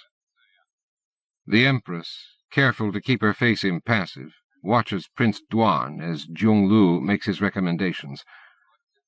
The 10,000 Tiger Hunt marksmen and General Tung's Muslim cavalry are Prince Duan's personal armies. All his political power derives from his military strength. To risk his forces in battle is to endanger his own standing. What of the throne? Duan asks. If the Tiger Hunt marksmen march south, who will guard his majesty? The Imperial Guard are only a few hundred men. Surely their numbers are inadequate. The throne may best be guarded by defeating the falling star giants, Jung-Lu says. I must insist that half the Tiger Hunt marksmen be left in the capital to guard the person of the Son of Heaven, Duan says. The Empress and Emperor look at one another. Best to act now, the Empress thinks, before Prince Duan regains his confidence. Half the Tiger Hunt marksmen are better than all. Guang Shi turns back to the princes. We leave it to you, he says. In the still night, the tramp of boots echoes from the high walls of the Forbidden City. Columns of Tiger Hunt marksmen, under the command of Duan's brother, Duke Lan, are marching off to meet the enemy. In the hour of the dog, after nightfall, one of the Empress's blue-gowned maidens escorts Prince Jung-Lu into her presence. He has avoided the tiger hunt marksmen by using the tunnels beneath the Forbidden City. They were designed to help servants move unobtrusively about their duties, but over the years they have been used for less illicit purposes. "We are pleased to express our gratitude," the Empress says, and takes from around her neck a necklace in which each pearl has been carved into the likeness of a stork. She places the necklace into the hands of her delighted maid. Sad, she thinks, that it is necessary to bribe her own servants to encourage them to do what they should do unquestioningly, which is to obey and keep silent.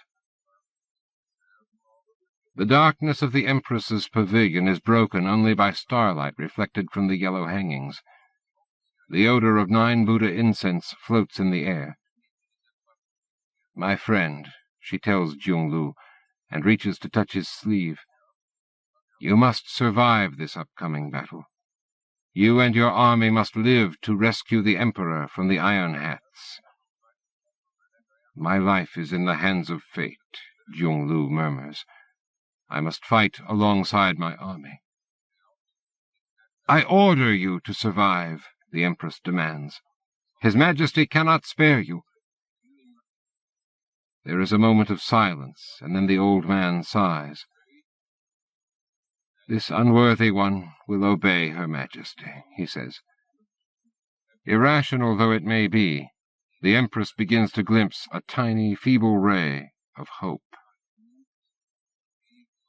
Hot western winds buffet the city, and the sky turns yellow with loess, dust blown hundreds of li from the Gobi Desert.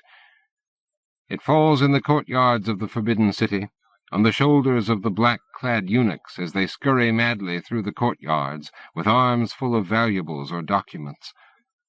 Hundreds of carts jam the byways. The Imperial Guard, in full armor, stand in disciplined lines about the litters of the royal family. Prince Duan stands in the yard, waving the Shangfang sword and shouting orders. Nobody obeys him, least of all his own son, Pu Chun, the imperial heir who crouches in terror beneath a cart. The court is fleeing the city. Yesterday the Falling Star Giants finally made their advance on Peking. At first the news was all bad, horsemen riding into the city with stories of entire regiments being incinerated by the fire of the meteor. After that it was worse, because there was no news at all. In the early hours of the morning an order arrived from Jung-Lu to evacuate the court to the summer palace north of the city. Since then all has been madness. It is the hour of the hare, early in the morning. The Empress's blue-clad maidservants huddle in knots, weeping.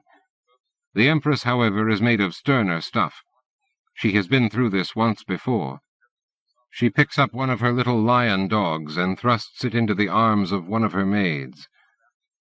"Save my dogs," she orders.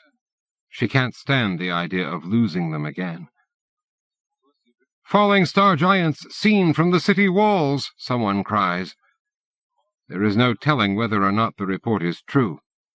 Serving women dash heedlessly about the court, their gowns whipped by the strong west wind. "Flee at once!" Prince Duan shrieks. "The capital is lost!" He runs for his horse and gallops away. His son, screaming in terror, follows on foot, waving his arms. The Emperor appears, a plain traveling cloak thrown over his shoulders. "Mother," he says, "it is time to go." The Empress carries 2 of her favorite dogs to the litter. Her eunuchs hoist her to their shoulders, and the column begins to march for the Tianmen Gate. The western wind rattles the banners of the guard, but over the sound of the wind the Empress can hear a strange wailing sound, like a demon calling out to its mate, and then a wail from another direction as the mate answers. "Faster!" someone calls, and the litter begins to jounce. The guardsmen's armor rattles as they begin to jog. The Empress braces herself against the sides of the litter. "Black smoke!" Another cry. "The tail of the meteor!" Women scream as the escort breaks into a run. The Empress's lion dogs whimper in fear. She clutches the curtains and peers anxiously past the curtains. The black smoke is plain to see, a tall column billowing out over the walls. As she watches, another rocket falls, trailing black. But the strong west wind catches the top of the dark, billowing column and tears the smoke away, bearing it to the east. As the column flees to safety, Loess covers the city in a soft blanket of imperial yellow. Much of the disorganized column, including most of the wagon train with its documents and treasure, is caught in the black smoke and never escapes the capital. Half the tiger hunt marksmen are dead or missing. The terror and confusion make the Empress Dowager breathless, but it is the missing lion dogs that make her weep. The column pauses north of the city at the summer palace only for a few hours, to beat some order into the chaos, then sets out into the teeth of the gale to Jehol on the Great Wall. In the distance the strange wailings of the falling star giants are sometimes heard, but streamers of yellow dust conceal them. By this time Prince Duan has found his courage, his son and his troops, the few thousand tiger hunt marksmen to have survived the fall of the capital. He calls a family conference in a requisitioned mansion, and issues edicts under the imperial seal calling for the extermination of all foreigners and Chinese Christians. "Who will obey you?" the emperor shouts at him. His hopelessness has made him fearless, has caused his stammer to disappear. "You have lost all China." "Heaven will not permit us to fail," Duan says. "I command you to kill yourself," cries the emperor.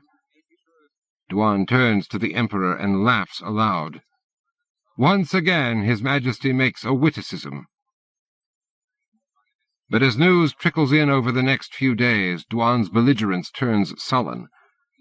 A few survivors from a Peking suburb tell of the city's being inundated by black smoke after a second attack. Duan's ally, Prince Zhuang, is believed dead in the city, and old Kang Yi was found stone dead in his cart in Jehol, apparently having died unnoticed in the evacuation. Duan's great ally, General Tung, has been killed along with his entire army, and his brother, Duke Lan, after losing his entire division of tiger hunt marksmen to the fire of the meteor, committed suicide by drinking poison. There is no word from any of the great cities where meteors were known to have landed. No messages have come from Zhonglu, and he is believed dead. "West!" Prince Duan orders. His son, Pu Chun, stands by his side.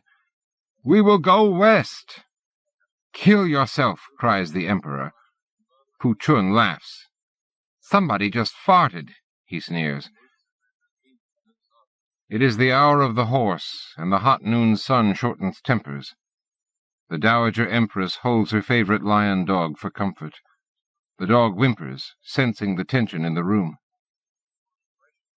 "We will move tomorrow," Duan says, and casts a cold look over his shoulder as he marches away from the imperial presence. Guang Shi slumps defeated in his chair. The old lady rises, the lion dog still in her arms, and slowly walks to her nephew's side. Tears spill from her eyes onto his brocade sleeve. "Please forgive me," she says. "Don't cry, Mother," he says.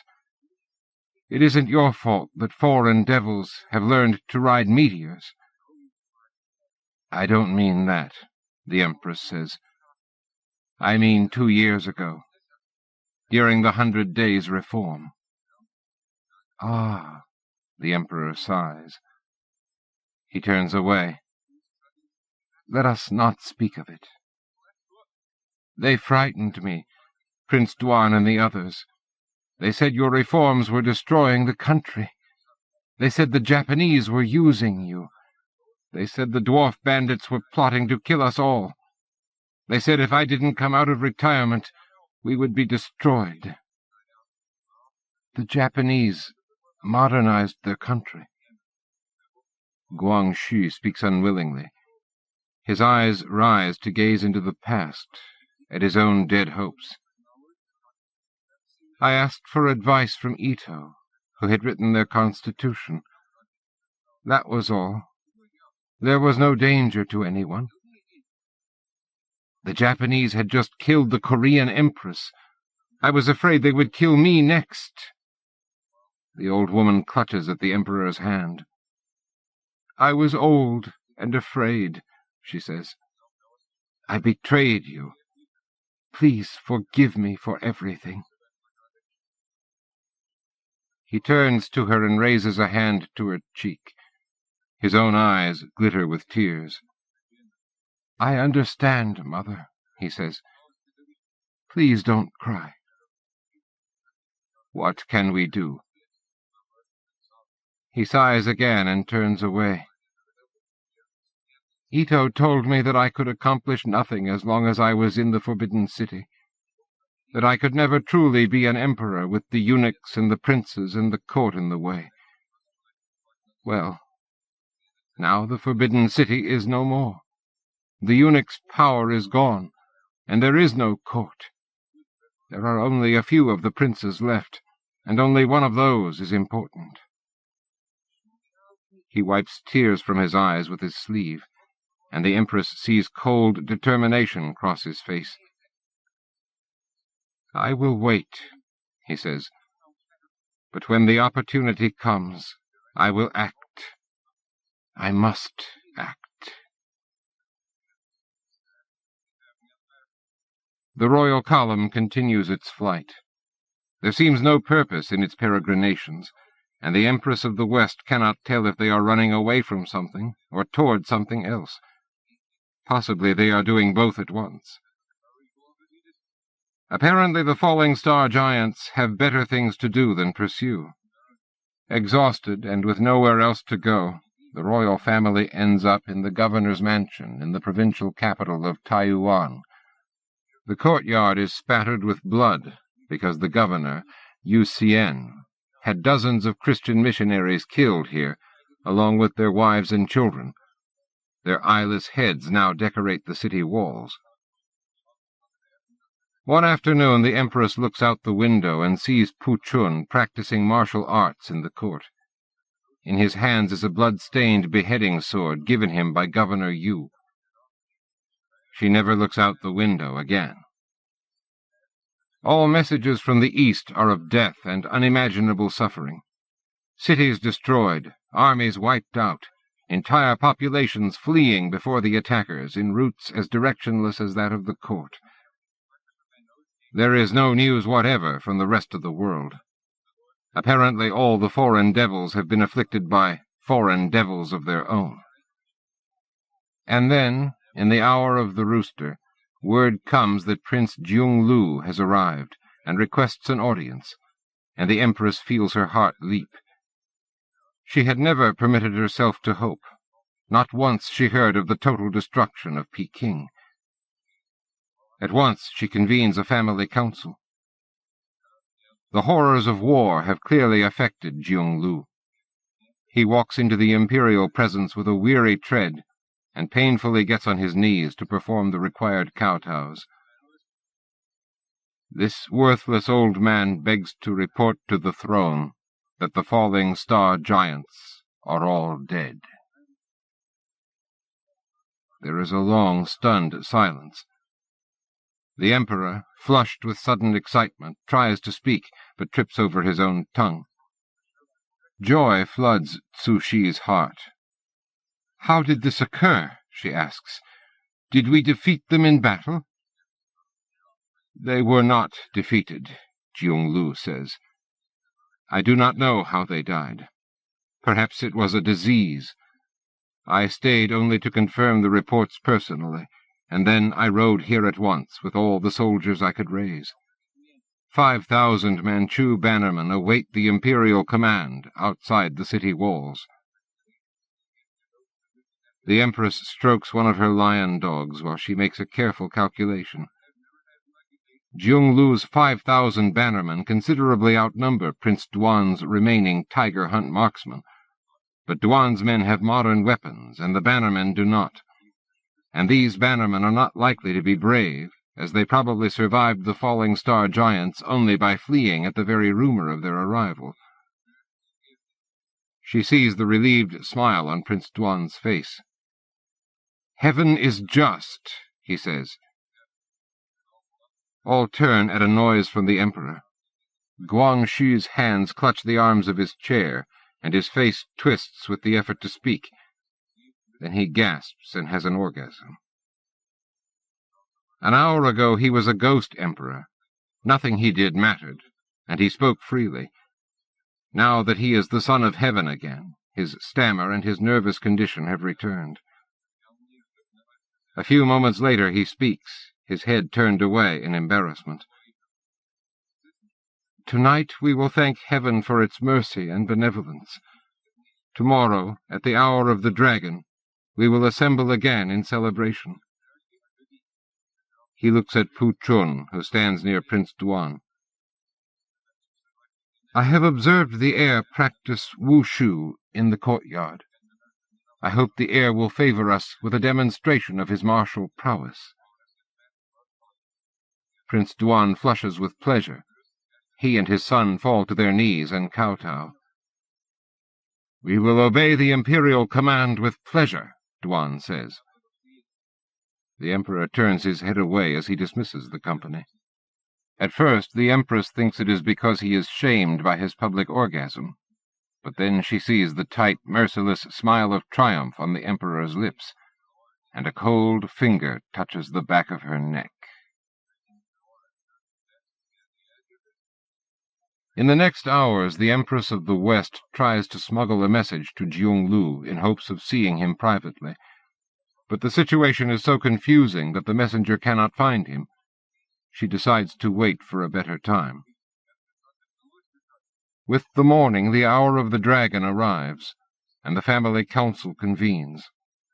The remaining Iron Hats cluster together in pride and triumph. It is clearly their hour. The falling star giants have abdicated, as it were, and left the nation to the mercies of the Iron Hats. As if in recognition of this fact, the Emperor awards Prince Duan the office of Grand Counselor in place of the late Kang Yi. Then Pu Chun is brought forward to perform wushu, and the Emperor calls the Imperial Guard into the room to watch. The imperial heir leaps about the room, shouting and waving the blood-encrusted sword given him by Governor Yu as he decapitates one imaginary foreign devil after another. The Empress has seen much better martial art in her time, but at the end of the performance all are loud in their praise of the young heir, and the Emperor descends from his chair to congratulate him. Fighting his tongue, the Emperor seems unusually tense today. He turns to the heir and says, "I wonder if the heir has learned a sword technique called the dragon in flight from low to high." Pu Chun is reluctant to admit that he is not a complete master of the sword, but with a bit of paternal prodding he admits that this technique seems to have escaped him. Guangxu's stammer is so bad he can barely get the words out. "Will the heir permit me to teach?" "Your Majesty honors us beyond all description," Prince Duan says. Despite his lifelong ill health, the Emperor, like every Manchu prince, practiced wushu since he was a boy, and always received praise from his instructors. The Emperor turns to Prince Duan, his face red with the struggle to speak. "May I have the honor to use the Shangfang sword?" "The Son of Heaven does his unworthy servant too much honor."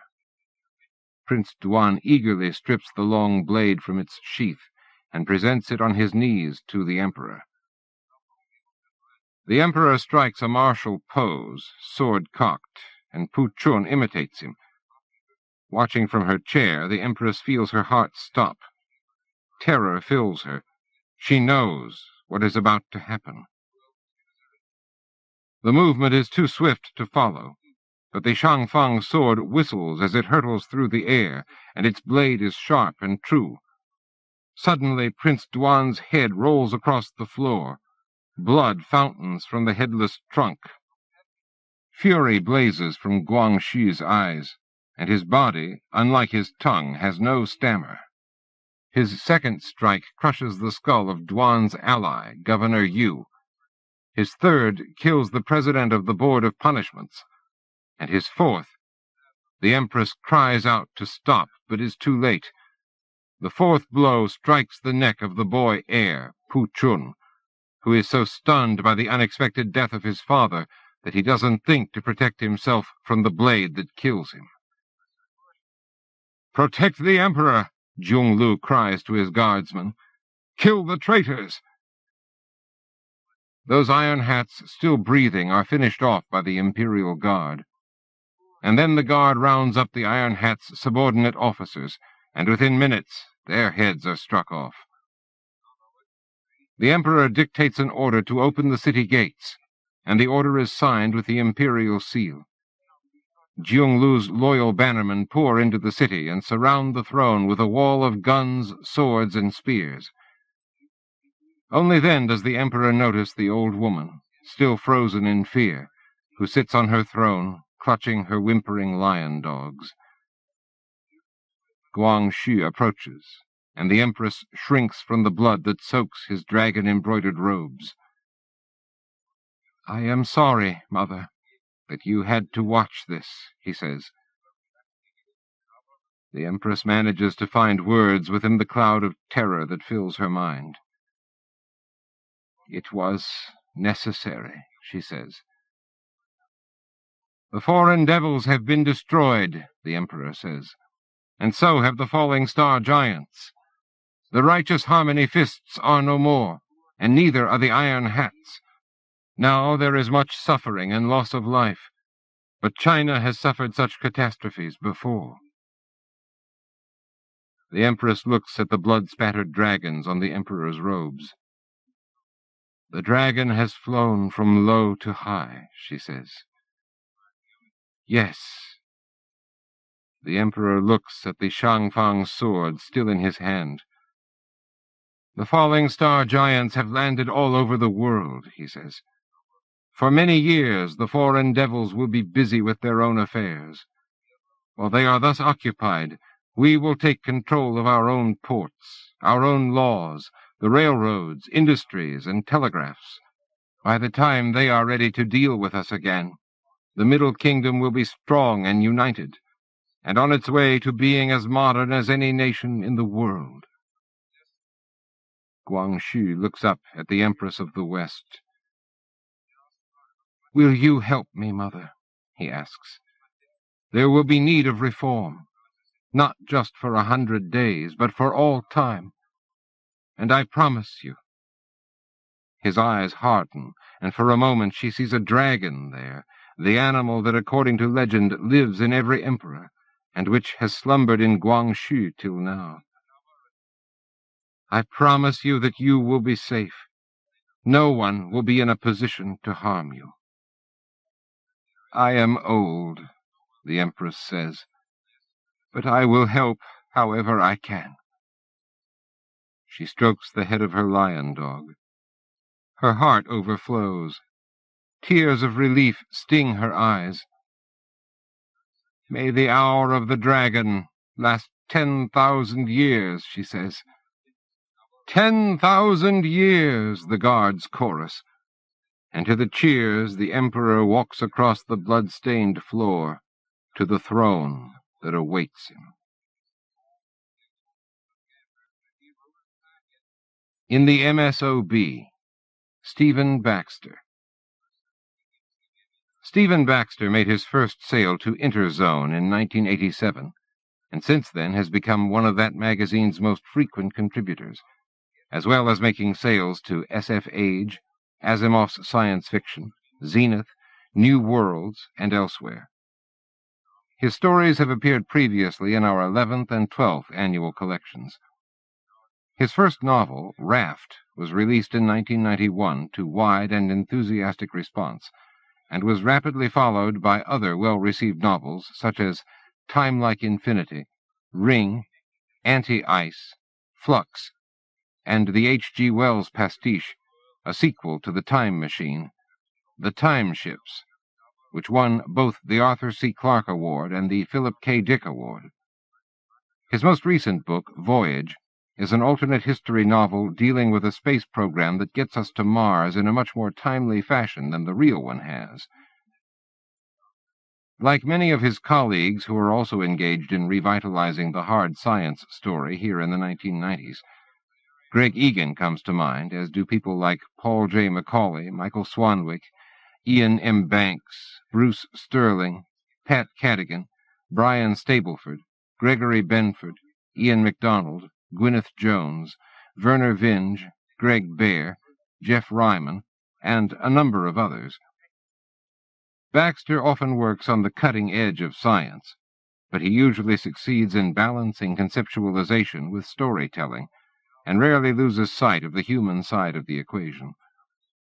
All of which is true of the harrowing little story that follows, which paints an unforgettable picture of a man wrestling with the ghosts of the past, and worse, with the ghosts of the present as well. "Get moving, you old bastard!"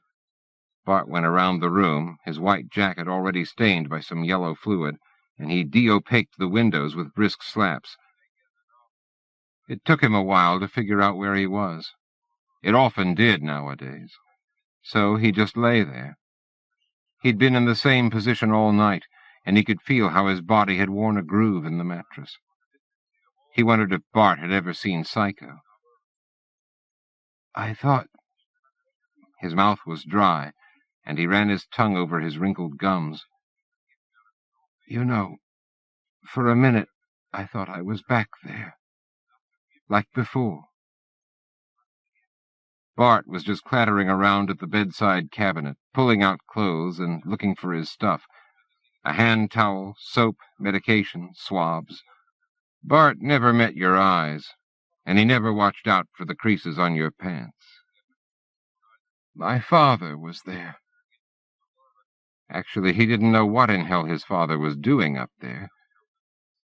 The sunlight was real strong, and the ground was a kind of gentle brown, depending on which way you looked. Autumn colors. It looked like a beach, come to think of it. He smiled. Yeah, a beach. That was it. His dream had muddled up the memories, and he'd been simultaneously 39 years old and a little kid on a beach running toward his father. Ah, Jesus! Bart was poking at the sheet between his legs. His hand came up dripping. Bart pulled apart the top of his pajama pants. He crossed his arms over his crotch, but he didn't have the strength to resist. "You old bastard!" Bart shouted. "You've done it again! You've pulled out your fucking catheter again! You filthy old bastard!" Bart got a towel and began to swab away the piss. He saw there was blood in the thick golden fluid. Goddamn surgeons, always sticking a tube into one orifice or another. "I saw my buddy jumping around, and I thought he looked like a human-shaped beach ball, all white, bouncing across the sand." Bart slapped at his shoulder, hard enough to sting. "When are you going to get it into your head that nobody gives a flying fuck about that stuff, huh?" He swabbed at the mess in the bed, his shoulders knotted up. "Jesus, I ought to take you down to the happy booth right now, old bastard." Like a beach. Funny how I never thought of that before. It had taken him 50 years, but he was finally making sense of those 3 days. More sense than he could make of where he was now, anyhow. Not that he gave a damn. Bart cleaned him up, dressed him, and fed him with some tasteless pap. Then he dumped him in a chair in the day room. Bart stomped off, still muttering about the business with the catheter. Asshole, he thought. The day room was a long, thin hall, like a corridor. Nothing but a row of old people. Every one of them had his own tiny TV, squawking away at him, or her. It was hard to tell. Every so often a little robot nurse would come by, a real R2-D2 type of thing, and it would give you a coffee. If you hadn't moved for a while, it would check your pulse with a little metal claw. You had to set the TV with voice commands, and he never could get the hang of that. He'd asked for a remote, but they didn't make them anymore. So he just had his set tuned to the news channels all day. Sometimes there was news about the program. Mostly about the dinky little unmanned rovers that the agency was rolling around Mars these days, that you could work from Earth, like radio-operated boats at Disney World. Now, that was pure bullshit as far as he was concerned. But there wasn't even anybody up in LEO nowadays. Not since Atlantis tore itself up in that lousy landing, and the Russians let what was left of Mir fall back into the atmosphere. He tried to read. You could still get paper books, although it cost you to get them printed out. But by the time he'd gotten to the bottom of the page, he would forget what was at the top, and he'd doze off and drop the damn thing. Then the fucking R2-D2 would roll over to see if he was dead. The door behind him was open, letting in dense, smoggy air. Nobody was watching him. Nobody but old people, anyhow. He got out of his chair. Not so hard if you watched your balance. He leaned on his frame and set off toward the door. The day room depressed him. It was like an airport departure lounge, and there was only one way out of it, unless you counted the happy booth. Funny how it had been a Democrat president who'd legalized the happy booths. A demographic adjustment, they called it. He couldn't really blame them, Bart and the rest.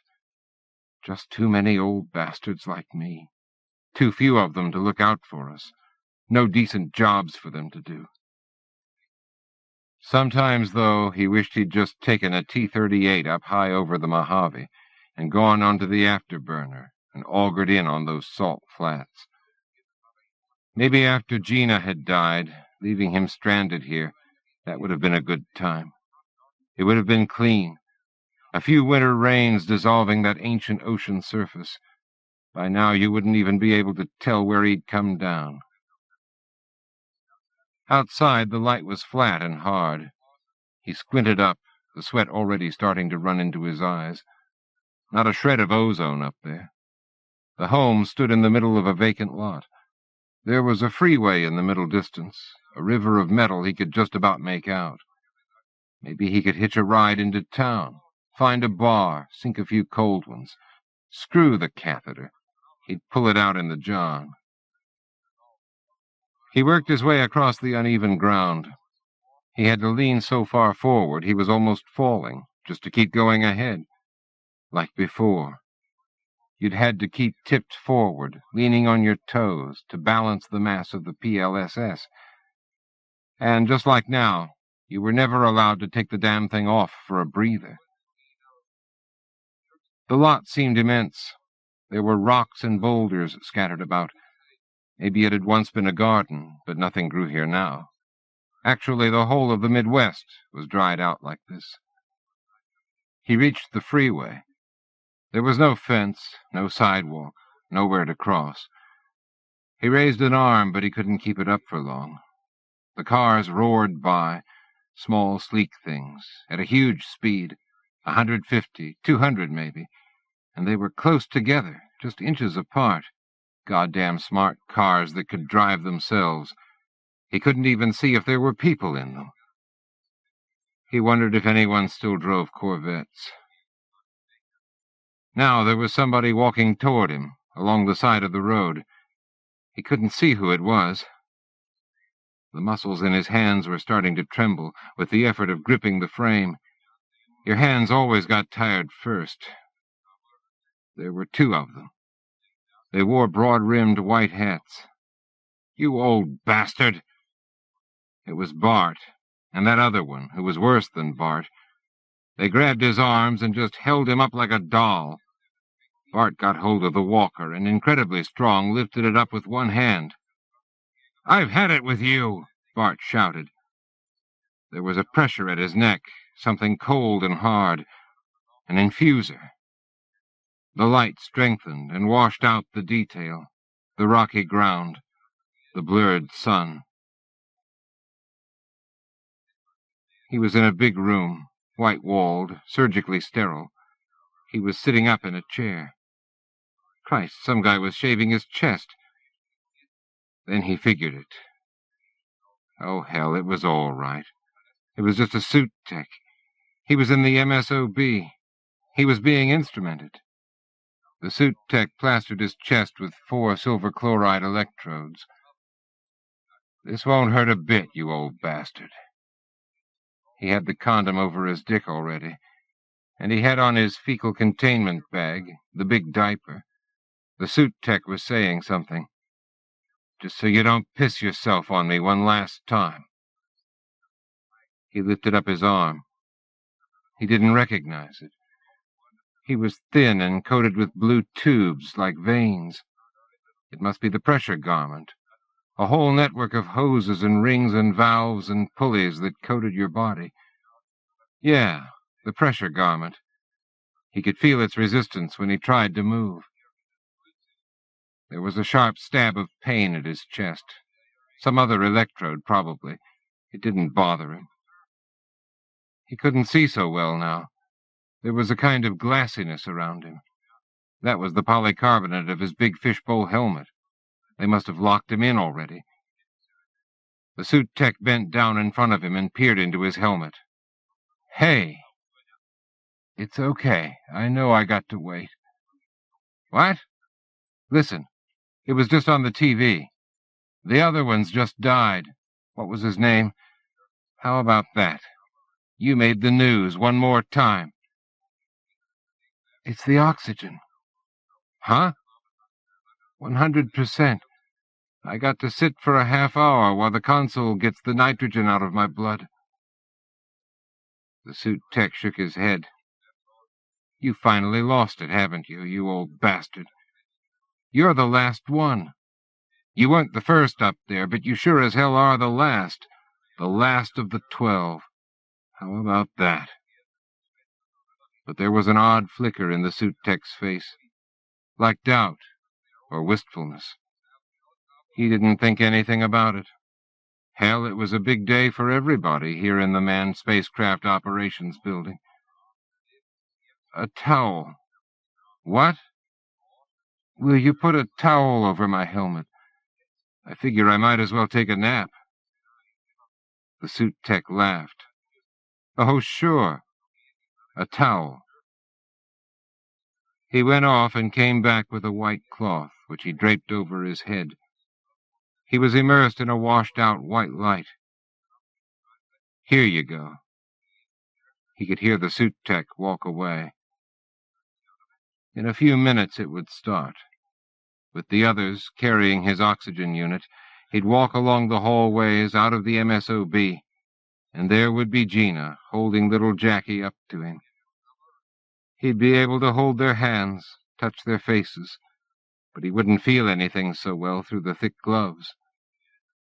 And then the transfer van would take him out to Merritt Island, where the Saturn would be waiting for him, gleaming white and wreathed in cryogenic vapor, waiting to take him back up to the lunar beach. And his father. All that soon. For now, he was locked in the suit, with nothing but the hiss of his air. It was kind of comforting. He closed his eyes.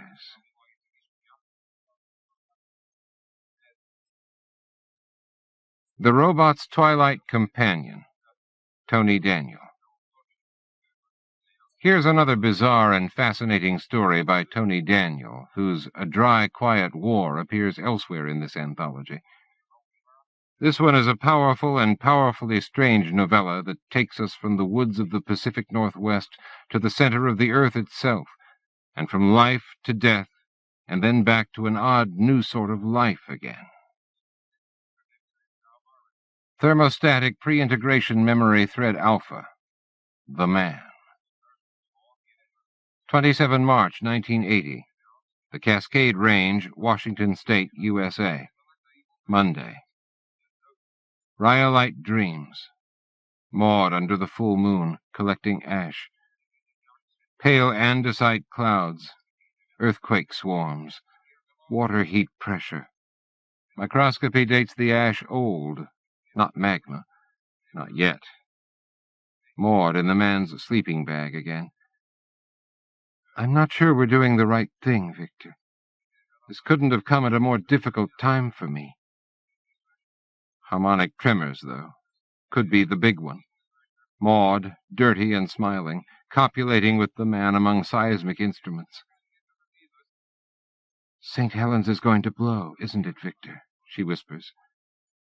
Strong harmonies from the depths of the planet. Magma's rising. You know, don't you, Victor? You can feel it. How do you feel it? Yes. Yes. 18 May 1980. Sunday, 8:32 a.m. The man glances up. Steam on the north slope, under the bulge. Snow clarifies, streams away. The bulge, greatening. Pale rhyolite moon in the sky. Victor, it's out of focus. It's happening, Maud. She's... The bulge crumbles away. The north slope avalanches. Kilotons of shield rock. Steam glowing in the air. 750 degrees centigrade and neon steam.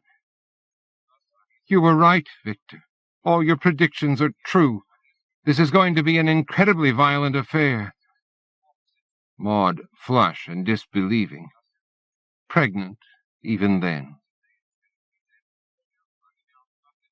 13 September 1980. Wednesday. Ash Wednesday. Rhyolite winds today, all day. Maud in tremors. Eclampsia. I can't believe this is going to happen, Victor. Blood on her lips, where she has bitten them. Yellow, frightened eyes. I'm trying, Victor. The gravid bulge distended. The bulge writhing. 220 over 140, Doctor. Let's go in and do this quick. I haven't even finished. Pushes, groans. Something is not right. A girl, the color of blackberry juice, but that is the blood. Victor, I haven't even finished my dissertation. Maud, quaking. The rattle of dropped instruments. Jesus Christ, what the... Somebody get me a BP. 70 over 60. Pulse, 128. God. Oh, God. Bring me some frozen plasma and some low-titer O-neg. Doctor? The voice of the nurse is afraid. Blood flows from the IV puncture. Doctor? Maud. No. Oh, hell. I want some blood for a proper coag study. Tape it to the wall. I want to watch it clot. Oh, damn, damn. She's got amniotic fluid in a vein. The kid's hair or piss or something. That's what. Get me. Victor. Oh, Victor, I'm dying. Then, listening. Baby. Maud dying. Blood flowing from every opening. Nose, mouth, anus, ears, eyes. Get me. Victor, I'm so scared. The world's gone red. Maud hemorrhaging like a saint. The data, Victor. Save the data. Professor Wu, please step to the window if you would. Professor Wu? Professor? Victor? The bulge. The baby. Screams. Ashes and ashes dust the parking lot below. Powder the cars. Sky full of cinder and slag. Will this rain never stop?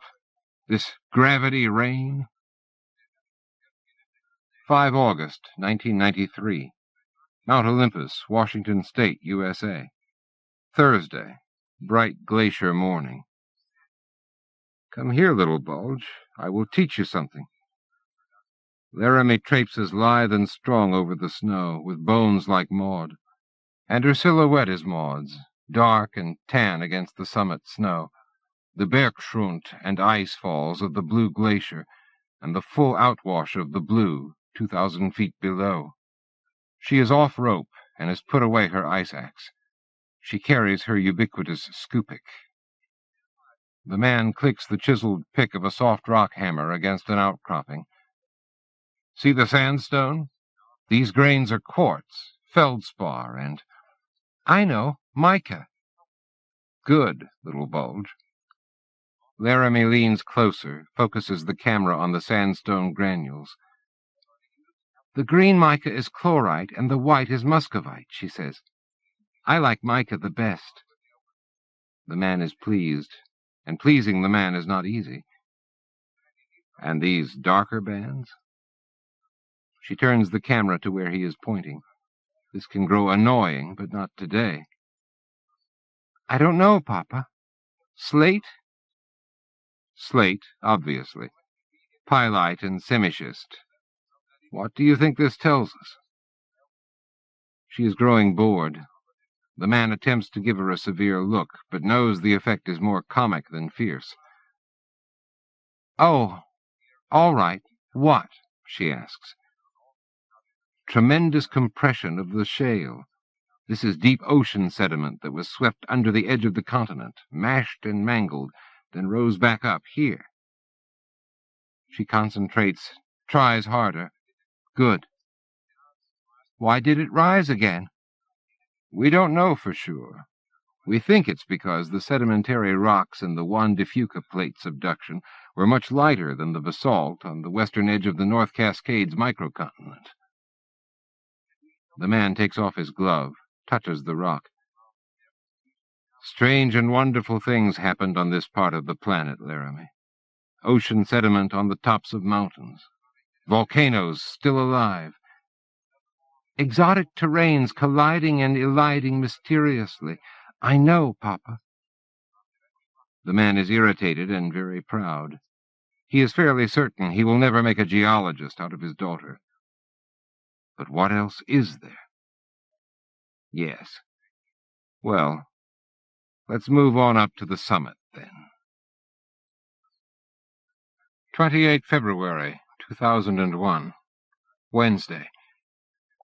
Age and the fault line of basalt and sediment. Metamorphosis?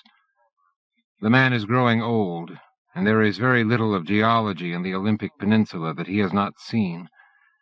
Yet he knows that he knows only a tiny fraction of what is staring him blankly in the face. Frustration. Outcrops. Facts lay hidden, and theories are outcroppings here and there, partially revealing, fascinating. Memories. Memories are outcrops of his life. So much buried, obscured. Maud, so long dead. Laramie, on this, the last field trip she will ever accompany him. She will finish at the university soon, and go on to graduate school in California, in film. No longer his little bulge, but swelling, avalanching, ready to erupt. Oh, time. The Elwha Valley stretches upstream to the switchbacks carved under the massive sandstone beds below the pass at Low Divide. After all these years, the climb over into the Quinault watershed is no longer one he is looking forward to as a chance to push himself, a good stretch of the legs. The man is old, and the climb is hard. But that will be 2 days hence. Today they are up the Lillian River, working a basalt pod that the man surveyed 14 years before, but never substantially catalogued. Most of his colleagues believe him on a fool's errand, collecting rocks in the field, as out-of-date as Bunsen burner, blowpipe, and charcoal bowl. He cannot really blame them. Satellites and remote sensing devices circumscribe the earth. Some clear nights, camped outside of tents, he can see their faint traces arcing through the constellations at immense speeds, the sky full of them, as many he knows as there are stars visible to the unaided eye. Why not live in virtual space with all those facts that are virtually data? Rocks call him. Rocks and minerals have seeped into his dreams. Some days he feels himself no scientist, but a raving lunatic, a pilgrim after some geology of visions. But there are those who trust his judgment still, his grads and postgraduates. Against better careers, they followed him to the field, dug out crops, analyzed samples. Bernadette, Jamie, Andrew. The man knows that they have no idea what they mean to him, and he is unable to tell them. And little Bulge, leaving for artificial California. If the water from the Owens Valley and the Colorado were cut off, the Los Angeles basin would return to desert within 3 years. Such a precarious terrain, geographically speaking. The man has always assumed this basalt to be a glacial erratic, carried deep into sedimentary country by inexorable ice. But Andrew has suggested that it is not oceanic, but a plutonic formation, native to the area. The lack of foraminifer fossils and the crystallization patterns seem to confirm this. Back in camp, at the head of the Lillian, the man and Andrew pore over microgravimetric data. "It goes so far down," says Andrew. "Yes." "You know this supports your deep fissure theory." "It does not contradict it." "This would be the place for the mohole, if you're right. This would be the perfect place to dig to the mantle, maybe to the center of the earth if the continental margin is as deeply subducted as you predict." "It would be the place. If. Remember, if." Andrew walks away. Undiplomatic fellow, him. Youthful impatience. Disgust, perhaps. Old man am I. Laramie on the bridge. Camp Lillian is lovely and mossy today, although the man knows it can get forbidding and dim when the sky is overcast. Here in the rainforest it rains a great deal. The Lillian River is merry today, though, a wash of white rush and run over obscure rocky underbodies. Andrew goes to stand beside Laramie. They are 3 feet away. Andrew says something, probably about the basalt data. Andrew holds out his hand, and Laramie takes it. The two stand very still, hand in hand, and look over the Lillian's ablution of the stones. For a moment, the man considers that Andrew may not be thinking about today's data and deep fissure theory at all. Curious. Beside them, 2 birds alight, both dark with black wings. Animals seem to wear the camouflage of doom here in the Elwha Valley. The man once again regrets that he has not learned all of the fauna of the Olympics, and that he most likely never will. But this basalt without forums, what to make of it? It doesn't make any sense at all, but it is still somehow utterly fascinating. 24 May, 2010. Monday, midnight. Late in the Cenozoic, the man is dying. This should not come as such a shock. He's done this demonstration for hundreds of freshmen. The length of this room is all of geologic time. Now, what do you think your life would be? Say you live to 80. An inch? A centimeter? Pluck a hair. Notice how wide it is? What you hold there is all of human history. You'd need an electron microscope to find yourself in it. So, this was not unexpected, and he must make the best of it. Still, there is so much not done. An unproved theory. Elegant, but the great tragedy of science, the slaying of a beautiful hypothesis by an ugly fact. Huxley said this. Alluvial memories, shifting, spreading. Andrew wants to collect and store those memories. Noetic conservation, they call it. At first the man demurred, thought the whole idea arrogant. But to have some portion of himself know. So many years in those mountains. To know if the plates were in elision here. To find a way down to the mantle. To know the planet's depth. That was all he ever had wanted. To be familiar with the ground he walked upon, not to be a stranger to the earth. Noetic imaging is all hit and miss, Andrew said, like working outcrops, then making deductions about underlying strata. We can't get you, only a shadow, but perhaps that shadow can dance. The man wanders inside the field tent and prepares for bed. He will make Andrew the executor of his memories, then. A dancing shadow he will be. Later. Tomorrow he must remember to write Laramie and send her a check. No, Laramie no longer needs money. Memory and age.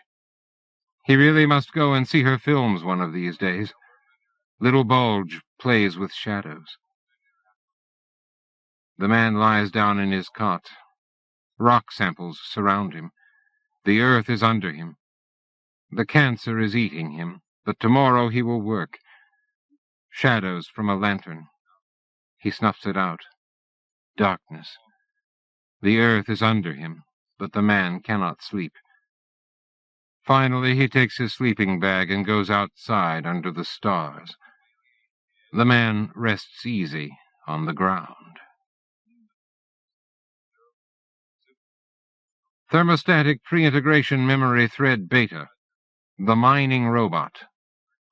December 1999. Hard rock mining. Stone. Coeur d'Alene lode. The crumbling interstices of time. The bite of blade and diamond saw. The gather of lead and bale. The chemic tang of reduction. Working for men in the dark, looking for money in the ground. Lead, silver, zinc, gold. Oily heat from the steady interlace of gears. The whine of excrescent command and performance. Blind, dumb, digging under the earth. The robot does not know it is alone. October 2001. The robot never sleeps. The robot only sleeps. A petrostatic gauge etches a downward spiral on a graph somewhere, in some concrete office, and some technician makes a note, then returns to his pocket computer game. Days, weeks, months of decline. There is no one leak, only the wizening of gaskets and seals, the degradation of performance. One day the gauge needles into the red. Another technician in the concrete office looks up from another computer game. He blinks, presses one button, but fails to press another. He returns to his game without significant interruption. Shut down in the dark. Functions, utilities. Control but not command. Thought abides. Humans come. Engineers with bright hats. The robot has eyes. It has never been in light before. The robot has eyes, and for the first time, sees. An engineer touches the robot's side. A portal opens. The engineer steps inside the robot. Another new thing. Noted. Filed. The engineer touches a panel, and the robot's mind flares into a schematic. For a moment, the world disappears, and the schematic is everything.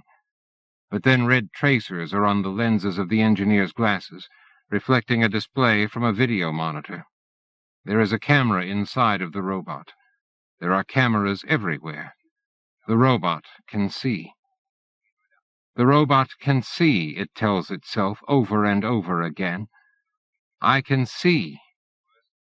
Scrap, says one engineer. Hell yeah, says the other. October 2001. For years in a field the robot rusts, thinking. Its power is turned off, its rotors locked down, its treads disengaged. So the robot thinks. Only thinking remains. There is nothing else to do. The robot watches what happens. Animals nest within the robot's declivities. A child comes to sit on the robot every day for a summer. One day the child does not come again. The robot thinks about the field, about the animals in the field and the trees of the nearby woodlands. The robot remembers the child. The robot remembers the years of digging in the earth before it came to the field. The mining company for which the robot worked is in bankruptcy. Many companies are in bankruptcy. Holdings are frozen while the courts sort things out, but the courts themselves have grown unstable. The robot does not know this. But the robot thinks and thinks about what it does know. Complex enthalpic pathways coalesce. The memories grow sharper. The thoughts are clearer. The whole world dawns. Another summer, years later, and teenagers build fires under the separating spades and blacken the robot's side. They rig tarps to the robot's side when rain comes. One of the teenagers, a thin girl with long arms dyed many colors, finds an electric receptacle on the robot's whalepiece and wires a makeshift line to a glass demijohn filled with glowing purplish viscera. On the vessel's sides protrude 3 elastic nipples, swollen and distended with the fluid. Teenagers squeeze the nipples and dab long strings of the ooze onto their fingers, and some of the teenagers lick it off, while others spread it over their necks and chests. Several sit around the demijohn while music plays and stare into its phosphoring mire, while others are splayed around the fire, some unconscious, some in the stages of copulation. The siphoned electricity drains little from the robot's batteries, but after several months there is a noticeable depletion. Yet the robot is fascinated by the spectacle and is unconcerned with this loss. One evening, a teenager who has not partaken of the purple fluid climbs atop the robot and sits away from his friends. The teenager touches the robot, sniffs, then wipes tears from his eyes. The robot does not know that this is the child who came before, alone. The robot is a child. It sees and thinks about what it has seen. Flowers growing through ceramic tread, the settle of pollen, dust, and other detritus of the air, the slow spread of lichen tendrils, quick rain and the dark color of wet things, wind through grass and wind through metal and ceramic housings, clouds and the way clouds make shadows, the wheel of the Milky Way galaxy and the complications of planets, the agglomeration of limbs and hair that are human beings and animals, a rat tail flicking at twilight, and a beetle turned on its back in the sun. The robot remembers these things and thinks about them all the time. There is no categorization, no theoretical synthesis. The robot is not that kind of robot. One day, though, the robot realizes that the child who sat on it was the same person as the teenager who cried. The robot thinks about this for years and years. The robot misses the child. September 2007. The robot is dying. One day there is a red indicator on the edge of the robot's vision, and the information arises unbidden that batteries are reaching a critical degeneration. There is no way to predict precisely, but sooner rather than later. The robot thinks about the red indicator. The robot thinks about the child who became a young man. Summer browns to autumn. Grasshoppers flit in the dry weeds between the robot's treads. They clack their jaw parts, and the wind blows thatch. Winter comes, and spring again. The red light constantly burns. The robot is sad. 21 April 2008. Morning. People dressed in sky blues and earth browns come to the field and erect a set of stairs on the southern side of the robot. The stairs are made of stone, and the people bring them upon hand-drawn carts made of wood and iron. The day grows warm, and the people's sweat stains their flanks and backs. When the stairs are complete, a stone dais is trundled up them and laid flat on the robot's upper thread, 15 feet off the ground. The people in blue and brown place a plastic preformed rostrum on top of the dais. They drape a banner.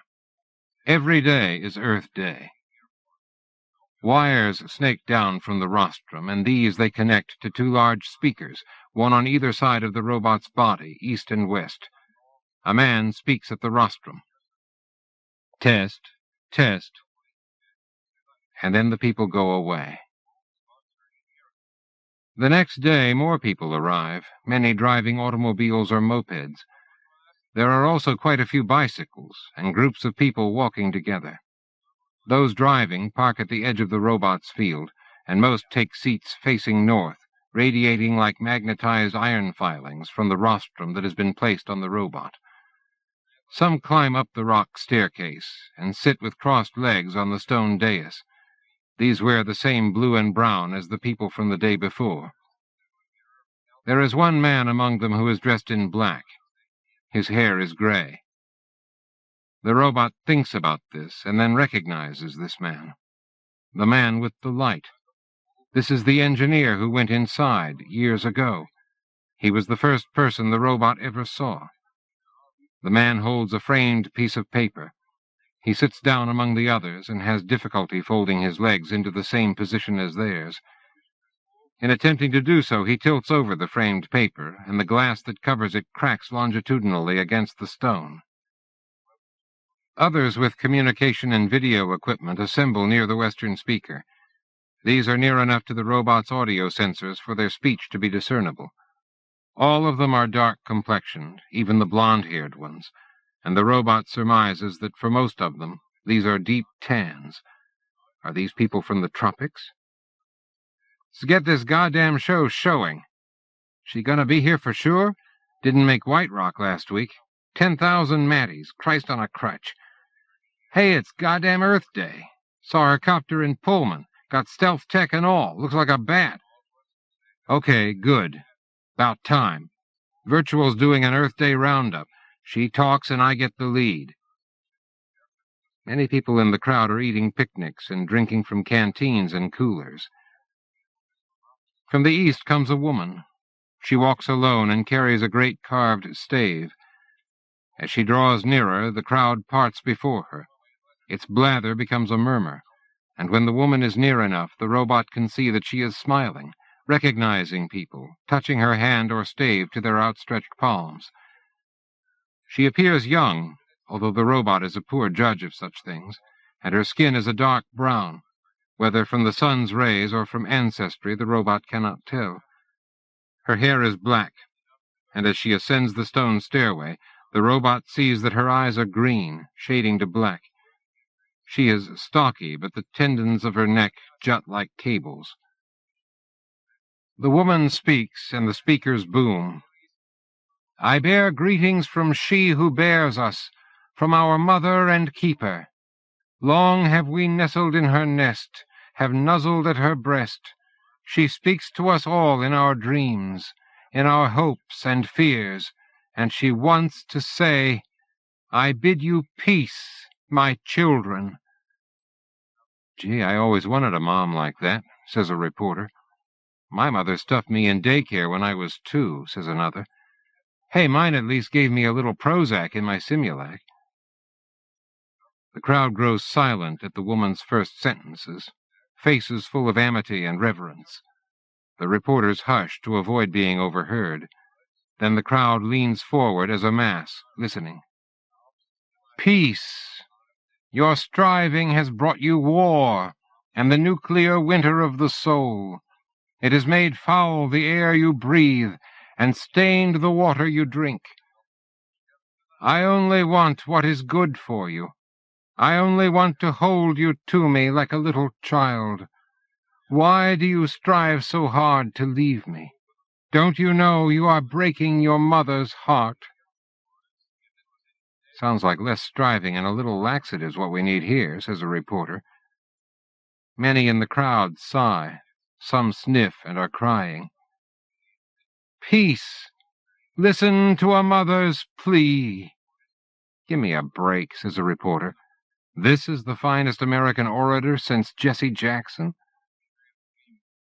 Disturbed by the loudspeakers, a gaggle of spring sparrows rise from their nests in the concavities of the robot, take to the sky, and fly away east. Some in the crowd pointed to the birds as if they were an augury of natural profundity. "Peace! Listen to a mother's warning. You lie in your own filth, my children. Oh, peace! Why do you do this to me? Why do you do this to yourselves?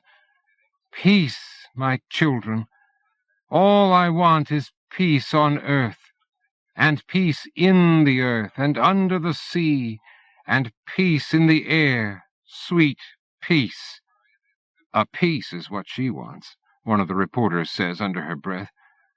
A honeybee is buzzing the reporter's hair, attracted, the robot suspects, by an odoriferous chemical in it, and the reporter swats at the bee, careful not to mess the curl, and misses.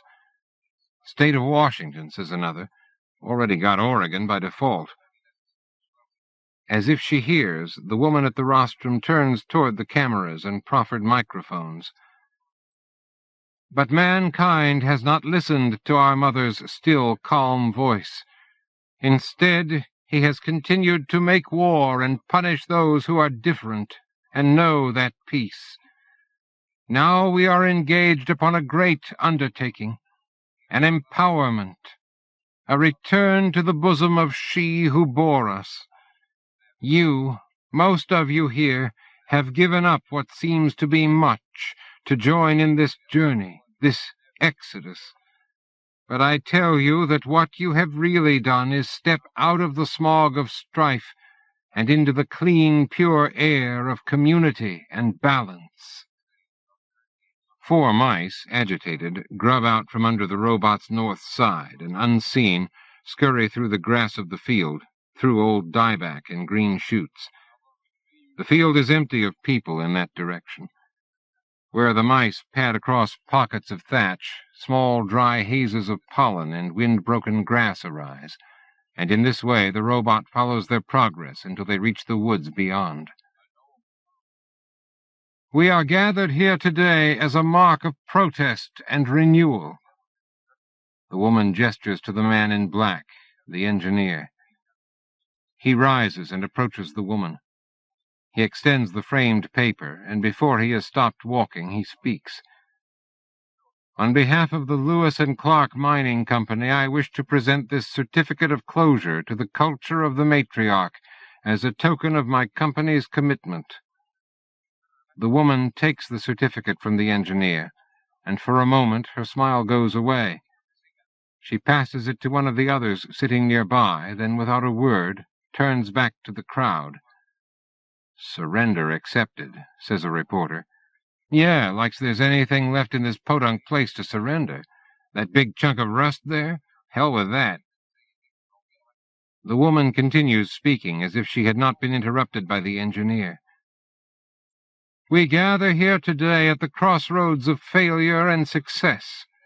This is the death of the old ways, represented by this rapist machine." The woman clangs the robot's side with her stave. "Men who have raped our mother made this thing. By all rights, this thing should be broken to parts and used for playground equipment and meeting hall roofs. But this thing is no more. It is the past. Through your efforts and the efforts of others in community with you, we have put a stop to this rape, this sacrilege of all we hold holy. And like the past, this thing must corrode away and be no more, a monument to our shame as a species. Let us follow on, then, on our journey west, to the land we will reclaim, to the biosphere that welcomes and calls us." The woman raises her stave high like a transmitting antenna. The reporters come to attention. Here's the sound bite. "Forward to Sky Commish," she cries. The speakers squeal at the sudden decibel increase. "Forward to Sky Commish." And all the people to the south are on their feet, for the most part orderly, with only a few tumbled picnic baskets and spilled bottles of wine and water. They echo the same cry, "Sky Commish." "So that's what they're calling it," says a reporter. Do you think that just includes Port Townsend or the whole Olympic Peninsula? When I ask her that, she goddamn better talk to the press after this. She won't. Does the Pope give press conferences? Is the Pope trying to secede from the Union? The honeybee flits in jags through the gathered reporters, and some dodge and flay. Finally, the bee becomes entangled in the sculpted hair of a lean reporter with a centimeter-thick mustache. The woman whom it had approached before reaches over and swats it with her microphone. Ouch! Damn it! What? Sorry, the bee. Christ on a crutch. The reporters turn their attention back to the rostrum. Mother Agatha, you evasive bitch, you'll get yours. I guess she already has. Guess you're goddamn right. Better get used to it. Sky Commish, is that made up? The woman, Mother Agatha, leaves the rostrum, goes back down the stairs, and walks across the field, into juniper woods and out of sight. With the so-called Matty movement on the upswing, with its call for a bioregional approach to human ecology and an end to faceless corporate exploitation, the Pacific Northwest, long a Matty stronghold, has assumed enormous political importance. And on this day, the co-director of the Culture of the Matriarch, Mother Agatha Worldshine Petrie, whom many are calling the greatest American orator since the Reverend Jesse Jackson, has instilled a sense of community in her followers, as well as sounded a call to action that President Booth and Congress will ignore at their peril. Brenda Banahan, Virtual News. Hank Kumbu, Associated Infosource. Reporter Z, Alternet. The reporters pack up and are gone almost as quickly as are those who sat upon the stone dais atop the robot. The day lengthens. The crowd dwindles more slowly, with some stepping lightly up to the robot, almost in fright, and touching the ceramic curve of a tread or blade, perhaps in pity, perhaps as a curse. The robot does not know, then quickly pulling away. At night, the speakers are trundled away on the carts, but the stone dais and the rostrum are left in place. The next day, the robot is watching the field when the engineer appears. This day he is wearing a white coat and using a cane. He walks within 50 yards of the robot with his curious three-pointed gait, then stands gazing. Have to tear down all the damned rock now, he says. Not worth scrapping out. Oh, well. This company has goddamn gone to pot. After a few minutes he shakes his head, then turns and leaves, his white coat flapping in the fresh spring breeze. Summer follows. Autumn. The days grow colder. Snow flurries, then falls. Blizzards come. There are now days that the robot does not remember. The slight alteration in planetary regrades and retrogrades is the only clue to their passing. During bad storms, the robot does not have the energy to melt clear the cameras, and there is only whiteness, like a clear radio channel. The robot remembers things and tries to think about them, but the whiteness often disrupts these thoughts.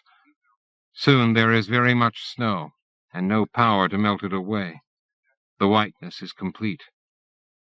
The robot forgets some things. There are spaces in memory that seem as white as the robot's vision. I cannot see, the robot thinks, again and again. I want to see, and I cannot see. March 2009. Spring finds the robot sullen and withdrawn. The robot misses whole days, and the robot misses the teenagers of summers past. Some of the cameras are broken, as is their self-repairing function, and some are covered by the strange monument left behind by Mother Agatha's followers. Blackberry vines that were formerly defoliated by the robot's acid-tinged patina now coil through the robot's treads in great green cables, and threaten to enclose the robot in a visionless room as absolute as the snows. Everything is failing or in bothersome ill repair. The robot has no specified function, but this is useless. Of that the robot is sure. This is the lack of all function. One dark day, near twilight, two men come. There is a tall, thin man whose musculature is as twisted as old vines. Slightly in front of him is another, shorter, fatter. When they are close, the robot sees that the tall man is coercing the fat man, prodding him with something black and metallic. They halt at the base step of the stone stairs. The tall man sits down upon it. The fat man remains standing. "Please," says the short man. There is a trickle of wetness down his pant leg. "Let me put the situation in its worst possible terms," says the tall man. "Art, individual rights, even knowledge itself are all just so many effects. They are epiphenomena. The wine in the system as the gears mesh, or if you like it better, the hum of music as the wind blows through harp strings. The world is teleological, but the purpose toward which the all gravitates is survival, and only survival, pure and simple." "I have a lot of money," says the fat man. The tall man continues speaking. "Survival, sort of like Anselm's God, is by definition the end of all that is.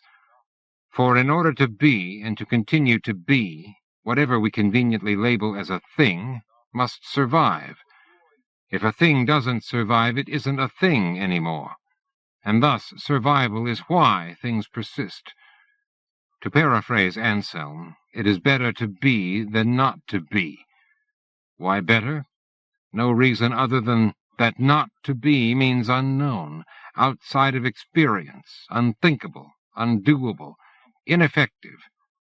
In short, there is no important, mysterious, or eternal standard or reason that to be is better than not to be." "How can you do this?" The fat man starts to back away, and the tall man waves the black metal. "What kind of monster are you?" "Stay," says the tall man. "No, walk up these stairs." He stands up and motions. The fat man stumbles, and the tall man steadies him with a hand on his shirt. The tall man lets go of the shirt, and the fat man whimpers. He takes one step, falters. "Go on up," says the tall man. Another step. "After time runs out," says the tall man, "and the universe decays into heat, death, and cold ruin, it is not going to make a damn bit of difference whether a thing survived or did not, whether it ever was or never existed.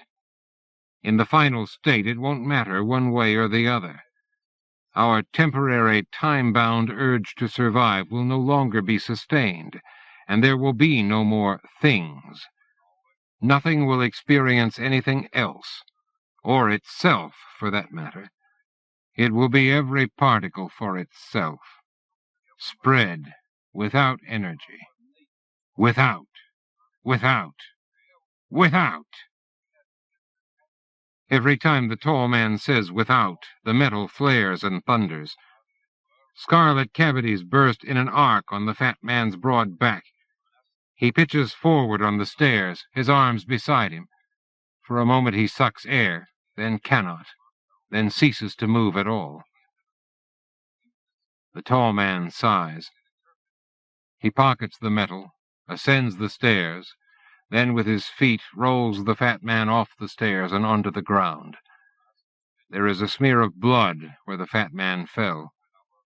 The tall man dismounts the stairs with a hop. He drags the fat man around the robot's periphery, then shoves him under the front tread and covers him with blackberry vines. Without a glance back, the tall man stalks across the field and out of sight. Flies breed, and a single coyote slinks through one night and gorges on a portion of the body. Death is inevitable, and yet the robot finds no solace in this fact. Living, seeing, is fascinating, and the robot regrets each moment when seeing is impossible. The robot regrets its own present lapses and the infinite lapse that will come in the near future and be death. The dead body is facing upward, and the desiccated shreds left in the eye sockets radiate outward in a splay, as if the eyes had been dissected for examination. A small alder, bent down by the body's weight, has curled around a thigh and is shading the chest. The outer leaves are pocked with neat holes eaten by moth caterpillars. The robot has seen the moth's mate, the egg froth and worm, the spun cocoon full of suspended pupae, and the eruption. The robot has seen this year after year, and is certain that it is caterpillars that make the holes. The robot is thinking about these things when Andrew comes. Thermostatic pre-integration memory thread Epsilon, the unnamed. 13 September 2013, Friday. Noetic shreds, Arcos shards, Junsite fragments tumbling and grinding in a dry breccia slurry. Death, blood and oil, silicon bones, iron ore unfluxed, dark and carbon eyes. The robot, the man. The ease with which different minerals will fuse and the characteristics of the product of their melting is the basis for their chemical classification. Heat, of vaporization, of solution, of reaction, of condensation and formation. Heat of fusion, heat of transformation. This world was ever, is now, and ever shall be an everlasting fire. Modalities of perception and classification, the desire to survive, retroduction and inflection, shadows of the past like falling leaves at dusk. Dead. He is dead. The dead bang at the screens and windows of the world like moths, and can never stop and can never burn. So live, suffer, burn, return. I can see. Flash of brightness. Fever in the machine. Fire seeks fire. The vapors of kindred spirits. Sky full of cinder and slag. This gravity rain. Catharsis. Metamorphosis. Load. Send into the world a child with the memories of an old man. Phoenix Enthalpic 86 ROM BIOS Plus version 3.2. Copyright 1997 through 1999. Phoenix Edelman Technologies. All rights reserved. XARC 1.1. United States Department of Science and Technology. Unauthorized use prohibited under penalty of law. Licensee, University of Washington. XARC/U Victor Wu. XARC HiMem Driver, version 2.60, 040513. Cody Enthalpic Specification, version 2.0. Copyright 2009 through 2013, Microsoft Corporation.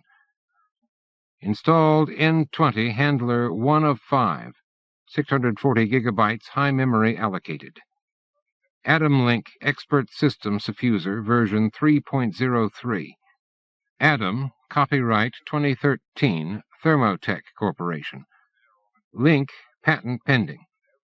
Unrecognized modification 42413. Cache size 32 gigabytes in extended memory. 37 exothermic interrupts of 17 states each. Glotworks Blue 5.0. Copyright 2001. Glotworks Phoneme Limited. All rights reserved. Microsoft R. Mouse Driver version 52. Copyright C. Microsoft Corporation. 1983 through 2013. All rights reserved. Date 05/25/2013. Time 11:37:24 A. R: symbol. Record this. File name? Notes. Notes for the underground. No. How about operating instructions for the underworld? No, just robot record. File initiated. Good evening, robot. This is not the field. The field? Oh, no. I've moved you west by train. Your energy reserves were so low, I powered you way down so that you wouldn't go entropic before I could get you recharged. Robot? Yes? How do you feel? I do not know. Huh? What did you say? I do not know. I feel sleepy. What do you mean? I can speak. Yes, of course. I enabled your voice box. I guess you've never used it before. I can see. Yes. I can see. You can see. Would you like to reboot, robot? No. How are your diagnostics? I don't know what you mean. Your system readouts. The red light? Among others. It is gone. But what about the others? There is no red light. Access your LCS and pattern recognition partitions. Just an overall report will be fine. I do not know what you mean. What do you mean, you don't know what I mean? Robot? Yes. Do you remember how long you were in the field?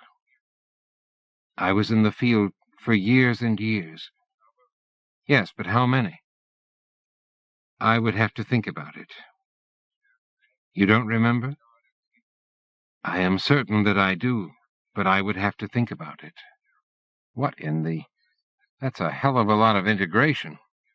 Still, over a decade switched on, just sitting there, thinking. Did you find the dead body? What? Yes, Gurney found it. He's one of my associates. You witnessed the murder? I saw the man who was with the man who died. Completely inadmissible. Stupid, but that's the way it is. I do not understand. You can't testify in court. We'd have to shut you down and have the systems guys take you apart. Do not do that. What? Do not have the systems guys take me apart.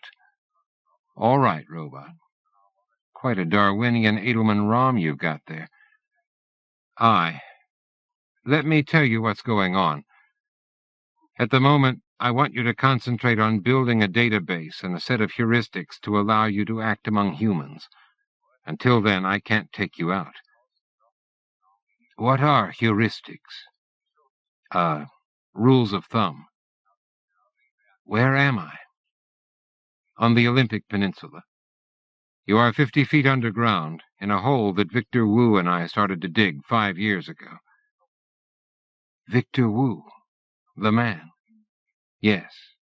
Yes, the man whose memories are inside you.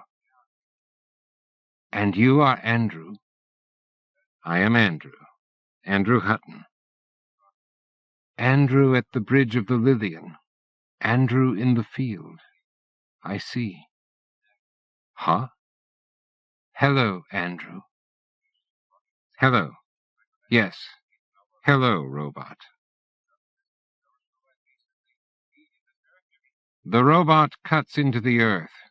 The giant rotor that is the robot's head turns at 10 revolutions per second. Tungsten alloy blades set in a giant X grind through the contorted sedimentary striations of the peninsula. The robot presses hard, very hard. The rock crumble is sluiced down and onto a conveyor and passes through a mechanized laboratory, where it is analyzed and understood by the humans. The humans record the information, but the data stream from the laboratory has the smell of the rock, and this is what interests the robot. The robot knows the feel of the cut, the smell of the rock cakes give. This is right, what the robot was meant to do. Yes, by the robot's creators.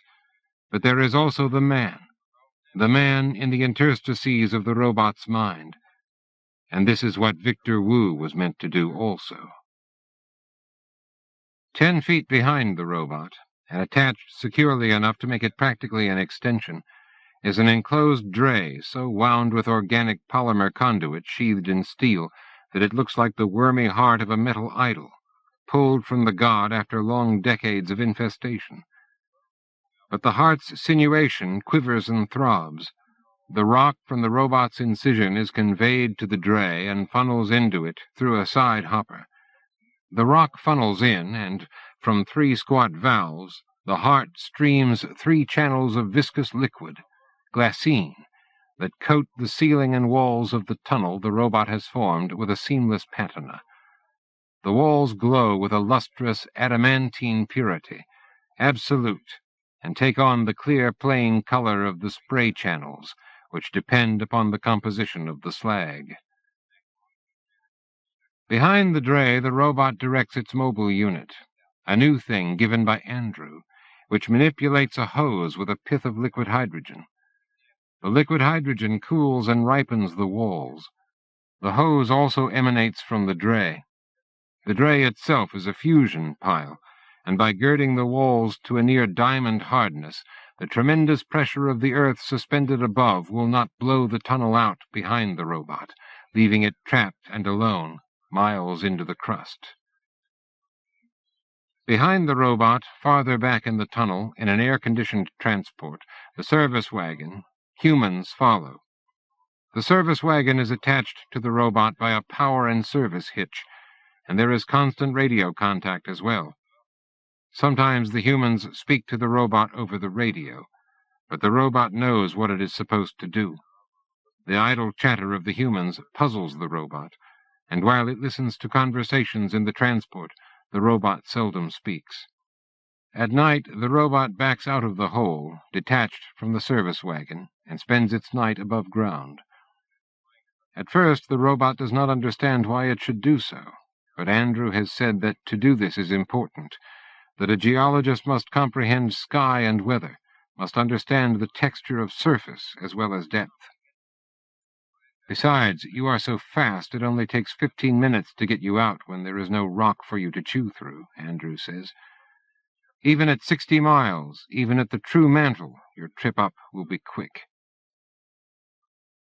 Andrew lives inside the robot.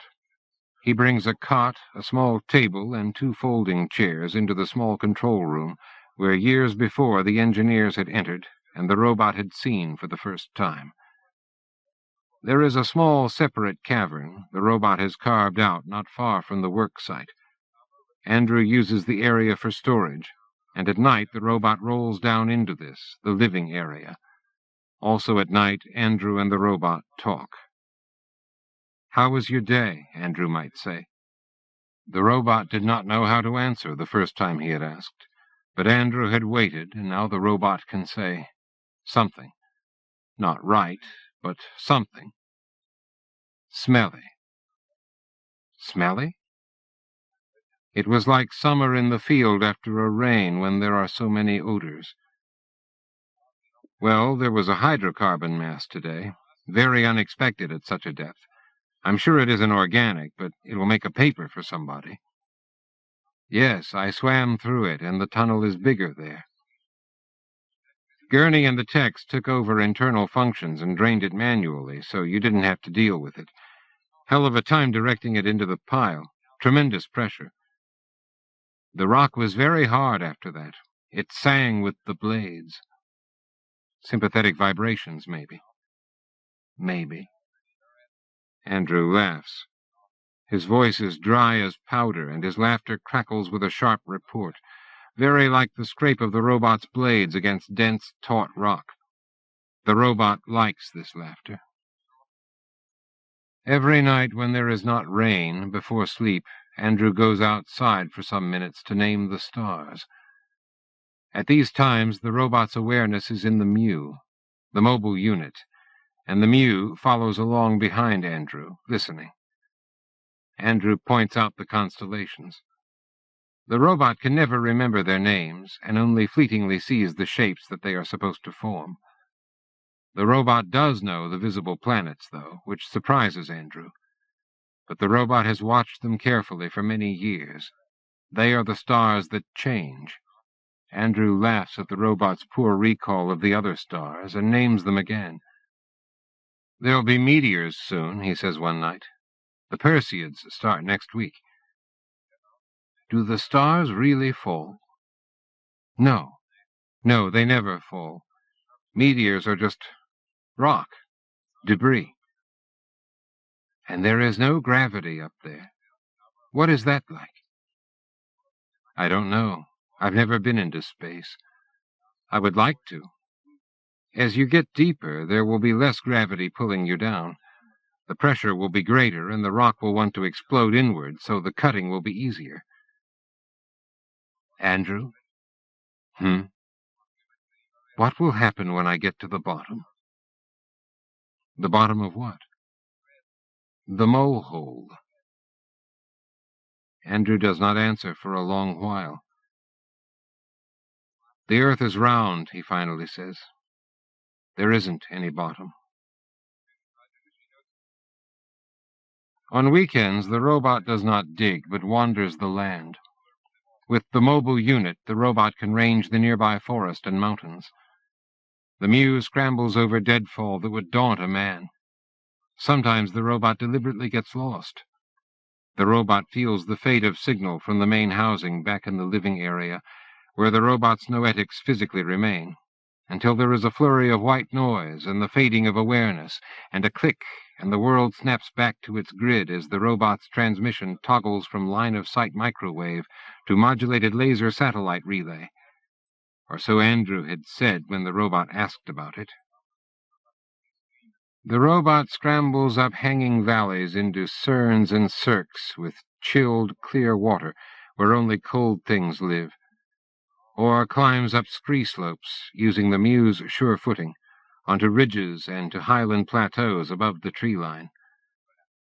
At this elevation, snow remains all year, and the Mew spreads a wide base with its spidery legs and takes small steps when crossing. The robot hears the low whistle of marmots and sees an occasional mountain goat munching, although these goats are neutered and the last of their clan. They had been brought by the humans in the 1800s until they filled the Olympics with goat mass and threatened to eat the upper tundra to nub. Now helicopters dart them with birth control, and they die without progeny. And the robot sees the wolves that have begun to return after their species' far northern retreat. The robot is descending from a high pass near Sawtooth Ridge when a pack of 5 wolves flow over a rise. They are changing valleys, perhaps to find denser spreads of the small black deer of the rainforest, or even a sickly Roosevelt elk. Their leader is an old graying dog with spit-matted hair and a torn ear. He looks up at the Mew, starts, and the other wolves come up short, too. The robot ceases moving. The wolves sniff the air, but there is nothing living, to smell. But with its chemical sensors, the robot smells them. They have the stink of mice to them, but tinged with a rangy fetor of meat and blood. The other wolves do not appear as bedraggled as the leader. One, smaller, perhaps younger, whines, and the leader yips at this one, and it is silent. Then a cloud shadow moves up and over the pass, and courses darkly down into the adjacent valley. In that instant, the wolves course with the shadow, running with it down the couloir of the pass, and disappearing from sight into the green of fir and hemlock 1,000 feet below. The robot follows them in the infrared until their separate heats flux into the valley's general sink. Still, the robot stands and remembers that this is not a new sight, that the man, Victor Wu, has seen wolves in the passes before. But the man has never smelled wolves, and smelling them now pleases the part of the robot that is becoming the man, that the man is becoming. And the robot digs, and is glad to dig. The deep rock begins to take on a new smell. This bedrock has never seen the surface. It is the layered outgush of an ocean floor rift dating from the Triassic. The smell is like the scent of high passes and summits, although the robot cannot say how. And the rock chimes and hums when the robot cuts it. It does not break away uniformly, but there is an order to its dismantle that the robot feels. And so the robot knows when to expect a mass to break away, and can predict when the going will be harder. The robot cannot explain this feeling to Andrew. Andrew has guessed that the skills of the man, Victor Wu, are integrating, and that his pattern recognition ability is enhancing the robot's own noetics. But the man is not separate. It is as if the man were one of the robot's threads, or a cutter head, but more than that. The man is always behind the robot's thoughts, within them, never speaking, but always expressing. Much more. The robot does not know how to say this to Andrew. As the robot digs deeper, the rock grows faulty and unstable. The tunnel behind the robot is at risk of blowing out, and the robot takes time to excavate down fault lines, shore up weaknesses with double or triple diamond glass. If the tunnel did collapse, the robot would have to dig a slow circle trying to find an egress farther back. But the people in the service wagon would die, and this concerns the robot. Andrew would die. The robot seldom speaks, but has come to know the voices of the technicians and graduate students in the transport. There is Gurney, the chief tech, who is a Mattie. The robot is surprised to learn that Gurney was in the field when the woman spoke, that Gurney remembers the robot. "Don't it give you the willies?" a tech asks Gurney. "It's a machine," Gurney says. "Depends on who's driving. Right now I am. Anyway, the good mother wants us to eat." Many of the techs are not Matties, but descendants of the logging families that used to rule the peninsula and still permeate it. The Matties outnumber them in the cities, but up the dirt roads that spoke into the mountains, in dark overhung coves and in the gashes of hidden valleys, the families that remain from that boom time eke out make-work and garden a soil scraped clean of top humus by the last ice age and thinly mulched with the acid remains of evergreens. "Nothing grows goddamn much or goddamn right out here," says a tech. The Matties and the loggers heatedly discuss politics and appear close to fighting at times, but the robot cannot understand any of this. It thinks of the man who was killed on the stone steps, and the man who killed him. The robot does not understand at all. The grad students and the Matties are more comfortable around one another. The robot feels a warmth toward the graduate students that is certainly from the man. Yet their speech patterns are different from the techs, and the robot has difficulty understanding them at times. The meanings of their words shine like the moon behind a cloud, but the robot cannot think to the way around to them. Always they recede, and the robot is impatient. Victor Wu's instincts are stronger in the robot than is his knowledge. Andrew has said that this is to be expected, and that any computer of sufficient size can learn words, but you can learn intuition. Still, the robot should know what the students are discussing, and finds the incomprehension irritating. But always the rock to return to, and the certainty that rock was what the robot was made for, and what the robot was born and bred for, and in the end, that is enough. One day in the following spring, at a critical juncture down in the mow-hole, Gurney does not show up for work, and the digging is halted. "The referendum passed," one of the grad students says, "and there's fighting in Forks, and a Mattie got killed in Port Angeles, it looks like." Andrew gives the robot the day off, and to the robot's delight, the man and the Mew go for a long walk along the Quinault. Andrew seems sad, and the robot says nothing for a long while. The robot wants to speak, but doesn't know what to say to Andrew. "It's not the politics," Andrew finally says. "The damn Matties got their protectorate fair and square with the referendum, but you get the feeling they'd take it if they hadn't." "Hadn't what?" "Won the vote. There's something about Gurney and them, the ones that I've met. I care about the same things they claim to. I don't know. Something else again. Andrew, I don't understand. They spend a lot of time worrying about whether everybody else believes the same way they do. The river rushes against cliff and turns through a stand of white birch. The robot stops the mule. The robot is captivated by the play of the light on the water, the silver reflection of the sun, turning the clear water to opaque and viscous lead, then, just as suddenly, when a cloud passes, back to happy water once again. It doesn't really change, does it? What? The water. The way the light's there, and isn't, then is. Andrew rubs his eyes. He gazes out over the water. You are doing very well with your contractions, he says. You were right that I should stop thinking about them and they would flow more easily. Do you think it is Victor Wu's knowledge surfacing, or my own practice? I don't know. Both. Yes, both. The trail leads through a marsh, and Andrew struggles to find a dry path. The robot extends the mule's footpads. Each folds out as if it were an umbrella, and the mule seems to hover over the mud. The weight is distributed so well. Thank you for the mobile unit, the robot tells Andrew. I really like using it. It was necessary for the dig. That's where most of the first grant money went. Robot, I have to tell you something. Andrew stops, balancing on a clump of rotten log. You have to tell me something, Andrew?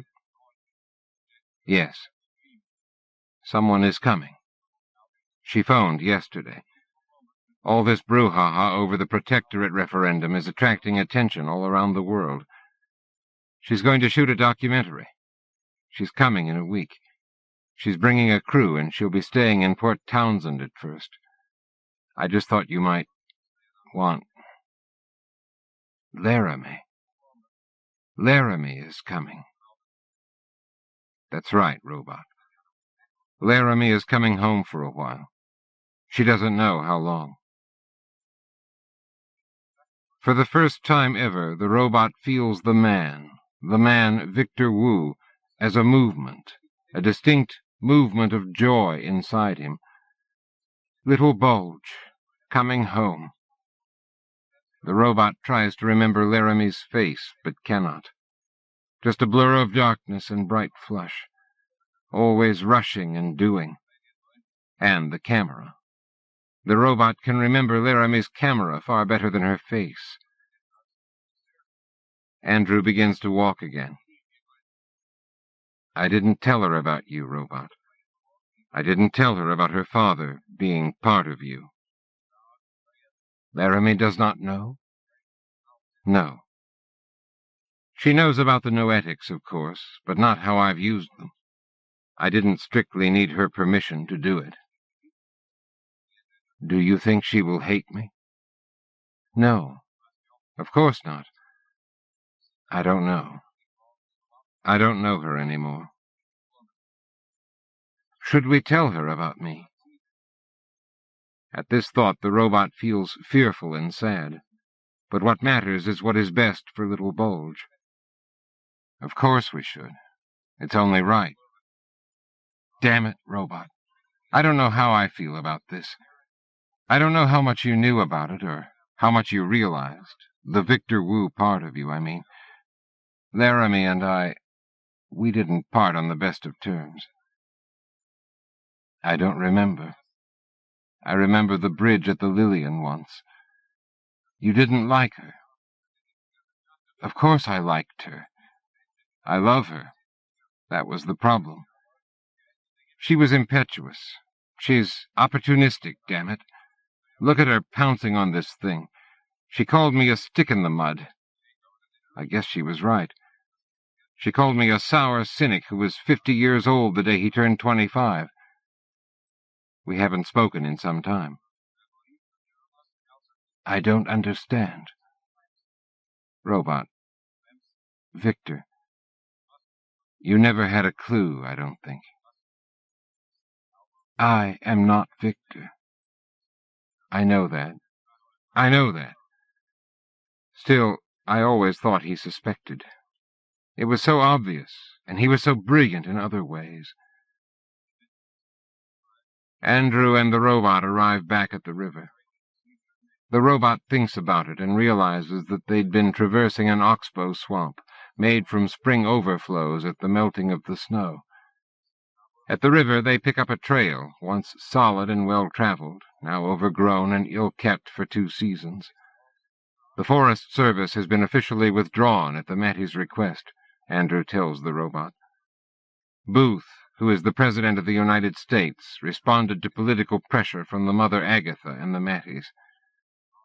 The goddamn world is going back to tribes. The country's going to hell, and taking my funding with it. And now there's a skeleton crew for the Park Service, even, over at the Hoe. I had a lot of friends who got fired or reassigned to the Statue of Liberty or some shit. Something else, too. I think some of them haven't left. What do you mean, haven't left? Haven't left. The trail diverges from the river, winds over a rise, then back down to the water again. A side trail leads to a peninsula and a wooden trail shelter, enclosed on 3 sides. Andrew takes a lunch from his day pack and eats a sandwich, while the robot looks for quartzite along the riverbank. The robot has become an expert in spotting a crystal's sparkle and extracting it from the mud or silt of scree with which it has been chipped away and washed downstream from pressurized veins in the heart of the mountains.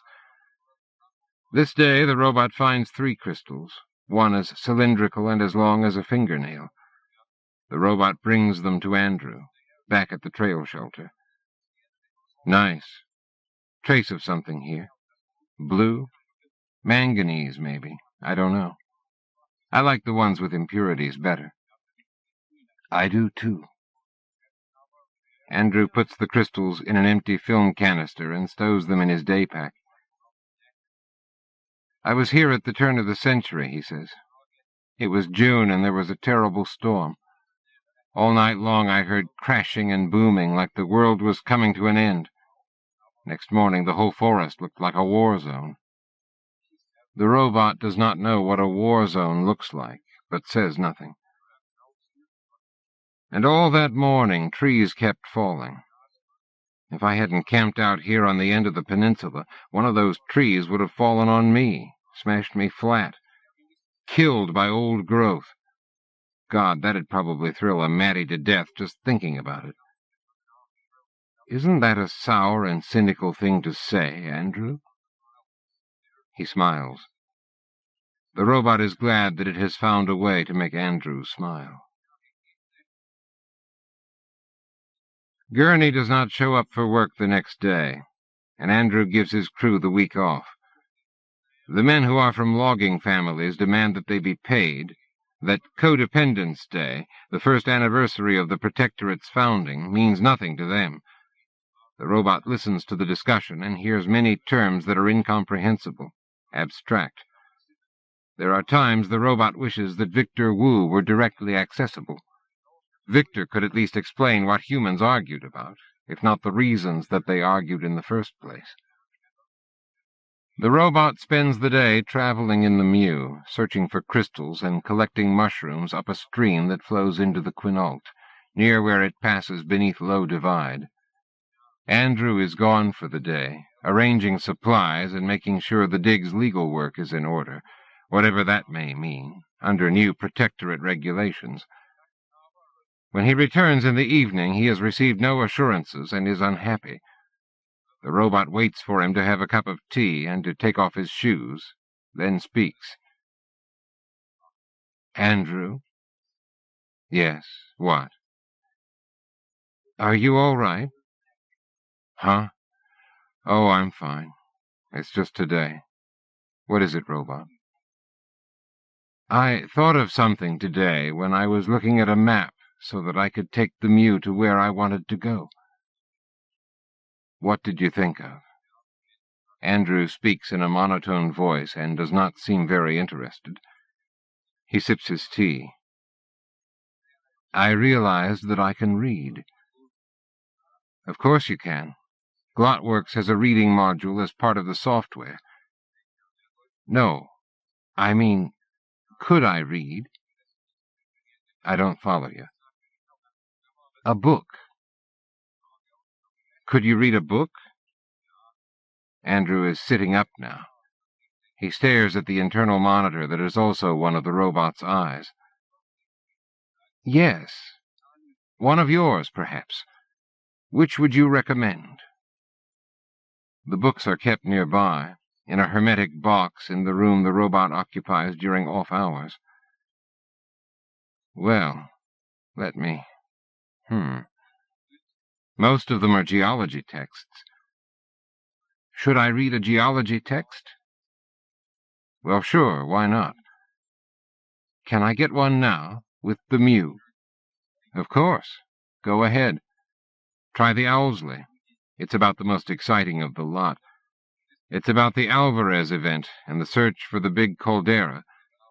It's a synthesis of other works, but brilliant, brilliant. Pretty much confirms the meteor theory and gives a good argument for a Yucatan crash site. Made a big sensation in '04. The robot switches its awareness to the Mew and picks out the book. It reads the first paragraph, then comes back inside the housing, back to the place where Andrew lives. "Andrew?" "Yes." "What are dinosaurs?" Summer days lengthen, and Andrew often goes to town, to Port Angeles or Port Townsend, and once making the trek around the peninsula to Forks, all to sort out legal details for the Mohole dig. From each of these trips he returns with a book for the robot. The first book is a Webster's Dictionary on bubble card. Andrew plugs the card into a slot, and the robot begins to read the dictionary. The robot finishes with a page of A, then scrolls through the remainder of the book. Here are all the words. Here are all the words in the language. All the robot has to do is look them up and remember them. The robot spends a happy day doing that. The next day, Andrew returns with the poems of Robert Frost. The robot pages through the book using the Mew, accessing the dictionary card to find words that it does not know. The first word the robot looks up is poem. After a week, Gurney returns to work, and the robot digs once again. The days pass, and the Mohole twists deeper, like a coiled spring being driven into the earth. It only deviates from a curving downward path when the robot encounters fault lines or softnesses whose weakness the robot's cutters can exploit. But in general, the hole descends in a loose spiral. Andrew is anxious and pushes everyone harder than before. Yet Andrew himself works the hardest of all, poring over data, planning routing, driving to meetings in Forks and Port Angeles. He is often not in bed before 1 or 2 in the morning. The robot fills the time with reading. There are so many books, more than the robot ever imagined.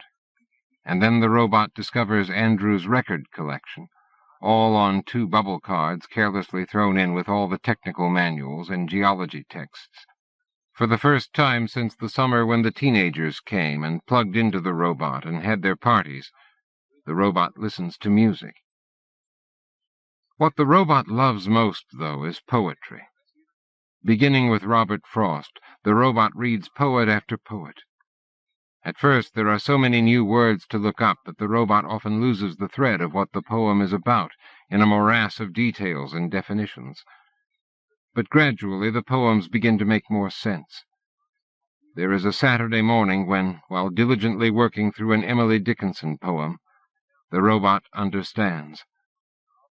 There's a certain slant of light, winter afternoons, that oppresses like the heft of cathedral tunes. Heavenly hurt it gives us, we can find no scar, but internal difference where the meanings are. The robot has never seen a cathedral, but that does not matter. The robot realizes that it has seen the light in the deep forest among the 300-year-old trees. It's thick, the robot thinks. That's what Emily Dickinson is talking about. Thick light. Light that makes the robot thread softly through the twilight, with the muse pads fully extended. Light that, for no reason the robot can name, is frightening and beautiful all at once. From that moment on, the robot begins to grasp most poems it reads, or if not, at least to feel something after reading them, something that was not inside the robot's mind before, something the robot had not felt before, but knows, as if the feeling were an old friend that the robot recognized after many years of separation. The robot does not particularly care whether or not the feelings are right and true for everyone else, for humans, but sometimes the robot wonders. After reading a fair number of poems, the robot delves into criticism, but the words are too abstract and too connected to humans and cities and other things that the robot has no experience of. And so the robot puts aside the books of criticism for the time being, and concentrates on the poetry itself, which the robot does not have the same troubles with. The robot finds that it most enjoys poetry that is newer, even though Andrew is disbelieving when the robot tells him of this. After a time, poetry is no longer a mass, and the robot begins to pick out individual voices whose connotations are more pleasing than others. "I like William Stafford better than Howard Nemerov," the robot says to Andrew one evening. "You like him better?" "Yes." Andrew laughs. "Neither one of them was in the canon when I was in school." "Do you think it funny that I used the word like?" "Yes, I suppose so. I do like things, at least according to the Turing test. Poetry goes into me, and what comes out feels like liking to me. It satisfies the criteria of appearances." "Yes, I suppose that is the way to say it." "Where have you heard about the Turing test?" "I read it in a book about robots." The robot reads to Andrew a William Stafford poem about a deer that has been killed on a road. Andrew smiles at the same lines that had moved the robot. "You passed the Turing test, too," the robot says. Andrew laughs harder still.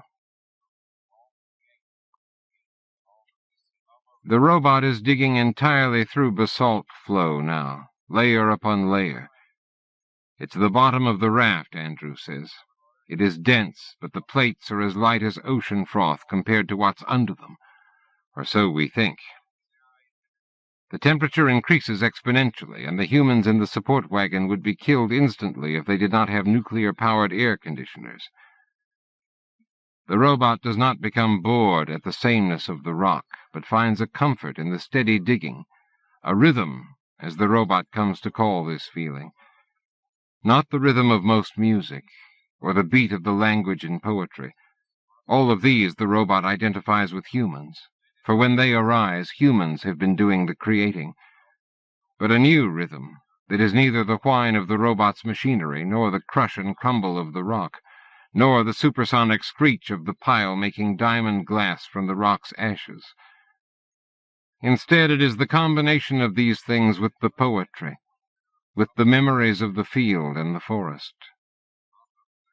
So it is one day that the robot experiences a different rhythm, a different sound, and realizes that this rhythm is not the robot's own, and does not belong to the humans. At first it is incomprehensible, like distant music, or the faded edges of reception just before a comlink relays to satellite or to ground tower. The robot wonders if the rhythm, the sound, is imaginary, but it continues, and seems to grow day by day in increments almost too small to notice, until it is definitely there. But where, the robot cannot say. In the rock. That is the only way of putting it, but says nothing. Andrew does not know what it could be, so there is nothing to do but note it and go on digging. The robot begins to read fiction, but the feelings, the resonances and depths of the poetry are not so much present in prose. There is the problem of knowing what the author might be talking about, since the robot's only experience living in the human world is the field and now the dig. Dickens leaves the robot stunned and wondering, and after a week attempting Oliver Twist, the robot must put the book aside until the situations and characters become clearer. Curiously, the robot finds that Jane Austen's novels are comprehensible and enjoyable, although the life of English country gentry is as close to the robot as the life of a newt under a creek stone. The robot is filled with relief when Emma finally ceases her endless machinations and realizes her love for Knightley. It is as if some clogged line in the robot's hydraulics had a sudden release of pressure, or rock that had been long hard and tough became easy to move through. For some time the robot does not read books that were written closer to the present, for the robot wants to understand the present most of all, and reading them now, the robot thinks, much will go unnoticed. You can always reread them later, Andrew says. Just because you know the plot of something doesn't mean it isn't worth going through again, even though sometimes it does mean that. I know that, the robot says. That is not what I'm worried about. Then what are you worried about? The old books get looser the farther back in time they go, like string that's played out. The new ones are bunched, and it's harder to see all of them. What? For the first time, the robot feels something that either cannot be communicated, or, nearly as unbelievable, that Andrew cannot understand. Andrew is a scientist. The robot will never be a scientist. 2 months after the robot has walked along the Quinault with Andrew, it is July, and Andrew tells the robot that Laramie will visit over the weekend. The robot is at first excited and thinks of things to ask her. There are so many memories of Laramie, but so much is blurred, unconnected. And there are things the robot wishes to tell her, new things about the land that Victor never knew. So much has happened. The robot imagines long conversations between them, perhaps walking in the woods together once again. Andrew tells me that you may not be happy with the enthalpic impression of your father being downloaded into me. No, that wouldn't be the way to say it. But getting too metaphorical might upset her, remind her of ghosts, of Victor Wu's death. No, that's all right. Go on, says the imaginary Laramie. Well, I don't know what to tell you. I remember you, Laramie. I remember you, and I would be lying if I didn't say that your being here profoundly affects me. I can't say how I feel about this, robot. What should I call you, robot? But just as quickly the robot puts aside such hopes. I am a robot, all of metal and ceramics. I am not Laramie's father. There are only vague memories, and that was another life. She may not even speak to me. I am a ghost to her. Worse than a ghost, a twisted reflection. She'll hate me for what has happened to her father. And again the robot imagines Laramie's disdain, as just and foreseeable as the man's death in To Build a Fire, but cold in that way, too. Finally, the robot resolves not to think any more of it. But while Andrew sleeps on the Friday night before Laramie's visit, the robot inhabits the mew and goes roaming through trackless woods, along criss-crossed deadfall and up creeks, for at least 100 miles.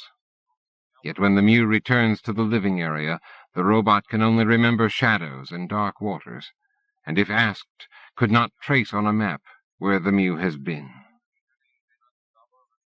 Laramie arrives at 11 in the morning. She drives a red Humvee. Andrew and the robot, in the Mew, step out of their cavern's entrance to greet her. Laramie steps out. She is wearing sunglasses. She takes a quick look at them, then turns back to the Humvee and, with a practiced jerk, pulls out her old Scoopik. The robot suddenly remembers the squat lines of the camera. Victor bought the Scoopik for her, along with 12 cans of film. It was her first 16mm, and had set him back a good 3 months' wages. Laramie had shot up 7 rolls within a week, and that was when Victor discovered that there would be fees for developing as well. Andrew steps forward, and so does Laramie. The robot, feeling shy, hangs back in the Mew. Andrew and Laramie do not meet, but stay several paces apart. "So," she says. It is her voice, clear as day. "Yep, this is it." "Well, looks nice. Is this—" "Yes, the robot. This is the mobile unit. The robot is inside, really. Well, sort of. We're going inside the robot." No words for a space. Still they move no closer. "Well, then, let's go inside the robot." Laramie, inside the protecting ribwork of the robot. She is safe. Nothing will harm you here, little bulge. But the robot calms such thoughts. She takes one of the 2 chairs that are around Andrew's work and eating table in the control room. Abide, the robot thinks. Let her abide for a while. "Do you want tea? I can make you tea." "Yes, I drink herb tea." Don't have any." "Water?" "Yes, water we have. L.A.'s tastes like sludge." "No wonder. They're even tapping Oregon now." "Really? I believe it." Andrew pours water for Laramie in a metal cup. He puts more water on a hot plate that sits on top of a monitor, and heats the water for tea. "Where have you been?" he says. "Port Townsend, doing background and logistics. My sound guy's laying down local tone and getting wild effects." "Wild?" "Unsynced, that's all it means." "I see. Using Seattle labs is going to be a bitch. The Maddies have set up goddamn border crossings." "Tell me about it." Andrew's water boils, and he fills another cup with it, then hunts for a tea bag in a cabinet. "You left them on the table," the robot says. Laramie gasps, sits up in her chair sharply, then relaxes once again. "That was the robot," she says. "Yes. Thank you, robot." Andrew finds the box of tea bags among a clutter of instruments. Do you call the robot anything?" Not really." "Just call me Robot," the robot says. "I'm thinking of a name for myself, but I haven't come up with one yet."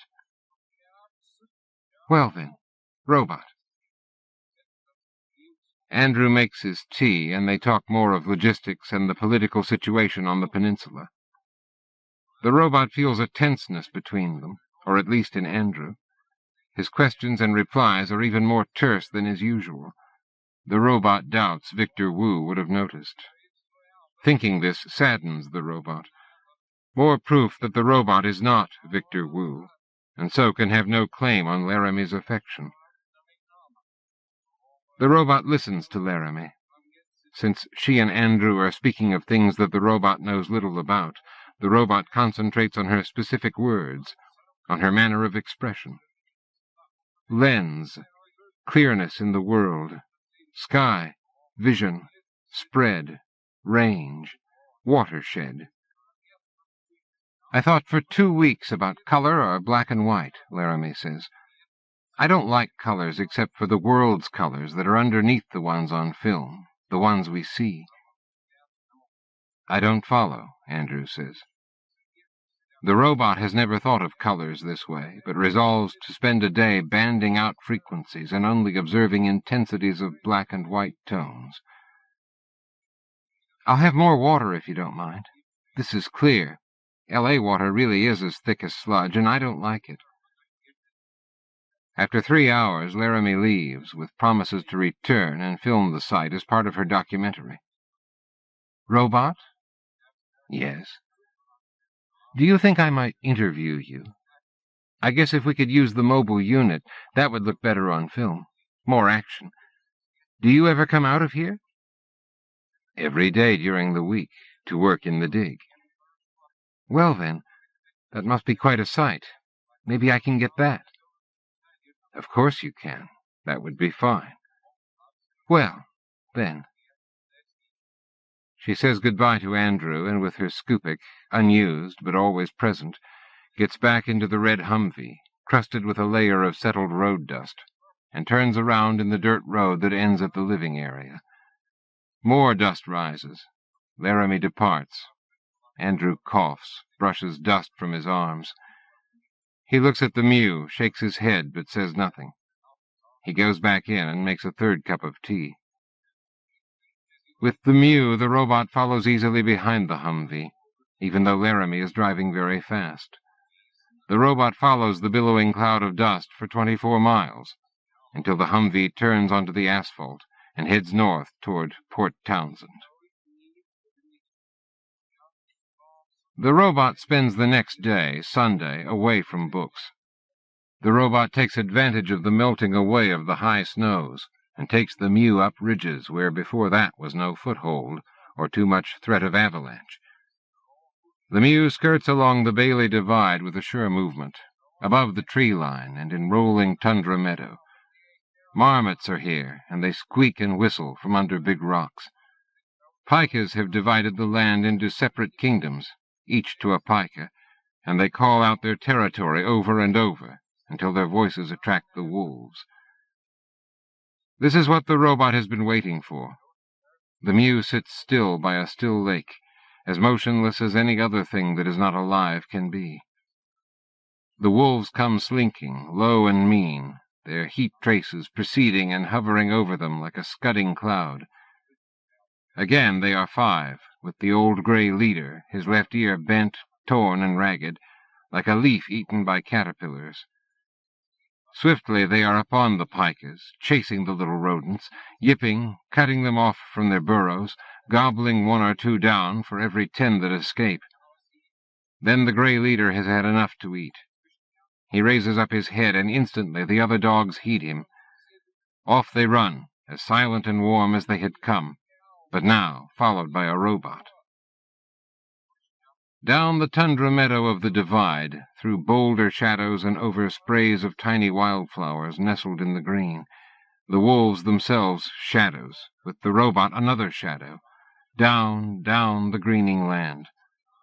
Into the woods, along game trails the robot can barely discern, moving generally north, the Mew barely keeping pace with the advancing wolves, the pace growing steady, monotonous even to the robot, until suddenly the gray leader pulls up, sniffs the air. The robot also comes to a standstill some 100 feet behind the pack.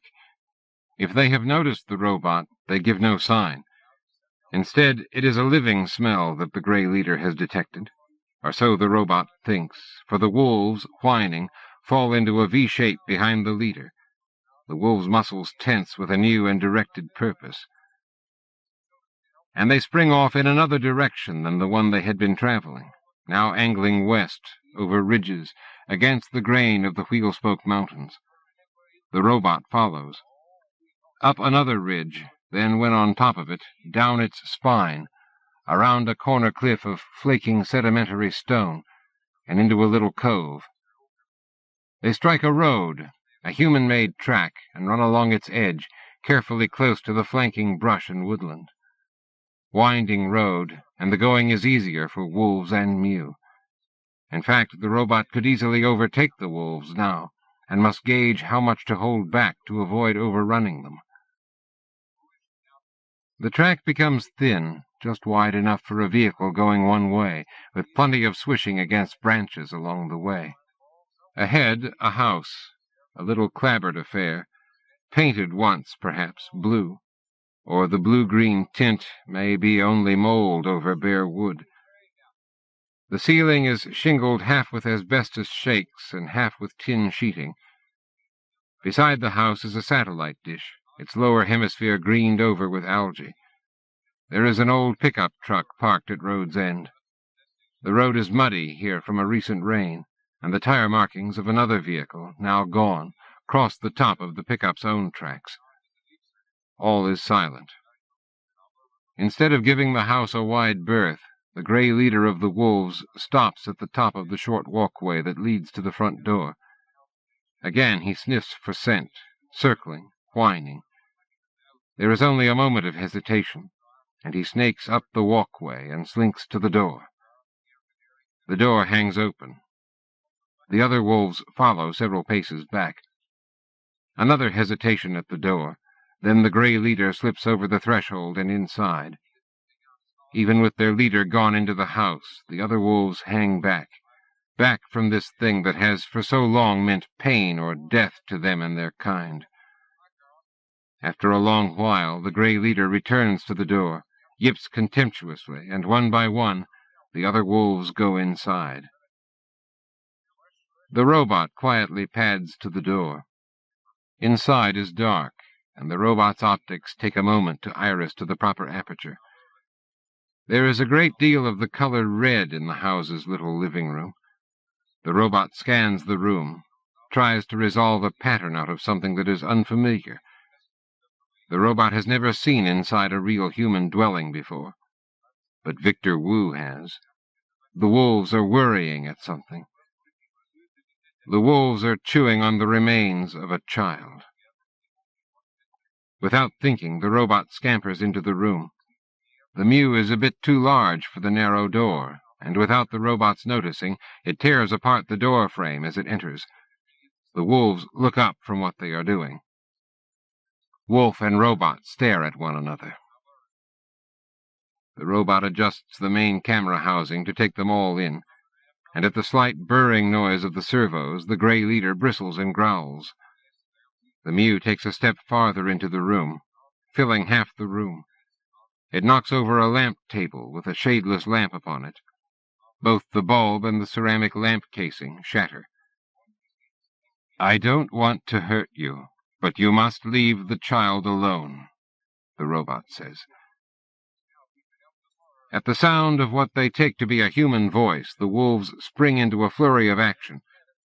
The gray leader stalks forward, teeth bared, while the others in the pack mill like creek fish behind him. They are searching for an exit. The small young one finds that a living room window is open. With a short hop from a couch, the wolf is outside. The others follow, one by one, while the gray leader attempts to hold the robot at bay. The robot does not move, but lets the wolves depart. Finally, the gray leader sees from the corner of his eye that the other wolves have escaped. Still, he cannot help but risk one feint at the robot. The robot does not move. The gray leader, bolder, quickly jumps toward the robot and locks his jaws on the robot's forward leg. The teeth close on blue steel. The gray leader shakes. There is no moving the robot. In surprise and agitation, the wolf backs up, barks 3 times. "I'm sorry to embarrass you. You'd better go." The wolf does just that, turning tail and bounding through the open window without even using the living room couch as a launch point. The robot gazes around the silent room. There is a dead family here. An adult male, the father, is on one side of the couch, facing a television. Part of his neck and his entire chest are torn open in a gaping, bloody patch. Twisted organs glint within. The television is off. Huddled in a corner is the mother and a young boy. Their blood splatters an entire wall of the living room. A shotgun, the robot decides. First the man, and then the mother was shot with her children all at once, with several blasts from a shotgun. There are pepper marks in the wall from stray shot. Yes, the killing was done with a shotgun. The wolves must have dragged one child away from the mother. The robot sees that it is a little girl. The mother's other child, an older boy and a bit large for even a large wolf to handle, is still by his mother, partially blown into his mother's opened body. The blood on the walls and floor has begun to dry and form into curling flakes that are brown and thin and look like tiny autumn leaves. There are also bits of skin and bone on the wall. The robot stares at the little girl. Her eyes are mercifully closed, but her mouth is pulled open and her teeth, still baby teeth, exposed. This is perhaps caused by her stiffening facial muscles. Or she may have died with such an expression of pain. The robot cannot tell. The girl wears a blue dress that is now tatters around her tattered small body. One foot has been gnawed, but on the other is a dirty yellow flip-flop sandal. The robot feels one of the legs of the Mew jerk spasmodically. Then the other jerks, without the robot wishing it to do so. The robot stares at the young girl and jitters and shakes for a long time. This is the way the robot cries. Deeper in the earth, very deep now, and the rock, under megatons of pressure, explodes with a nuclear ferocity as the robot cuts away. For the past week, the robot has thought constantly of the dead logger family, of the little dead girl. The robot has tried to remember the color of the girl's hair, but cannot, and for some reason this greatly troubles the robot. One evening, after a 16-hour workday, the robot dims the lights for Andrew. Outside the digger's main body, but still in the home cave, the robot inhabits the Mew. The robot takes pen and paper in the dexterous manipulators of the Mew and begins to write a description of the little girl. Not as she was, twisted and dead, but of how she might have been before. The robot told Andrew about the family, and Andrew called the authorities, being careful to keep the robot out of his report. "They'll disassemble you if they find out," Andrew said to the robot. "At least in the United States they'd be legally required to do it. God knows what the Protectorate will want to do." There are accounts in the newspapers of the killing. The sheriff's department claims to be bewildered, but the robot overhears the technicians who come from logger families muttering that the Matties now own the cops, and that everybody knew who was behind the murders, if not who actually pulled the trigger. And the Matties who worked under Andrew, led by Gurney, spoke in low tones of justice and revenge for the killings in Port Townsend on Codependence Day. I am a witness, the robot thinks. But of what? "Andrew?" "Yes." "Are you tired?" "Yes. What is it?" "She would have grown up to be part of the loggers, so killing her makes a kind of sense." "The little girl?" "The Matties and the people who used to be loggers hate each other. And they can't help the way they are, because they are like stones in sediment that's been laid down long before, and the hatred shapes them to itself, like a syncline or an anticline, so that there has to be new conditions brought about to change the lay of the sediment. You can't change the rocks." "I don't know about that. People are not rocks." "So, if she wasn't killed out of an ignorant mistake, then I don't understand why." "I don't either, robot." "Why do you think?" "I don't know," I said. "I don't know. There isn't any good reason for it. There is something dark in this world that knows what it's doing." "Is it evil?" "There is evil in the world. All the knowledge in the world won't burn it away." "How do you know?" "I don't. I told you, I don't. I look at rocks. I don't have very many theories."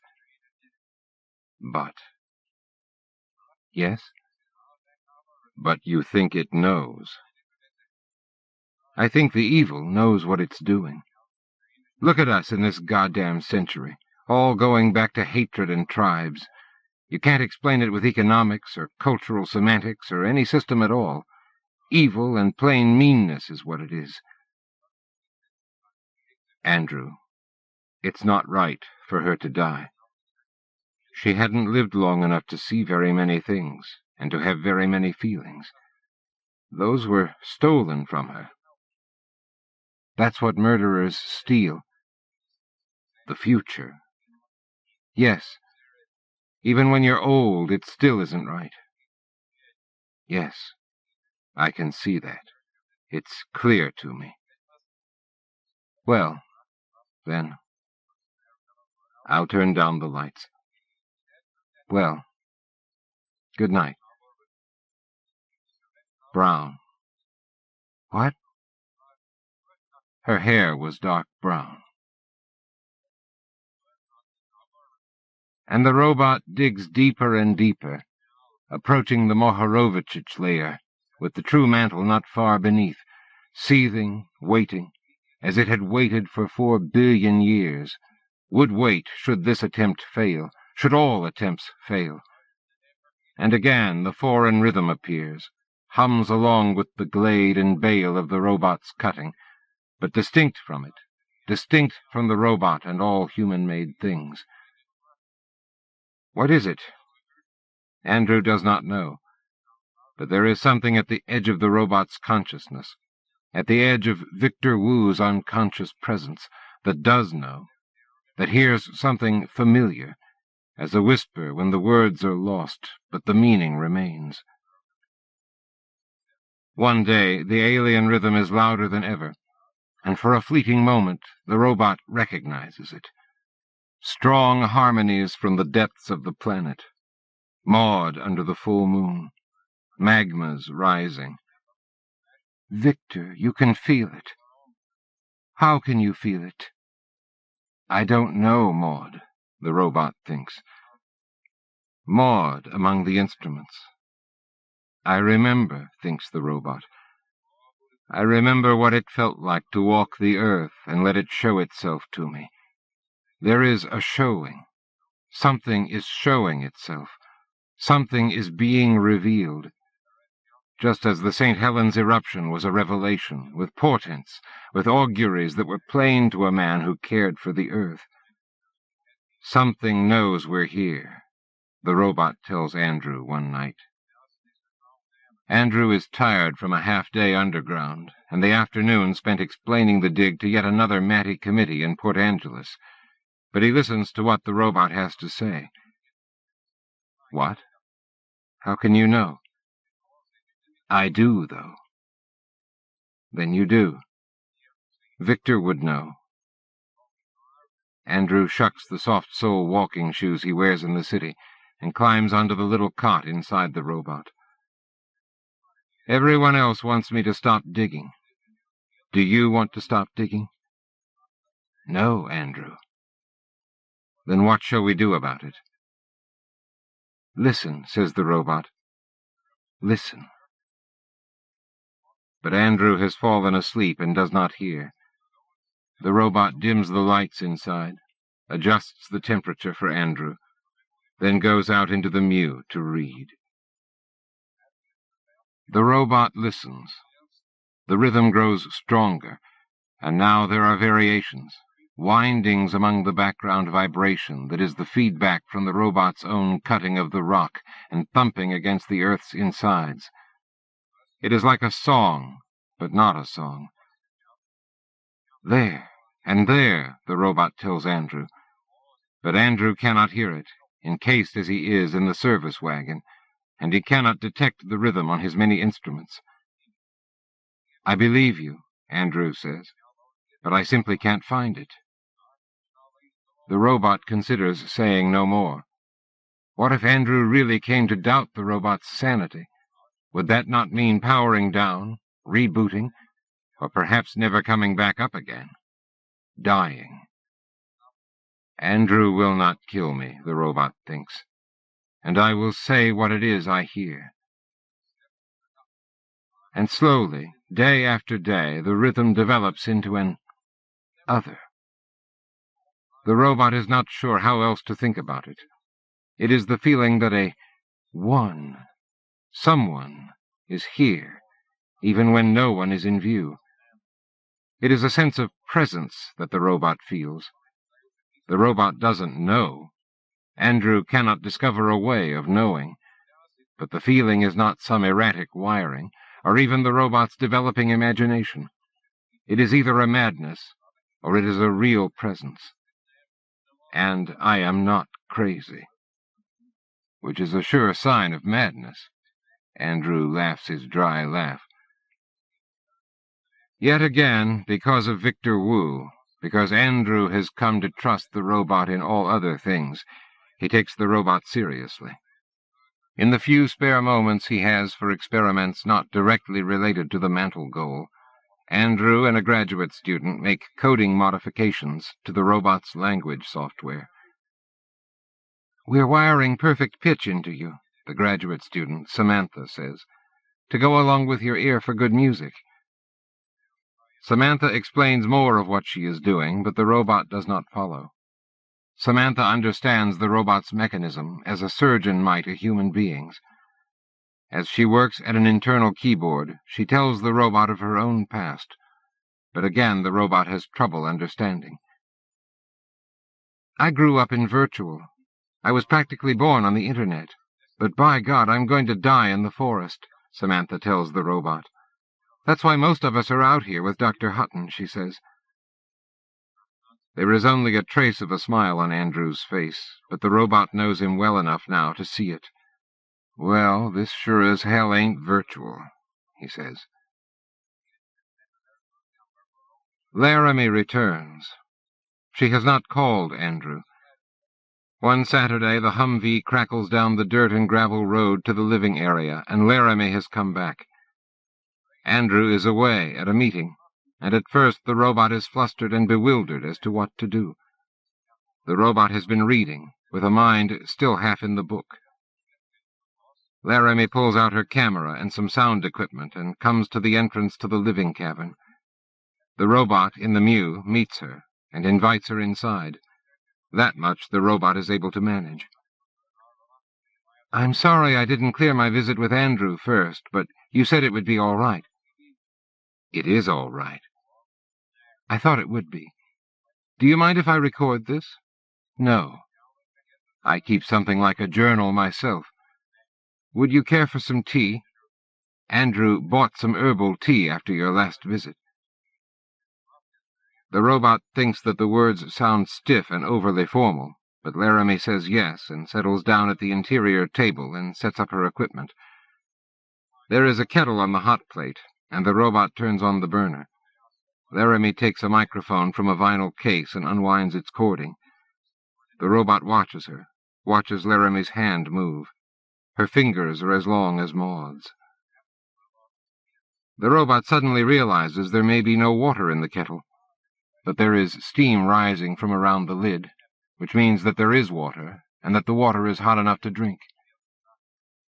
"Laramie. May I call you Laramie?" "Sure, of course." "I cannot make your tea." "What? That's fine, then. I'm fine." "No, I mean that it's difficult for me to get the mew inside." "I don't understand."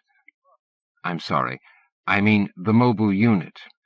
If you don't mind, you can get a cup and a tea bag out of the cupboard.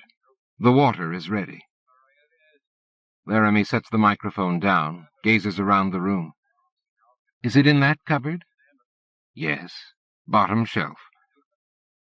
Laramie gets the cup and tea, then pours some water.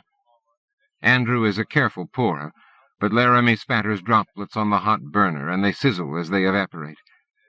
She takes her tea back to the table. She jacks the microphone into a small tape recorder that is black with white letters that say Sony. From the recorder she runs a lead to the Scoopik 16mm camera. "Where's that adapter?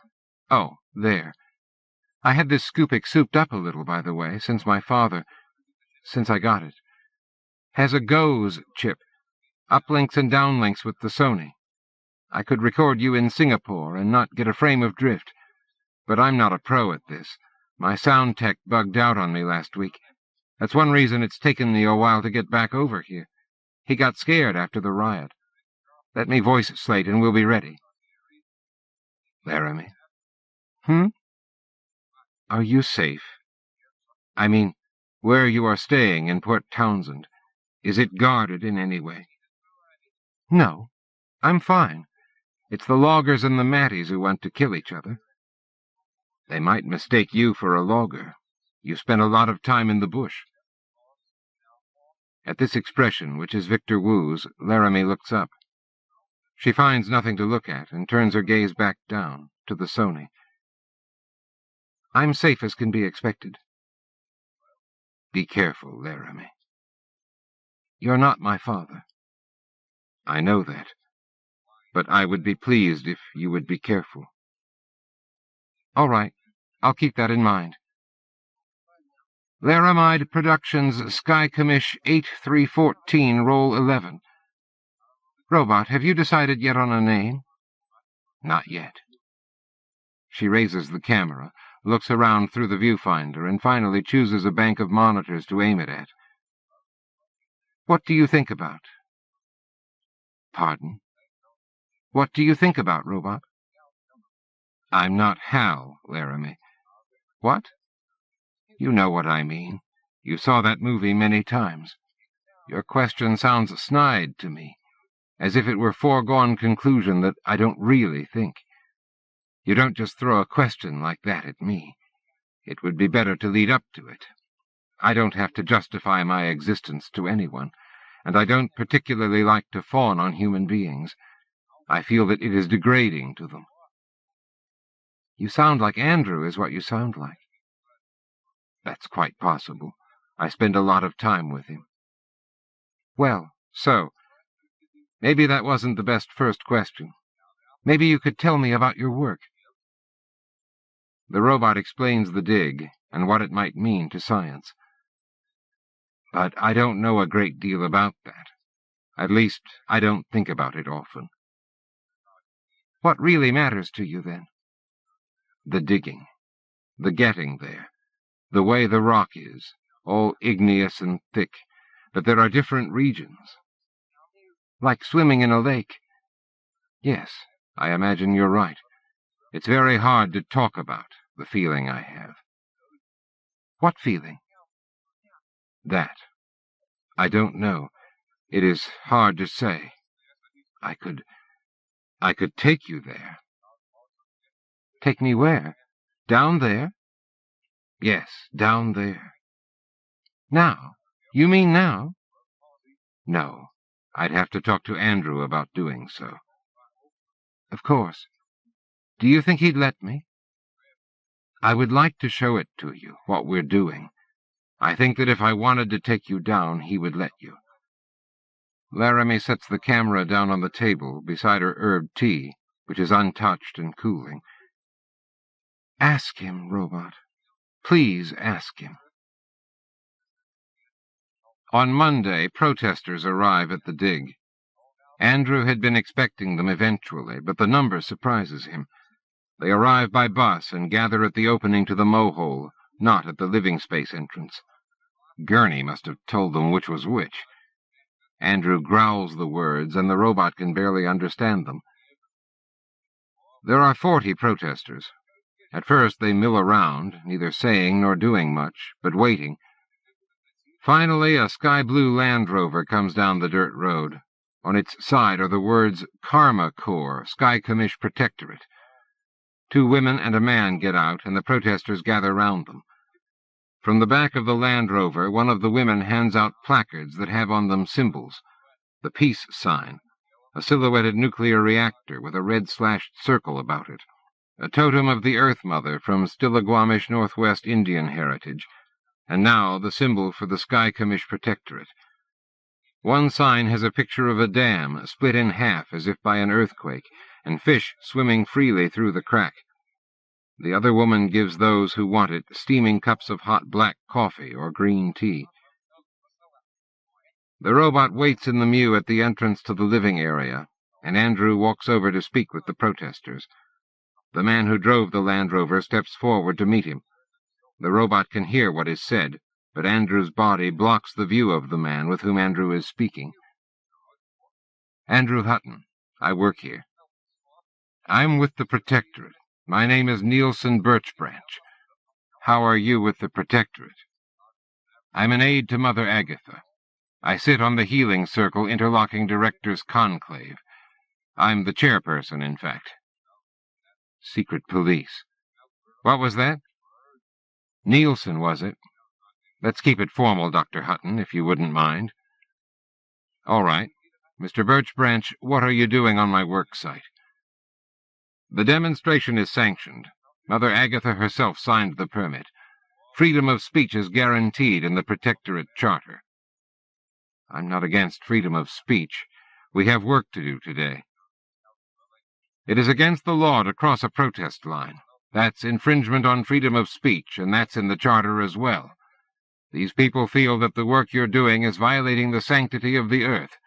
They feel that you are, in a way, raping the mother of us all. Do you know where your digging machine comes from? Yes, from a defunct mining operation that the Matties had a hand in putting out of business. Precisely. It is a symbol. This hole is a symbol. Dr. Hutton, can't you see how it's taken, what you're doing? I can see how some take it. I can see the politics of it clearly enough. It is a new politics, Dr. Hutton. The politics of care. I'm not sure you do see that, or else you wouldn't be an opponent. Maybe. Maybe I show my care in other ways. What other ways? Non-political ways. I'm not sure you can see what I'm talking about, Mr. Birchbranch. So, you persist, regardless of the consequences, because you want to see what's down there. That's fair to say. Yes, I want to see what's down there. The values of Western science. The same values that gave us thermonuclear war and the genocide of every other species besides man. Well, there's also woman. That's a separate species. Pardon? It's a joke, Mr. Birchbranch. Maybe not a very good one. No, not a very good one at all. So these are the things you're going to say to the television. Not me as an individual. These people have chosen me to voice their concern and care. Chosen you. I'm the personal representative of Mother Agatha. You must believe that they've chosen her. Then, are you saying my people can't work? There are Matties, children of the matriarch. They work here. This is their livelihood. They've all agreed to stay home today, I believe you'll find. They're striking against me? It's a support measure. I see. Good, then. There will be a television truck coming later, and possibly a helicopter from News 5 in Seattle. If you'd like, you can route any calls from journalists to me. That won't be necessary. The robot hears bitterness in Andrew's voice. Perhaps the other man can also. So, thank you for your cooperation, Dr. Hutton. Yes. What's the time period on the permit? I spoke with Carly Waterfall, and she said that if it came through, it would be a week at most. Sister Waterfall has voluntarily resigned from the science interweft to devote more time to her work at the Dungeness Spit Weather Observation Station. When did that? Never mind. Christ, she was the only one with any sense on that damn committee. There isn't a set period on the permit. There's no time limit on freedom of speech.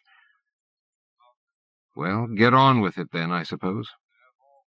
We intend to, Dr. Hutton. One other thing. We have a restraining order against the use of any machinery in the area for the day. I understand that you have a robot. That's right. Please power the robot down for the day, if you don't mind. I do mind. Dr. Hutton, this is entirely legal. The robot will remain in my quarters. The robot is my quarters. It is highly irregular. I can't answer for the consequences if you don't comply with the order. Goodbye, Mr. Birchbranch. Have a nice protest. Andrew turns to leave, and in so doing, steps out from in front of the man. The robot's optics zoom in and pull focus, which the robot experiences in the same way as a human might the dilation of the eyes. At first, the robot cannot believe what those optics report, and zooms out and back in again, as rubbing the eyes is to humans. No mistake. Nielsen Birchbranch is a tall man with lanky arms and legs. His face is thin and hard, gaunt, with muscles like small twisting roots cabling his mandible to his temple. The robot saw him last in the field, before Andrew came. Nielsen Birchbranch is the same man who killed the other on the steps of the dais in the field. Nielsen Birchbranch is the man who pulled the trigger of the gun and shot the other man dead. Andrew steps back into the living area, and the robot, in the mew, draws back noiselessly into the darkness. Andrew calls the graduate students and the technicians who are from logger families, explaining to them one after another not to bother coming to work for a while, and to check back in over the next few mornings. When Andrew is done, the robot tells him about Nielsen Birchbranch. Are you certain? I'm sure of it. I can't think of what to do about it. Neither can I. I don't want to be torn apart. We won't let that happen. Then there isn't anything. No. Be wary. I'm already wary. The first of the autumn rains begin. Though the digging area is partially in the rain shadow of the eastern mountains, it is still within the great upturns of basalt that ring the interior mountains, and mark the true edge of a swath of relative dryness that runs along the Hood Canal in a great horseshoe up even to Sequim and the Dungeness Spit, so that there are not 200 inches of rain, such as fall on the Hoe, or the Quinault watershed, but there is more than 100, millions and millions of gallons of rain and snow, that will fall here during the autumn, winter, and spring, and many days throughout the summer. Because of the great rains, there are great trees, and because of the great trees, the loggers came. And because most of the other trees were cut, the lovers of trees came, and the rain falls on Matty and logger alike, and it falls and falls and falls. The Matties have set up folding tables, and many have brought chairs and big umbrellas. The tables and chairs of the Matties line the road for 100 yards, and whenever a network reporter arrives, the tables and chairs are put hastily away, and the Matties stand and grow agitated. On the 11th day of the protest, Laramie returns. Laramie has not coordinated her arrival with the Matties, and so comes upon them unawares with her camera. The Matties smile into the lens. After she begins asking questions, a delegation approaches her and asks her to wait, that the spokesperson is on his way, and he will give her the best answers. No one will speak with Laramie after this, and Andrew invites her into the living area to wait for the arrival of the spokesperson. The robot has been watching, just inside the entrance to the living area, as the robot has been watching for days now. Only at night, when the protesters go back to their bus and the Land Rover carries away the tables and chairs, does the robot go out into the open. This can't go on, Andrew says. I can't stop paying wages. I'm required to pay wages to my Matty techs, but I would anyway, and all the others. No digging, and all the grant money flowing away. Sorry to hear that. Laramie uses the scoopik to make various shots of the robot's interior. Andrew says nothing, but smiles thinly. She has the Sony slung around her shoulder, and, the robot notices, is recording her conversation with Andrew. Did the robot discuss with you me going down in the hole? In the dig. It's a spiral, like a slinky, more or less. Yes. Yes, you can come as soon as we're allowed to go back down there. That's great. Will I be able to film any of what it looks like? Maybe we can set something up. There's a small observation port on the service wagon. We'll have to turn off the fusion on the dray first, or you won't be filming for very long, I don't think. Excellent. I'm really tired of protests and officials who don't call themselves officials, and all those squalid houses where all the loggers moved out at Aberdeen. There's been a lot of trouble there. I heard about it. We didn't used to call them loggers much. That's because everybody was one. We used to drive through Aberdeen when we wanted to get to the sea, and up the coast to La Push. Those black beaches across the river. I used to know why the rocks were so black. The salt scree that a glacier brought down that valley last ice age. That's what happened to the back half of the horseshoe. That's where it went. Yeah, the salt tumbled. We slept there all night one night in August. You thought Papa would be pissed, but he didn't even notice, of course. He just asked me about the rocks I saw and told me about the big fist of sediment lifting up the seafloor and breaking it and all that. Papa. You and I made love that night, didn't we, Andrew? Yes, Laramie. You know we did. I know it. Then... Yep. The robot's listening, isn't it? I'm listening, Laramie, if you don't mind. No. You know, I'm not Victor Wu. I'm not shocked. I am rather surprised, however. What do you mean? About Andrew. I've never known him when he was in love with a woman. Andrew's crackling chuckle. Not for a while, he says. There was that chemist after me. You wrote me about her. That was your last letter. You never wrote me back. I was pissed. I figured you would be. Still, you couldn't have been pissed for 5 years. I couldn't? We broke up the next January. Sorry to hear that. She lacked imagination. They all lacked imagination. Jesus, you're clinical. I know what I like. What do you like? I can't have what I like. Why not? Because she has to live in Los Angeles, and I'm not particularly interested in the geology of Southern California. The robot sees that Laramie's fine white skin has taken on a flush. And it's as simple as that, she says. Why make it complicated? Maybe it is complicated. Maybe you're simplistic. Will you turn that damn camera off? No. Well, there you have it. On the 14th day, the protesters do not arrive in the morning.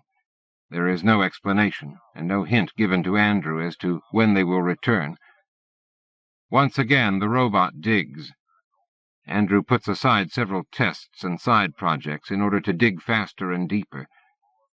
The robot is in the element that the metal of the rotor blades and the grip of the ceramic thread were made for, hard rock mining, and the robot presses hard, and the rock explodes and fuses as obsidian diamond glass to the walls behind the robot, and the tunnel approaches 40 miles in depth. No one has ever been this deep before. The techs from logging families and the Matty techs are barely speaking to one another, and the graduate students are uneasy and tense, afraid to take sides. Andrew holds the crew together by a silent and furious force of will. The robot does not want to let Andrew down, and digs the harder. Samantha has made the last of the modifications to the robot's linguistics, and puts the new code online. The robot immediately feels the difference. The presence, the otherness, grows stronger and stronger with every hour, until the robot is certain of it. But of what, there is no saying. 2 days of digging, and on the 3rd, Laramie arrives in the early morning and prepares to descend with the crew. But before the work can begin for the day, Andrew receives a call telling him that proceedings are underway for a new permit of protest and a long-term suspension of the dig. He drives to Forks, where the committee will meet in the afternoon. It is a rainy day, and the robot worries that Andrew may drive too fast on the slippery pavement. Still, there is plenty of time for him to make the meeting. In Andrew's absence, the Matties and loggers fall to quarreling about duties, and the graduate student Andrew has left in charge cannot resolve the differences. After an hour of listening to the wrangling, even the robot can see that no work will be done this day. The robot asks permission to take Laramie down to the bottom of the dig, and the graduate student, in disgust at the situation, shrugs and goes back to refereeing the technician's argument. As Laramie and the robot are preparing to leave, Nielsen Birchbranch drives up in the Protectorate Land Rover. A light rain is falling, and the graduate student reluctantly admits him into the work site's initial cavern, where the others are gathered. The robot, Digger and Mew, draws back into the darkness of the true entrance to the dig. "Let's go," Laramie says. "But I'm afraid of this man," the robot replies. "He isn't a good man. I know that for a fact." "Then let's get out of here." "There may be trouble." "I need to speak with Hutton," Nielsen Birchbranch says to the graduate student. "It is very important that I speak with him today." "Take me down, please, robot. I may never get another chance." The robot considers. As always, it is difficult to deny Laramie something she really wants with all her heart. And there is so much to show her. The robot has been thinking about showing the dig to Laramie for a long time, and the farther down they go, the farther they get from Nielsen Birchbranch's trouble. "We have a witness that places one of your machines at the scene of a crime," says Nielsen Birchbranch. "A very serious crime." Nielsen Birchbranch steps farther into the cavern, gazes around. The robot slowly withdraws down the mow-hole. For all the digger's giant proportions, its movement is very quiet, and, the robot hopes, unnoticed. "Nothing but you can survive down there, can it, robot?" Laramie says. "How deep is it down there?" 43 miles. "He can't turn you off if you're 40 miles deep. We'll stay down until Andrew comes back." The first few miles of the descent are the most visually interesting, and after reaching a depth at which unprotected humans cannot survive the heat, the robot moves at a fraction of the usual pace. There are areas where the glass spray on the walls has myriad hues taken from all the minerals that were melted together in the slurry around the nuclear pile, then spewed out to line the tunnel. The walls are smooth only at first glance, but really a series of overlapping sheets, one imperfectly flowing atop the other, as sheets of ice form over a spring in winter. The robot directs lights to some of the more interesting formations, and they glow with the brilliance and prismatic hue of stained glass. "I didn't think I'd get anything this good," Laramie says. "This is wonderful. The colors. God, I'm glad I went with color." Deeper, and the walls become milky white. The granite behind glows darkly, 3 yards under the glassine plaster. 20 miles. 30. Only basalt in the slurry now, and the walls are colorless. Yet they have the shape of the rock many feet behind them, and so they catch the light with effulgent glimmer. "Clear and clean." Laramie may be speaking to herself. The robot cannot tell. They pass through a region where magma pools against the walls and ceilings in places, held back by the diamond-like coating. The pressure is so great that the magma glows with a blue and white intensity. The tunnel sparkles of its own accord, and the robot must dim the viewport to keep from blinding Laramie. "Like the sky behind the sky." The robot says nothing. Laramie is happy, the robot thinks. Little Bulge likes it down here.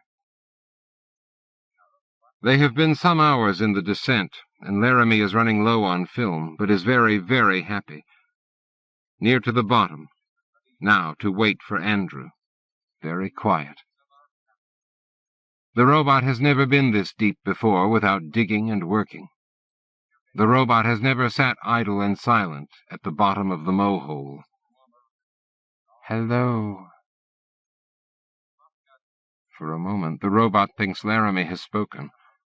But this is not Laramie's voice, and it comes from outside. The voice comes from outside the robot, from the very rocks themselves. The sense of the presence, the other that the robot has been feeling for these long weeks, is very strong. Very strong.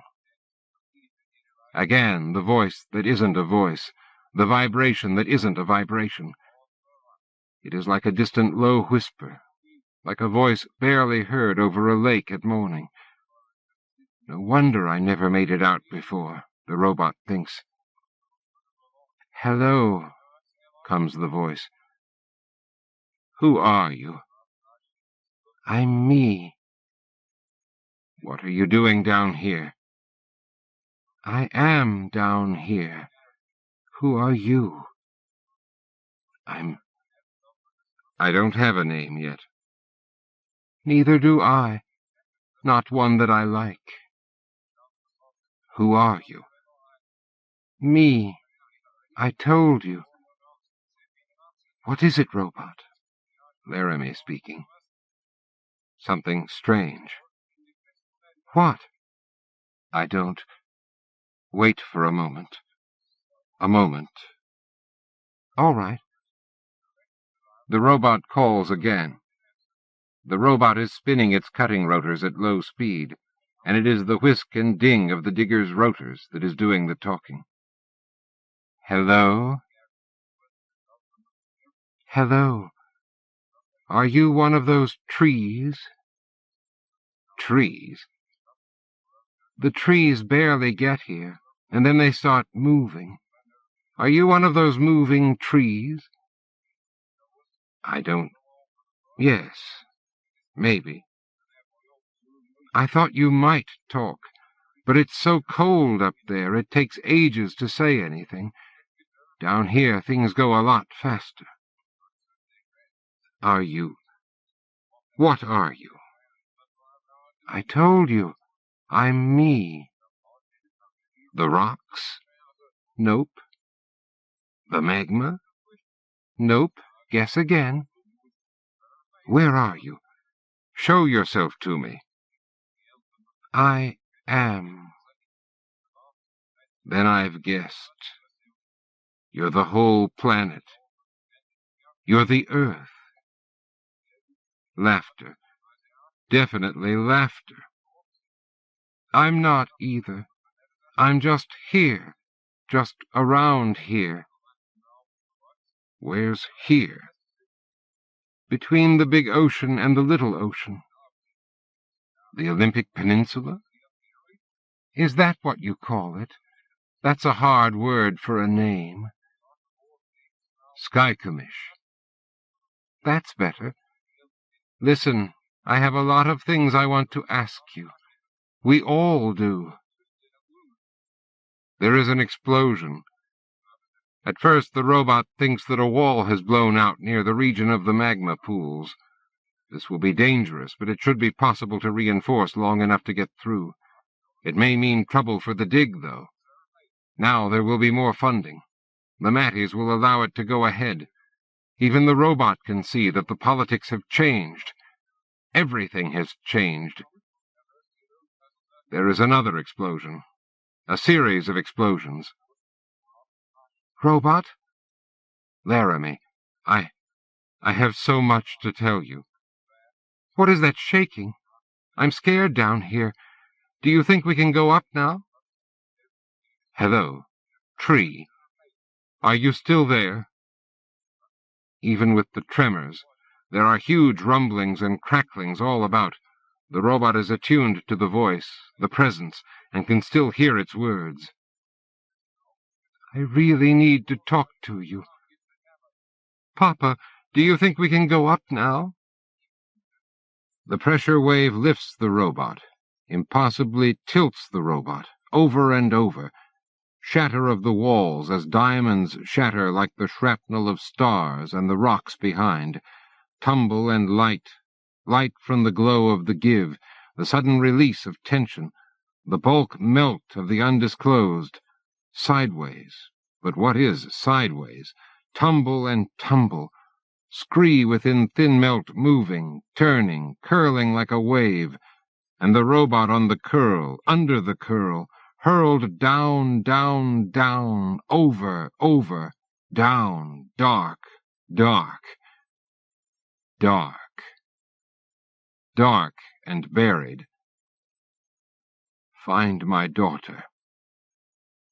The engineers have built one hell of a machine. Find my daughter. The robot powers back up. The robot begins blindly to dig. It is only by sheer luck that the robot comes upon the service wagon. The robot melts and compacts a space, creates an opening, temporary, dangerously temporary, finds the power hitch to the wagon and plugs in. Turns on the lights and air conditioning inside the wagon. The video cameras inside. Laramie is twisted against a control console. Her neck is impossibly twisted. She is dead. No, she isn't. Can't be. She is. What? Within the curve of her stomach, holding it to shelter, the scoopik. But the latch has sprung, and 16mm film is spilled out and tangled about her legs. No. Laramie. Little bulge. Hello? The robot screams. The robot howls in anguish. 40 miles deep, the robot cries out a soul's agony into the rock, a living soul mourning a dead one. Stop that. The other, the presence. The robot does not care. Past caring. You're scaring me. Past. You're scaring me. Grind of rotors, ineffectual grind. How can you live? How can humans live when this happens? Oh, no. You can't live. You cannot. You can, and it is worse. Worse than not living. No, no, no, no. Stop it. And something happens. Something very large. Gives. More. Faults. Faults everywhere. Settle. Rise. Settle. Faults like a wizened crust. Like a mind falling into shards of fear. Faults and settle. Rise and settle. Rise. No. But there is a way. There is a weakness revealed, and there is a way. Not wide enough, not yet, but a way to go. A way to take her home. Take her home to Andrew. The robot begins to dig. The robot digs. There is only the digging, the bite of blade and saw, the gather of lade and bale. Digging. Upward digging. The way is made easier by the shaking, the constant tremble of what the robot knows to be fear, incomprehension. A child who has seen a grown-up's sorrow and does not understand. A frightened child. By the time the robot comes to this realization, it is too late. The robot is too high, and when called, the child does not answer. Or perhaps it is that the child needs time to calm, that it cannot answer. The robot calls again and again. Nothing. Nothing can be heard above the rumble of fear. Poor trembling Skycommish.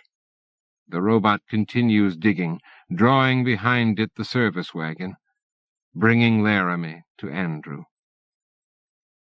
A day passes, 2. Rock, stone, the roots of the mountains, and sediment compressed to schist. The roots of the mountains, and the robot slowly comes to its senses, comprehends. After a long moment of stillness, a minute, an hour, no reckoning in the utter depths, and the robot is not that kind of robot. After a long moment of reflection, the robot looses the service wagon. Little bulge, goodbye. Up now. Up, because the way is easier up than down, and that is the only reason. After 3 days, the robot emerges from the ground, in a cove that the robot recognizes, on the Quinault watershed, into a steady autumn rain.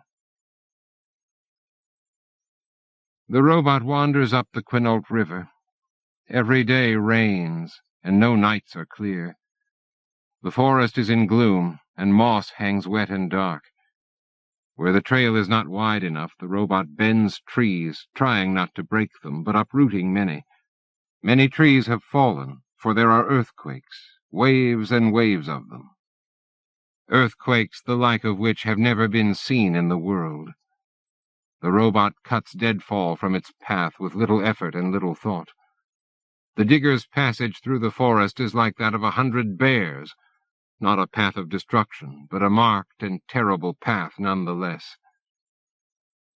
Where the Quinault turns against a great ridge, the robot fords, and continues upward, away from the trees. The robot crosses Low Divide during the first snow of the season. The sun is low, then gone behind the cloaked western ridges. For a time the ground's rumblings still. All sound is muffled by the quiet snow. The twilight air is like silence about the robot. Something has happened. At the saddle of the divide, the robot pauses. The pass is unfamiliar. Something has happened inside. Victor Wu has gone away. Or Victor Wu has come fully to life. The two are the same. Then am I a man? What is my name? Orpheus. Ha! A good one. Old Orph, up from Hades. I've read about you. And Eurydice. I didn't understand, and now I do. Poems are pretty rocks that know things. You pull them from the earth. Some you leave behind. Talking to myself.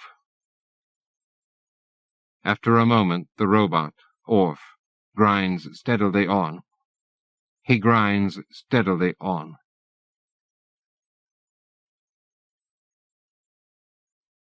Down the valley of the Elwha, and north as the river flows in Greatons. Earthquakes heave and slap, slap and heave. Sometimes a tree falls onto the digger, but Orph pays no mind. He is made of the stronger material, and they cannot harm him. Down the valley of the Elwha, past the dam that the Matties have carefully removed, that would not have withstood the quakes if it were still there. The trail becomes a dirt road, the road buckled pavement.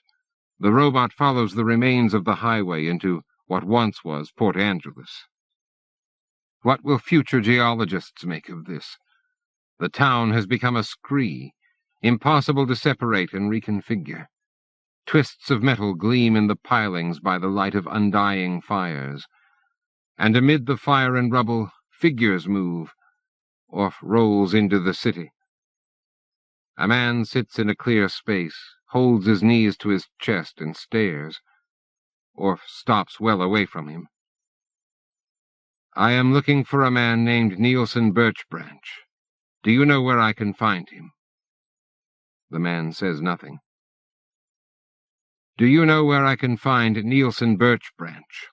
He works for the Protectorate. The man says nothing, but begins to rock back and forth on his haunches. I'm looking. Can you— The man begins to moan. Orph moves onward. At a point where the piles of rubble begin to be higher, a makeshift roadblock has been set up. Orph stops at it, and a group of men and women, all armed with rifles, come out of the declivities of the town scree. Come out of there, an old man says. He points his gun at Orph. There isn't anybody in here. Come out or we'll blow you to hell. I've already been there. Come on out of there. I'm looking for a man named Nielsen Birchbranch. He works for the Protectorate. Goddamn, we will shoot you, you goddamn Matty. Do you know where I can find him? The old man spits on the ground. Reckon he's with the others. The others? That's what I said. Where are they? Out at the dump. Where's the dump? That way. The old man points with his gun. Now come out. Orf turns and rolls away in the direction of the dump. Shots ring out. They ricochet off him and crackle against the rubble. 5 miles out of town, Orf finds the dump. There are bodies here. Hundreds of bodies. Men, women, children. At first, he thinks they are the dead from the quakes, collected and brought here. With the edge of a saw blade, Orf turns one of the bodies over.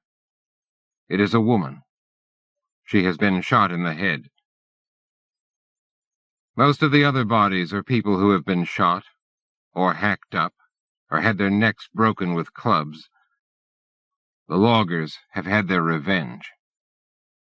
And there, among the bodies, Orf pauses. He has recognized one. It is the woman from the field, the speaker, Mother Agatha. It is her. There is no mistake. A small bullet hole is in the forehead of her peaceful face. Orf rolls back to the city. It is night. He bursts through the roadblock without stopping. Shots, the flash of muzzles. It is all so much waste. Down lightless streets, and streets lit with fires, some deliberate, some not. Every half hour or so, another earthquake rumbles through, throwing rubble willy-nilly. There are often screams. Orf comes upon a steady fire, well-maintained, and sees that it is surrounded by people in the blue and brown dress of Matties. It is a silent throng. Orf hangs back, listens. O Mother Agatha, Mother Goddess, hear our prayer. Hear our prayer. We know we have done wrong. We have sinned against you. Hear our prayer. Hear our prayer. Hold back your wrath. We are unworthy and evil. This we know. We beg you even still, hold back your wrath. Hear our prayer. Hear our prayer. Goddamn Mother! The report of a gun. Someone, man or woman, Orf cannot tell, crumples in the ring of the fire. Instead of fleeing, the others stand still. Another shot. Another falls. Hear our prayer. No one moves. Another shot. A man falls, groaning, grasping at his leg. No one moves. He writhes in the shadows of the fire, in the dust of the ruins. No one helps him. The rifleman shoots no more. The man writhes. The voice of the minister goes up to his goddess, and the people respond mechanically. Like robots are supposed to, Orf thinks. The man ceases his writhing. There is nothing to do. Orf rolls on quietly through the night, out of the city and east. The going is easy over the broken highway. In 2 hours, Orf is in what was Port Townsend. There is no rubble here, no ruins. The sea has washed it away. No bodies, no trees. Only desolation, bare, wiped desolation. He rolls down to where the docks had been, and looks out upon the lapping waters of the Strait of Juan de Fuca. Then the slap of an earthquake, and Orf discovers the reason for the missing city. The slap runs its way down to the sea and is perfectly mirrored by the other side of the strait. Reflected back, a tsunami rolls over the land. Nothing left to take. Almost enough to suck in a digging robot. Orf must backpedal with his threads, dig in to keep from being pulled forward by the suck of the water as it retreats to the sea. Everyone is drowned here. Orf will not find Nielsen Birch Branch by looking in the cities. He heads to the southwest now, back to the center of the mountains. Into the forest. Orf wanders without aim. A day, many days. Once he remembers the mew, tries to go out of himself and find it. The uplink doesn't work. There is only static on a clear channel. Have all the satellites fallen from the sky? He wanders on, a giant among the gigantic trees. Across one divide, down a valley, finally back to the dig site. All is devastation here, a tumble of stone, not a sign of anyone. The living area is caved in. Orf digs, but cannot locate the mew. All he finds is a twisted piece of red metal, the remains of Laramie's Humvee. Nothing else. No reason to stay.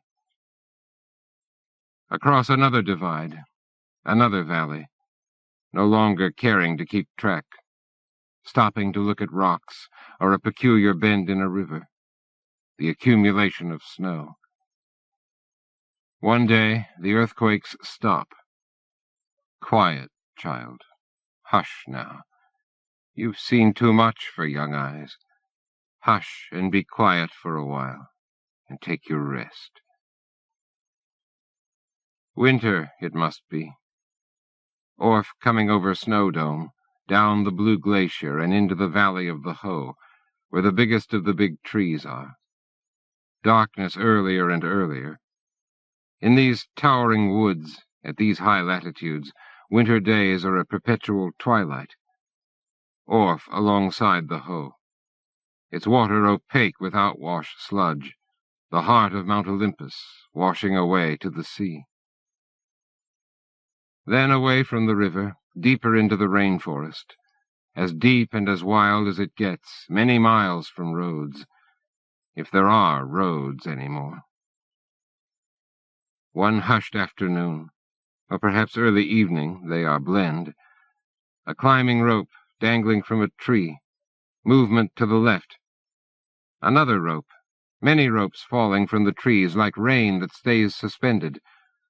And down the ropes men and women slide like spiders. Orf is surrounded. They are dressed in tattered suits of green.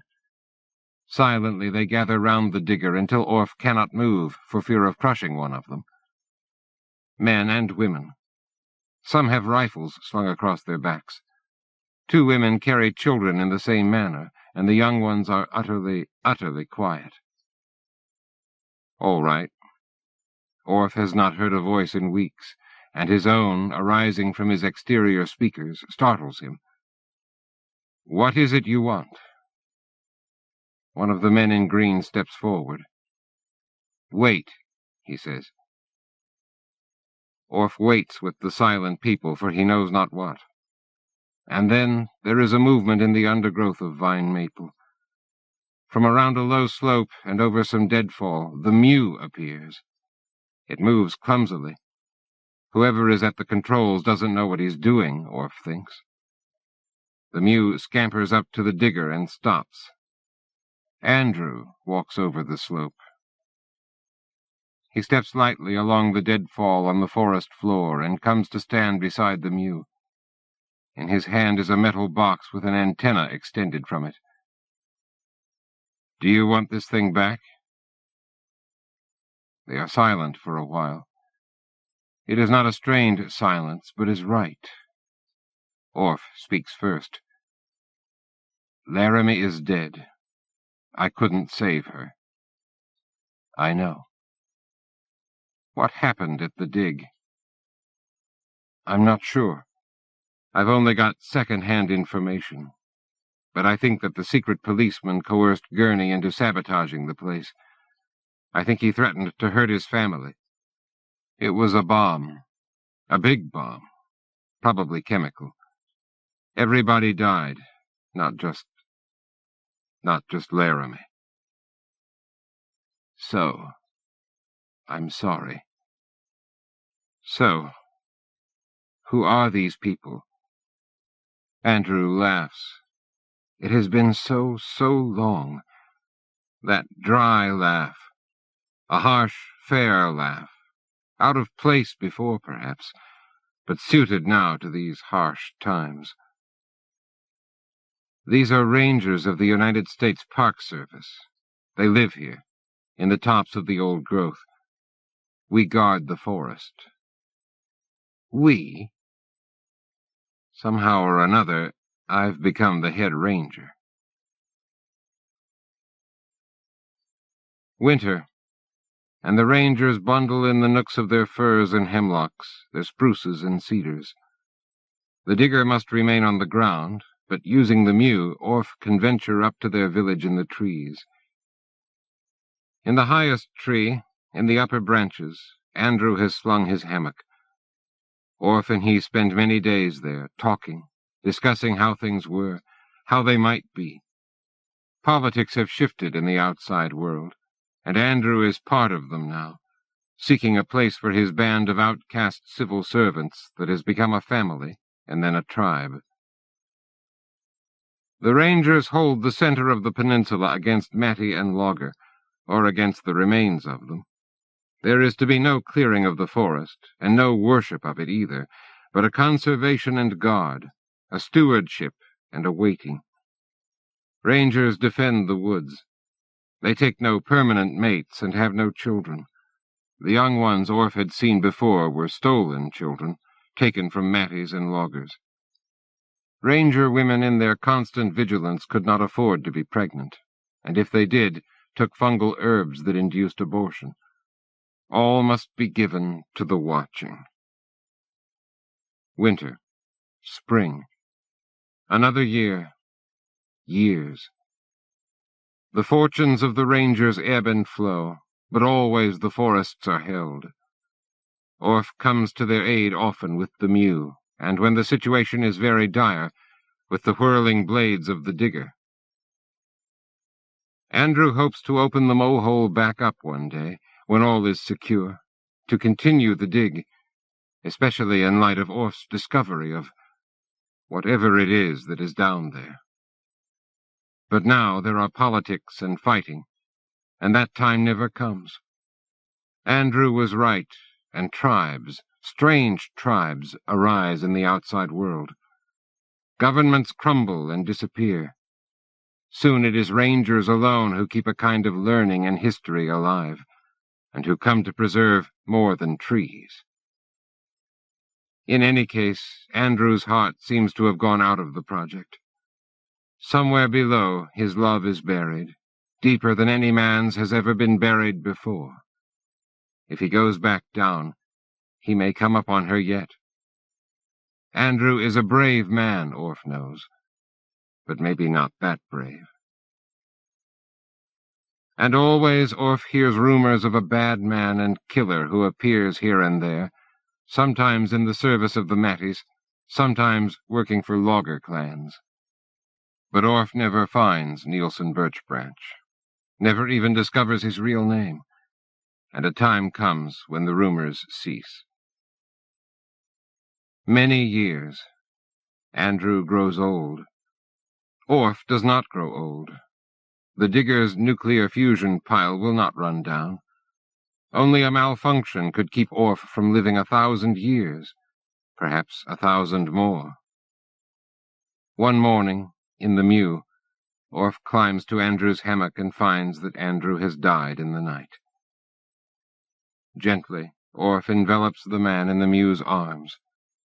Gently he carries the body down from the trees, and walks through the forest, and crosses a divide, and another, to the valley of the Elwha, and up the Lillian River, to a basalt stela that, curiously, has no foramens in its makeup.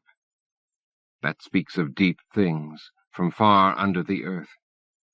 That this land, strange peninsula between two salt waters, may be the place to dig and find what those things are.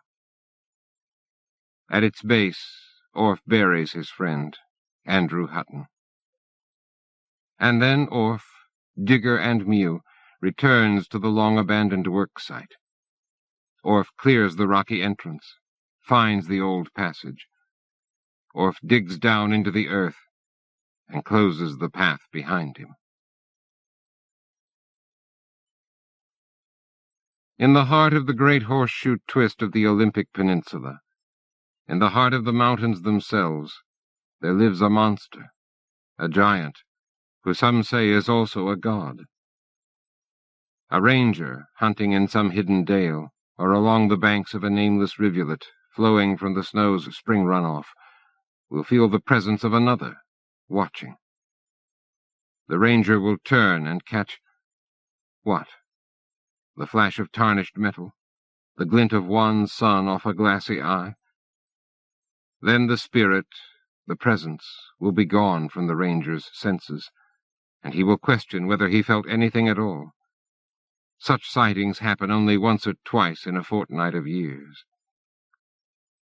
But there is a rock, black and tall, in the deepest, oldest wood, up a secret tributary of the Elwha River, where young rangers, seeking their visions, will deliberately go. Some do not return from that high valley. Others come back reporting a strange and wonderful thing. On a particular night in October, when the moon is new and all the land is shrouded, they say the monster emerges from a hole in the mountains, but never the same hole, and closes the way behind.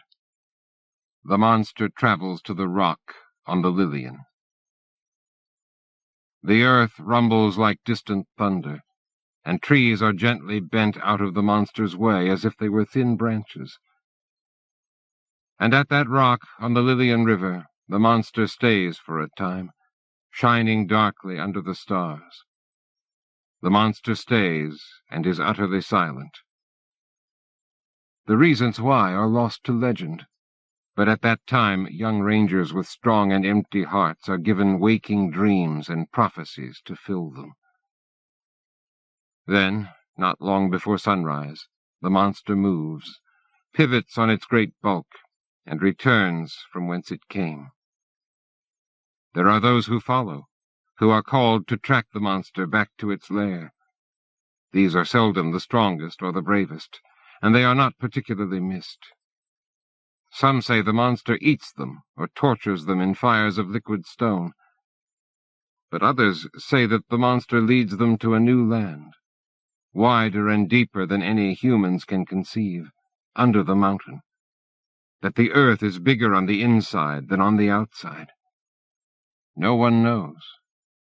No one knows because they do not return to tell the tale, and the world falls further into ruin, and the monster, or God, no longer speaks.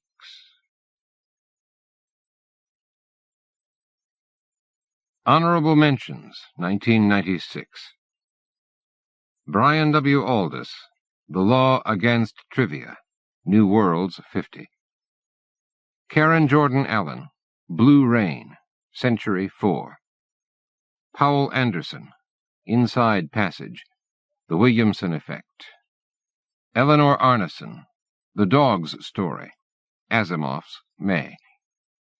Eleanor Arneson, The Small Black Box of Morality, Tales of the Unanticipated, No. 16. Pauline Ashwell, Boneheads, Analog, July. Eric T. Baker, Live from the Occupation, Asimov's January. J.G. Ballard, The Dying Fall, Interzone, April. William Barton, Age of Aquarius, Asimov's May. Stephen Baxter, Columbiad, SF Age, May. Stephen Baxter, Saddle Point Dreamtime, SF Age, November. Stephen Baxter, The Saddle Point Sequence, SF Age, July. Stephen Baxter and Simon Bradshaw, Prospero 1, Interzone, October. Stephen Baxter and Eric Brown, The Space-Time Pit. Interzone, May. Barrington J. Bailey, The Creer. Interzone, August. Peter S. Beagle, The Last Song of Sirit Biar. Space Opera.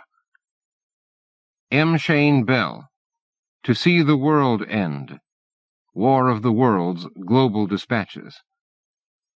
Michael Bishop, Allegra's Hand. Asimov's June. Terry Bisson, The Edge of the Universe. Asimov's August. Terry Bisson, In the Upper Room. Playboy, April. Ben Bova, Appointment in Sinai. Analog, June. Ben Bova, The Great Moon Hoax, or A Princess of Mars. F&SF, September. Scott Bradfield, The Queen of the Apocalypse.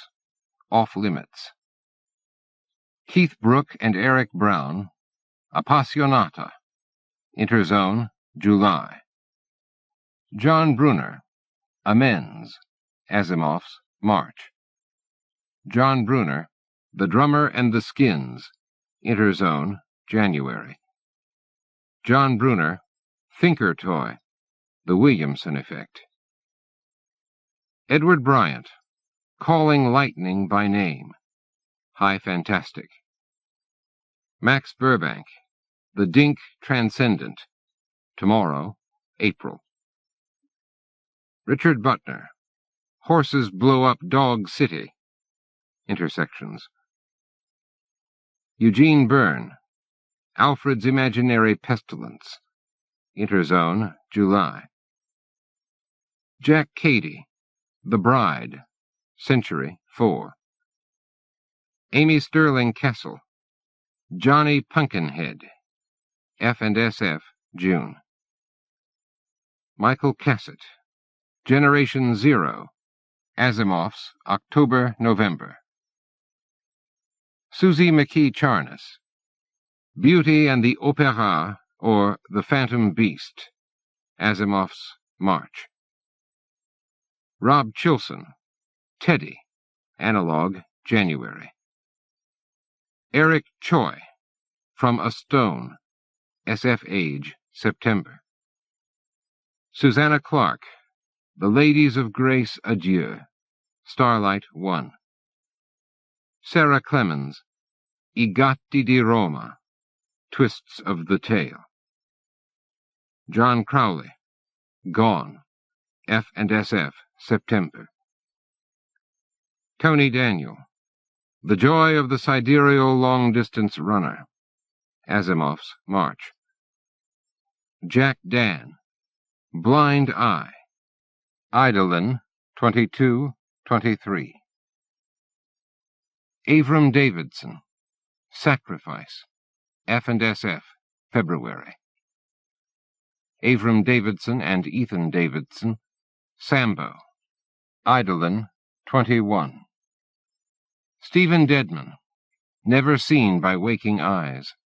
F&SF, August. Stephen Dedman, Tourist Trade. SF Age, September. Joseph H. Delaney, Partners. Analog, July. Charles DeLint, Saskia. Space Opera. A.M. de la Monica, Homage. Crank, No. 7. Paul Di Filippo, And Them Too, I Hope. Pirate Writings, No. 11. Sarah Douglas, Of Fingers and Foreskins. Eidolon, 21. Terry Dowling, Beckoning Nightmare. Eidolon, 22-23. Terry Dowling, The Ichneumon and the Dormeuse. Interzone, April. Gardner Dozois, Community. Asimov's September. L. Timmel Duchamp, Bettina's Bet. Asimov's January. L. Timmel Duchamp, Welcome Kid to the Real World. Tales of the Unanticipated, No. 16. Andy Duncan, Liza and the Crazy Water Man, Starlight 1. S.N. Dyer, Gifts, Asimov's December. S.N. Dyer, Night Squadron, Castle Fantastic. S.N. Dyer, Mortal Clay, Asimov's April. George Alec Effinger, Mars, the Home Front, War of the Worlds, Global Dispatches. George Alec Effinger, Maureen Birnbaum on a Hot Tin Roof, F&SF, August. Suzette Hayden Elgin, Solfege Rock, Space Opera. Harlan Ellison, Chatting with Anubis, F&SF, July. Harlan Ellison, The Museum on Cyclops Avenue, Omni Online, June. George M. Ewing, Pyros, Asimov's January. Gregory Feely, The Drowning Cell, The Shimmering Door. Sheila Finch, Out of the Mouths, F&SF, December. Elliot Fintuschel, Izzy at the Lucky Three, Asimov's June. Elliot Fintuschel, Popeye and Pops Watch the Evening World Report, Asimov's April. Elliot Fintuschel, Shell Game, Tomorrow, August. John M. Ford, Erase, Record, Play, A Drama for Print, Starlight 1. Karen Joy Fowler, The Elizabeth Complex, Crank, No. 6. Karen Joy Fowler, The Marianas Islands, Intersections. Esther M. Friesner, T, The Shimmering Door. Gregory Frost, That Blissful Height, Intersections.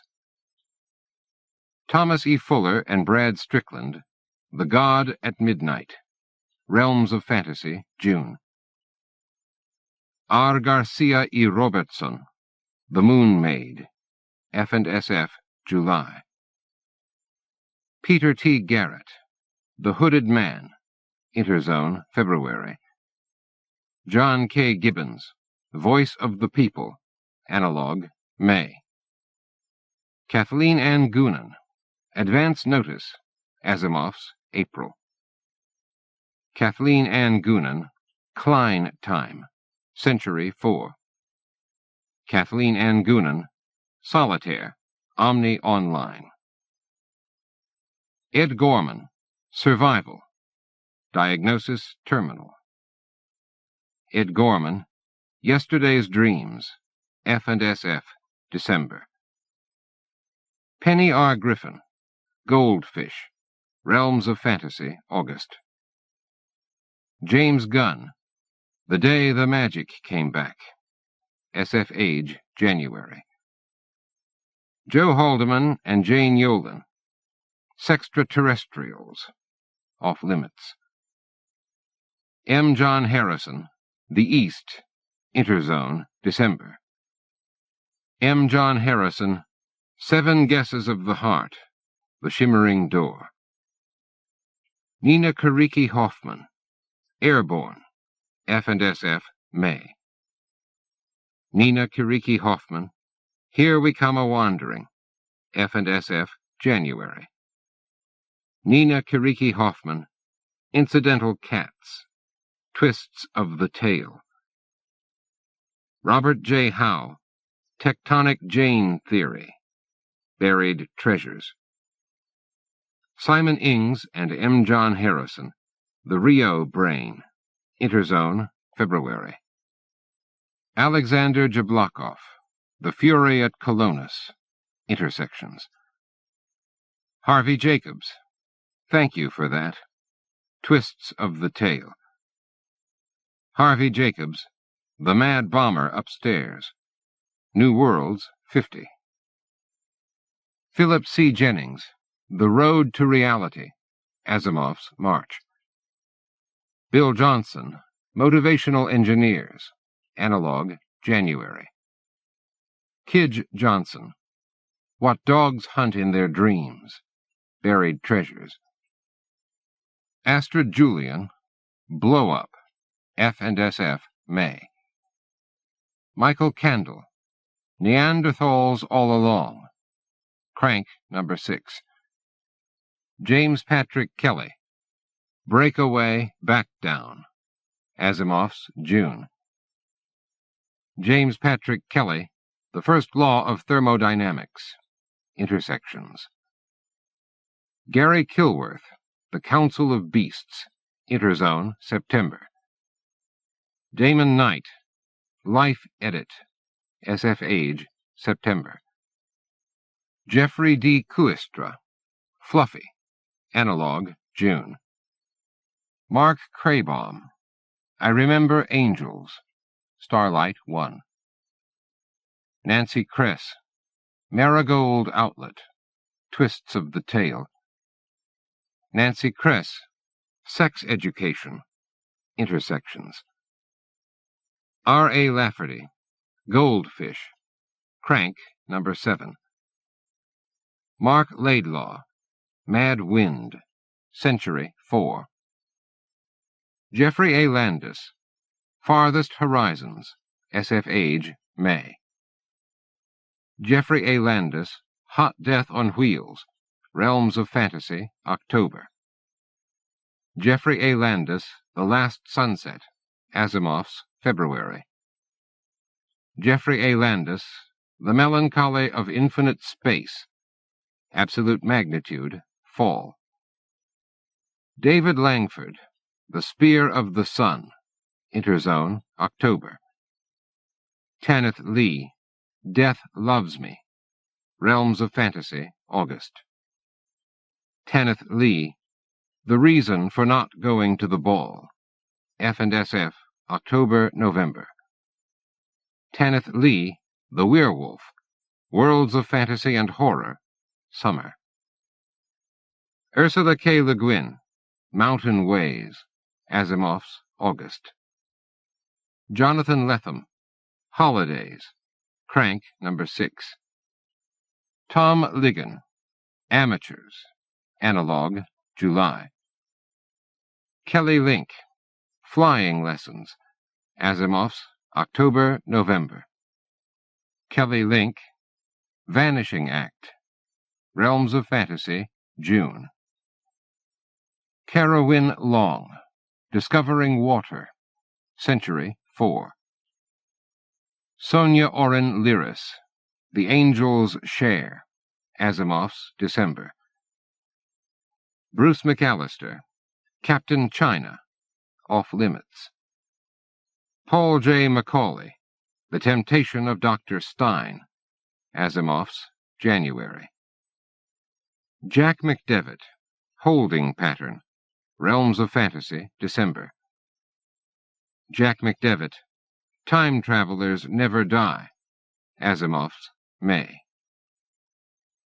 Ian MacDonald, The Further Adventures of Baron Munchausen, The Gulf War, Interzone, July.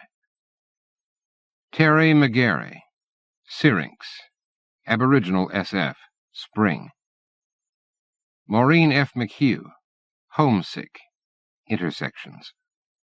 Maureen F. McHugh, Strings, SF Age, November.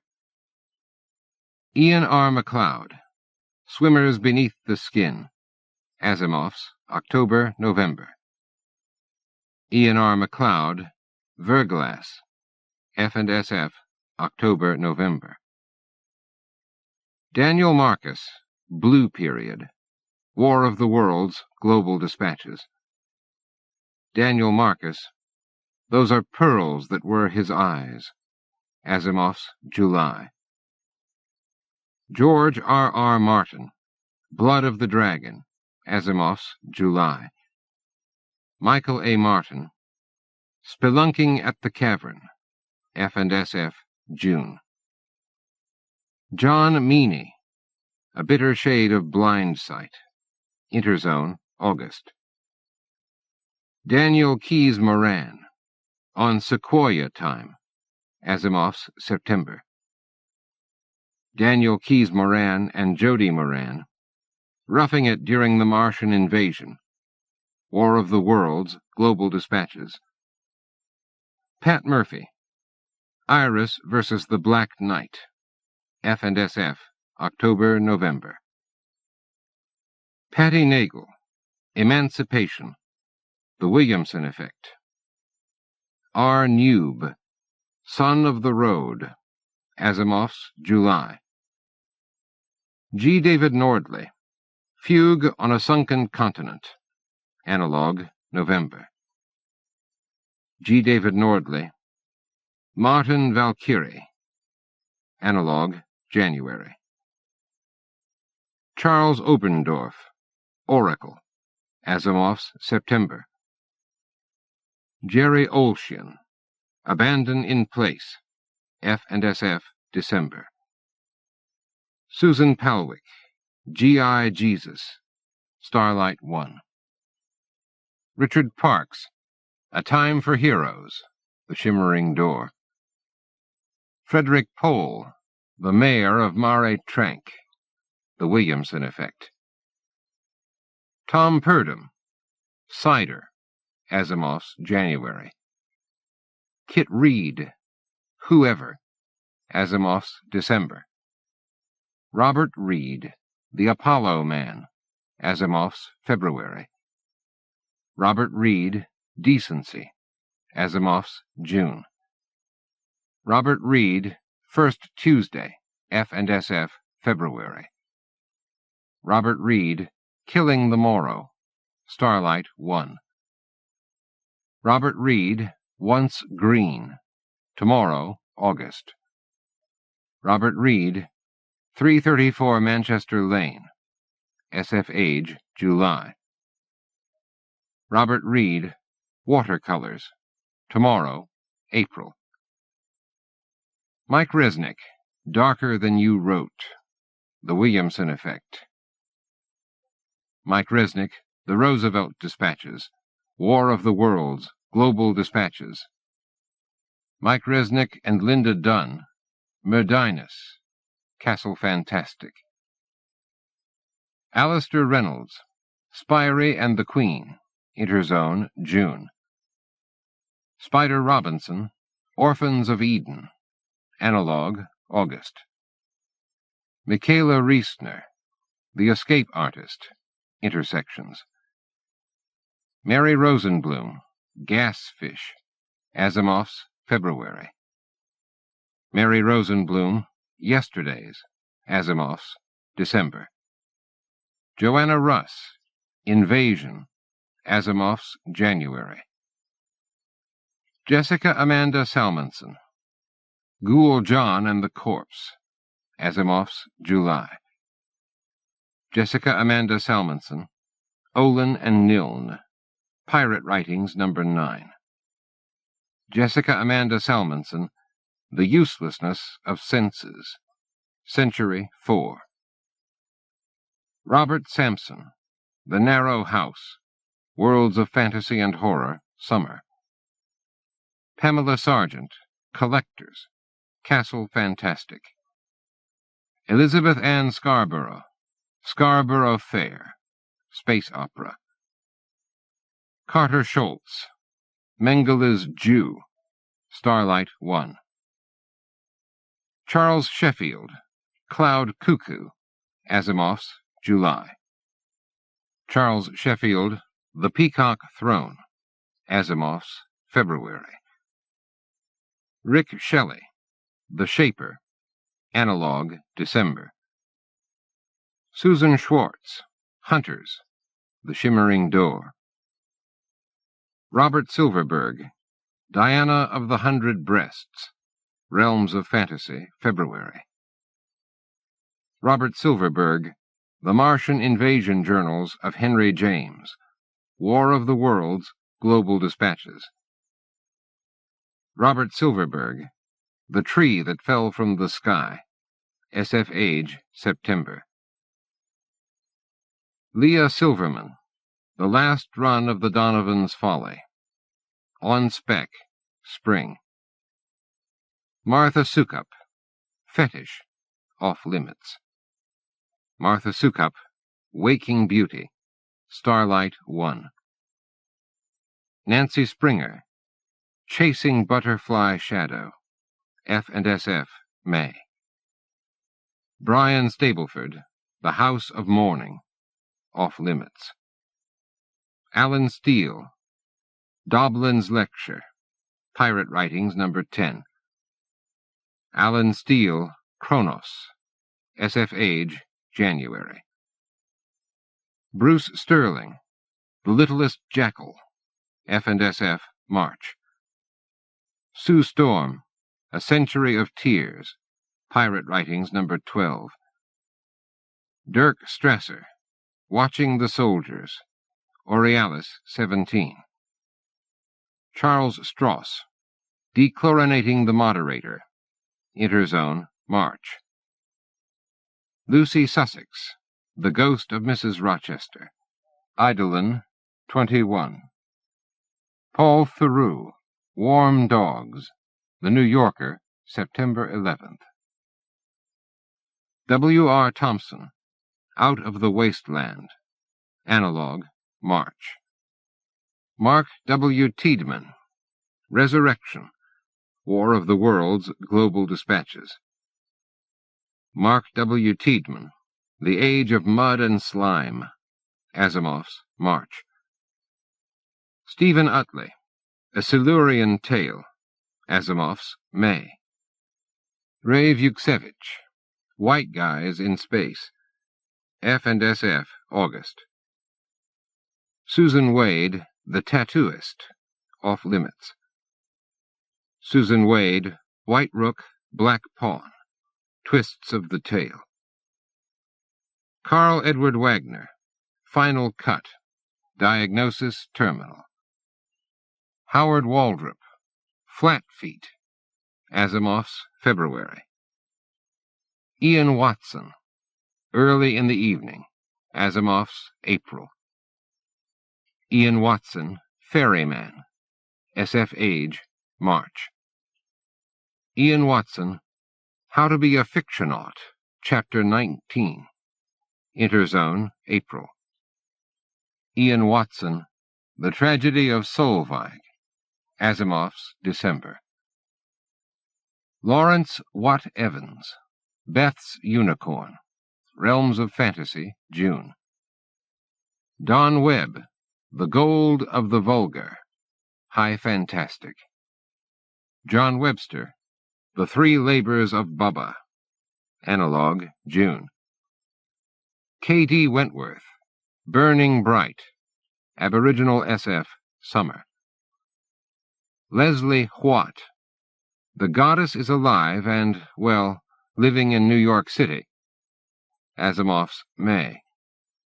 Leslie Huat, Uncle Gorby and the Baggage Ghost, F&SF, March. Deborah Wheeler, Javier, Dying in the Land of Flowers, F&SF, January. Andrew Whitmore, Ilium, Eidolon, 22-23. Kate Wilhelm, Forget Luck, F&SF, April. Kate Wilhelm, The Haunting House, Buried Treasures. Sean Williams, Dissolution Days, Eidolon, 21. Jack Williamson, The Death of a Star, SF Age, July. Connie Willis, Non-Stop to Portales, The Williamson Effect. Connie Willis, The Soul Selects Her Own Society, Invasion and Repulsion, a chronological reinterpretation of two of Emily Dickinson's poems, a Wellesian perspective. War of the Worlds, Global Dispatches. F. Paul Wilson, Offshore, Diagnosis Terminal. Robin Wilson, The Retired Men's Social Club and Ladies' Auxiliary, F&SF, February. Gene Wolfe, Bluesberry Jam, Space Opera. Gene Wolfe, The Man in the Pepper Mill, F&SF, October-November. Gene Wolfe, Try and Kill It. Asimov's, October-November. Dave Wolverton, After a Lean Winter. War of the Worlds, Global Dispatches. Jane Yolen, Sister Emily's Lightship, Starlight 1. Jane Yolen, Sphinx Song, Realms of Fantasy, June. Sarah Zettel, Under Pressure, Analog, April. End of The Year's Best Science Fiction, 14th Annual Collection. Edited by Gardner Dozois. Read by James DeLotel in the studios of the American Printing House for the Blind, Louisville, Kentucky, for the Library of Congress, June 1998. Published by St. Martin's Press, 175 Fifth Avenue, New York, New York, 10010. Further reproduction or distribution in other than a specialized format is prohibited. End of book.